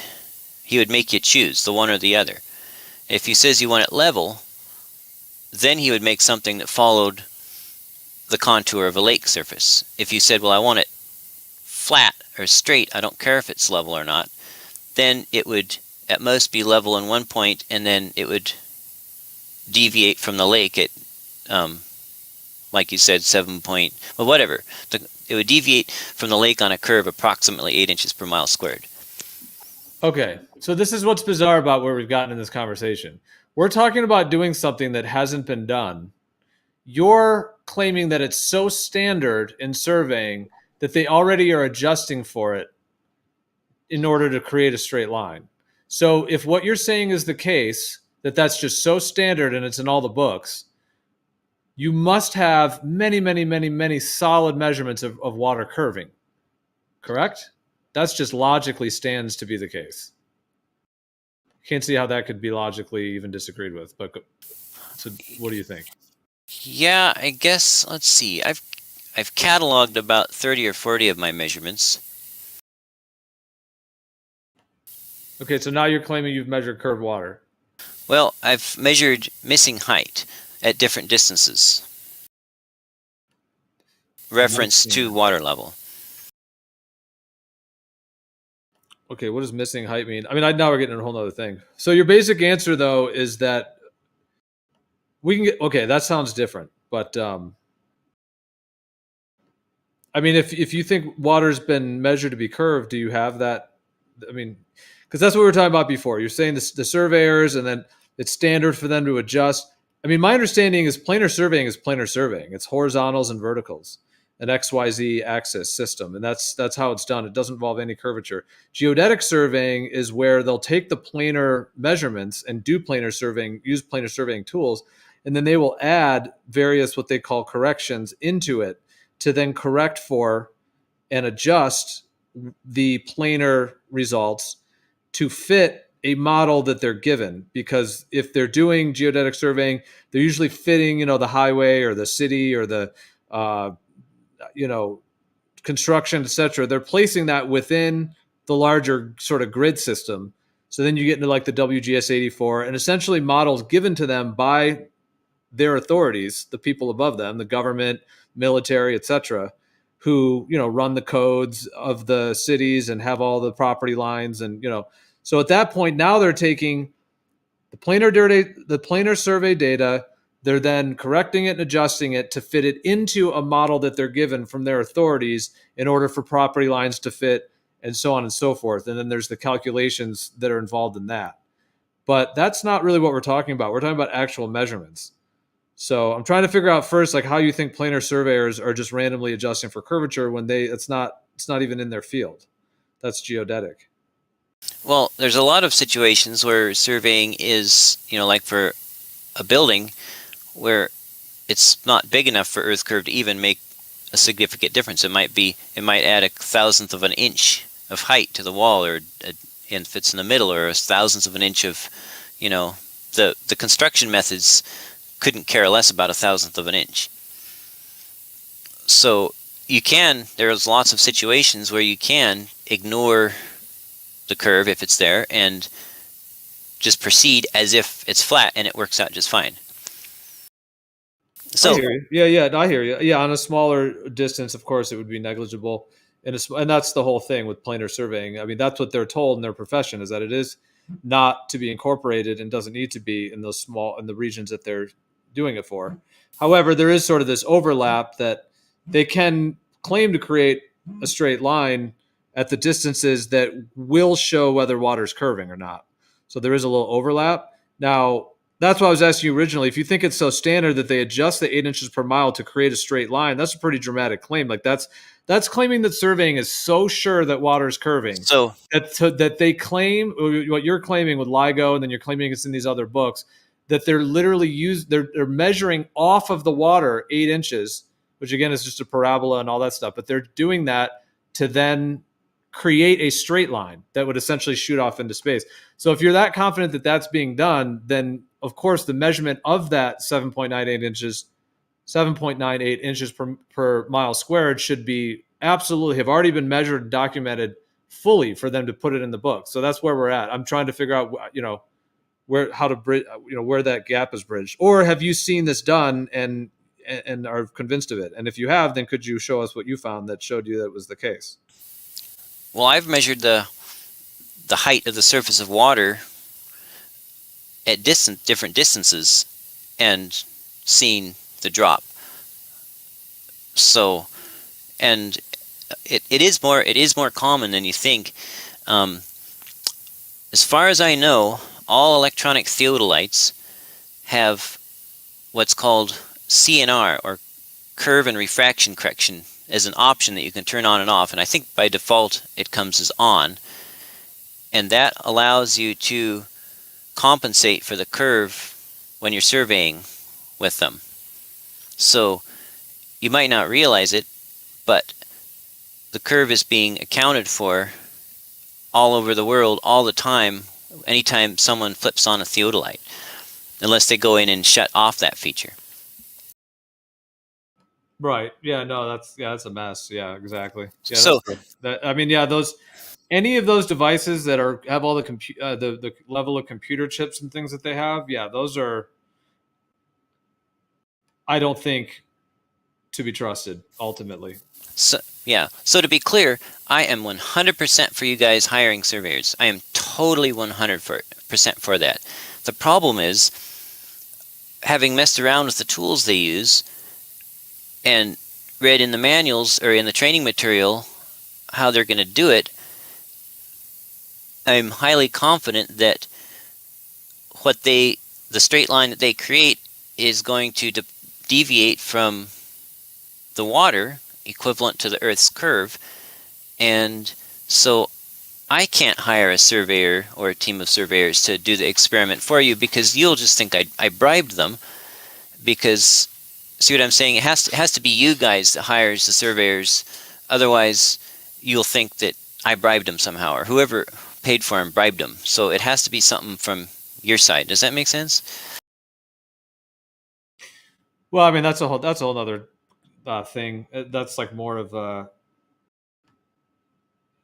a peripheral kind of setup, or as you were referring to.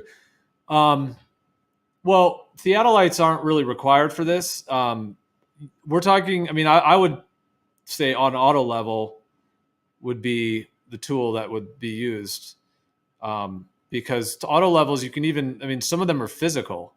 You know what I mean? They're not even computer based, and they're using the actual quote unquote gravity, if you want to call it that, the plumb, to actually get the horizontal. The hydrodynamic equipotential or whatever. Yeah. So in that case, it's not. There's no like static equilibrium. There's no like curvature and refraction setting that you're flipping on and off. Because yeah, those like digital theodolites, that's a whole other story of what those actually are. And yeah, people that have claimed to go out and get certain globe measurements, I mean, that's the next question. It's like, okay, well then how is that machine fully working? You know, all the computer chips, all of the, and as you just said, yeah, they have actual, you know, curvature correction settings and stuff. So I mean, that's obviously a whole nother can of worms. So we're talking just about creating the horizontal line, and you can do it with auto levels that, because you can get, you know, accuracy quite, you know, within an inch. And so within an inch horizontal is within an inch horizontal. And over long enough distance, the water should deviate from that if it's curving. So the initial thing you kept bringing up, you're saying that these surveyors are measuring, you know, to create a straight line, they're adjusting 8 inches per mile. I would still like to see, like, if you have any substantiation for that, or if it's just something you heard, or you said that they claimed it in LIGO. Then you also said that it's in surveying books, but I still haven't really gotten, like, I was still trying to figure out if you're saying that it's in surveying manuals, that that's how they do it, then they must have the measurement of this 8 inches per mile squared. And then where's that? Because if you have that, you know, and if you claim it's already been done, not to say that that's definitive, but at least it's something. But I've yet to see that. Now, I have seen some theodolite stuff with a digital machine, but that's all, like, that's what Ruhif uses and stuff. But I'm talking about actually creating like a tangibly, physically established horizontal. Right, and creating that horizontal. Like if you had a cliff, hold on a second. If you're on a cliff, how would you continue off the cliff to do it? Basically the same principle. Would it be so hard?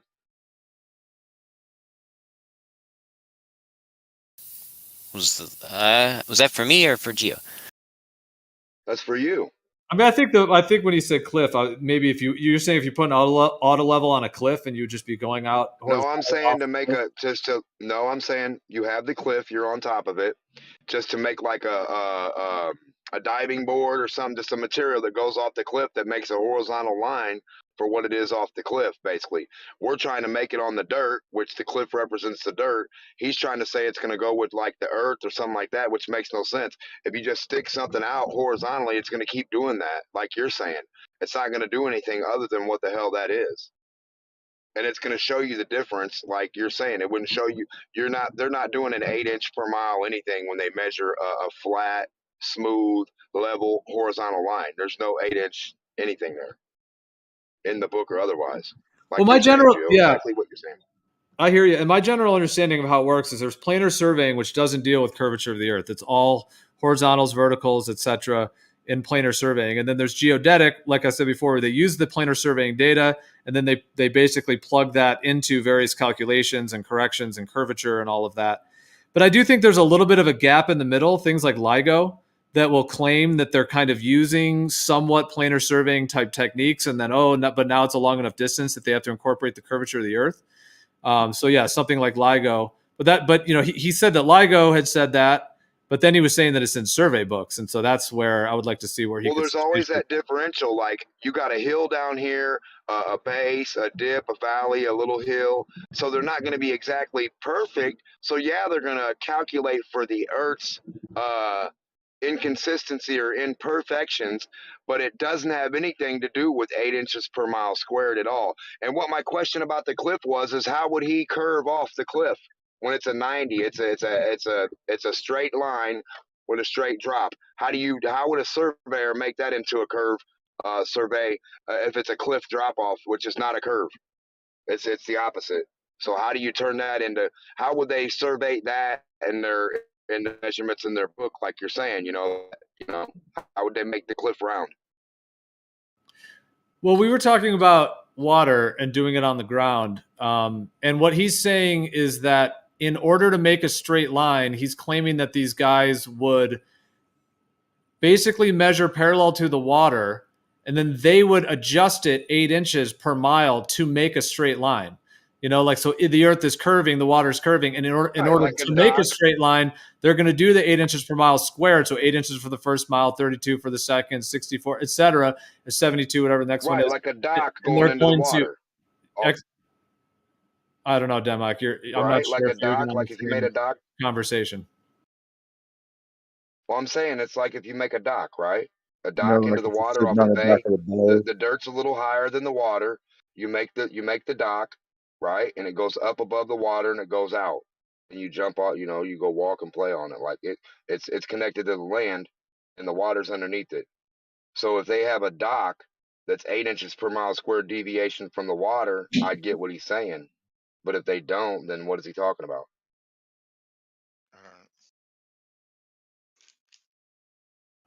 Okay. So anyway, Jesse, so yeah, where have you come to this idea that they measure a straight line by deviating 8 inches per mile off of curved water? And then where's the measurement of the curved water for them to even make that claim? Could you at least just show? I know that you haven't probably verified it, so I'm just wondering why you even have that understanding and like what documentation did you find that on? Because if that's the case, then for them to even claim that, they should absolutely have the 8 inches per mile. And then why would they even have 8 inches per mile? Because that's a parabola anyways. So they should have the real curve of the earth. But it doesn't exist. Hence why we're here. Can you hear me? Yeah. Oh, I should make one clarification. When I say 8 inches per mile squared, I'm using that as an approximation because even out to 1,000 miles, it's very, very close. I'm not saying that that the Earth is a parabola, just so that no one mistook that. Yeah, we'll roll with it. 1,000 miles. Yeah, that's. I mean, a lot of globe earthers will say no, that it, and so on. But I did too until I checked. Yeah, like if you actually check it, it is pretty close. Obviously, after a certain point, obviously it starts to deviate from that. But for the most part, yeah, like it's pretty accurate though. For yeah. A parabola is nowhere near a sphere at all. It cuts edges off of everything. It's like a mountain and then a drop. A real big 1,000-mile drop and then a mountain and then a drop. That's what we live on? No, but I mean, if you actually check the math though, like it adds up. It's really close. In fact, it works for the first. I mean, what I'm just saying from what I've seen, math, but where does the land and the water match that? That's what Gio and I are asking. Where does the water match that? What you're saying from a straight line? Where do we see this differential? Like it's really simple, right? Differential. Yeah. Yeah, a straight line should deviate from the surface of curved water. If you're using, it doesn't even have to be perfectly well. Yeah, go ahead. I was going to say it doesn't even have to be perfectly horizontal technically, but that's a whole because it would still shoot off into space on a globe. But if you're using an optical device shooting from point A to point B, from one mark to another, okay, and you set your second mark, okay, where are the calculations coming into? Well, I think kind of the vibe of what he was saying is that let's just say, in his viewpoint, the Earth is a globe. That he was kind of saying that you could, in theory, create a straight line by just adjusting it 8 inches per mile squared from the water to then just create the straight line. So establishing a straight line based off of the curved water. We're talking about establishing the curved water against the straight line. So they're kind of opposites. We're trying to talk about starting with the straight line and then comparing that to the water. He's trying to claim that the water is already curving, and so he's claiming that LIGO and all that are adjusting it 8 inches per mile squared to make the straight thing. Now LIGO, it's got its own kind of whole propaganda to it. But like I said, he also claimed that it was in surveying books. So I'm just wondering, whether he got that mixed up in his head or whether that's a thing. Because sorry, I keep bringing it back to that. I guess I'm not going to get an answer because it doesn't seem like you're responding to it. No, it's okay. I have seen it, and I can't put my finger on it, and I will definitely try to find it and get it for you. Would you agree, Jesse, that if we were to create a perfectly straight horizontal line from a central point, okay, going out 2 miles one way, 2 miles the other way, hypothetically. So we've got this 4 mile long horizontal line from the center, and it's perfectly straight, not curved, horizontal, straight from a central point. You can call that a tangent point on a globe, but it's a horizontal line starting at a central point. Ben, so I think when we explain this, we should just not use the word level, because I think that's where it got thrown off. He was saying if it's level, then it's got to be curving along. So yeah, you're describing it perfectly. Like, haven't used level, so we're at straight and horizontal. Straight and horizontal, mate. Yep. And then from there, if we were then to get a water level, say the water level was 1.5 miles long, for argument's sake, because you got minimum 8 inches per mile square drop. So this water level is 1.5 miles long. Okay. Now you get this water level, Jesse. Okay, and you start from the center point, and you go out 100 meters to the left of the center, 100 meters to the right of the center, and you marry up that horizontal line. That water level will marry up to that line. Okay, then you go 200 meters to the left and 200 meters to the right. That water level will continue to marry up to that horizontal line. You keep on doing it as far as that water level can stretch. It will always marry up to that horizontal line. Would you agree with that premise? I might have got confused along the way. I'm sorry, but we've got a 4 mile straight line that is level in the middle. The tangent point is in the middle.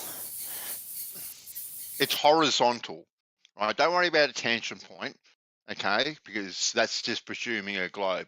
We're not presuming anything. We are going to create a horizontal straight line, and the starting point is going to be in the center. 2 miles to the left of it, 2 miles to the right of it. Like a T. A T will start it out like a pole with a top. Yep. Yeah. You get that, Jesse? Okay. Okay, cool. So we've got a perfectly straight horizontal line. Now we get a water level, okay? And starting from the center, we go out 100 meters to the left, 100 meters to the right of the central point. And that water level will marry up to that line. We go 200 meters to the left, 200 meters to the right. It will continue to marry up to that line. We go 300, 400, 500. It'll continue to marry up to the straight line. Would you agree with that? Yeah, that would work on either a globe or a flat Earth. Either way, that exactly. Would work. Thank you. Now, if we were to get that same water level and start from the center, but now we only go to the left of the center, 100, 200, 300, 400, all the way down to a mile and a half. That water level will either A, stay on the line, or B, drop below that line. Would you agree with that premise? Yes. Yes. It would the end of the water level that was out from the center, not in the center, is the one that would drop down. Exactly. It'll drop down below. Exactly right. And that can only, happen on one model. And staying on the horizontal line can only happen on one model. Right. Exactly. It's as easy as that.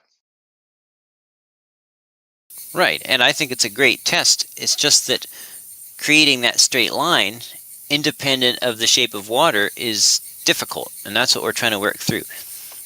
Why do you need water to do it? All you need is the surveyors to go out and do their job and create that straight line. That's what they do. That's what they get paid to do every single day of the week. So let's say they wouldn't survey your garden around water, or they wouldn't need water to do your you know what I mean? So no, I said developing that straight line without depending on the shape of water is what's difficult. Why? Why is that? Why? They only need their tools. That's all they need. Right, but I understand how their tools work. I've messed with their tools, and income tax free. and then the income tax, and I know what they're going to get, and I know what they're going to have to do to get a straight line. So that's why I'm trying to get us to come up with a method that we all agree would be a good way to make a straight line. We want them to use every method, Jesse. Every method. I mean, I would say if you can create a plumb and then create a tangent to that plumb, you have horizontal.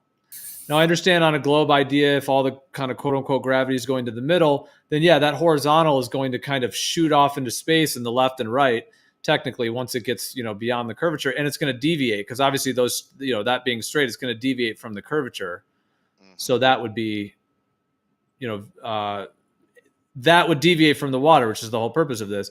Whereas on a planar Earth with quote unquote gravity just pulling down, just the universal down to the ground, then now you're creating a horizontal based upon your plumb. But the Earth being planar would then mean that the tangent to your plumb is parallel to the ground and parallel to the water. So this is essentially just measuring water. The idea of water lies level, flat, planar, etc.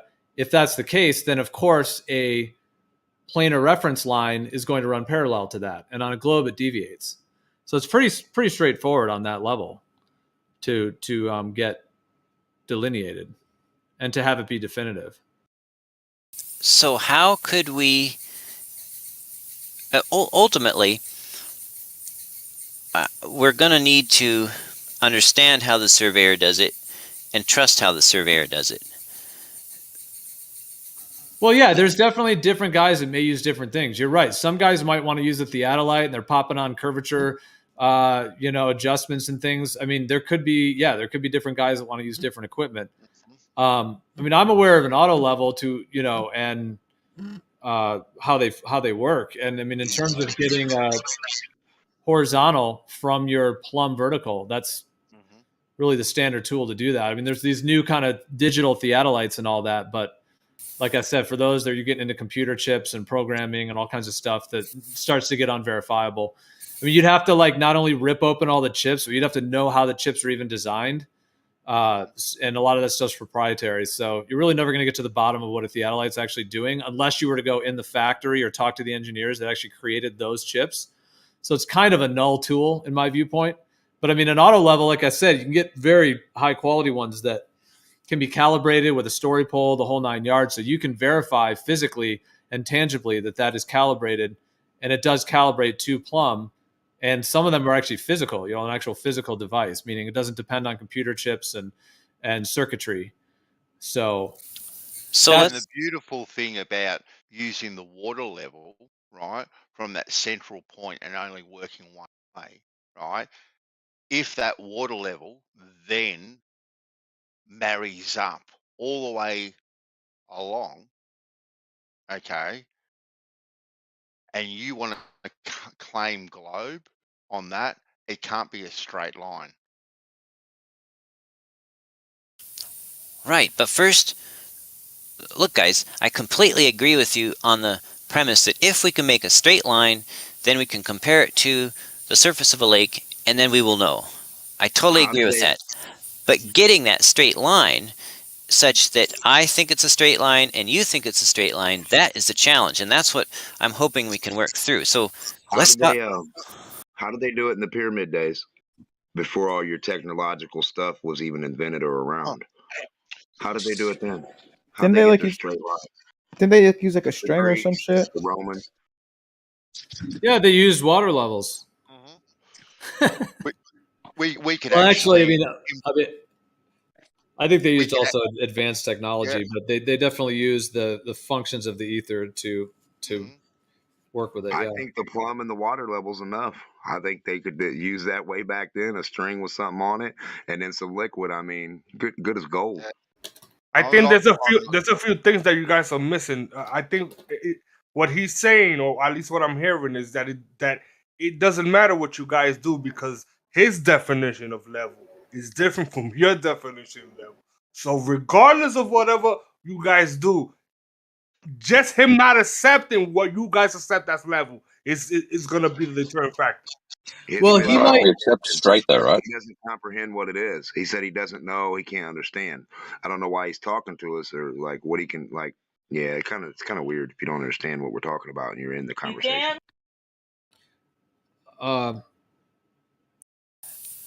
Okay. So, anyways, well, I think one thing to consider is on a globe, if you did multiple short line segments with a auto level, and if it was a globe where all the gravity is going into the radius or whatever, as you move the auto level, so now you're making like straight line segments that are curving around a sphere. Correct. But in that case, it's not a straight line, so it really doesn't match what we're looking to do anyways. But I do understand that idea. Like if you just went, if you just went like 100 yards, 100 yards, 100 yards and kept doing that, and if the plumb is changing slightly to the center of a globe, then you would be creating basically a curved line made of short straight line segments, and then the water, if it were curving like a globe, would then not deviate from that. It would curve along with it. So a disco ball kind of thing is what you're describing? Like a whole bunch of flat surfaces placed on top of a round ball kind of thing? Actually, it's a good, it's a good kind of analogy. Yeah, in a sense, disco ball. Can he like draw on paper like which one's his straight line and which one's not? Like which one's the Earth straight line and which one's his idea of like a level horizontal line? Like his two differentials. Because if we're calling one this and he's saying he doesn't understand, can he put the two there? That way we know that way we can't ever get confused. He has them in material. Lock him into something. Yeah. I think he put something in the chat. He's put a drawing in. Yeah, I just pasted it. And this is not to argue that the Earth is a curve. This is to show that if you are using an auto level and a measuring rod and going along a lake, a water surface, you would measure the same height on every rod, even though you were tracking around a curve but didn't know it. Yes, but that's not a straight line. No, it's not. It's but a curved line. But that's not. That's a series of straight, straight, differently angled lines. Yeah. But how would you know the difference if you were using an auto level? You do your back sight, your foresight. All you know is how far up that rod you read, that metering rod. Then you go to the next one, you do your back sight and your foresight. All the heights on the rods would be the same. How would you know whether there was a sub-micro fraction of a degree of misalignment from the last line to the next line? We're not looking at a micro fraction. We're going from the beginning to the very end. And if the end says 10 foot missing, we're going by the 10 foot. And if there's no 10 foot, say if there's 1 inch where there's supposed to be 10 foot, we're good to go. What are we talking about? Yeah, on a hypothetical globe Earth, it would be elevation change would be obvious, and also a degree change. It would have to change to some sort of way in degrees. Yeah, and that water level, Jesse. That sorry, Joe. No, sorry. I was just gonna say, right. That's a very good point because those lines are shooting off into the celestial sky, which then you'd be able to mark those by degree off of 0 as well. Yeah, and the straight line that they would be employed to, straight horizontal line that they would be employed to create from a central point will be quite easily confirmed with a water level. Quite easily. Water levels, to distinguish it from a straight line? 100%. It will distinguish it every day of the week. I agree. Even at 100 meters, though? At 100 meters. At 500 meters, at 1 kilometer, at 1.5 kilometers, that's where you're going to see the difference between the two. Yeah. The water we agree. level, Let's do it. The water level will determine, without doubt, whether or not that horizontal straight line is in fact horizontal and straight, or if it is curved. Yeah, I've already done this, Bandy. No, you haven't done this. Not and this 3 miles. 3 miles equals. Seen the difference between an auto level and a water level. You're looking for 2 feet of differential from your straight to your globe. 2 foot at 3 miles. 2 foot, not an inch, not a minimal inch, not a micro inch, not a fifth of a millibilla.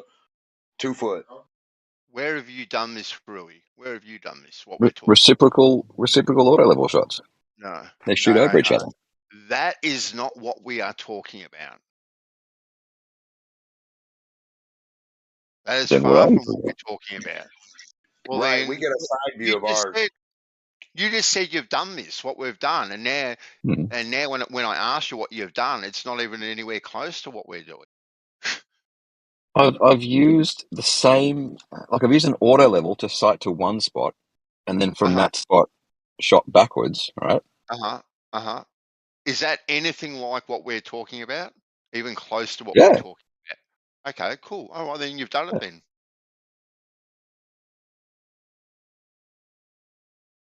I mean, you're talking about sighting Can along. I look at your side view and stuff and get your readings and your side view, how you deviated? I just posted this little thing I found. It just sort of shows a simple curve in a sense, and it just shows just kind of some basic geometry. But I was going to say it's kind of cool because it does show like that straight, sort of like a chord line, but that straight dotted line through the middle. That would be, representative of a planar Earth in that sense, and then the water should be, of a straight line, I should say, and then the water should be curving, so it should deviate from it. And anyways, that thing, it just kind of shows it. And it also shows what it would look like because it kind of has the curve, and then it has all those straight lines that are all at different angles, at different, if it was that way, different kind of plumbs to the center. And then it shows how those lines would kind of shoot off into space and where they'd meet in the middle, which that reminds me of that laser test I've talked of. That'd be sweet to do, where you have two, just like this, where you have two. If it was a globe, you would have these horizontal lasers and they should hit above the Earth. They should meet. Whereas on a planar Earth, they wouldn't do that. They would actually just be parallel to the ground. Maybe we should include that in the definition of level. That doesn't change from degree, doesn't change in elevation from none of the points. That's what level means, yeah. Yeah, but not when you talk about a level as curve. That's an entire different thing. Yeah, they kind of just brought that in though. Like the definition of level here, like having no part higher than another, having a flat or even surface, being in a plane parallel to the plane of the horizon, horizontal, because that's where horizontal comes from, is horizon, and it's literally the definition of what is horizontal, which is what level is. So yeah, it's built into the words. But they have added in some of these modern day dictionaries now, it'll say like, oh, the water of forming to the surface of a sphere is level, So yeah, they have added like one or two of those. But I mean, the original definition and the meaning of horizontal or level was exactly what you're saying. No part higher than the other, in a plane parallel to the horizon. So, and being that kind of flat, even surface. So technically, let's say we lived on a cube, right? So technically, if they wanted to describe cube, they would have to like draw another line on top of the cube, right? Just say that line that they drew on top of the cube is level, regardless of when they meet with the other corner of the other cube. They would use an arc. They would start with an arc and try to do it use an arc and see if it's level or flat underneath them. But their definition of level is arc, so they're kind of defeats the purpose. So, you guys want to continue on this topic? Because I kind of just thought of something, and I don't know if anyone's ever thought of this before in the flat Earth discussion, or at least I've never heard of it. You guys want to hear it? Go ahead. Yes, please. So I'm driving right now, and I'm looking at the moon, and I was thinking to myself, that'd be cool if I could go fast enough to chase the moon. And then I was like, wait a minute. On a globe, to chase the moon, if I could go, as fast as I need to go around the world in 24 hours, which is about Mach 1.4, my car could go, if I could fly Mach 1.4 and chase the moon on a globe, I would never have to deviate or do any kind of course correction. The moon would just stay in front of me, east and west, those are just straight lines, right? But on a flat Earth, I would have to course correct to follow, to like chase the moon, right? To keep it all, to always keep the moon at my 12. And Yeah, then I was you'd have like, to damn. turn left or right. You actually Exactly. would have to do that on a globe as well. The only place on a globe that you wouldn't have to is literally on the equator. But any latitude north or south of the equator, you actually have to you would have to course correct as well. You'd actually have to turn your actual vessel on a globe and Okay, well, yeah, as well. Well, we could. But at the equator. I think it'd be. Sorry, but at the equator, Yeah, so at the equator, if we had something that could do that and just for fun chase the moon, you know, that would be pretty definitive. If you have to correct, it's definitely flat. If you don't have to correct, it's not. And then I was just like, wait, so what goes 1.4 Mach 1.4? And the Concorde jet could do that, dude. So I don't know, something to think about. Well, the thing I think about with that is that how would you be able to know exact like the deviation, like, because then you'd have to know that you're flying perfectly straight. So because if you're using a compass, then you're adjusting to the compass and you're just making small course corrections. So it seems like it'd be really hard to know whether you're making those small course corrections. You know, You're like, on fire today, Gio. No, I'm not. I'm saying don't use a compass. Just keep the moon at 12 o'clock. Yeah, but then you're making corrections to keep the moon at 12 o'clock. Gio, you're on Or fire you're today, not. Gio, I've got to say.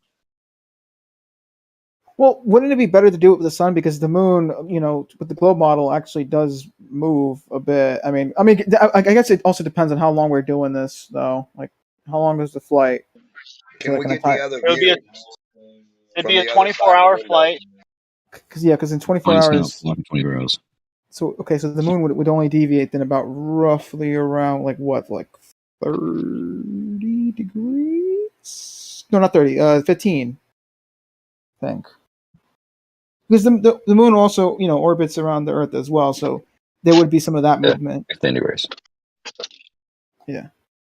Yeah, but it would definitely be a different experience. 360 divided by like 29. Judging on whether you're on a ball or a flat plane.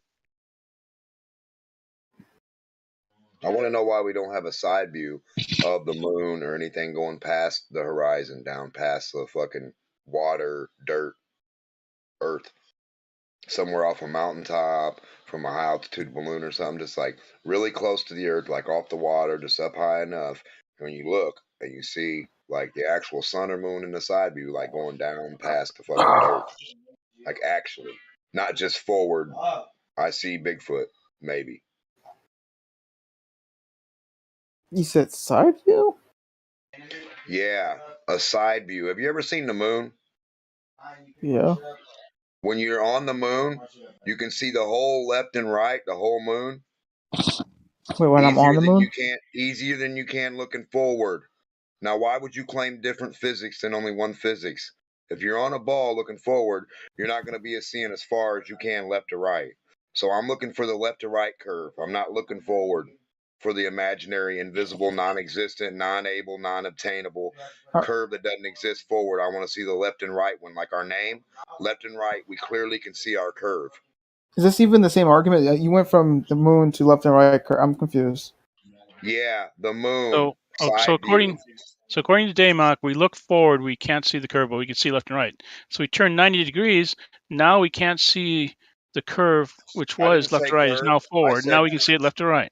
I said looking forward, you see less than you do left to right. Right. Okay. I said the right. moon is So my now here we go though. ball. Okay, hold on a second. Hold on a second, Daymok. Daymok. If you're on the moon, we have video of them being on the moon. We don't see curve forward, but we see the curve left to right, right in front of our eyes while they're standing there. So now, Daymok, I'm sitting there looking forward. I don't see the curve forward. No, you're not. I'm not. I see the curve left to right. Yes, you are. No, let me say something now. So now I turn 90 degrees to my right. Now suddenly what was left to right is forward, and so I can't see that, but I can see left to right. So I turn back to the other direction. Now I can't see. See, it doesn't work. Sorry. Yeah, I have no idea. I'm not sure where he was going with that. Let me just ask. No, but I mean, it's quite a simple concept, actually. He says that we can only see left to right curvature and not forward and back. I turn 90 degrees to my right. Now suddenly what was left to right is now forward and back, and what was forward is now left to right. Where's the moon going past the Earth? Where does hold on, D-Mock, where does the moon? I'm so confused. The What do we? moon, it doesn't exist now. You don't believe in the moon? No, his basic idea is So you flawed. don't That's have a all. moon. All right, I'm out of here. Well, Is I he want to Tone it respond down. to Platypus, what he had said.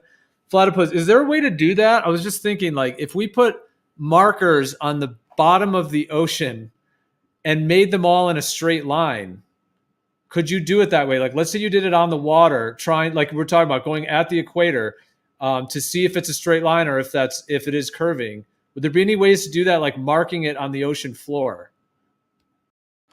And then Yeah, or with like buoys or something.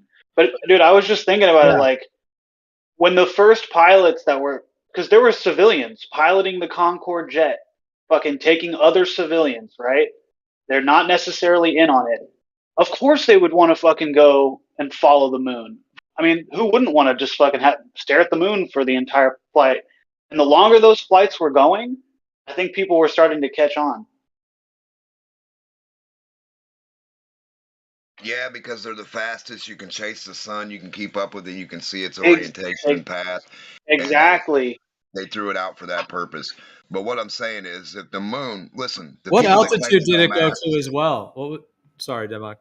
If you got something on topic, Democ, though, but if you could try to keep it on the topic, it would be good. This is on the topic.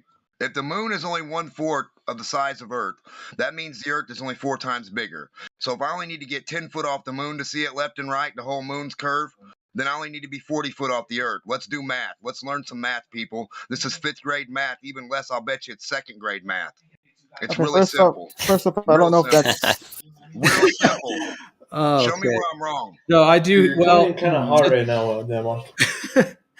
I guess to tag onto it, I'll say that, yeah, because what was the altitude of the Concorde as well? So not only did it go that fast, but it went at that altitude.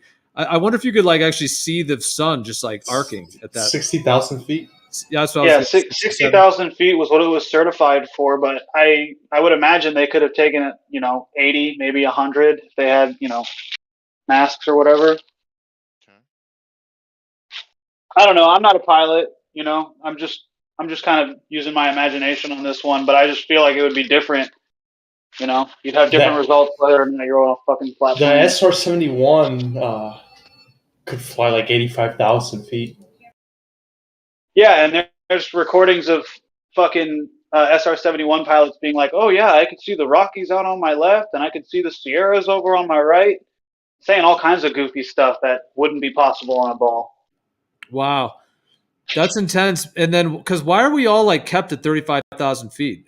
I mean, I understand that there could be like a sweet spot for commercial airlines in terms of claimed fuel usage and resistance and pressure and what's realistic. I understand that, but it seems like if there are these SR-71s and Concords and many different military airplanes that go at higher altitude, you would think that at the very least there would be like even like joyrides that you could take, to just go up higher like that, like something like a whole company with all these billionaires in the world. You think one of them would be like, yeah, let's make a company where we have one of those jets that goes at 70,000 feet and Mach 1.2 or 1.4, fast enough, and you could essentially chase the sun and all of that. I mean, it seems like that would be enough. If you have a lot of money, you could go on a jet. Yeah, you could rent like a MiG or something like that. Yeah, I'm pretty sure they send up MiG-19s at 70,000 feet or something. You could do a flight with on a MiG, yeah. Isn't cost there a lot of money. MiG-29, sorry. Does that? Isn't there a Russian MiG-29. company that does that? Yeah, MiG-29. MiG-29. And what is it? Wait, you're saying a civilian can take it? Yeah. I'm pretty sure, Gio. Yeah, I'm pretty sure that. I'll post footage of one. And then what's the speed and the altitude that it claims to go? The MiG, 65,000, I think. Yeah, 20 kilometers. At least 20 kilometers, kilometers. Right. Yeah, I thought it was like 70,000 feet or something. And what is the highest an airplane has ever claimed to go? What type of plane, though? Like any? Just any. The highest ever. The X-15. Hold on. One sec. Something that's not a rocket going to space. What's the highest they claim? Well, it's X-15 was 102,000 feet.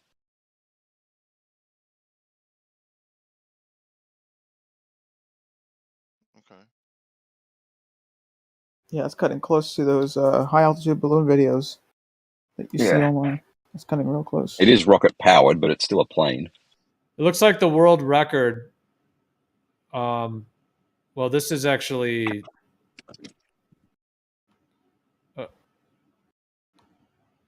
135,906 Or feet. a balloon, or a. It was in a helium balloon. Yeah. Senior vice president of the Google Corporation in a helium balloon returning to Earth via parachute jump from the StratX mission executed by Paragon Space Development Corporation. When was that? 2014. The guy's name is Alan Eustace. I don't know Eustace? how to Eustace. Probably Eustace. Yeah. Eustace. Robert Allen Eustace. You got it. Oh yeah, All it's right, so the that's world the record. That's the world record skydive, right? Yeah, so if you can a go supersonic free fall. Yeah, I mean the question is like, it does seem like we're limited at the altitude that is able to be like the NOAA has all their restrictions around the airspace.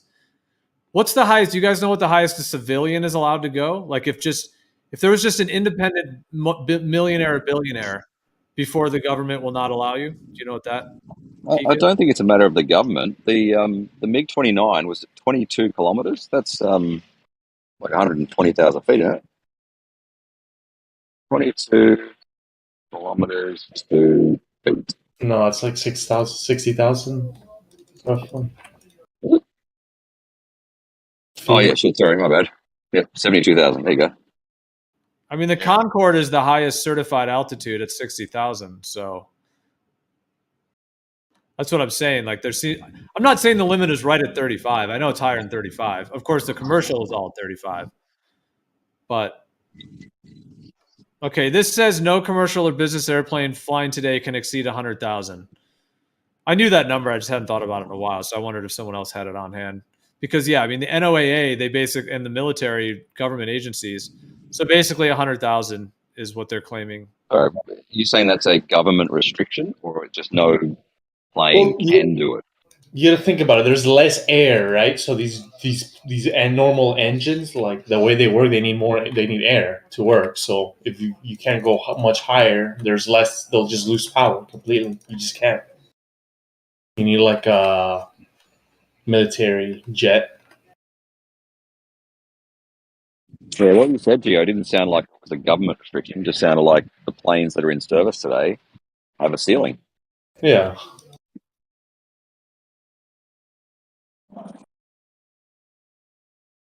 It's a lot less than that because It's otherwise controlled through the NOAA. They have the ultimate flight restriction. Anyway, I gotta go. That are connected with the Antarctic Treaty. It's a lot less than that because of the or the Antarctic. The Antarctic Treaty System is what it's called. What's the Antarctic Treaty got to do with how high airplanes can fly? Through the United Nations, through the Antarctic Treaty System, they have maritime and air restrictions. The main restriction reason you don't go above 35,000, maybe a little bit higher in a commercial plane, is strictly economics.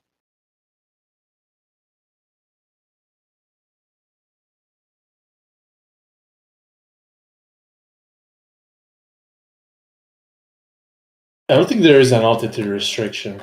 No. Maybe like certain areas you can't fly over, but I don't think there's an altitude.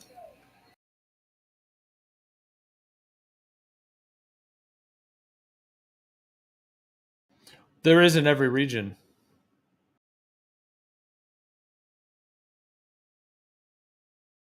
Like a ceiling, like you can't go past 35,000 or you can't go past 45,000 or whatever. But yeah, certain areas you can't fly less than a certain amount like altitude because there's buildings and shit, right?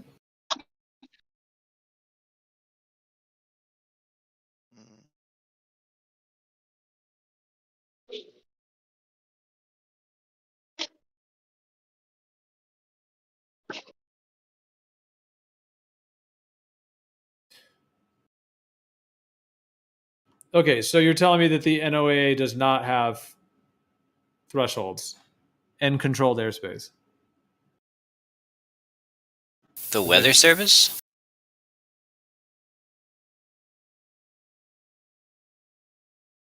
Like as far as like out, like you can't go past like 35,000 or whatever. I don't think they do.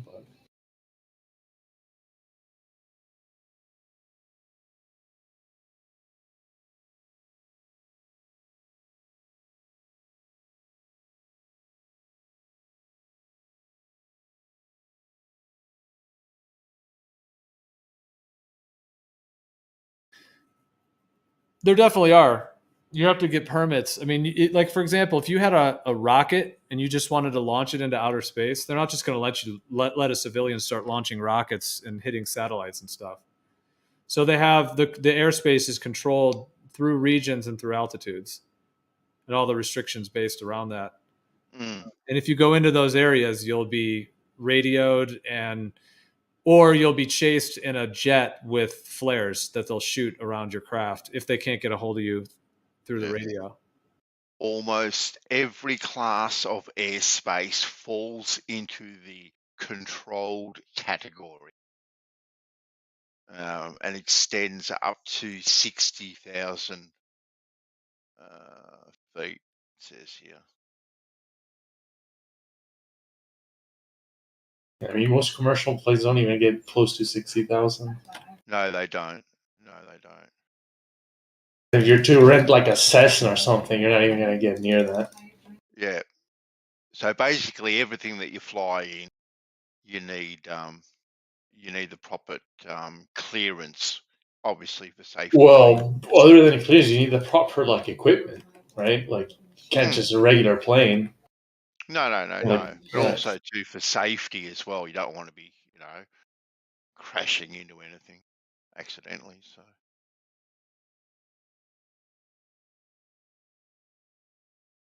So you're saying you saw one that said 60?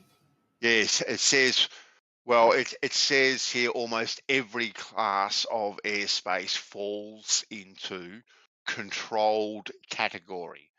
So anything under 4,000 feet, which is basically crop dusters and little Cessnas and whatnot, you can get away with that sort of stuff. But anything above 4,000 feet is in a controlled category. Yeah. Which and they makes have sense. and they have the altitude limits as well. I looked this up. I looked this up years ago. I'm curious what if they've updated it or if it's changed at all. But yeah, I mean, you can't. They're not even if you just built your own rocket. They're it's definitely not. Yeah. I mean, it's all military controlled airspace because otherwise, like, you could have some civilians that could just in their backyard, create some kind of rocket or some kind of missile and launch it up and go at really high altitude and land on some other country. I mean, yeah, it's all controlled airspace. The military has to. They're monitoring and controlling all of it. And if you did launch a missile up there and you actually were like, if real civilian. Let's say you had like a warehouse, so it was all covered and you built this missile in the warehouse so they never could see you from above and you kept it all, you didn't use any cell phones, so they couldn't track you or, some kind of dramatic story like that. And you launched some kind of missile and you really were going to launch it at the White House or, at the Queen's Castle or something crazy like that. Of course, yeah, they're monitoring all of that to make sure that nothing like that would ever happen to them. And so they have it all being monitored. And then if there was something like that they found in the airspace, they would shoot it out of the sky before it ever hit them. So yeah, they have to control all of that. Yeah. Most airspace is actually unregulated, though. Oh, there's a whole bunch of unregulated airspace in the United States. Well, there's different types of regulations. There's some that are more open. Yeah, like if you're a kind of a Cessna pilot type thing, yeah, I mean, there's obviously they're pretty lenient within like the low altitudes and within the region of the United States. Yeah, it's pretty. Not even low altitudes, all the way up to like 18,000 feet, as long as you're not flying around in an airport. There's a you guys might know Marlena. Marlena effect. But she said this on a public live stream, so it's not necessarily. I mean, she has said this publicly, so for me to repeat it, it's in that sense. But she does tell the story about when she was flying up north in Canada, kind of close to the North Pole, because she's a pilot, and she got too far north essentially, and they came and were trying to get in contact with her, the radio, and they did have a plane that was basically started tailing them. So escorting her. Yeah. Yep. Exactly. I remember the story. Yeah.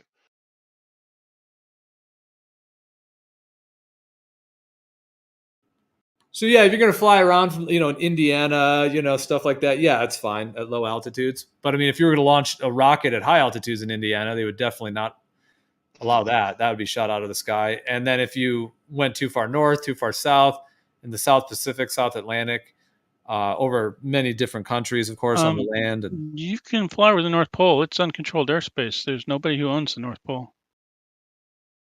What about the Dew line? Well, if you're going to claim that, then it should be pretty easy to have a independent pilot, do that flight. Well, it's pretty damn far away, and it's nothing there, so very few people actually go there because there's no reason to go there.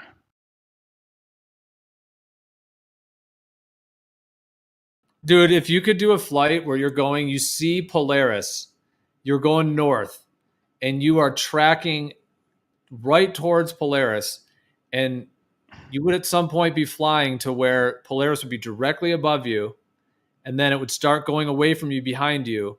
And then if you showed up on land on the other side of it, that would be a flight I'm not aware of any human alive today has ever heard of being done or documented at all. You understand Polaris is a pretty dim star, and seeing it when it's directly above you is underwhelming at best. I'm not talking about the grandeur of the luminary in this. I'm just talking about the position of it. Well, why actually would anyone flying do this over flight? the quote unquote North Pole? I'm just why saying would it's anyone never do been this? done. Why would anyone do? Actually, it has been done several times. But why would anyone just do this flight just to look up? Who's done it? A lot of people fly over the North Pole. I've showed you several of them. Who's documented it? Who's done it? The One Last Orbit guys. One Next Orbit, One Last Orbit. They were the latest guys to do it. Pan Am 50 back in the 70s. There have been several people who have done this. Flying over the North Pole, flying over the North. A lot of airplanes do it. Do they fly directly over the North Pole? Probably not. But yeah, the Pan Am one, that was not even close to that. They kind of claimed to do circumnavigation, but they really just skimmed the north, skimmed the south. That was nothing. No, they were. If I remember right, they went over the North Pole and over the South Pole, but they didn't do it. You really can't do a true pick one meridian and then do the anti-meridian because you just don't have enough range in these things. Well, what I'm talking about, if you want to claim that those two sources that you read something online that told you that they did that, fine. But I'm talking about actually doing it, either experiencing it as a real human, of course, and or having humans on board that are, of course, experiencing it. So you at least have that and the documentation of it. I mean, you could get easily authentic video of that. I'm just saying it doesn't exist. If you want to claim these two things online that you think did it, I guess you can believe they did that. Do it. But it has been documented. The One Last Orbit guys did it a couple years ago. They have some. They had live tracking. They've got lots of videos on it. The Pan Am 50 thing was back in the 70s. It's pretty well documented. Okay, so where's the video of them being in an airplane with the North Pole directly above them? How are you going to determine that? You're going to look at Polaris? Yep. We're talking about the GP of Polaris. Not few people, Wait a minute. Seeing directly up from an airplane is not usually a thing that can be done. Second of all, nobody does celestial nav anymore. So it doesn't exist. Well, what would you do if somebody did this for you, Gio? What would be your objection to this? You always have something else. It's like jump through this hoop, and then we'll have another hoop on top of that. I mean, I was going to tell him, give him a minute to move the goalpost further. Yeah. Well, why are you even saying that? Because that wouldn't prove any shape of any Earth. Actually, it would. That would happen the same on a globe or an AE map. It would be the same. So why are you assuming that there's a goalpost? My claim is that it doesn't exist. It has nothing to do with the shape of the Earth. It has to do with what's at the North Pole. Nothing's at the and North that Pole. they won't let you fly there. So it has nothing to do with a goalpost or the shape of an Earth. It just has to do with the viability of what he said originally, which is, you can fly over the North Pole, no problem. Yes, you can fly over the North Pole, no problem. Nobody owns it. Show the It's in footage. international airspace. Show so you said you have documentation of someone doing it? Go ahead. One last orbit, one next orbit. I forget the name of that last guy's. Pan Am flight, I think it was 50 back in the 70s. There have been several people who have done this.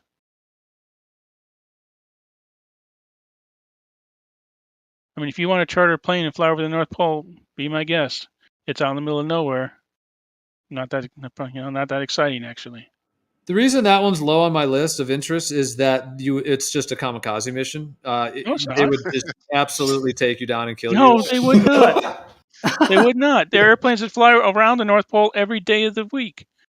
A few of them. No, actually, there's one now that because of Russia shut down, there's not as many of them. It's a lot safer creating a straight line, Gio. A lot safer. Actually, there's one flight. I mean, there's something called the dew line, which is the dew line is. They don't want people line even active anymore, or missiles and shit over the North Pole. Is the dew line even active anymore? Yes, it is. It's been active since 1955. They keep upgrading it.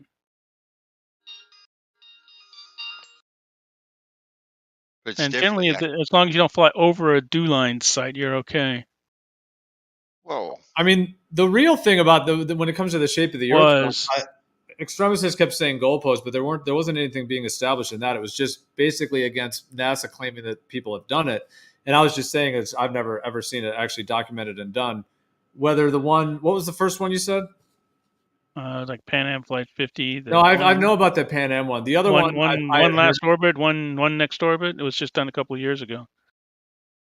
So the dew line has been shut down. There's a few sites up there, but it's not called the dew line anymore. It's still active though. No, actually, the dew line was shut down.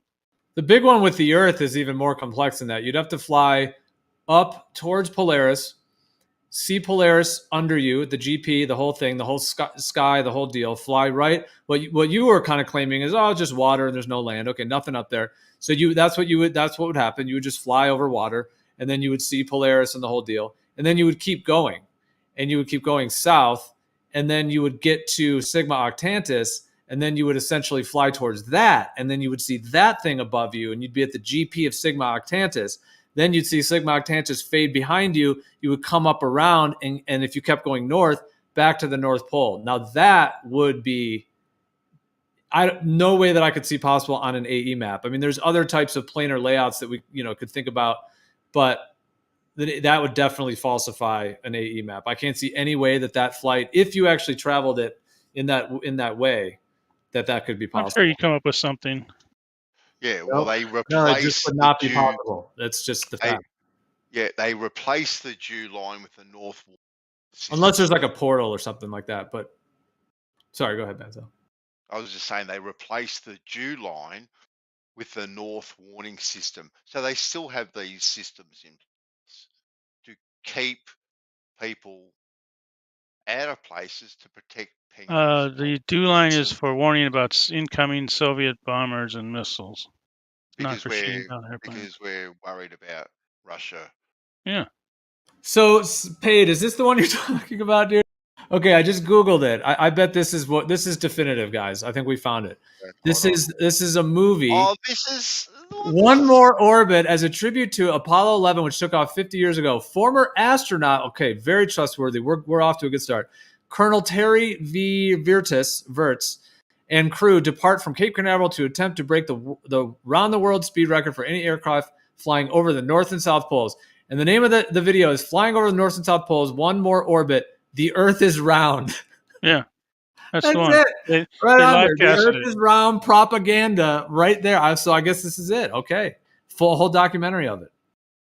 That guy on the thumbnail, Gio, looks like that pilot that put out that offer that he would fly flat earthers over the South Pole. He looks very, very familiar. Oh, that guy. Yeah. I think it's probably a different guy, but I know what you mean. They do look a little similar. Yeah, a little similar, don't they? But that's the guy that Jaron actually asked him to do it, and then he backed out and he said he's just a YouTuber. Oh, he backed out. No way. Oh, yeah. No, Jaron went to him and said he wanted to hire him. And the guy literally said, I can't do it. You'll have to ask someone else. I'm just a YouTuber. was essentially. I mean, they went back and forth with a lot of emails, but that was like the summation. So it was Okay, a hoax. yeah, they have fewer of these sites than they did do line, but yeah, they're basically the same thing. Okay, I'll give you. Yeah. Thank you. So I'm quite sure that this documentary does not have the GP of the North Pole of Polaris. Actually, they live casted the whole thing when it happened. So I see. I'm skimming through it. I see animations of globe cartoons. There's lots of globes. Oh, there's all kinds of globes. Go up to like 50 minutes. This globe be all over the place. Well, you understand that, you know, what, 80 hours, however long it was, of boring holes in the sky is not exactly exciting. So even though I haven't seen this whole thing yet, if the truth of this really is that this is a propaganda sham, would it really be that surprising to you? No, because like I said, they actually did it. They flew it. Well, you mean think it's a propaganda sham because you weren't there? Yeah, I mean that's the I know that's the narrative they're saying. I'm saying what the actual truth is though. That's the discussion. Oh no, I think everyone should get together. You guys should all get together, chip in for that 747 guy that was going to fly from South America to Australia over the pole. We only want $5 from you, NASA, and we're gonna create That would be more than that. line. There are We'll some give more than $5. There are some flights. I don't think they do them, but there are some flights that fly pretty close to the South Pole. I was looking the other day. Let me see if I can find them. Of course, I'm using Google Earth, which is the flat Earth. Remember when Google Earth was the flat Earth map of choice, according to what was QE and Nathan and stuff. Let's see if I can find that. Hey, Gio.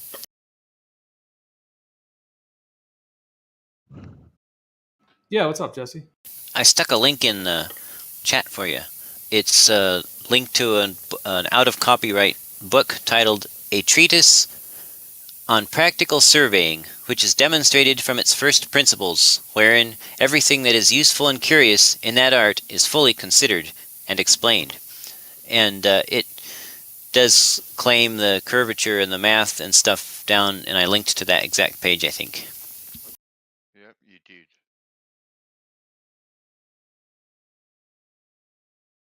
Okay. Right. Yep. I see they say right here, the correction or allowance for the Earth's curvature is the difference between the apparent level and the true as BD.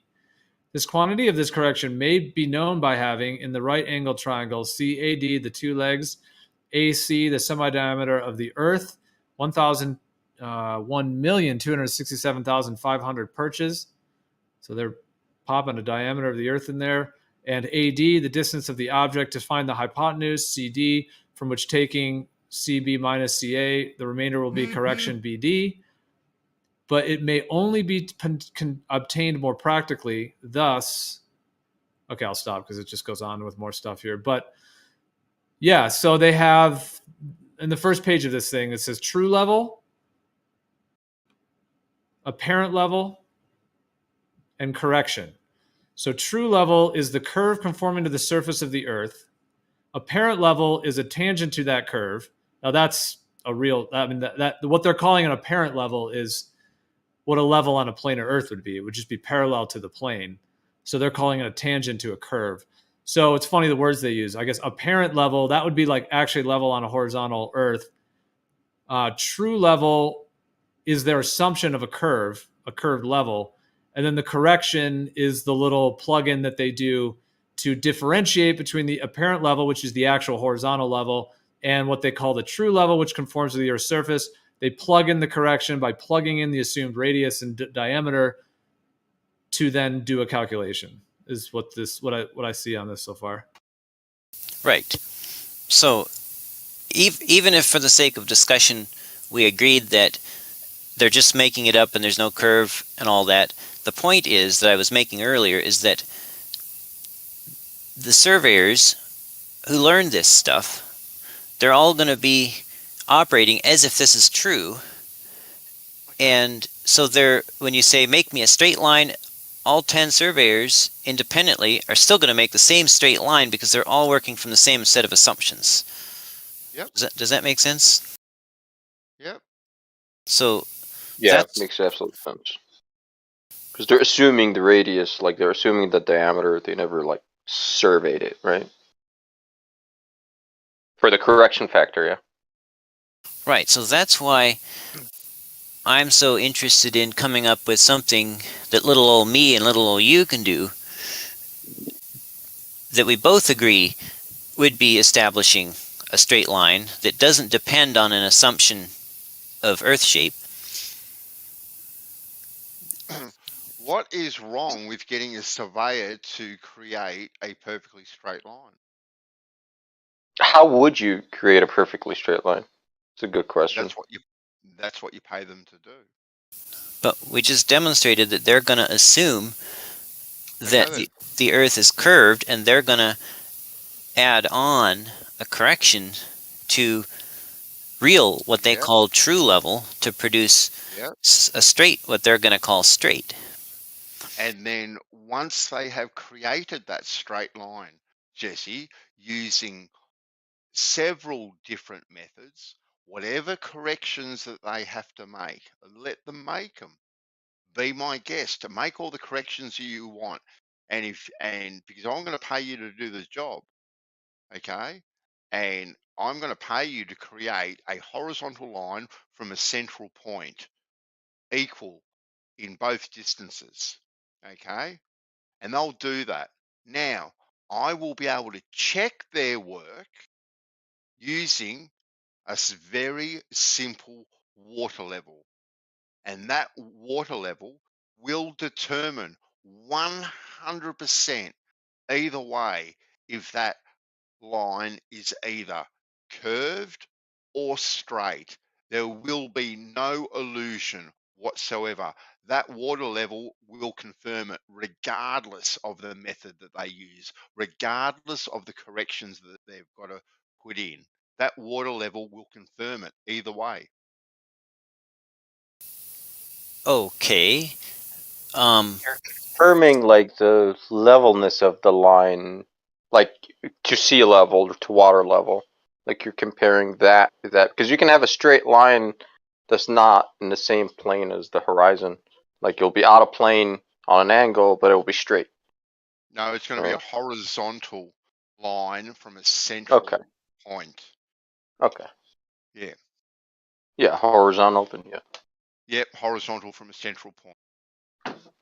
So, go ahead. So yeah, it doesn't matter what corrections that the books say, what LIGO says, what anyone says. It doesn't matter what corrections that they have to put in place. Once that line has been established, the water level, the simple little water level, will expose it one way or the other. It will show whether that line is indeed straight or curved. There will be no illusion. It is very simple. I mean, You any can't 2 get points, around it. but any 2 points will only determine a straight line. You would need to do like at least 3 points along this line. Now, he earlier said that he would put the end of the water tube level in the middle, so he would only be measuring one arm. Yep. So it's good. Yep.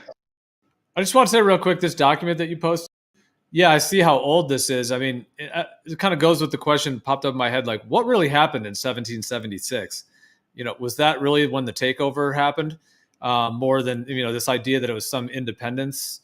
Was it more of a takeover? But that's another question of what actually happened, because 1776 is right before that 1800s.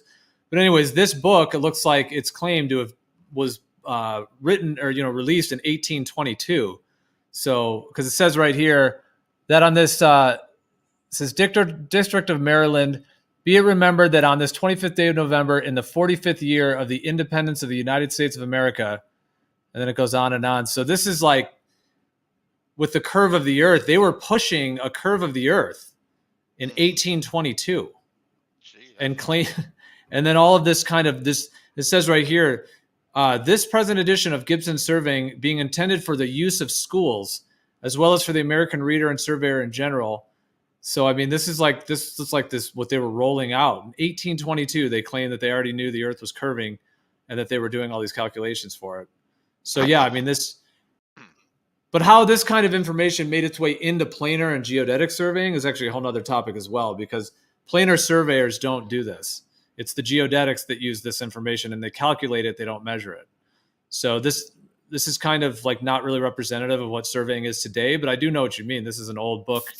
Except that exact formula is built into my total station and every total station.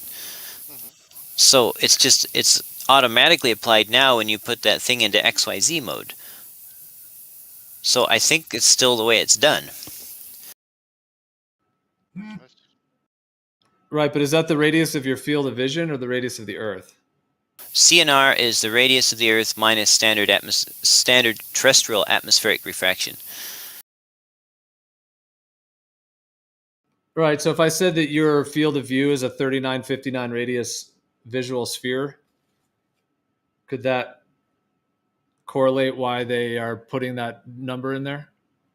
And how they've reverse engineered our sight and our optics for this presumed sphere Earth?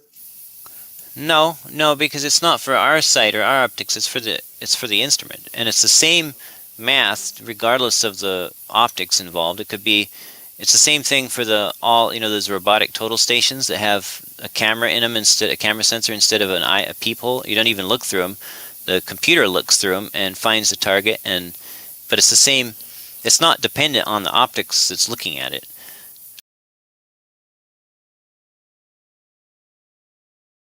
And again, it's not necessarily proof that the Earth is a curve. It's just strong evidence that if you call out a modern surveyor and say, hey, I want this line straight, that this is the correction they're going to apply to make that line straight, because it's been in the books for 200 years now. I've seen it in more modern books too. I couldn't find them offhand. I'll keep looking if you want to see it in a more modern book, and it's built into the firmware of every total station I've ever seen. Are you confident, Jesse, that a surveyor could create a perfectly straight horizontal line? Are you confident that they can do that? Well, nothing's perfect. I mean, well, within a tolerance of half an inch, they can do that. Oh, sure, yeah. Okay then, cool. So we get this line done, and you're confident they can get it done, regardless of what the tool accounts for or what they have to account for. You're confident that they can create a perfectly straight line. And I just wanted, it depends on what kind of surveying. I mean, what you're talking about is geodetic, because, I mean, I'll just read it right here from this site. Plane surveying is the type of surveying in which the surveyors don't consider curvature and spherical shape of the Earth. Instead, they assume Earth as a plane surface. So in planar surveying, they're not doing any of what you're talking about, like measuring 8 inches per mile squared. It's all planar. They said right there, they assume Earth is a complete plane. So essentially, they are literally just measuring a flat Earth at the end of the day. Geodetic is what you're talking about, which is where they use calculations over longer distances, and they take that planar surveying data and they adjust it and they calculate for it, and they add corrections, as they call it, to then, like I said before, fit that into a larger, like WGS 84, sort of military government-based sort of grid system. But the book you showed from 1822 is part of the literature. I hear you on that, but that has found its way into the geodetic stuff, which nowadays is all the calculations and all that, and always has been calculations. The planar surveying is actually just as it says, they assumes the Earth as a plane. So really, what we're talking about, having someone do a straight line. I don't know if we've talked about whether it would be a planar or geodetic surveyor, but I wouldn't see any need for any geodetic surveyor. We're looking for a straight parallel line to the surface of Earth, and they already assume the Earth as a plane anyways. So that's my understanding of it. Does that kind of delineate? Because what you posted is not what planar surveyors are doing. They're not all adjusting to the Earth's curve at all. And geodetics are not even doing that either. The literature, you're right, it does exist from 1822, or at least claim to be. But how it's actually broken down is that it's just geodetics are doing that with calculations and not actual physical measurements. And the planar guys are all just planar. But I'm not. Well, so when you see, have you ever seen like surveyors out with a looking? One guy's looking through the instrument, and the other guy's holding this reflector on this prism on the top of a pole. Have you ever seen one without the prism on the top of the pole? Yes. Yeah. With a stick. Other than the no, I mean with a not with an auto level, with a theodolite or a total station. Okay. They're almost always, well, now they're using GPS, but before GPS, I would always see them out there like doing property surveys with the reflector on the pole. And that reflector is because it's a total station and it's bouncing a laser light off that reflector to know the distance. And it's recording all the angles and all the distances. So probably there's actually a lot more full three-dimensional surveying going on than you realize. Just because planar surveying exists as a category doesn't mean that there's not that a normal surveyor, a land surveyor, if you call him up and say, hey, make me a straight line, he's probably going to make it straight according to the corrections put forth in the surveying education material. Mm-hmm. And we'll be able to confirm if that line is straight or curved. How will you confirm? With a water level. How will you know if it's the line that's straight or in the water that's curved, or the line that's curved in the water that's straight, though? Just well, if you create a perfectly horizontal line from a central point, okay, and then if you use a water level, okay, and you start it from the center, okay, and only move to the left, right? But to start off with, you can move to the left and the right, equal distances, 100 meters, 200 meters, 500, so forth and so on. All right, that water level should always marry up to that line, and that would equal both globe and flat.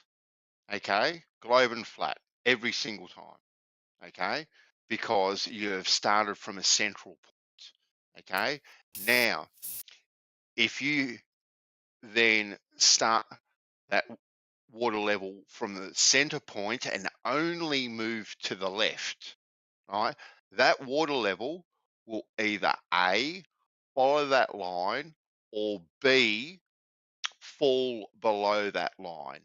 Now, if in actual fact, right, the water level only follows the line, right? The globe side cannot turn around and say that that was a straight line.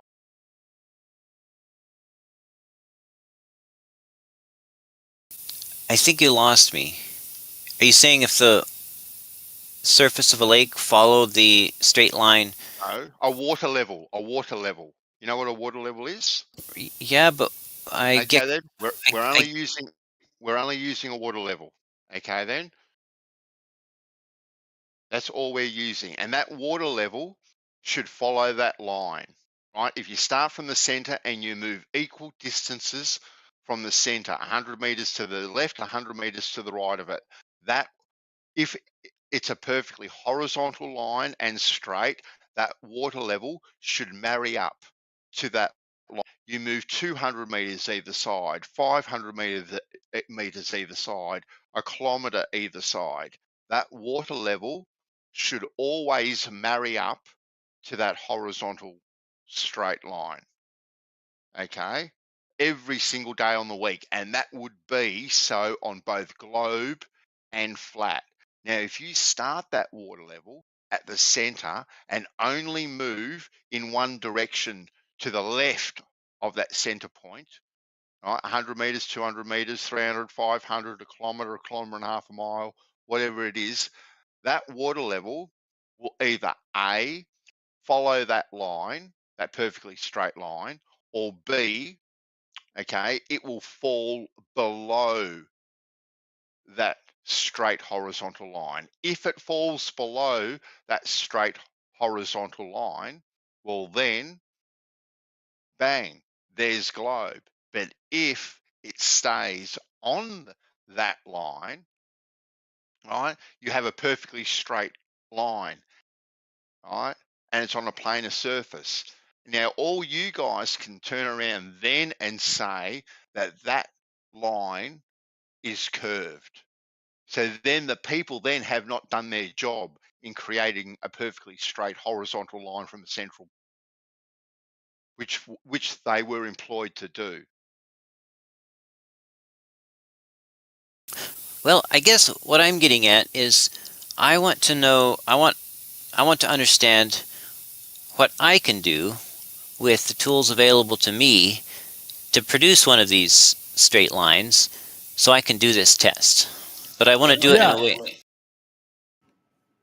Definitely do. Well, yeah, that's a great thing to consider. I was sorry, I didn't mean to interrupt you, but because I was just going to jump in because I was just finished doing this. I was just looking at this, and the planar surveyors generally work within like what it was saying about a 250 square kilometer is the amount that they the extent of what they'll consider square kilometers, 250 square kilometers, as planar. And for those with on the miles, I mean that's essentially 10 miles by 10 miles. I think it's 7 by 7, right? No, it should be 10 by 10 square miles is 250 square kilometers. That's what I'm getting. Anyways, okay, so the point is that what I was just saying is that in planar surveying, they don't incorporate any curvature of the Earth, so that's just not even a factor. They assume it as a plane, and they use their tools as such. So if they were going to build a 10 mile by 10 mile wide massive warehouse that was 10 miles by 10 miles, this is precisely how they would do it. And if they had to make sure the slopes were all correct and so on, it would all be planar. No curvature of the Earth would be involved. However, at 10 miles, there is appreciable curvature. Now, I know that most people are not making 10-mile long warehouses or, thing of bridges and highways and how that's all done. It's, but I'm just saying that we're just talking about doing 3 miles. So if planar surveyors would be able to make a straight line over, assuming all of the planar water, the planar Earth surface at a 10 mile by 10 mile square, then they should be able to create that straight line as we're describing. Could I interject? I'm not sure if that was all exactly correct. When you get your property surveyed, you don't care how high it is. They don't measure how high it is. They don't care. No, you want to know where the boundary is. You're really only surveying in 2 axes, X and Y. Are you sure that when you start measuring elevations that it's still planar survey? 100%. Yep, that's what planar surveying is. Yep, when you're creating foundations, that's exactly what you've got to do. You've got to create elevations for foundations, for pipe work. That's exactly what you've got to do to make sure that your grade is correct. You're not just doing boundaries, Jesse. But I'm not sure. You've got to create a horizontal line, so you can do all your groundworks. So that includes your foundations plus all your rough-ins for all your pipe work that has to get from point A to point B. So you've got appropriate grades on your pipe work to get the water from point A to point B. Plus you want your foundation to be level too. So you have to establish all these things. Do you have any citation that planar surveying includes vertical control, though? I did it. I did it for 35 odd years, mate.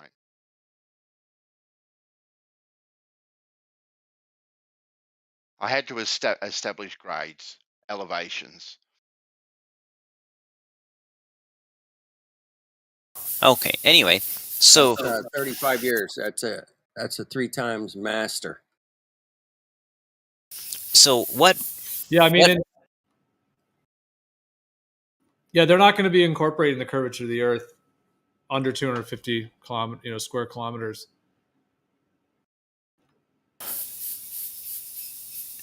So what procedure could I do to unambiguously stake out a straight line that would be satisfactory to both of us, all of us? What does your side say, Jesse? Because you've been in this game a while now and asking these questions. How does your side tell you to go about and create a perfectly straight line? Well, I don't toe a party line, but you're talking, I suppose, about the globe side. You are on the globe side. Come on, let's. No, I'm not. I'm not saying that the evidence isn't pointing there, but if I find evidence that contradicts that, I don't toe the bad evidence just because, you know. No, I'm not saying you're going to toe any evidence, but you've been talking about this for a while, and you've done your laser light tests and whatnot, and good on you. I've given you kudos for all that sort of stuff, mate. But what has your side said about creating a perfectly horizontal line from a tangent point? It would say to correct for the radius of the Earth to get a straight line. Okay, well then. But I'm looking for something that's satisfactory to all of us, or at least you and me and Geo and Cyrus. Mm-hmm.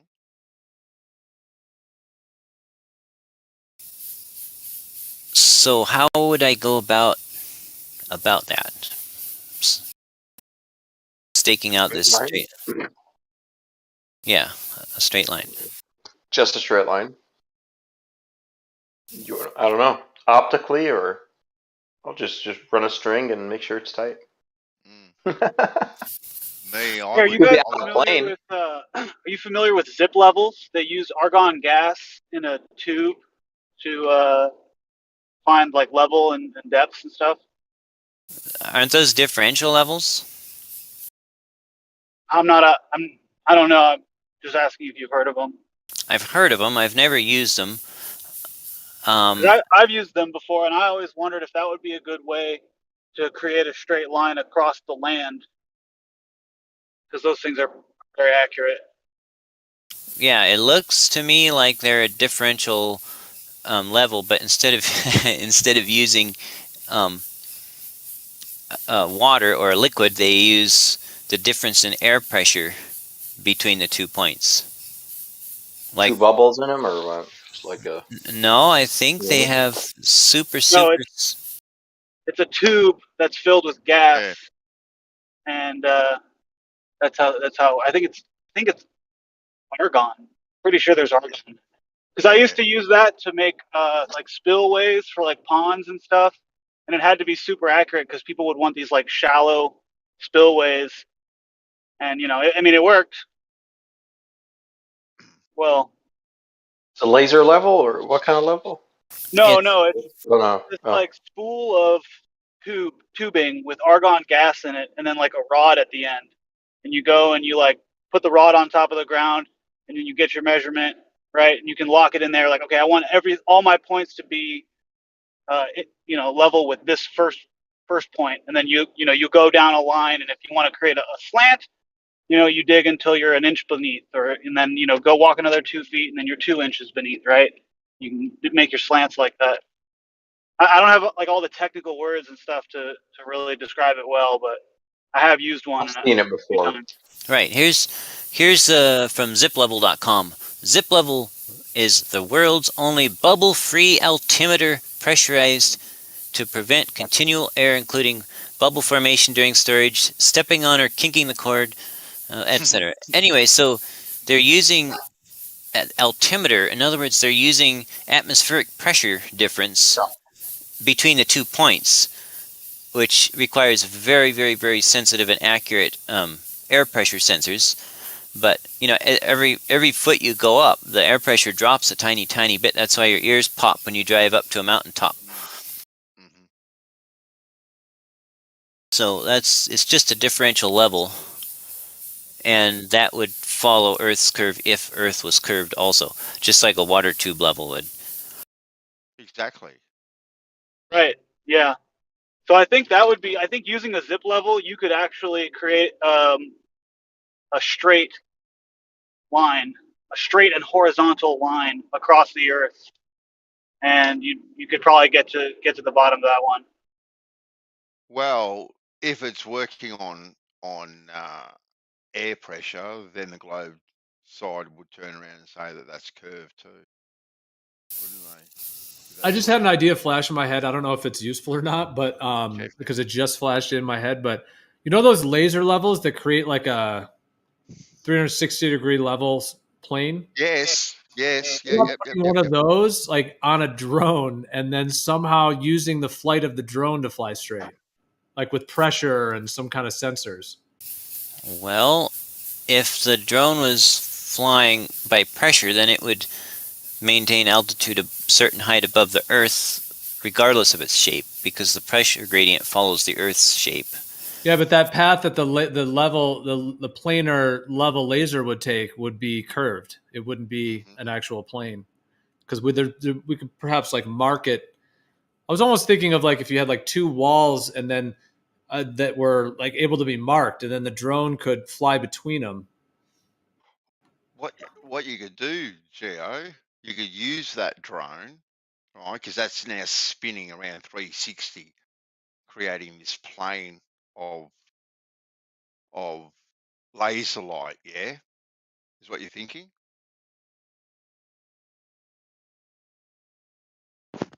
How would that? Yeah. Okay, then. So then, if we create our straight line, you could then get that drone, right, to fly somewhat out from that line, fly down to the level of that line, okay, and it shoot its laser level and see if it marries up to all the marks as well.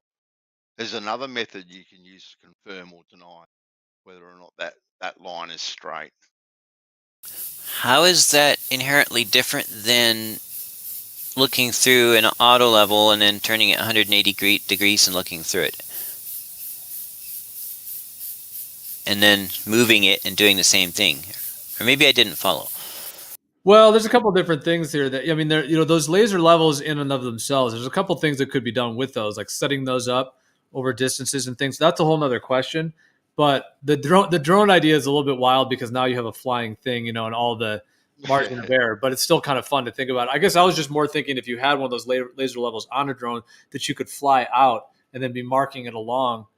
And I mean, depending on how big the plane could shoot out, like the lasers could shoot out, but if they also should be tilted, it gets into the tilt thing. Like if you had one really far away that was starting to go over the curve, like let's say that point that you guys people might want to claim, oh, there's the curve cutting off the boats from the bottom up. Well, imagine if there was a drone right there.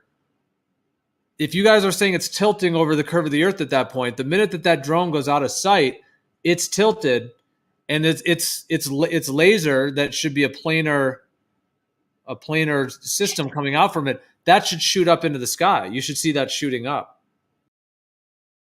What's shooting up? The drone that's just around the curve. Oh, a quarter of an Earth away? Well, just wherever you think the curve is. But just far enough to where it's tilted over a curve where its plane is now shooting up. Oh, got it, yeah. How far did that laser shoot, the one that Jaren used, Geo? How far was that? This is 3.8 miles. And at the target, how far did that splay out, the laser, when it hit the target? Well, he had problems with the collimator. However, we had it at one point at about 8 to 10 feet, which was about the whole height of the board. So it was basically scattering all over the board. But what was interesting about it is that it was hitting the bottom of the board. So it was hitting. Yeah. So that's why actually it was conclusive in a way. which he wouldn't say it is, and I'm not trying to claim for him that it is. But those of us that were there, and they didn't show all that footage. Those guys were filming us the whole time, and Jaron was having problems with the tripod. And so I came up and I was like right there with him, like helping him get it all adjusted. And so there's like tons of that footage. And of course they never released any of that. But in that footage, like, because we had radios, we were going back and forth and the laser was shining. It was hitting the whole board. And at the 3.8 miles, it should not have been hitting the bottom of the board like that at all. Now he wanted to get it targeted. He wanted like I forget, maybe like a 12-inch, dot. So he wanted to get it to a 12-inch dot. So for him, it wasn't definitive because he couldn't. The collimator ended up getting melted onto the laser because he had the laser on for so long that it heated so hot that it fused the fucking the threads, and we couldn't get it off. But we did get a lot of shots, and like I said, so he didn't get like the 12-inch dot that he wanted, but we did get the laser to hit the entire board all the way to the bottom, which should not have been possible if there was curvature. Hey, Jesse. In the voice text, there was an experiment proposed many years ago called Force the Line. If you could check that out and maybe do that one if you got some money. It's going to cost a couple bucks. Yeah, that's my favorite, but it's not really practical. Is that the one with the rope and sitting on the sand and the scales and I don't remember what else? No.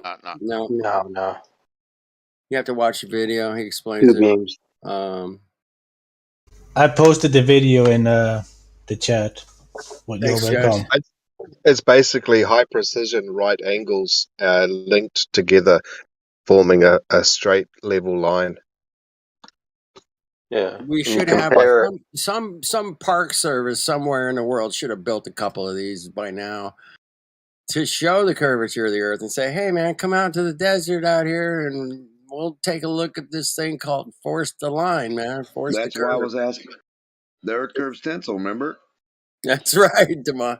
Nobody's ever made that. It's been 10 years, like a long time. I've been asking for a stencil from any surveyor, architect, engineer, National Geographic, Ripley's Believe It or Not, whoever Guinness Book, whoever you want to call, man.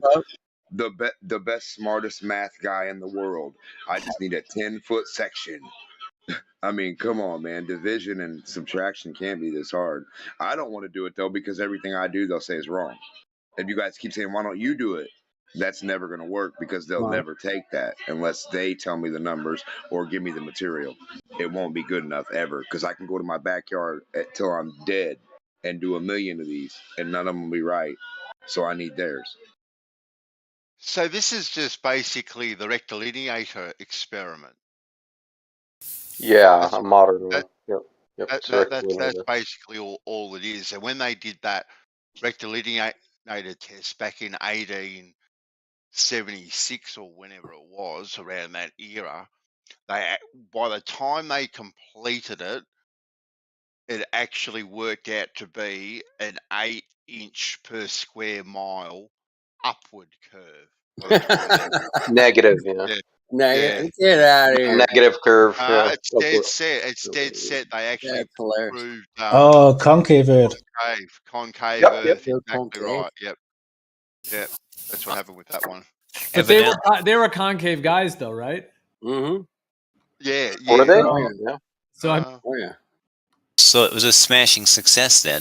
Well, and it actually took them, I think it was 9 months to do the experiment, and the amount of, when you read the paper, the amount of effort and precision in which they went to, the lengths that they ridiculous, right?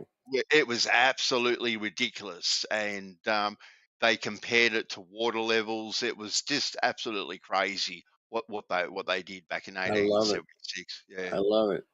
Mm. So yeah, Force the Line.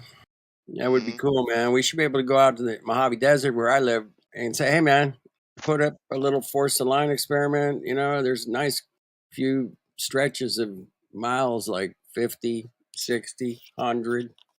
Yeah. I don't know how much you need, but we could easily put together a nice Force the Line curve, man, and for 10 miles anyway.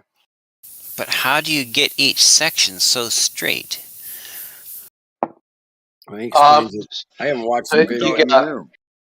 you have two beams. One is mechanically forced straight, and the other one you level it as you go with a like a bubble leveler or whatever. So that way you're using the water and so-called gravity, right? So if it's parallel, you keep that level. It's going to be parallel with the curved Earth, right? But the mechanically forced one would not, and you would see a differential. So it's all about it's a differential between those two beams. But the mechanically forced one is the nearer, not impossible, just too much money. Then you'll have to deal with thermal expansion. Then you build a house for it. That's like a mile long. It's just too much money. Use the marble level. Just a T with two little dips on the end, the right end, the left end, like a piece of wood with two little marble holes, like to where the marble can set there, and one in the middle. Well, Brian Mullen was talking about. And you don't put no hole in it.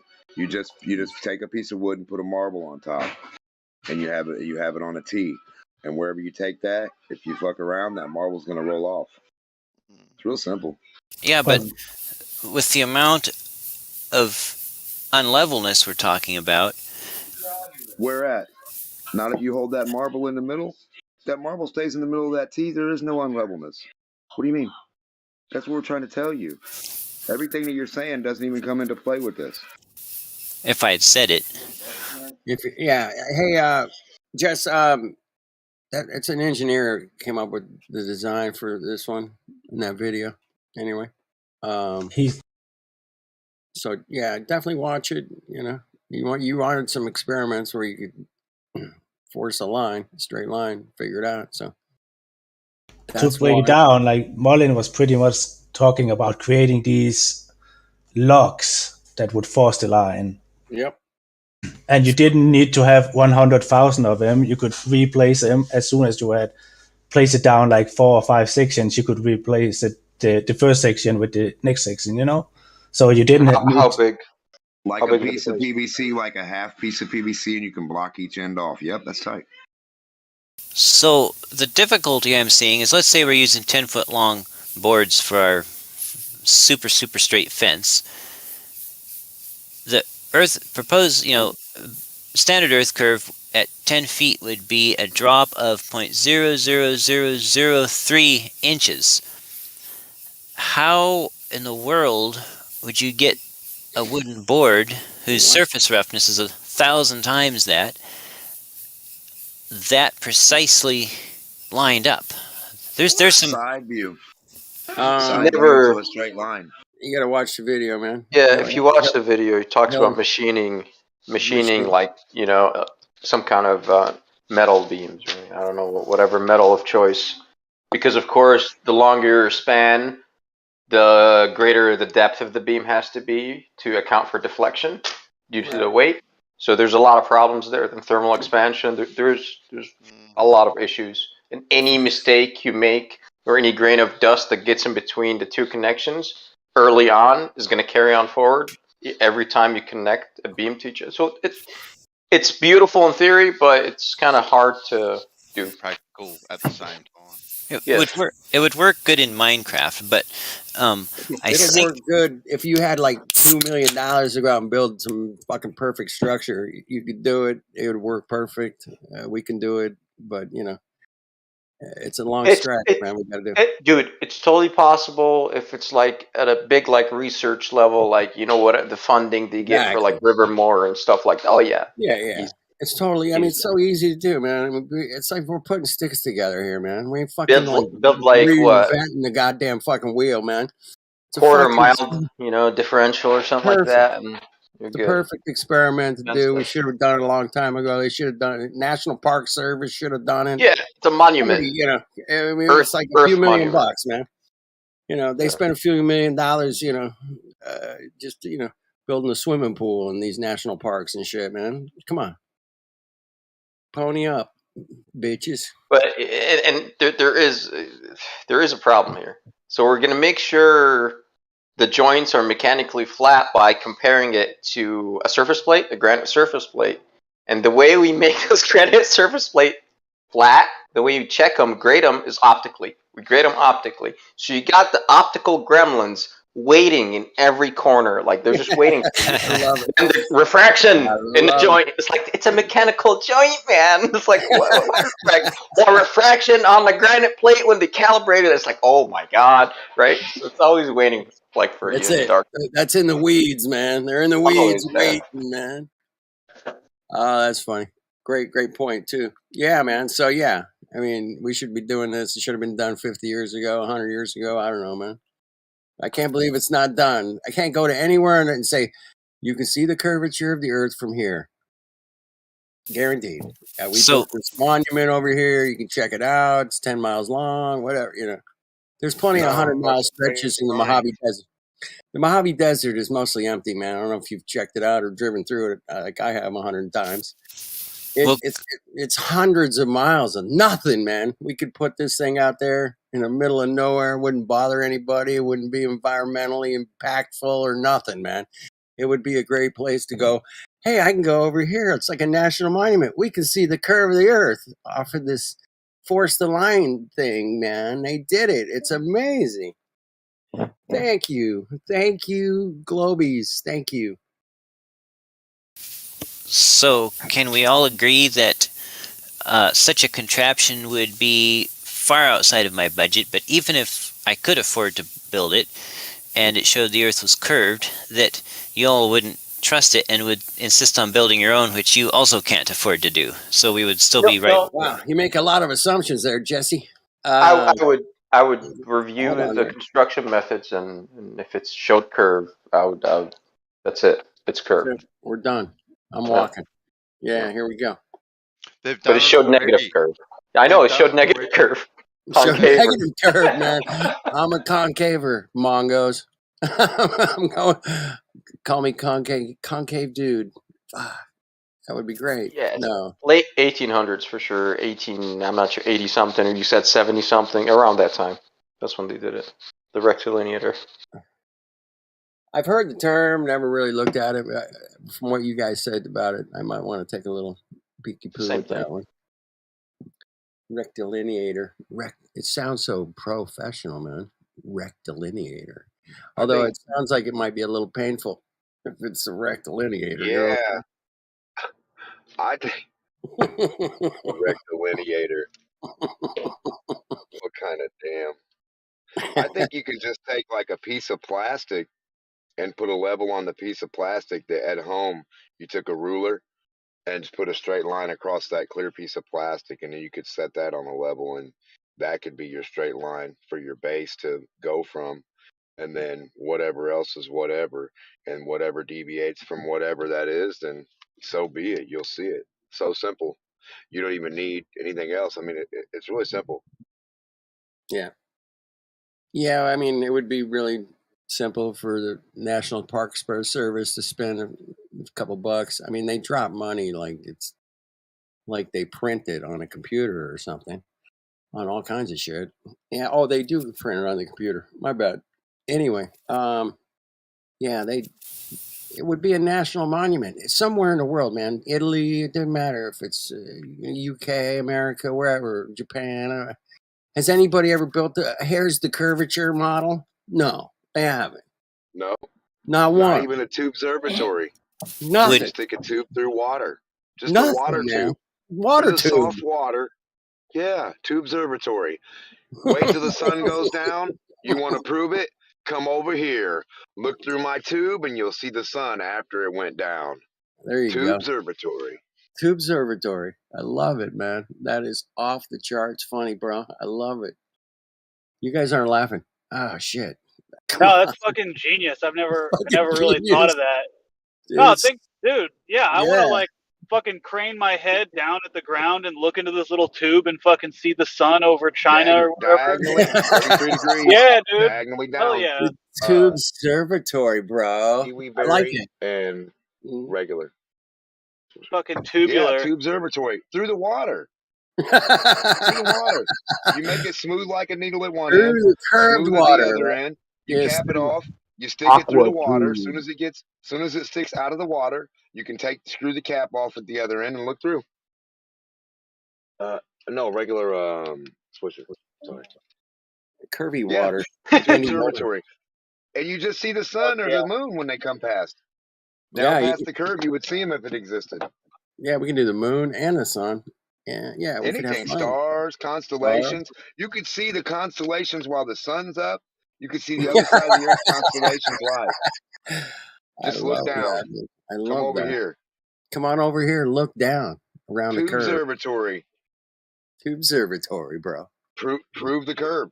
Because you'll never be able to do that in a flat plane. Yep. You can't do it. Damn it.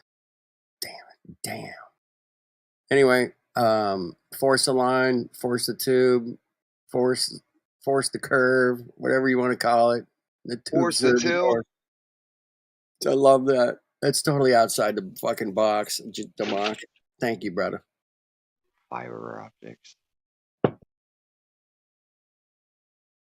That was I want good. to know why they get mad, because I said you should be able to stick a fishing pole out somewhere with a selfie stick out 20 foot long and see no dirt or water underneath you.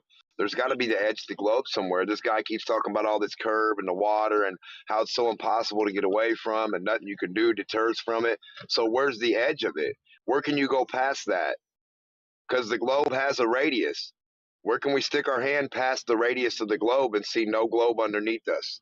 That's my question. What longitude and latitude is that? That's where I want to visit. I want to start my tube observatory there.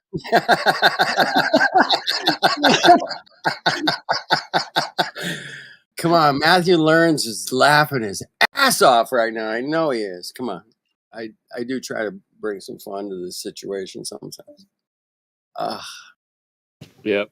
Yeah, Matthew, you got to push your push talk so we can. Matthew, man, of all the things you've ever thought of in life, a tube observatory. Come on. Is there anything more outside of the box to have? It is so tight, dude. It's just out of the park, man. It's a fucking grand slam right there. That was so funny, bro. They have 1,000-mile tubes that you can see around. 200. Only 200, really. 200 miles. All we need is about 200. 200 miles. But 1,000 it'd be hard to make one of those. No, yeah, we make all kinds of shit, man. Maglev train we tunnels. can make anything, bro. Maglev trains. We already have them. We got cables, underground sea cables. Yeah, we can do a fucking tube observatory, man. We'll have China come over and build it for us. Their surveys are good. Man. China can build it. We'll have some China observatory observers and some Mexican observers. You know what I'm saying? We'll have some Chinese and some Mexicans ones here, and they'll get it done. They don't give a fuck. They're like, here's the money. Get a straight line done. Get this tube observatory. They'll be like, hell yeah, give us a month. So it's basically a giant form of telephone, except with tubes. Yeah, it's awesome, man. No, it's a big straw. It's a big straw going through the ocean. And then when the sun goes down and you don't see it no more, you wait. You wait. You wait. Look through your tube observatory. Now you see them again passing by. That is actually beyond funny. You're actually talking about this is actually pretty like cool as like a sci-fi idea. No doubt about it, right? Yeah, because you're talking about like a tube that's like a cord line through the oceans that you could look through. And like the sun would set for you. Fiber optics, baby. The sun fiber optics, totally. Fiber optic tube, for sure. The sun would set, and you'd be able to look through your tube observatory through to the other side, and you'd see like daytime over there, yet the sun would be setting for you. That is hilarious, dude. Yes, and when it's daytime for you, you would be able to see now what's there when you don't know where it's really at. We're talking about trying to make the sun's out. And we're talking about how hard it is to make a 3-mile straight line, and Zdemok. Hey, can you make like a 300-mile long tube that you can look through in the ocean? Well, it's in water. It can float. Come on. That would be great to see, like animated. You can put it just above the just above the surface of the earth. I mean, you could, dude. There's plenty of stretches, man, where you could do it. You know, up and down the coast, or this also has just about 10 feet under the water, and you'd be good. Just like you're building a big giant pier. It's not, it's not completely out of the realm of engineering. I mean, come on. I mean, you guys know that. And we could build that kind of thing. They do it all the time, man. They build these oil rigs. Yeah, we can put shit across. Make it out of glass. Could be just a nice little glass tube. straight down the line, maybe 100 miles. Yeah, it'd be great. A 273-mile tube. So when Canigoo is being observed, you could look through the tube and see the sun on the other side of Canigoo. Yep, and the moon. And you could see somebody else's eclipse when it was out of your view live. All kinds of stuff you could do, man. I'm telling you. Dude. Are you still washing dishes, Demar? It's good for you. Yeah, why? Yeah, why? You're the best dishwasher in the entire world. I already know that. Yes, I am. And he not only, yeah. I build too. I do everything, man. He builds. I can survey. I can build. I can do pool. I can do anything. Anything I want to do, I can do. But no, man, your amazing work ethic is astonishing, man. I know the history. Anyway, carry on.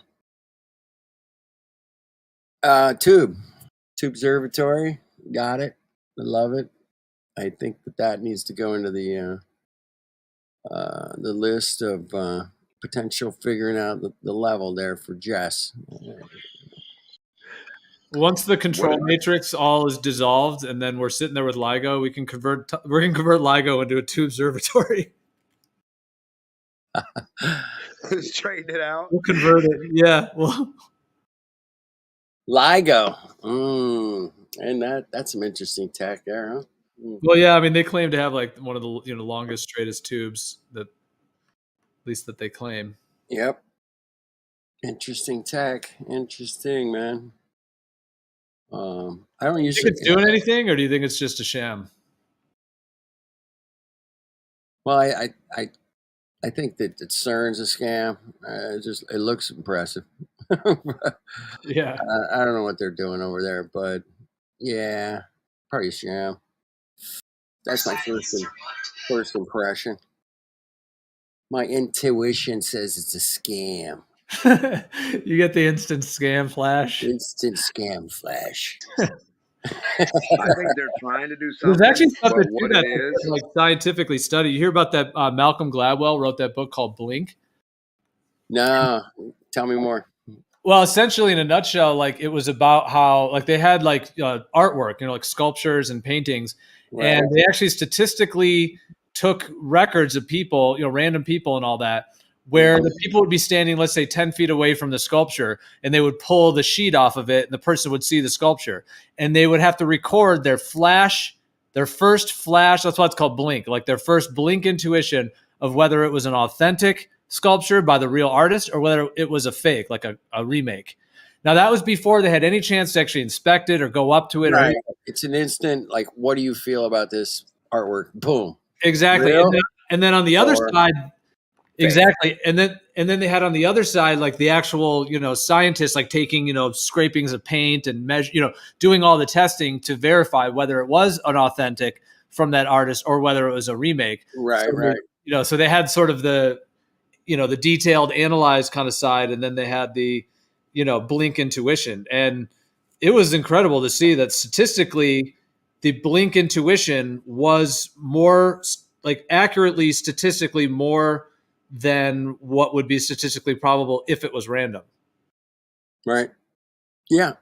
So yeah, I do believe in the gut feeling. I don't know. You guys can all verify it for yourself, man, but I've used it. It's been very effective for me. I've gotten out of shit, man. I shouldn't have gotten out of. You know what I mean? Like, you know what? We gotta get the fuck out of here.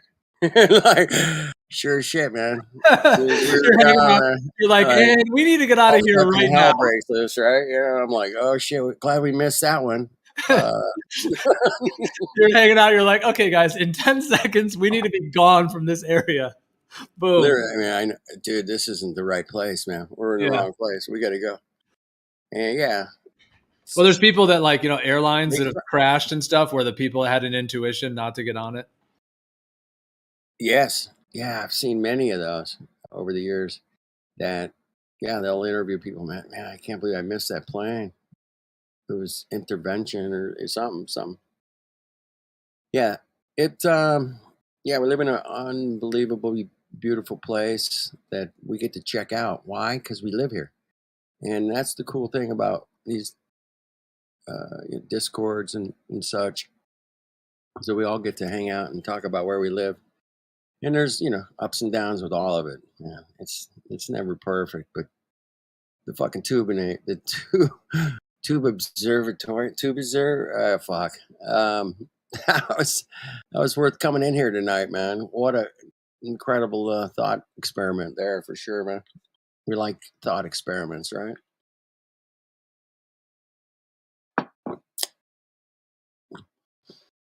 Well, I do anyway. Yeah, I used to like experimenting with thoughts. Yeah, now I just like thought experiments. Yeah.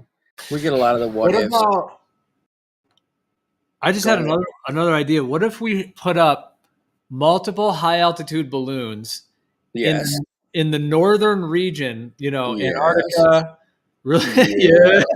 Yes. It's already a hit. Okay, multiple high altitude balloons at northern latitudes, like as north as we can go, all around the North Pole. When it's a 24-hour sun, launch all those balloons up, and then watch the sun circling the Earth. That would be great. I would love that, man. We could double the experiment. We could double the experiment and see if any of the other balloons could see each other. You know what I'm saying?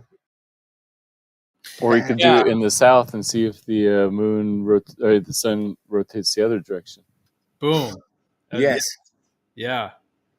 Totally. We could try. I mean, as long as we're at 62 degrees south or 61, or apparently 60 south is off limits, but what do I know? Would love to do some really cool experiments like that, man. Hell yeah. But it would be simple to just force the line out here in the Mojave Desert. I would be cool with that too. So I'm down with either one. The whole drone with the 360-degree laser thing, man, is a little bit.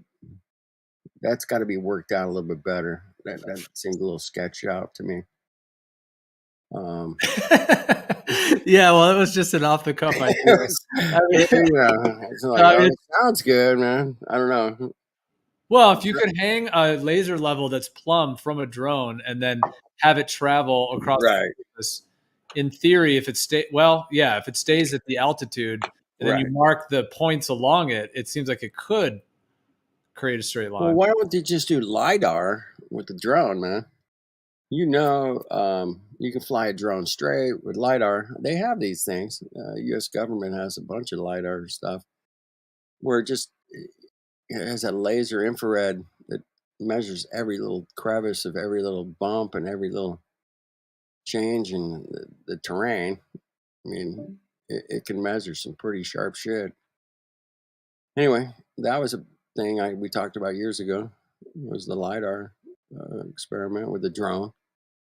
Would be cool. Yeah, well, they claim to even use that now. That's where they claim to get the globe measurements. So, yeah, it is interesting what they're actually doing with all that. Yeah. I see RC's in here. I remember, I don't know if RC might see if you're listening, but yeah, we went into that in depth many months ago at one point. It was like a heated topic for like several days. And so, yeah, it's really unverifiable is what we came to, like the data they give. So. Right. And that's why we want to stick with things that, are verifiable. Are you saying if we had those devices and we could do it? It'd be great if we had those kind of, if we had, that kind of tech. Yeah, that would be great. I'd try it. See what happens, Just like force a line, man. If we had the tech to do that. Oh, we do have the tech to do that. But do we have the money? It takes some money. That's the problem. I mean, there's plenty of scams that have come along in Flat Earth and Globe Earth that this guy was going to rent this 747 and something. I don't know. There's been some people that have come along and wanted to go to the North Pole and didn't quite make it. And so there's. Yeah, the thing is, nobody's going to fund that kind of thing because there's not enough interest in proving anything. Well, just in a monument of the curvature of the Earth, that's not interesting to people, you don't think? I think it'd be hard to build one that would be convincing or expensive. Well, of course it'd be hard, but building the Twin Towers was hard, man. It didn't happen overnight. How would you know you're in the North Pole?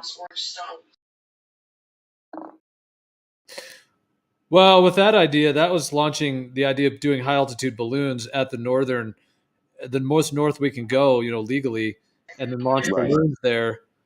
But I was trying to think, of course, in the south, it would be different on the AE map versus a globe in terms of the actual sun being in the sky. But technically, you might be able to do that from the ground. But if you did it from up in the air, that would be even more interesting to see. But the one in the north, I was trying to think, would it be different? Like, would you be able to decipher anything if you had 3 balloons all up? And yeah, if those could all see each other, that would be pretty. Right, you'd have some kind of flashing light on them. Oh yeah, they can see each other. I guess that's a good reference. Follow me there. Yeah, that was my thinking. If you launch 2 helium balloons 100 miles up apart, can they see each other? They shouldn't be able to see each other. Well, plus you want the vision of the sun also. Once you get a third, like you're creating a plane at that point. There you go. 3-point third, you create a plane. So yeah. There you go, Gio. Yeah, I nailed it. You nailed it. Yeah, that's the more accurate way to do it. Right. Right, Matthew? That's right. And then add the lasers. Then add the lasers to those. Have those shooting lasers. There you go. Yeah. From them. Yeah, you could do I've always wondered why the lasers don't just make X's everywhere on the globe, shooting up past each other. I don't understand how you can get them lined up on a sphere at a certain. After you pass a certain amount of feet, you should never get them to line up on a sphere like that. Not if the sticks are the same level. You understand what I'm saying? Not raising the stick and lowering it. All sticks are level 10 foot off the dirt that they're on. They shouldn't they should do only shooting past each other. They should never meet up eye to eye. Not on a sphere anyway.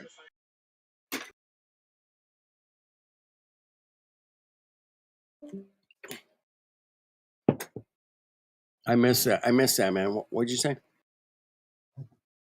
If you took little bitty those little laser pointers and taped them all over a cube, all over a beach ball, they never would meet each other. They would all intersect and make a cross on a ball, but on a flat plane they would meet up.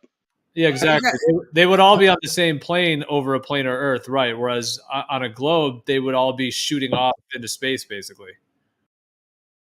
Did you guys ever? Yes. They'd all be tilted a little bit, Demok. That gets into. Yes, sir. It'd all be exactly tilted, and then you'd have lasers shooting back behind the globe off into space, deviating from the curvature, and then one's shooting up through the making a big X. Pole. Yeah, making a huge pyramid cross thing. Yeah.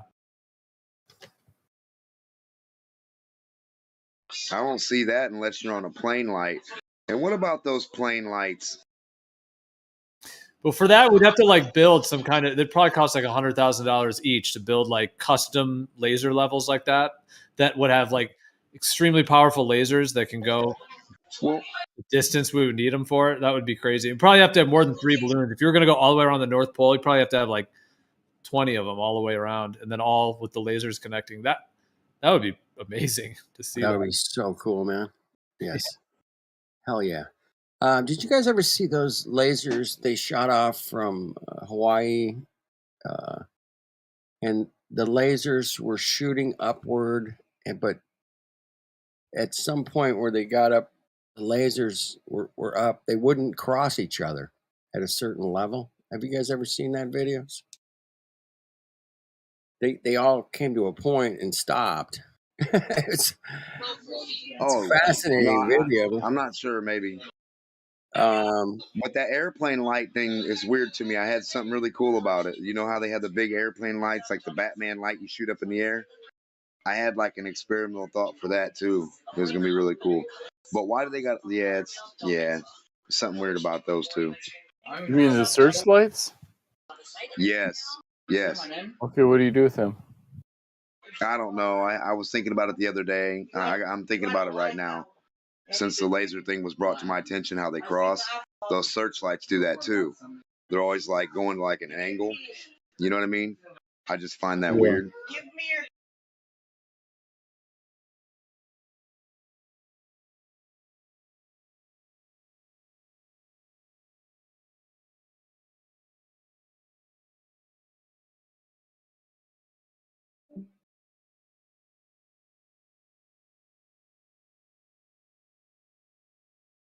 That would be weird.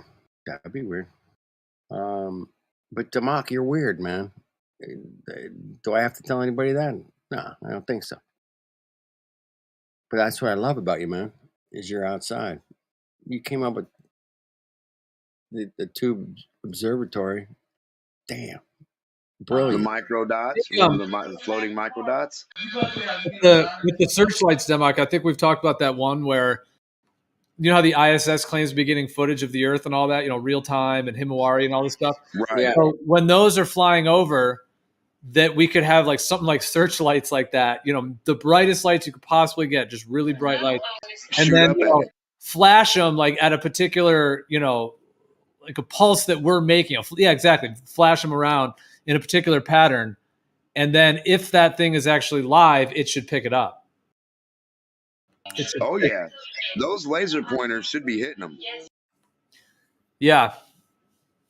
And it should show that in real time, and it should actually show up in real time on their footage. Everybody everywhere pointing at. I like that, man. That's a genius idea. Yeah, why hasn't that been done? That's the same principle of why the Force of Line hasn't been done. Why haven't we done that, man? And why haven't we all just gone out of our house and shine as many fucking lights as we can possibly grab? I don't give a fuck if it's a pointer laser or your phone or something, man, and have the ISS fly over our house, and that we could all participate in a beautiful moment of the globe, the ISS flying over our houses and saying, "Hey, man, we can see you, man." We could do like a wave across the United States. Yeah, we could do like the wave, you know, like yeah, at a different like at a times, baseball game or whatever. Yeah, right. we could do the light wave for the ISS. No, they don't do that shit, man. Of course they don't do that shit because, you know, it's all cuckery, man. It's all ridiculous Hollywood shit. I thought they did that shit. Here's the other thing, man. I used to have this idea about putting like billboards in space, man. And it was like soon after I like realized. Oh, that should already be a thing. It should be a thing, man. Imagine, you know how powerful. You know how. Do you know how powerful of an advertisement if you had Pepsi up there or Budweiser or whatever flying across the entire world every single night, dude. Every single night you could advertise Budweiser, whatever fuck you want. It would be the greatest billboard of all time, dude. Oh, man, you know like, the porn sites. I got my idea. Go. You don't even need a billboard, guys. We can do holograms now. You have the airplane shoot a big ass projector hologram of Tupac dancing in the air with a Coca-Cola. You know what I mean? Right. So yeah, there you go.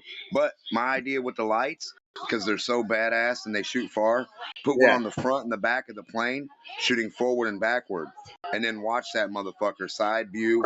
Everybody just keep viewing along a big 1,000-mile path radio. Everybody view that plane tonight. It's gonna be flying as far as it can till the gas runs out. We gotta land.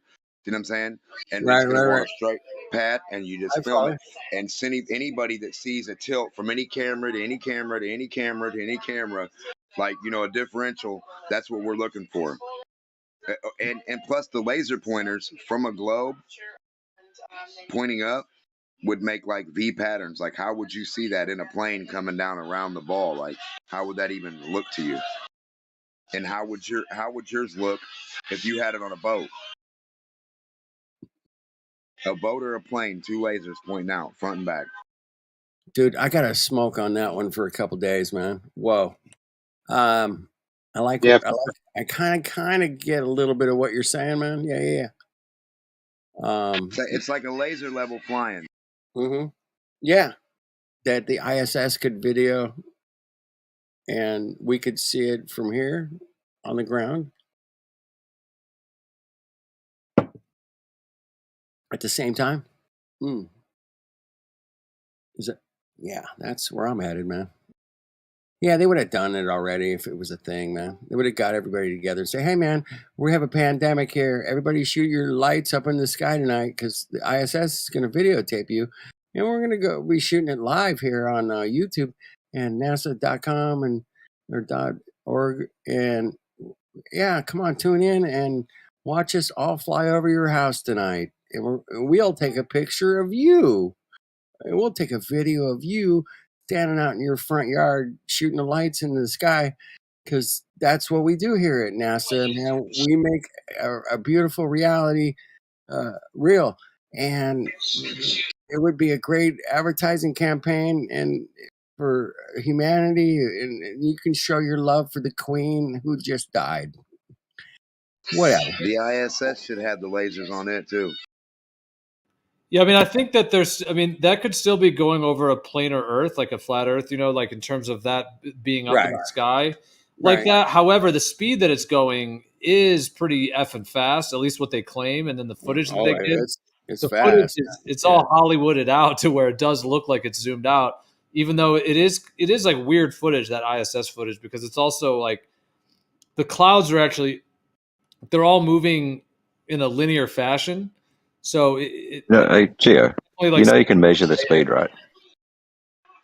How would you put a laser pointing off the front and back of about the idea of flashing lights from the ground to be seen in the ISS footage to actually verify that it's actually taken? Right on, Gio. Perfect. Yeah, why can't we do that? Come on. Yeah, I'll be down for that. Shoot a laser out the front and back of it too. The ISS itself. All right, Ruhiv, how Why bright, haven't they how done bright it? of Why lights haven't do we we need? done it? Yeah, how bright of lights do we need? Oh, I don't know. Just get like a cell phone. 100,000 lumens off Amazon. What 2,000 lumens. What if everybody went out with their cell phones and put it on flash mode where it's like blinking at the same time? Man? That would be so cool, man. No, but they do have those new What's like the beefiest? LEDs, yeah, like the most powerful. Yeah, the LED flashlights. Yeah, those are cool. Yeah, of course. Yeah. Let me see how much they are on Amazon. $16.95. Yeah, but you think the ISS is going to pick that up, Ruhiv? You know what they're going to do? We're going to get this together and do it, and they're going to be like, we're taking the ISS down, guys. Hang on. There's a 10,000 lumens. They're listening to us right now, and they're like, all right, guys, we better run that ISS, take the ISS plan a little quicker. These guys Geo, the 33 years, just like the Twin Towers, man. It's coming down.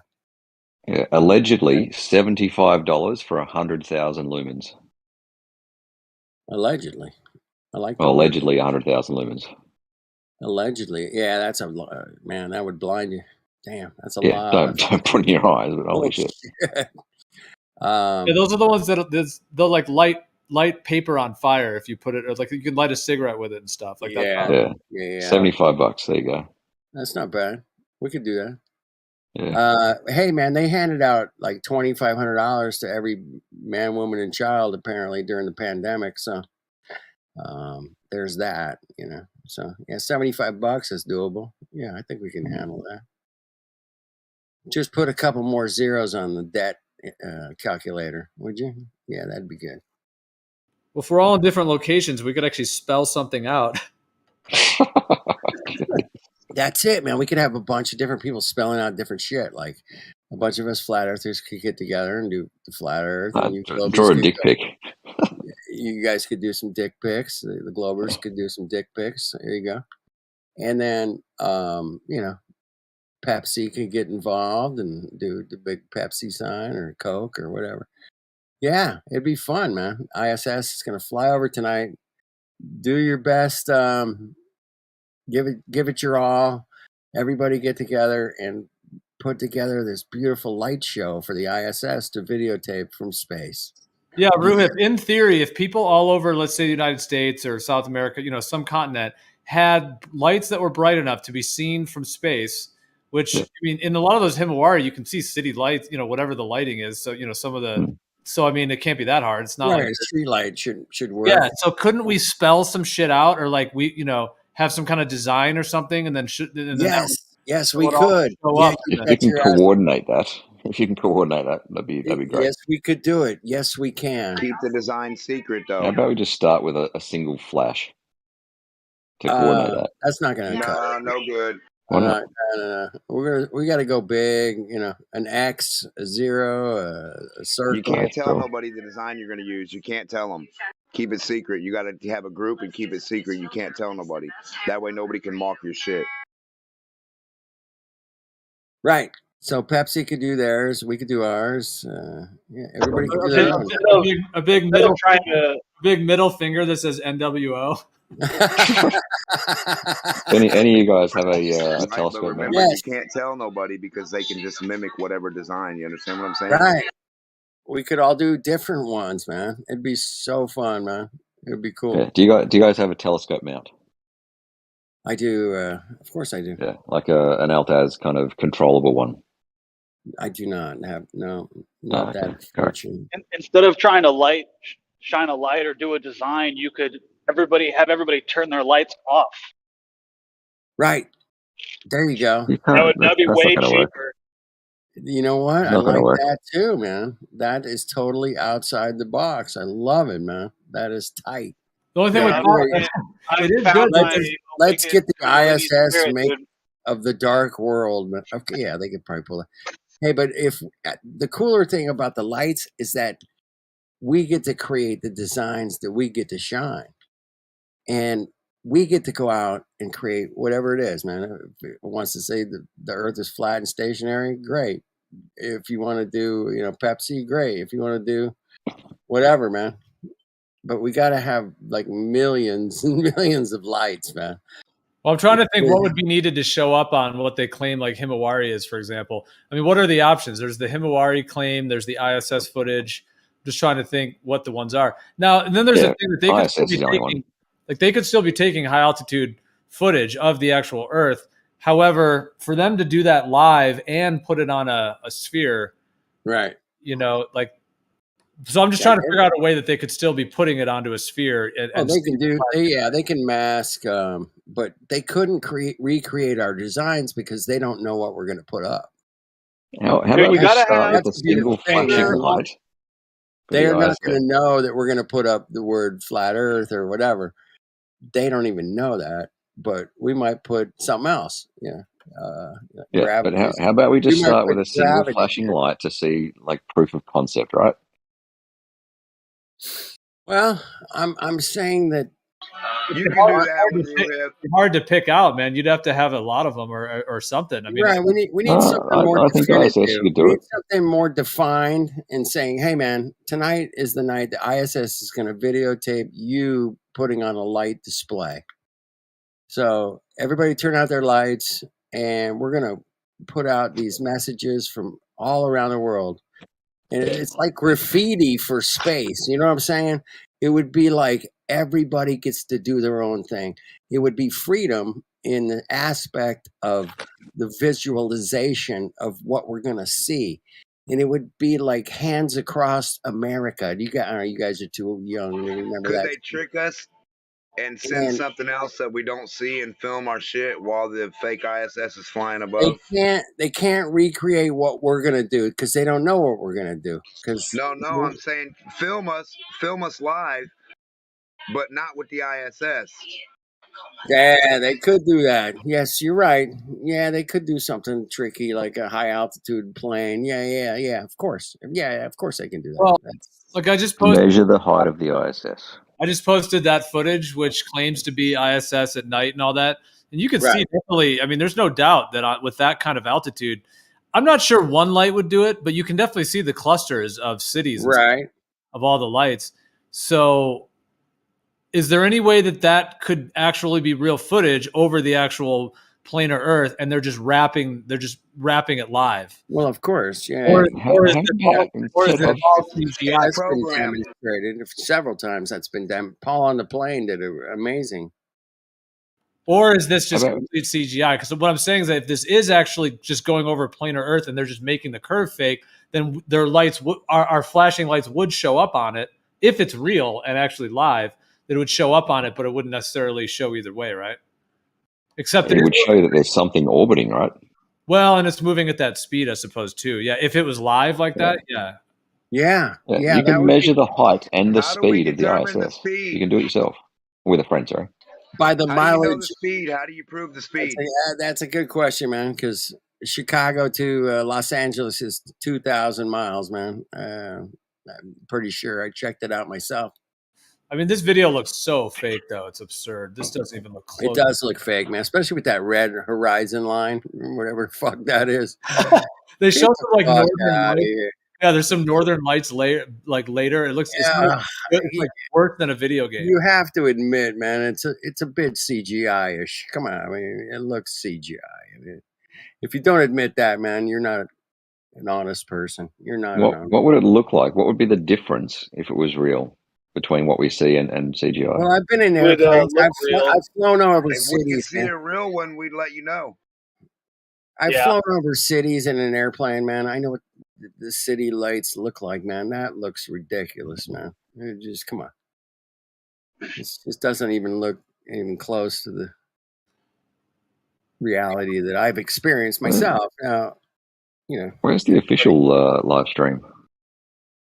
I'm not even going to do it anymore. Film from an airplane and show us how that matches that.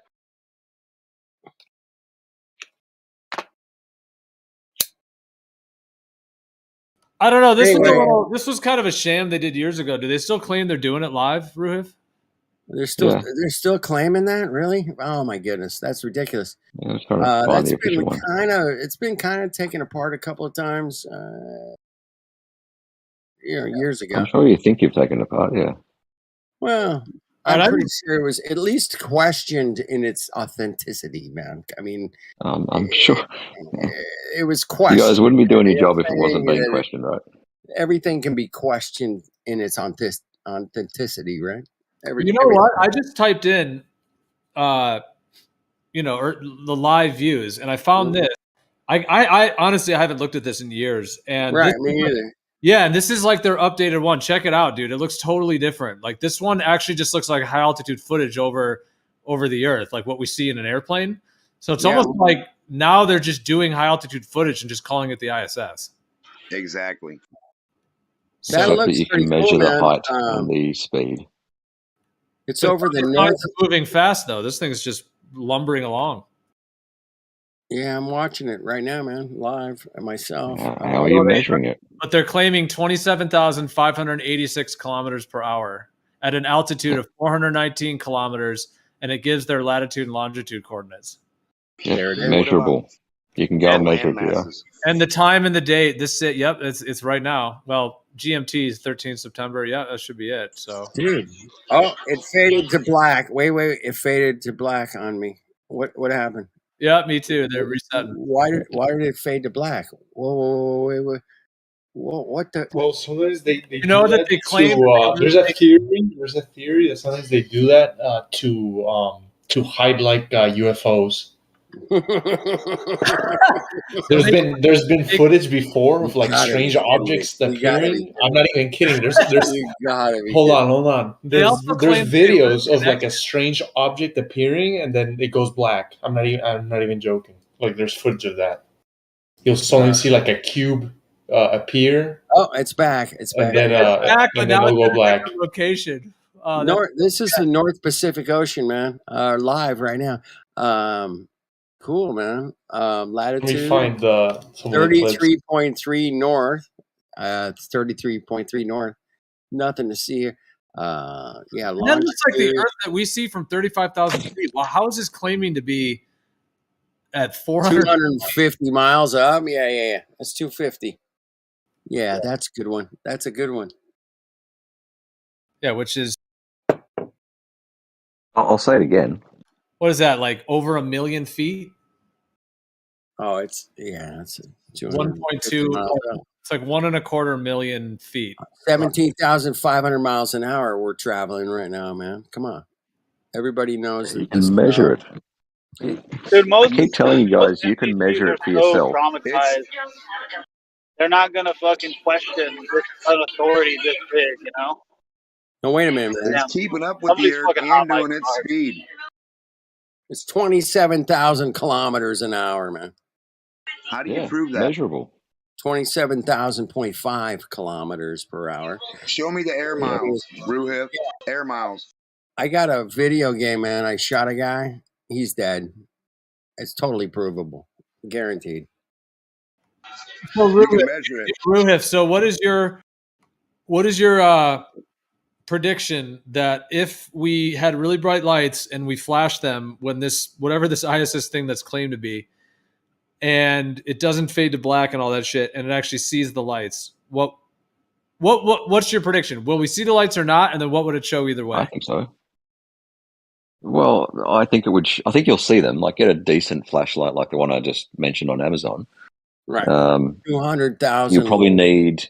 Yeah. Yeah, you'll probably need an Altaz tracking mount, and what you would do is mount the torch on the tracking mount, and then load in the data for the ISS and make it track the ISS, and make some flashing pattern or whatever.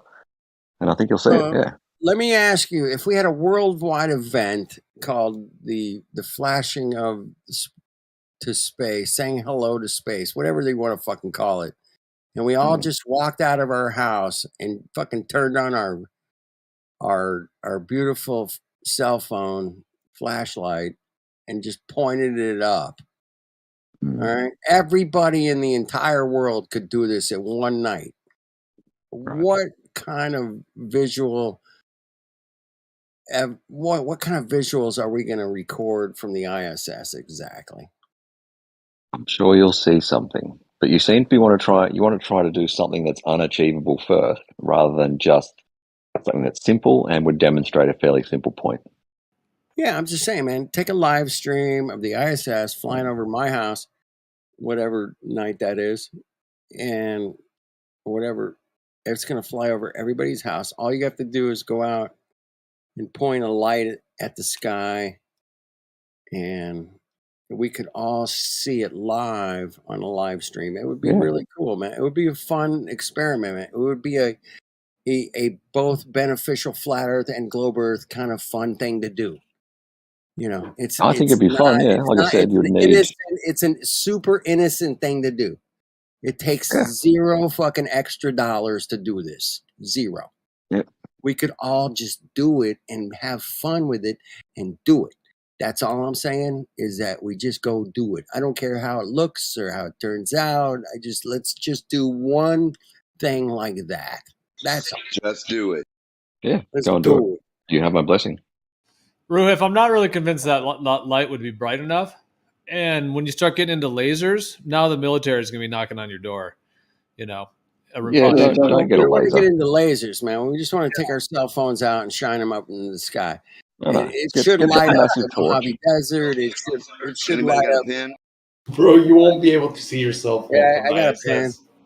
I think cell phone. We should go over. Get that massive torch. $25. Cell phone light. The cell phone light itself should have lasers shooting forward, backward, and down. That way we can see the angles that it goes when it's coming that fast in and out of our perception, around curves and down past curves.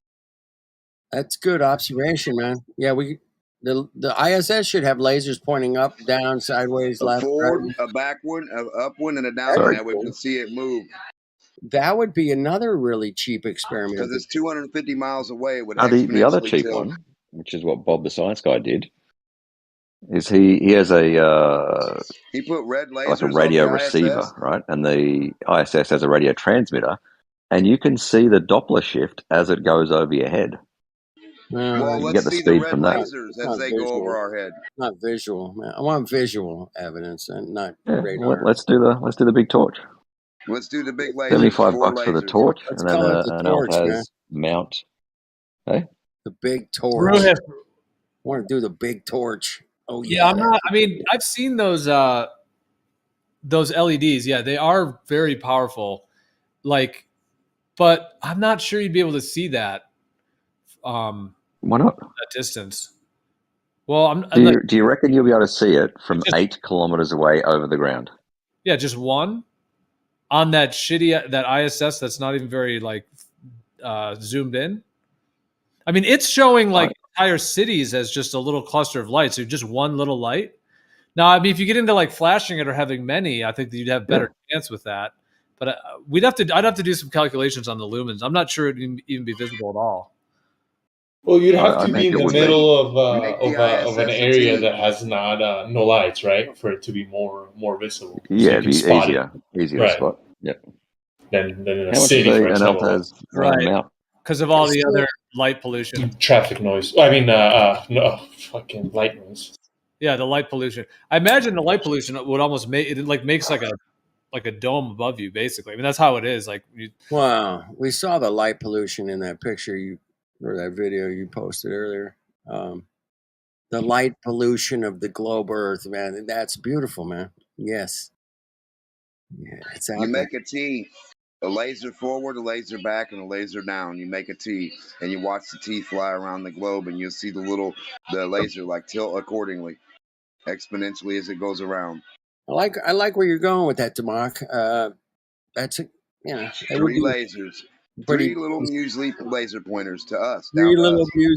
measly lasers on the fucking ISS. Just the 3 little measly lasers, man. They spend like $47,000 on a toilet. You drop a couple bucks, Millions on jerseys. $40 million on a $25 million on the toilet. Yeah, fuck off.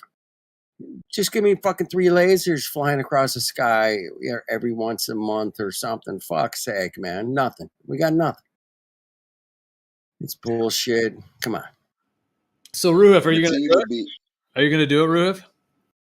This is not my thing. All right. This is your. Remember we had the conversation about sending a satellite up, right? Sounds like you're already on Amazon. Looks like you're ready to go. Do it up.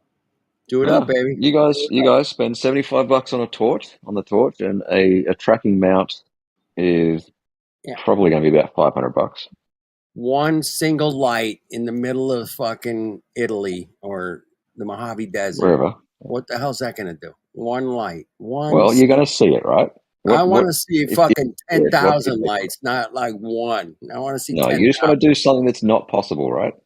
No, You just want to do something that's a unachievable. high altitude balloon. I got you, It's not Ruhif. impossible. A high altitude balloon with a camera on it at 120,000 feet, looking up at the ISS. Then we're done, baby boy. How many lumens is the one you're recommending? 200,000.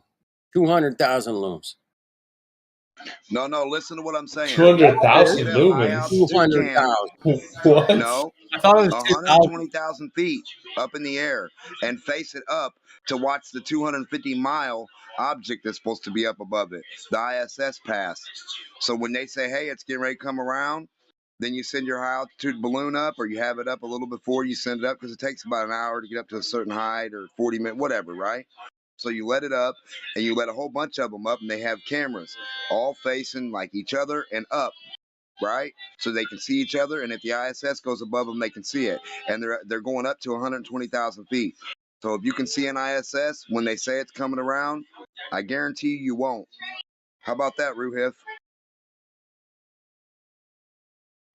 All right, these are 100,000 lumens, and this one's almost $700. No, just get the crappy one off Amazon. Yeah, 75. Amazon. It won't be 100,000 lumens, but 70. it'll be decent. Couple thousand. We need 100,000. Do you think a high altitude balloon will be able to see the ISS when it's up there next to it, like looking up, if the ISS flies over it? Dude, that 100,000. Another good. That's actually another good idea, dude. We could put up a high altitude balloon and then have cameras pointing up and see if you could catch the ISS if you time it. Yeah, it's actually a good idea. Yes, sir. About 10 of them. They can face each other and the ISS facing up at 120,000 feet or wherever they're at and up. If you can see it past 120,000 feet, I'll say it's real. Well, the experiment sounds really good. I love the enthusiasm for going out and doing an observation of such a magnitude. It's absolutely incredible. Yeah, I totally down with it, man. I'll even kick in a couple of grand, man, if it's the right one. But I'm no millionaire, billionaire, nothing like that, man. But certainly, I've watched, park services build a bathroom in the middle of nowhere for like a couple of $100,000. So yeah, the money's out there, man. If we can, raise It it. shouldn't be that expensive at all. Just the cheapest shit you can get. All you're doing is sending it up. It's getting wasted. You want to film it at a certain height. That's it. Many as you can get, cheap as you can get them. As long as that material goes up to a certain height where the stars are disappear, and you see something above that, cool. Well, sending up balloons. I know a few people that have done it in recent years. It's expensive, man, and it's tricky, man. You got to have a lot of different devices and things that track where the damn balloon is and where it's going to land, and yeah, it's tricky, man. It's not easy, but some things are easy, man. And I always like to look at potentially things that are like the most easiest way to determine where you live. Is that going to the ocean, pretty cool, a big lake, pretty cool. But Yeah, like the ocean's pretty cool. How do you see stars at 120,000 feet? What special camera do we need? Just one. Well, just one facing forward and up. Dude, Dwayne Killiam, he launched a balloon, a nighttime balloon, a few years ago that got the stars at over 100,000 feet, man. Over 100,000 Yeah, you just got to set the right exposure. You don't believe I it? don't believe All that right, at all. I'll give you the link, man, straight away. Hold on. No, I don't believe it because he's got two views. One view shows nothing but darkness, and the other view shows some fake shit. Looks like it's on a computer. Yeah, I just don't understand why the hot air balloons they don't look like giant cats or dogs or anything cool like Oh, or fuck like Stewie you, from Family Stack. Guy. What the fuck are you doing in here, man? It's a good God one. damn it, I knew that voice immediately, man. It didn't even last 2 seconds, man. How? Didn't even last 2 seconds, bro. How are you, man? How the fuck are you, brother? I'm fucking good, man. Yeah, man.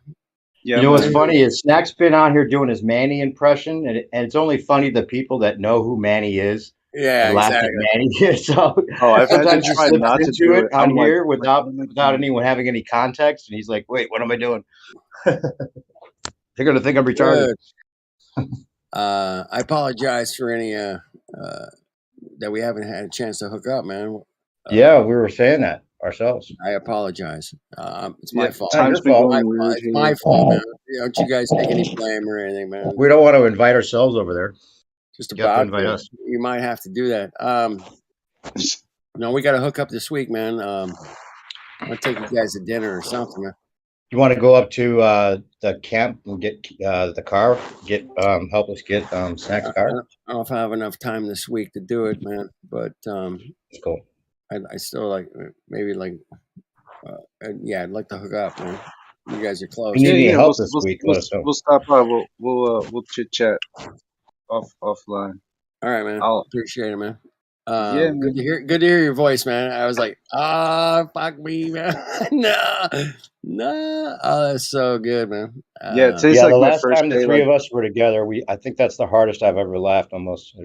That Yeah. was one of the times. Yeah, that was nearly had like medical issues over how strong laughter was. I'm pretty sure I had an aneurysm. No doubt about it.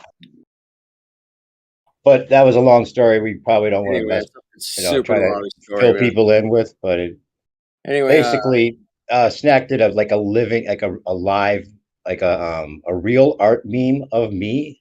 And it had to do with breaking a vase in my parents' place that I was really worried about, and they ended up fixing the vase for me, and then I convinced Snack that Justin Bieber might be The Weeknd, and he actually became more convinced of it than me, which is funny because he wouldn't listen to any of those other things I go on about, and so he made this thing called. It was me. It was like a headshot that I had from way back, but I was like here before 10 years ago or whatever. And then it was like this gay headshot, and he drew the headshot and then drew me like holding the vase, and it said, "Can't feel my vase." But it was just all the three ongoing jokes we had from that whole week that came together in that meme that made it so funny. Another out of context story, but anyway, we'll let everyone get back to conversation here. What are you guys talking about?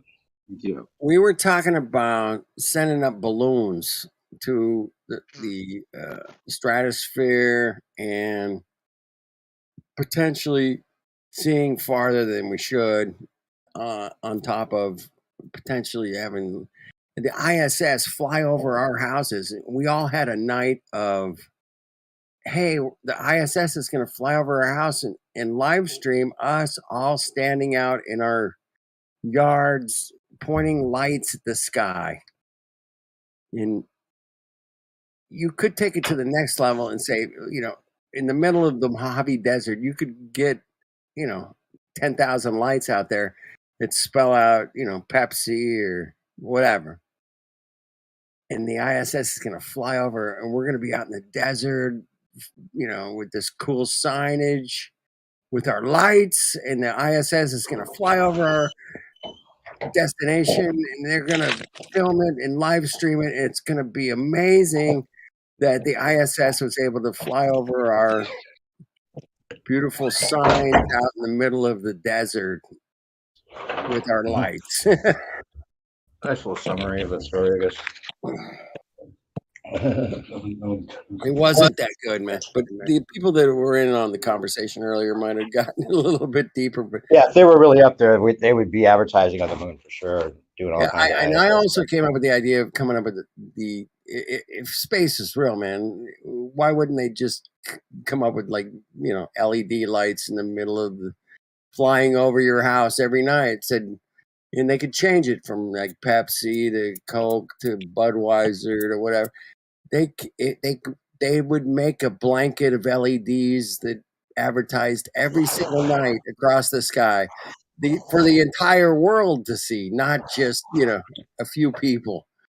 So you're saying that it's fake because they don't have advertisements up there? Not Yes. yet, right? Yes, I'm saying it's fake because they don't have advertisements flying across. They're going to make advertisement just to appease you flat earthers. Yes, they need to make advertisement billboards that fly through space that advertise to me every night that the space is real. Will you believe it? They should make a deal with everybody. For like everybody, like, hey, if you send a video up, we'll buy your footage, and you get your footage, and you send us a copy for observatory's sake, for science and all that other shit. Like anybody who sends one, they should like kind of put like money into it too. Why wouldn't they? Why wouldn't they? Exactly. You guys are all space heads, man. Or ex space heads, but just advertise. I mean, they would do it in a second, man. If these Mongos could put some advertisement over our head every night, they would do it. These cucks are just absolute fucking in for the money. They got Tupac on stage. They got Tupac, holograms. Yeah, they would do something, man. By now, man, they would be advertising every night over our heads. Hey, the moon's coming out tonight. Guess what? We got the hologram from the ISS. Blue Moon beer is going to advertise tonight. This moon tonight was brought to you by the Blue Moon Beer Company or whatever. They would just eat it up. Man. These Mongos would eat it up and just exploit the fuck out of it. They would be all over that shit like flies on shit. They would be like, hey, man, of course, yeah, space is real. We put together an advertising sign in space that the entire world can see every night. Oh, my God. What a genius idea. On the moon. Yeah, I mean, is there any law against flashing bright lights into the air? And if there's not, then yeah, you could like multiple people could get together, or you could do it in one area. But if the ISS footage is actually really picking up, live what's actually above the Earth, and when it's showing some of the night footage, you should be able to flash lights, and you could do like I was like joking, like you could do the outline of like a middle finger and it says NWO. No, you have to draw a dick, right? You must draw a dick. Ruhif's really on that. Yeah, that's what Ruhif wants. Yeah. Dick on the brain. You gotta bring it back to the human anatomy at some point. Come on. They got good tech these days, though. Right, so I mean, if we flashed the lights and it showed up what we were flashing live, you could do them in different patterns too. We were even joking, do like a wave across the country. Across Australia or across the United States. If you had enough people and everybody flashes at a particular time, it'd be the stealth bomber. You could make the United States look like a light show. Hold on, Dem. I was just saying you could make the whole United States look like a light show, and that should all a rave on steroids. Yeah, if the ISS footage is real, it should all show up. Yep. That's all we're asking for, man. We're not asking for a whole lot, man. Something simple like that. It'd be cool. The light show wouldn't convince me unless it came from the ISS. Democ, you got a really loud background noise in your mic. No, he's been having background noises all night, but I've ignored most of it, Damak. It sounds like you're inside of a war zone, but it's cool, man. I can still hear you. I got you. So we better be careful what we ask for, because they'll just put the light show up there and be like, see, it's all real. You happy? Doesn't mean that the world's a spinning ball. Well, it would at least just verify whether it would show up or not. I agree with you. But the footage, they claim that the footage is, 250 miles and that it's going 27,000 miles an hour. So I mean, how to even verify that? Because I was saying, yeah, you can verify, Geo. You can verify it. Like what I was 17,500 miles an hour. You can verify it, Yes. Gio. Come on. You can verify that something's flying Measure over it, your head Geo. at 17,500 miles an hour, which is, Yes. pretty fast. How fast does a bullet travel? I was gonna say that's 17 Like times fast.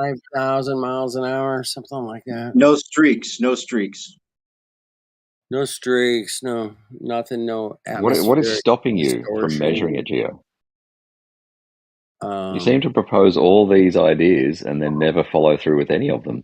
Wonder why that is. Yeah, fuck off, man. Don't go there. Don't be calling him out right now. Why would he? Don't call him on his shit.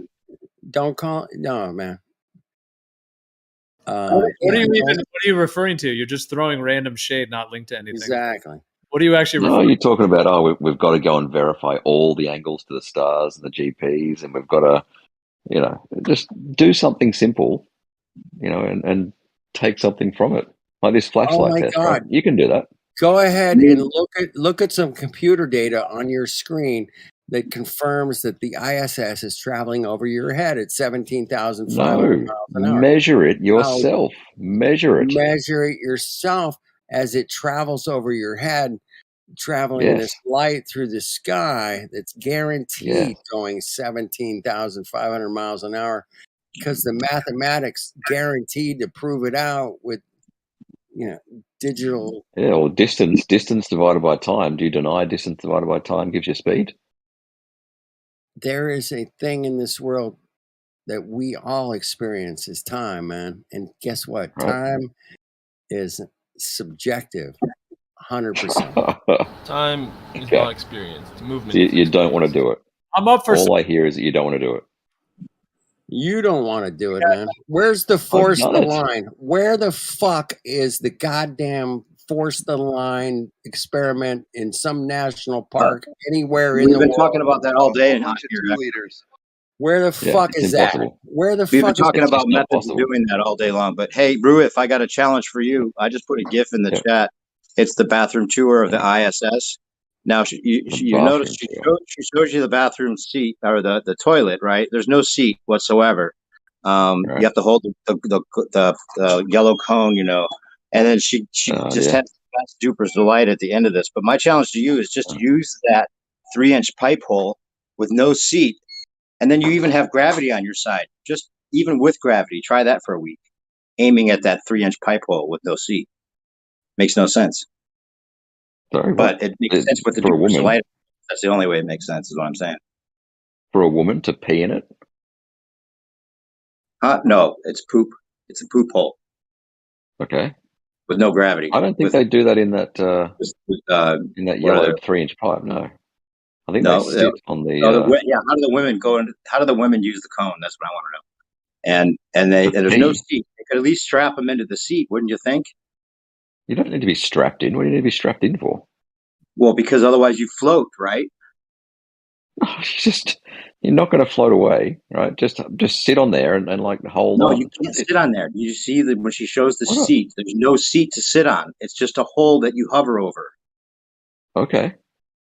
And there's no seal on the door, by the way. See that Duper's I'm sure delight? there's a door. I'm sure there's a door.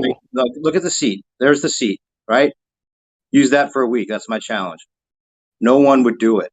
Especially not for months on end on the ISS. And then she even says, "Oh, it gets a little messy in here. Things get out of control." She's gaslighting. You don't get it? Okay. Pun intended. By the apparently not. Apparently not.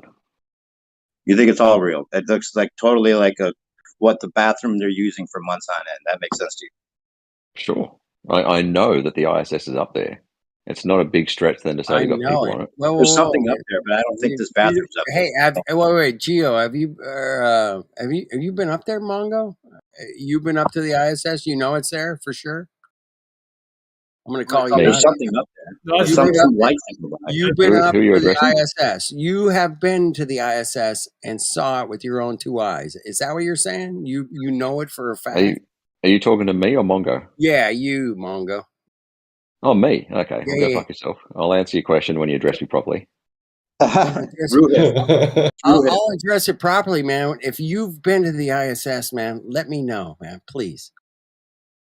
Who are you addressing? How does the toilet work in a vacuum? Will you poop in a toilet inside a vacuum live on camera, Ruhev? No, let's not see that. I got a shop vac here, man. Take a dump in my shop vac. I'm just saying, go in there with the suit on in a vacuum and have that little toilet set up and like do your thing. We don't have to watch it. I'm just saying, Yeah. I just want to see if he can do that. Right. Demox like has trouble keeping it in the bowl with regular gravity. Put it in a bucket. For Demont, please put it in a bucket. Hey, if you guys aren't laughing about this shit, you guys are fucking it all up, man, because this shit is funny, man. And keep it funny, keep it real. Pooping in the vacuum. Pooping in the vacuum. Anyway, like I said, you can measure the height and the speed. If you guys don't want to do it, we can guess why. It's not all about astronaut ice cream, bro. Don't be. There's reality here. All right, I got to bail.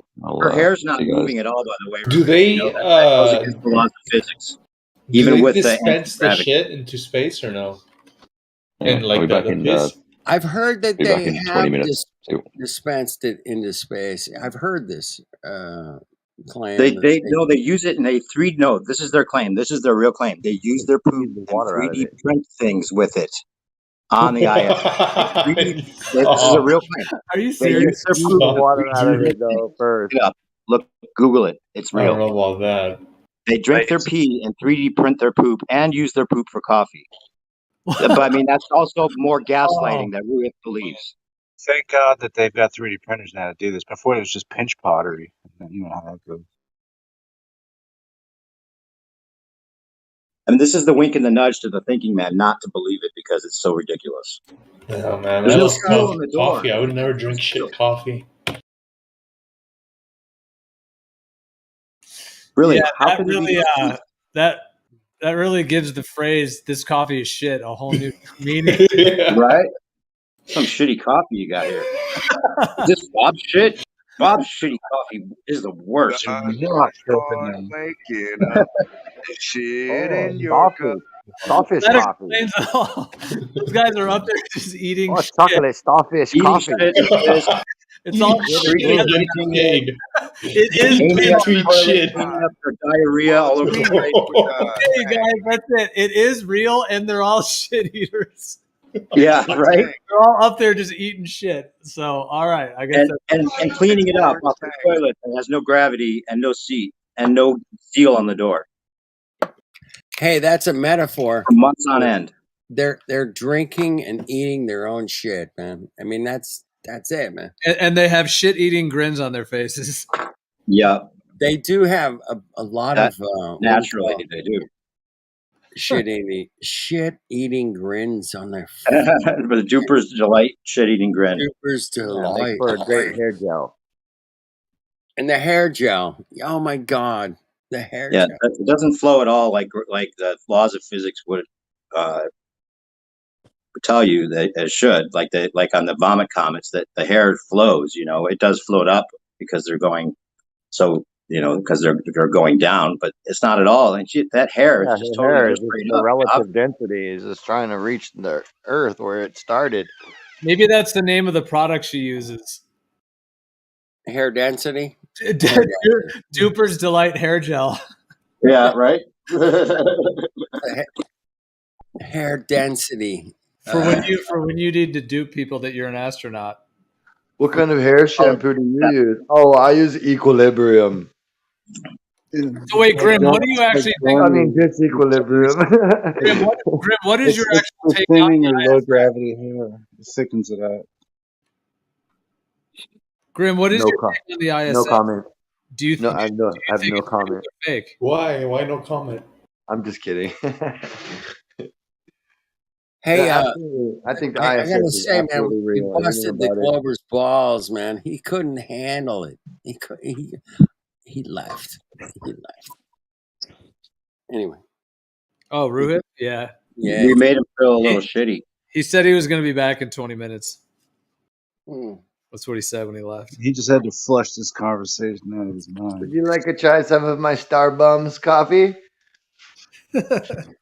He's going to read up on the That's a vacuum good one coffee. too.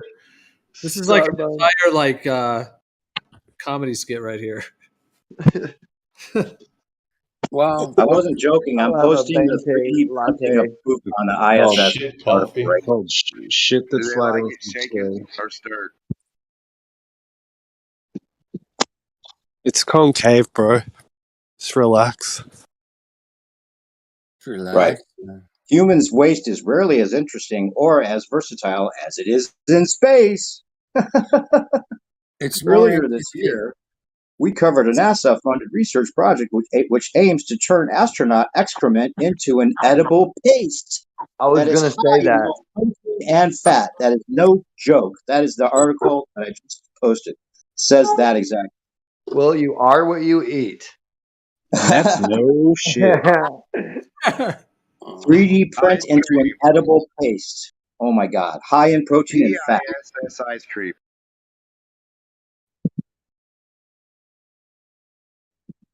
Wow. Hey, that looks like a guitar fretboard 100% with the solar panels on the ISS, man. Oh, did you see that?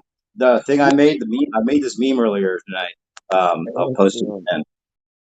This is kind of interesting, actually. You guys got the pizza? Yeah, I saw that earlier, man. I did give that a fucking cheers. A little bit strange, wouldn't you say? I find that interesting, man. So NASA plans to crash the ISS into the Space Cemetery in 2031. It was supposedly put into orbit in 1998, so it will have a planned lifespan of 33 years. Yeah. Construction of the North Twin Trade Tower began in 1968. It was destroyed along with the other towers in 2001. So it also happened to have had a lifespan of 33 years. And it looks just like the ISS. I put one of the panels up against the Twin Tower. Yes. It looks exactly the same, especially if you zoom in on that. Great insight, bro. Great, yeah. Great observation, man. Nothing to see here. Nothing to see here, man. Move along, everyone. The Earth is a globe, and we're spinning around shooting through space at millions of miles an hour, guaranteed. I could back it up with math and what are the chances? So this thing that has panels looking just like the sides of the ISS will also have a planned life of 33 years. What's the chances? Ugh. Nothing esoteric here, guys. That's a great call out, man. I think you nailed this one way before its time. That's one of your better insights, bro, man. That one, it's up there, man. Top 3 for sure, man. I know the other 2. We won't talk about. It's in the top 32. No, I'm trying to figure out what you mean. Yeah, me too, man. Just confirms they have a full buffet of their urine and shit. Apparently, is what they're doing up there. Believe that? An edible paste that's high in protein and fat. This is what their plan is, to eat their shit, and everyone just believes it. Hey, you got to eat the bugs. Do you guys know about the bugs? Eat the bugs. I want to grow up to be an astronaut so I can eat shit paste. And there's diamonds that rain on Jupiter, and there's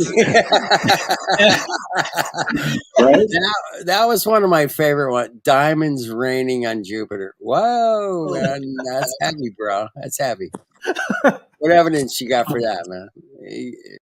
Give me something, man. Give me a soil sample. What do you got? Nothing? No, okay. Diamonds rain. It's gonna be awesome. Me and you are gonna be astronauts. It's on the list of things we need to verify, but it's pretty low. It's pretty low on the list right now. No doubt.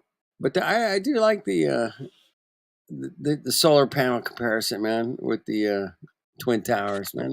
It's pretty good. It's pretty good. It's good. That's good. Here's another fun one. Type in Uranus plus NASA and then go to news and just read the titles that they give us for. Oh yeah, then Uranus smells like farts, right? Yeah. Or just the internet was asked to name a probe for Uranus. Because they even did the probe thing too. Because they did what they said. It released a lot of sulfuric. They were saying it released a lot of sulfuric gas, and so it smelled like farts. Yeah. Are they also saying that about it though? Oh, they're saying probe. I mean, there's so many variations of it. They're constantly gaslighting with the use of Uranus in every title that you find when you type in the name NASA Uranus, and it's just one after the other. NASA cautions planetary science funding fails short. Not that one. Let's see. Scientists are thrilled that NASA decided Uranus deserves a proper probing. Oh my gosh. After 40, Uranus needs a probing. Yeah, NASA reveals next step in mission to probe Uranus. Let's see another one here.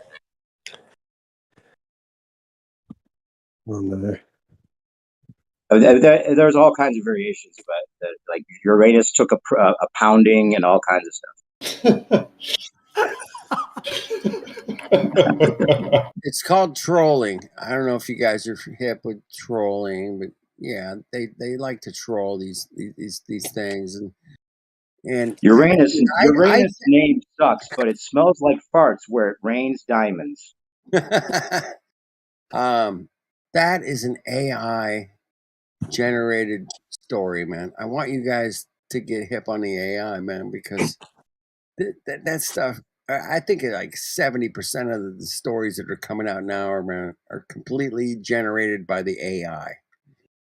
Now, I've got some evidence to back it up, but that is absolutely, they are trolling with AI, man. That's where I'm headed. I don't think it's as high as 70%. I do think it's probably at least 50%. There you go, 50. Yeah, I'd be good. Yeah, but I think it's 70. But anyway, it's a crazy concept to get your head around, man. It took me a minute. It really did, man. I had to kind of absorb the information and say, hey, man, wait a minute. These computers can do this and that. Yeah, they can create even news stories through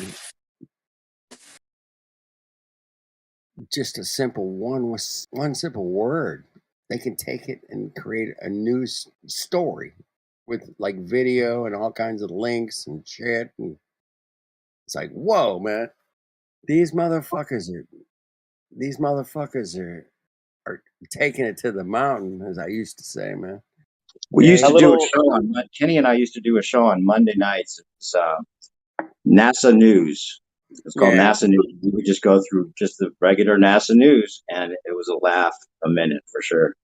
Yeah, it was all kinds of crazy, astronomical, physically impossible claims that they would come up with, and we would just bust it apart and laugh at it, and it was good. It was fun.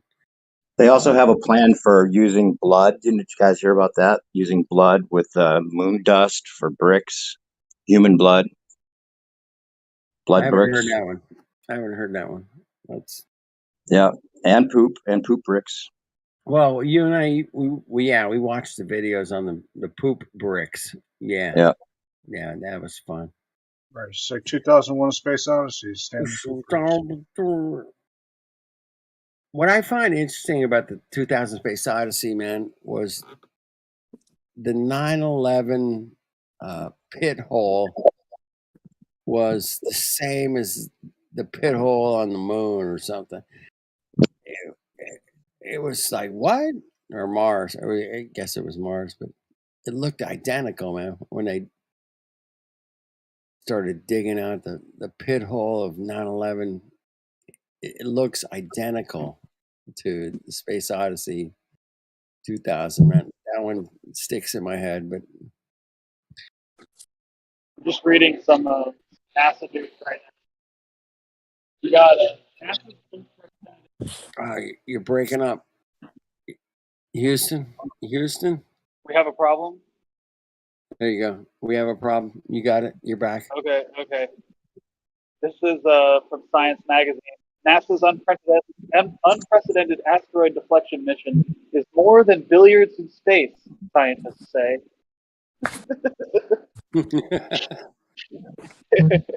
There you go. And then here's another one from the Atlantic. AI made that shit up. Just like that, we're making oxygen on Mars. Hey, we got a helicopter on Mars. Oh my God. It's so amazing. It's so amazing. So Total Recall has now become reality. Yeah. Yeah, pretty much. I'll go with that. And then we're going to get there and they're going to turn off our air. Yep. And our eyes are going to bulge out, man. Eyes are going to bulge out, man. Yeah, that part of the movie scared the crap out of me when I was a kid. The bulging eyes, yeah. That was a little creepy. Get Yeah, it's a ready for a combination. big surprise. Yeah. Well, I want you guys to keep the comedy in order here. I hear a lot of really deep dive stuff around here, man. I really do. And it's good, man. Good stuff. But at the same time, man, at some point, man, you got to laugh. You know, all right. These Mongos are ridiculous, man. They're ridiculous. And you guys do a great job of breaking through their ridiculousness. And I appreciate it, man. I listen a lot. I don't come in here too often, but thanks for having me anyway. Yeah, it's good to see you in here, Kenny. Yeah, man, it's good to be here. We've had a couple of few interesting nights. Yeah, you have. Been a good week actually in here. Yeah, there's been some amazing stuff coming out of this Discord, man. Thank you guys. Witsit did a good stream last night too on 9/11.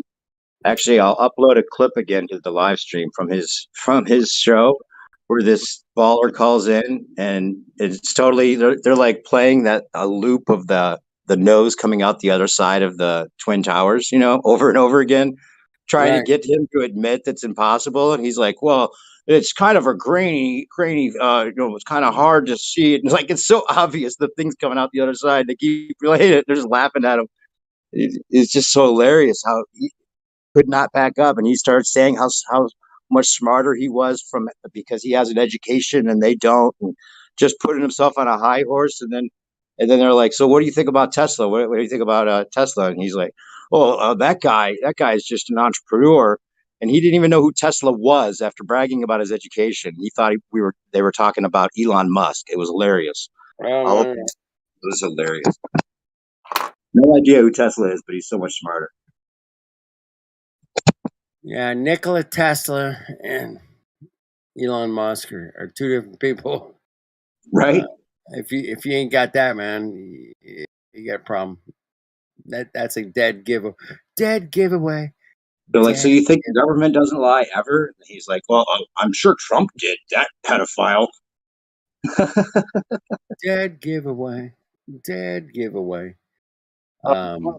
song right now. That's a great song.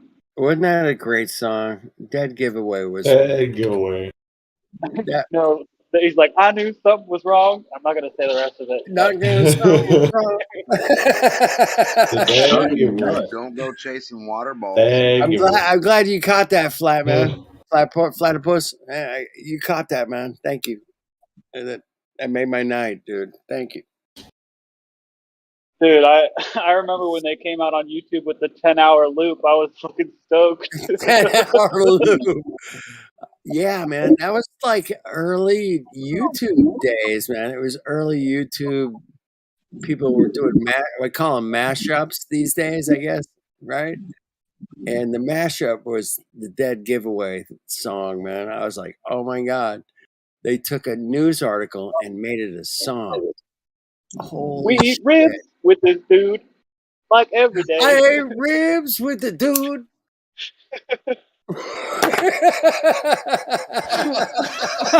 I just posted it. Dude, are you kidding me, man?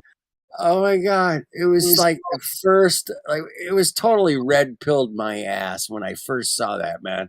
I was like, oh my god, they took a news thing and made a fucking song out of it. Holy shit. This Hide is your kids, brilliant. hide your wives. This is brilliant, man. I was tripping, man. I Take totally it where. oh my god, we've crossed over into another fucking world, man. Help us. That's crazy cool, man. I was laughing my ass off. Dead giveaway. Anyway, yeah, we gotta bust these Globers with the dead I'm giveaway. watching it now for the first time. It's hilarious. It's hilarious, dude. Yeah. Anybody with a head over a certain amount, be careful. Gravity will pull it down and make you a bulldozer. Don't worry, we have a pill. Just kidding.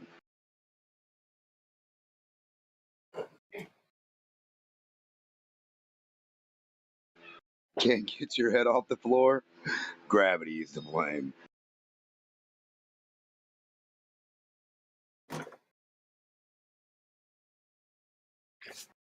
Guaranteed. It's flat. We checked. 100%. You don't need a V8. Drink this drink. Gravity in a can. If you open up this can, the air pressure will equalize, proving that you live on a globe.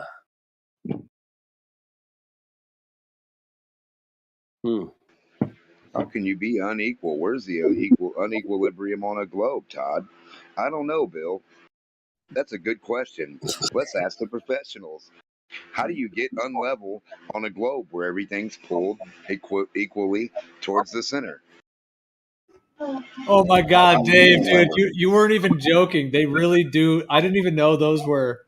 There's a real shit. Yeah. Yeah. That Look is at them. hilarious. Hold her up. Isn't it? Wow. Oh my gosh, dude. They are so